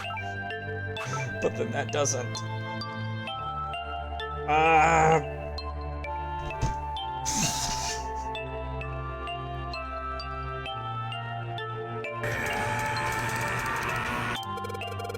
Changing so much is just getting messy. Maybe I should reset everything back to its original state. Oh, wait a second. When everything is in its original spot, something lines up on the bottom squares. It's kind of like it should be a word.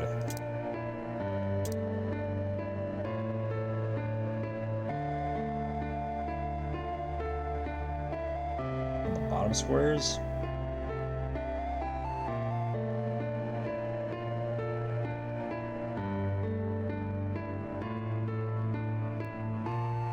R239W. Yep, that looks like a word, alright. Oh. Wait, hold on a second. There's so many 9s already.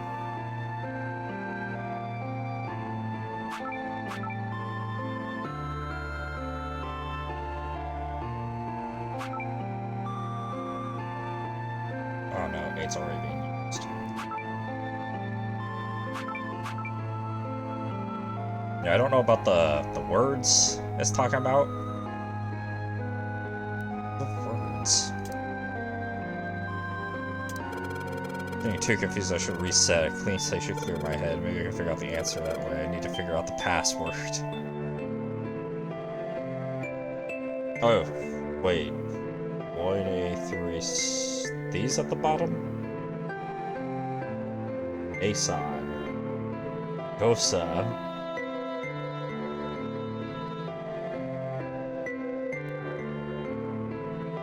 What word? What? There's a word in this? What are you seeing that I'm not? Junpei.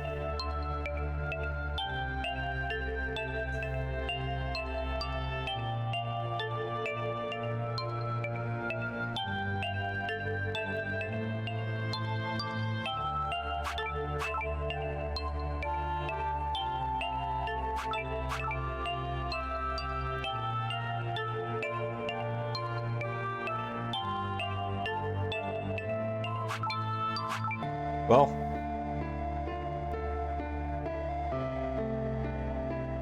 I don't know about a word, but password.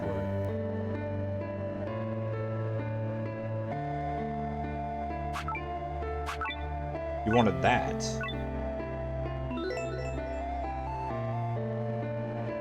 Please enter password.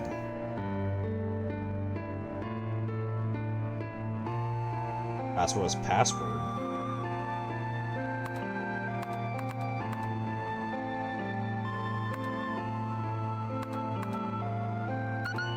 What?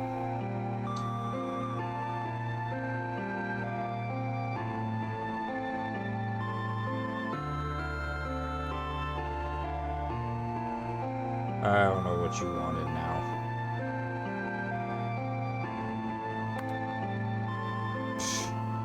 God fucking whore.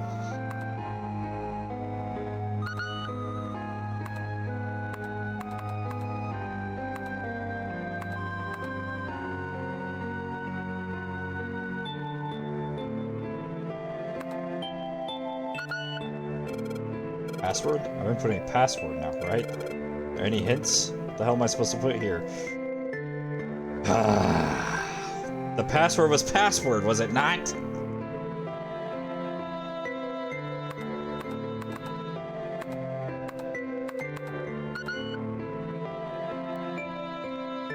And now... Fuck you. Screen appeared after I solved the last puzzle. Maybe there was a hint in that one. Well, you know what would be great is if I could see that fucking hint.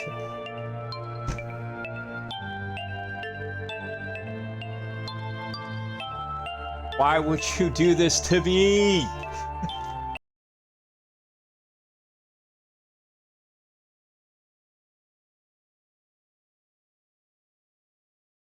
There's a hint there. We're not gonna let you see it again, though. Ha ha ha.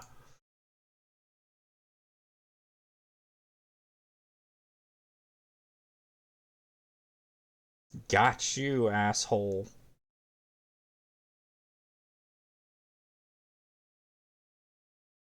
Hold on. I'm doing a streamer cheat. Hopefully. Dear God, no. It's not gonna work. Cause clips past. No. Maybe a highlight? How do I highlight? Highlight. Highlight. Highlight. Dear God. We're fucked. How the fuck?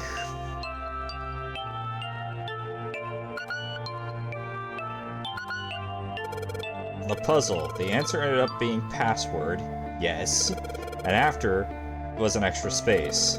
The 9th square. Maybe that's the password? What? Just... I'll kill you. I'll kill all of you. The puzzle. I saw it make the squares all 9. I had numbers... So the hidden number should be 9 as well. That means... Who the fuck knows?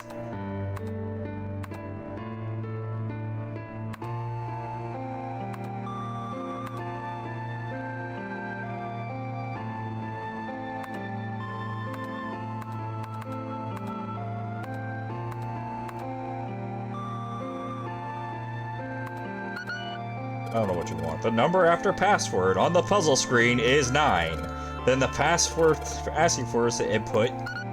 I'll kill everything. I will kill everything in this fucking... 2 plus 4 plus 5 Yes, plus that's whatever. it. Akane, did you get it? I want to hurt somebody after that. Yes, I did! I solved it! I mean, really, you solved it for me, but I copied everything you did! Now I just have to press enter! Then what the hell are you waiting for? Push it! Okay, I will! I hit the enter key. Emergency shutdown command has been confirmed. Incineration system has been disabled.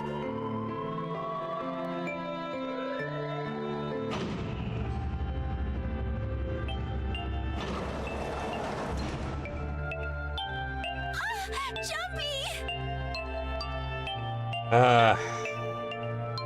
That was annoying. Resetting it definitely helped figure things out, but dear God. It worked! It worked! The incinerator shut down! It worked! Tears rolled down my face as I cried out to him, but they were very different sort of tears. A wonderful feeling of accomplishment and relief flooded my body. At the same time, what strength I had left disappeared and I collapsed onto the floor. For a while, I just lay there laughing and crying, enjoying being alive. Every time I thought about him, I thought my heart would burst. God, I want to punch whoever designed that. Can't quite believe I did that.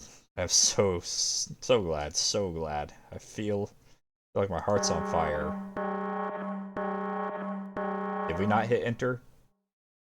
No, I don't have time to be thinking about that kind of shit. I need to tell Akane. Akane, sorry, but things are kind of busy over here. I'm gonna have to hang up now, okay? Hang up. Oh, of course, that's fine. I wiped the tears from my eyes and nodded vigorously, even though I knew he couldn't see me. Then I looked over at the corner of the floor. There were 2 bracelets Hongu had left behind.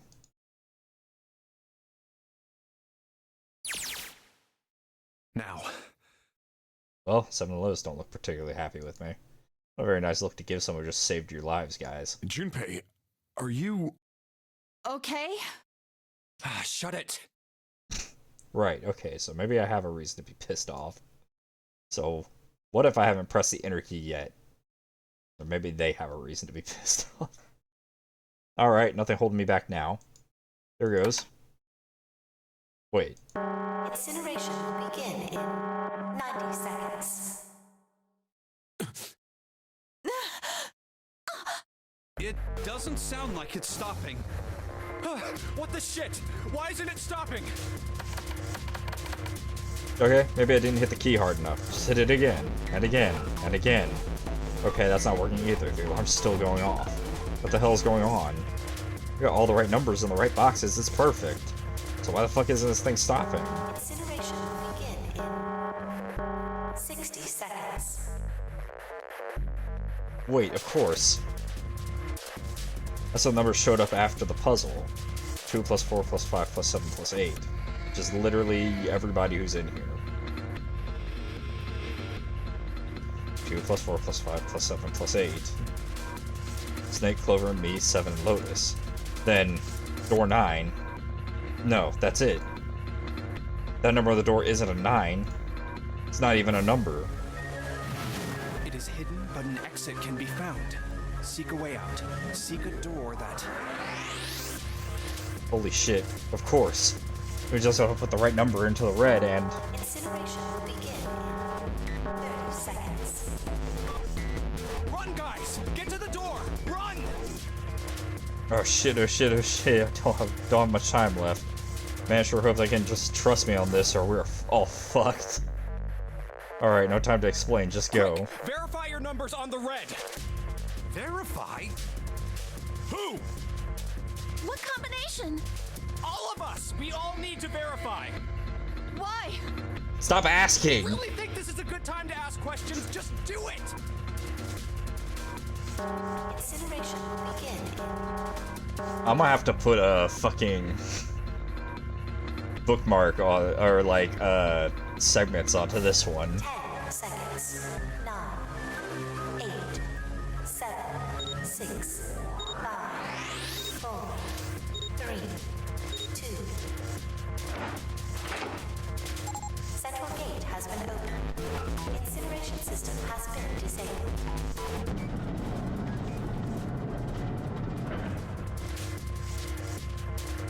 Oh, thank fucking Christ. No, no time to be happy. Time to go. Hurry! We've only got 9 seconds before the door closes! Go, go, go! Come on, guys, move it. Okay, they're all through. Move it, Junpei. Just in time.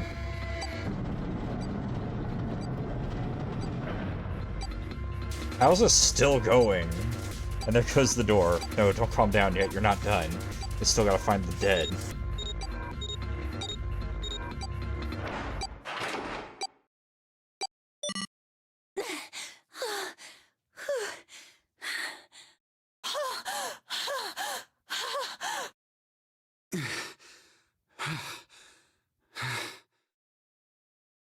Shit. Looks like we made it, huh?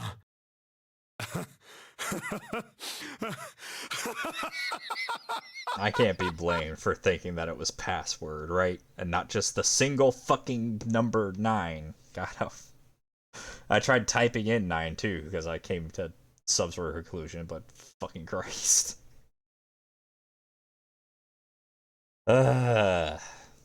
Angry. Annoyed. But we did it. Man, that guy sure can laugh when he wants to. It's like Clover and Lotus are totally out of energy. Snake is shaking his head wearily. I just want to take a nap, but... Akane? Akane! Can you hear me? Akane! I want to tell her we made it. I want to tell her how good I feel. But nothing.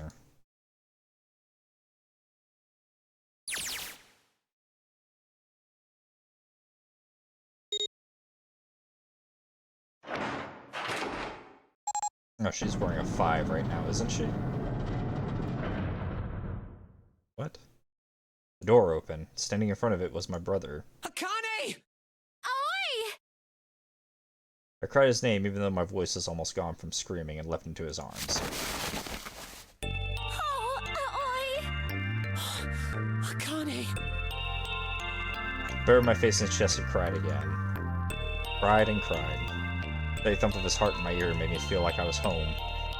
Its beat was almost like a lullaby. I wrapped my arms around him as far as they would go and held him as tight as I could. Just to be there felt like a miracle. I hadn't felt the warmth of another human body in what seemed like an eternity. I just wanted to stay there in his arms forever, but I couldn't. The moment I passed through the door, my bracelet had begun to count down to death. I looked away from him and looked around. The door had already closed. I spotted the dead only a short distance away. It took me only a moment to get to it and scan all the bracelets. I left the ones Hongo had dropped on the scanner panel. That was it.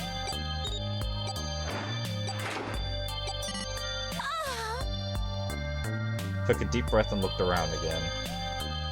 The huge detective who we'd called 7 in 9 years and Snake, the blind boy, were looking at me. They seemed to have been utterly stunned by my sudden appearance. Their eyes were wide, their mouths hung open. Alright, let's get out of here. If we don't book it, we might run into Hongo again. Oyo was right. It's time we got moving. The mention of Hongo seemed to jar 7 and Snake out of their surprise, and they nodded. We took off running up the spiraling staircase to freedom. Time for more running. But if they can get us out of here, no wonder we're running so hard. My heart's beating so hard I can barely hear. God, I can't wait to breathe real air again. Huh, is 7 talking? Hey, Junpei, can I ask you something? What's up? That door, the one with the 9 on it. Why'd it open? Yeah, all 5 of us verified our numbers on the red. 2 plus 4 plus 5 plus 7 plus 8 is 26. That makes our digital route 8. It shouldn't have opened. That's not like you, Lotus. I thought you would have figured it out already. Huh? Why? Because you were the person who taught me about the idea of bases. Was it, Bases? Yeah. What are the 2 numbers in base 2? 0 and 1. How about base 10? That goes from 0 to 9, right? And how about base 16? 0 through F. After 9, it starts at A and goes from there. B, C, D, etc. You're right. In other words, A in base 16 is 10 in base 10.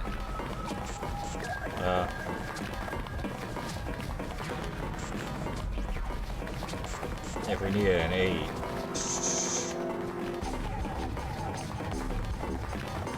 That needs to be a 7, so what, a...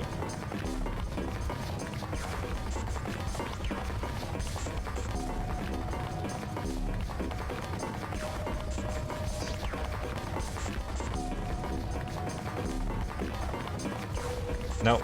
B is 11, C is 12, D is 13, and so on. So, what about it? You don't get it? What if we keep going with that pattern? What if you go way past base 16 all the way to base 27? Wait. Base 27? Go past the alphabet then. Yeah. Well, the numerical digits are the same. So I guess you'd add alphabetical digits. E is 14, F is 15, G is 16, H is 17, I is 18, J is 19, K is 20, L is 21, M is 22. N is 23, O is 24, P is 25. MNOPQ? Didn't look like... And what comes after that? It was a Q? Q. 26! And what does that mean? That wasn't a 9 on the door. It was a Q! A fucking lowercase Q! Yep, that's pretty much it. I guess to put it another way, you could say that it was a 9 in base 10, but a Q in base 27. Time for more running. God, my thighs are killing me. I swear, any moment now I'm gonna tear a muscle. Like every single cell in my body is dying for air.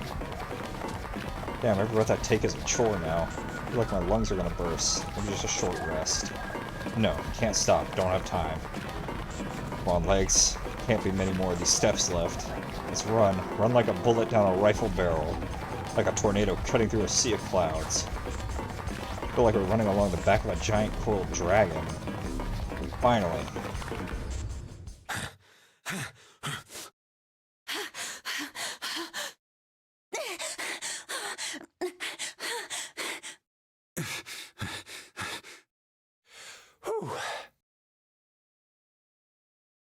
Jesus, I can barely breathe. No, Junpei, not the time for no time for rest. Pull yourself together, you're almost there. All right, I'm gonna open it. Yeah. Yes, we're finally here. Please do. Sure, you look like a big heavy door, but you're the only thing standing between me and my freedom. And more important than that, the only thing standing between me and Akane. You're gonna open, and you're gonna open now.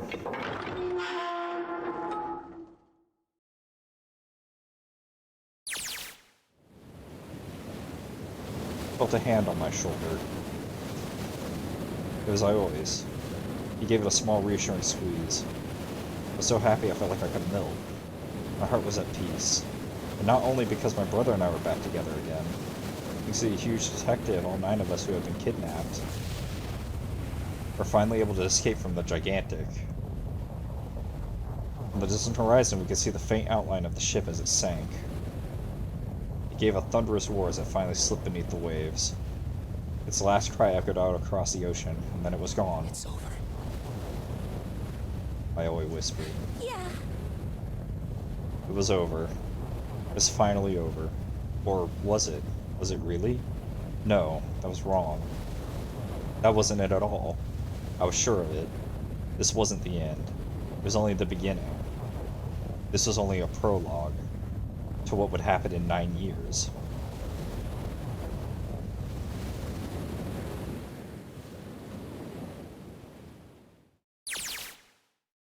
Yes, finally, air. Gah, damn, that sun is bright. I can barely see anything.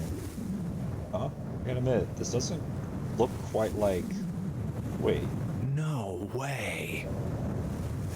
You gotta be shitting me. What? It can't be. This is... The Nevada site, isn't it?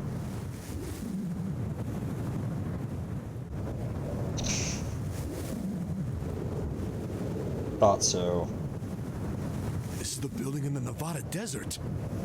the mock experiment building. Oh my god. This whole time we were in Building Q. Well, if the gigantic sank, then sure, yeah, you wouldn't be able to. Sure enough, that's a desert out there with mountains all around it. I kind of figured that, like, there was a possibility of them being inside a facility rather than on a ship. Hello there, son. Boy, am I ever glad to see you. I don't think I've ever been so happy to see a sunrise. Don't even think about it. Huh? Did I just hear something fall? Right, our bracelets. Guess I've never really got a good look at the underside of one of these. Let's see what's inside you. There's a little electronic chip and an ATM card. That's it. There's nothing else. Nothing that even looks like a detonator. There was never a detonator to begin with. Except for in the one dude? Figures. Connie.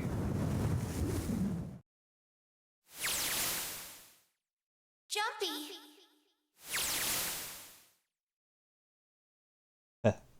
Guess I must be pretty crazy about the girl if I think I'm hearing her voice in the wind.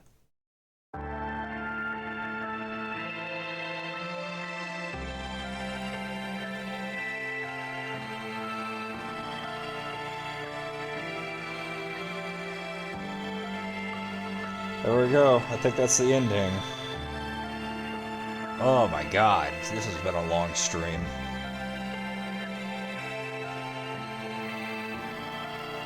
Especially, it took me too damn long with that fucking puzzle.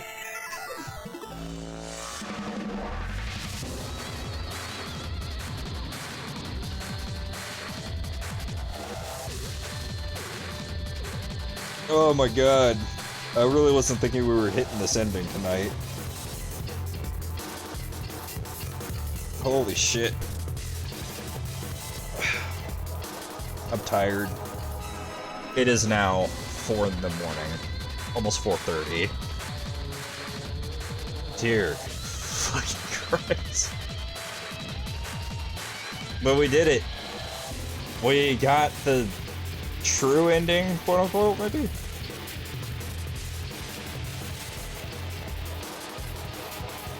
Yeah, I kind of figured. What the fuck?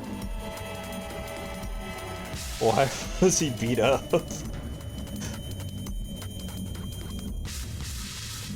And so was she sick all the time during all that?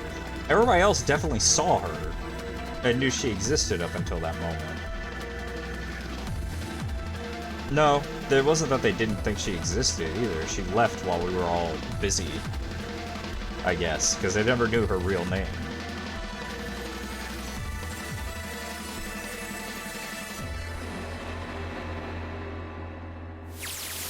Oh, let's see. Are you okay? Oh, come on. This is nothing. Really? Yeah. You don't look okay. It was just before the end of elementary school. Jumpy and I were sitting next to each other on a small hill, looking down at the town as the sun slowly set. How does it look then? He was half serious and half joking. Thought about it for a minute first. Well, let's see. It looks like you kissed a toad and got warts, but then they just kept growing and growing and growing. Why is he beat up? What does that even mean? Junpei grinned and... Ow, ow, ow, ow. See? I told you you're not okay. You're too reckless. You can't beat 5 8th graders, Jumpy. That's crazy. Yeah, but I couldn't just stand there. I mean, don't you think so? I had to do something. Junpei vision. Look at the Nevada desert go past. An SUV, this thing has a pretty smooth ride. It was nice of someone to leave it for us outside the building, keys in the ignition, and gas in the tank. I didn't realize. Ads are about to hit again. We're almost free. Why do you have to come back, ads? How are there ads anytime soon? We're not even close. Oh, no, I'm crazy. That must have been earlier.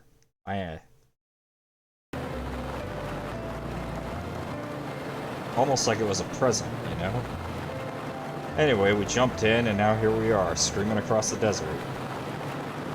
Lotus over there in the passenger seat. Snake and Seven and I are all squeezed into the back seat here. Still can't believe we let her drive. Woohoo! This is so fun! This is so awesome! Driving is so great when there's nothing around, and there's no speed limit. Please don't hit a rock and kill us all anyways. Hey, Clover, watch those bumps, all right? This car jumps even a little, and I think I'm gonna get crushed to death. Hey, shut it. I can't help if I'm big, all right? Suck it up. Why don't you drive, Seven? I'm a cop. I ain't gonna break the law. What? He doesn't have an international license. Yeah, but you could have sat in the passenger seat. I think that the law should be the least of your worries in this situation. These are, what would you call it? Something circumstances. Oh, hell no. There's no way I'm giving this seat up. And Clover, there's no need to slow down. The car Santa and June are in should be somewhere down this road ahead of us. Yeah, I saw some fresh tire tracks going out. There's no doubt about it. Then we've got to hurry if we want to catch them, don't we? Sure thing. Oh shit. God damn it, she doesn't have to drive so fast. I didn't even think a car like this could go this fast. For sure throwing up a lot of dust.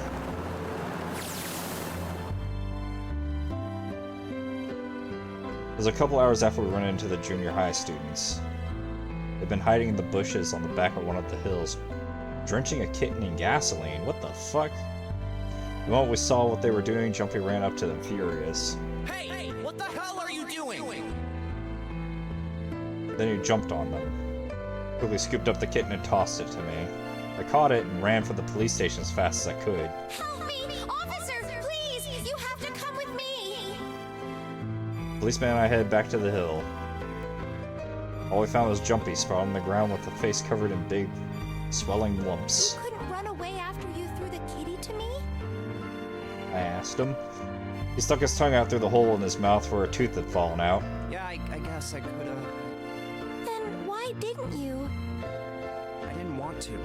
I wanted to beat him up. Beat him up real good. Because of what they were doing to the kitty.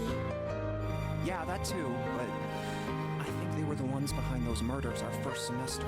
Remember? Oh, you mean the bunnies. Yeah, the bunnies.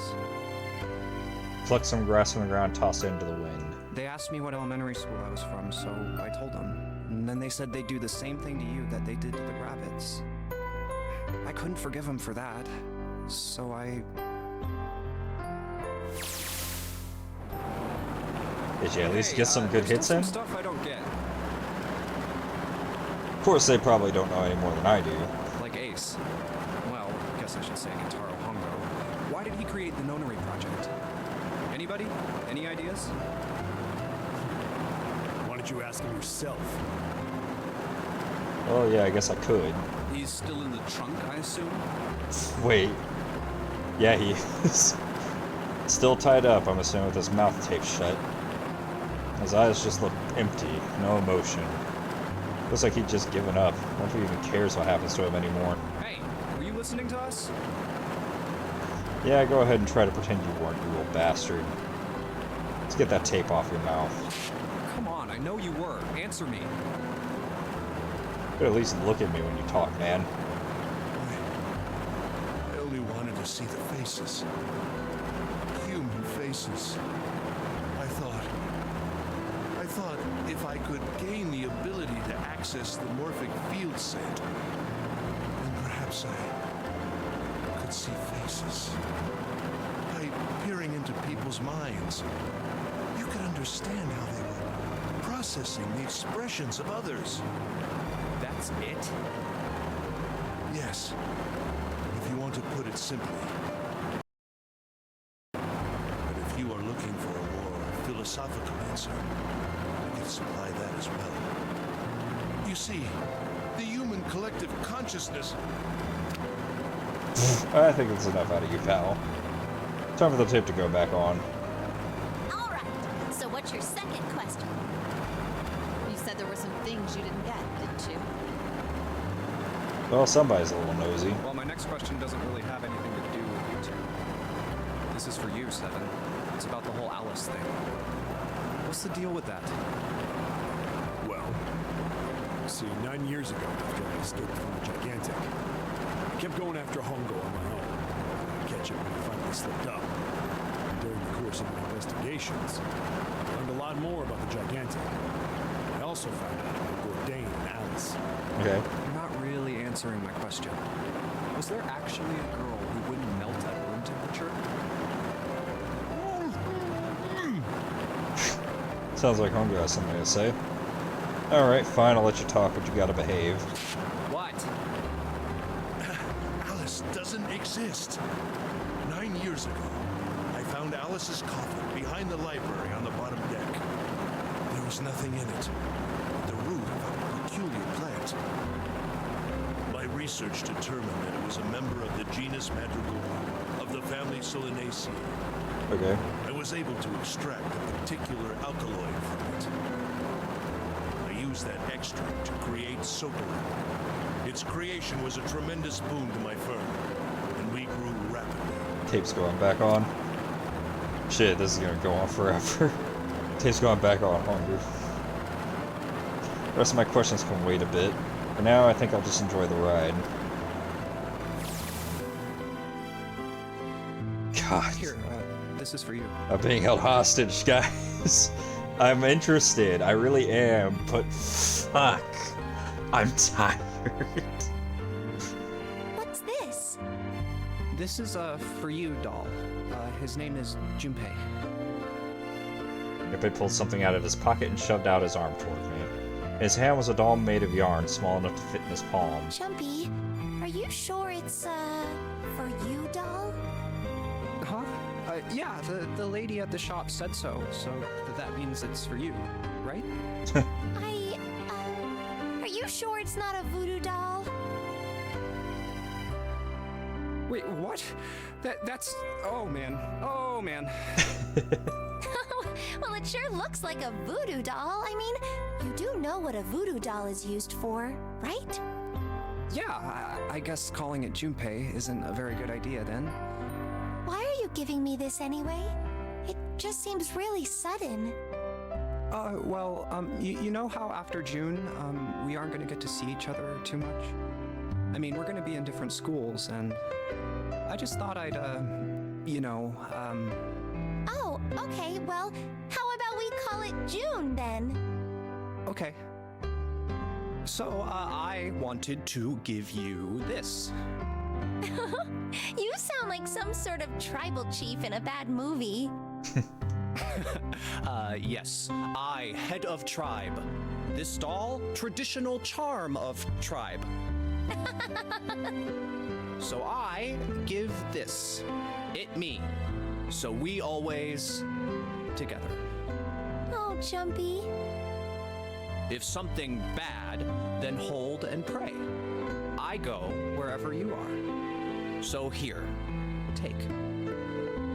Reached out my hand and picked up the doll gently. Thank you. Thank you so much, Jumpy. Before I knew it, I was crying. Tears streamed down my face and fell into June's tiny yarn body. Oh, Jumpy. I'll never forget you. I promise. Jumpy looked straight into my eyes and said just 5 words. I'll never forget you either. The sky was a beautiful crimson red as it melted down toward the horizon. The last golden rays of sunlight stretched out across the city and painted themselves across the hills. We sat, bathed in the warm light of evening.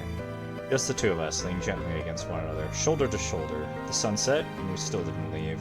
We watched in silence as the darkness deepened, and one by one, the lights of the town began to flicker on.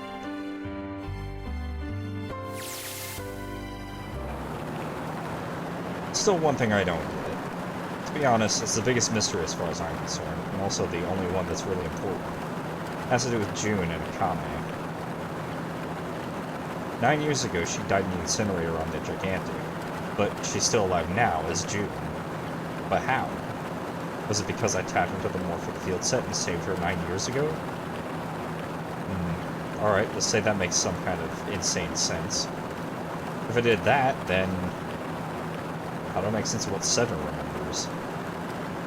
Snake makes sense, he's blind. He couldn't have seen her body anyway. But Seven, he said he was sure he saw it. Does that mean there's some kind of historical discrepancy? Or, wait, maybe that's not it at all. There's one other logical explanation. Or was what you told me the truth, Seven? You look satisfied. No.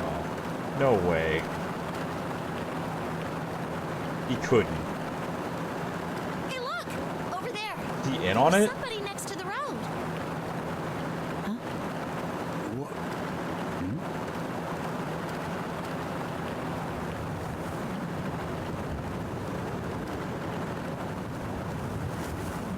What the fuck?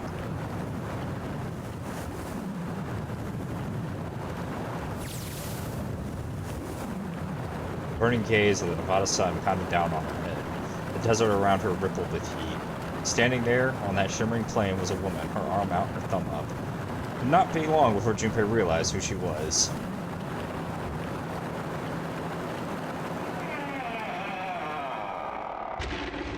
What the fuck?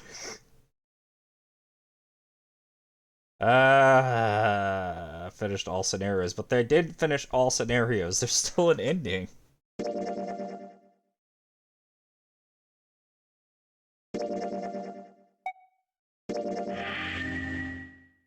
Alright. So. The fuck? I get it. So you have to do this before it'll let you do that, which makes sense because you wouldn't know the Sinister Hand bullshit if you didn't do that. But then, what are all these?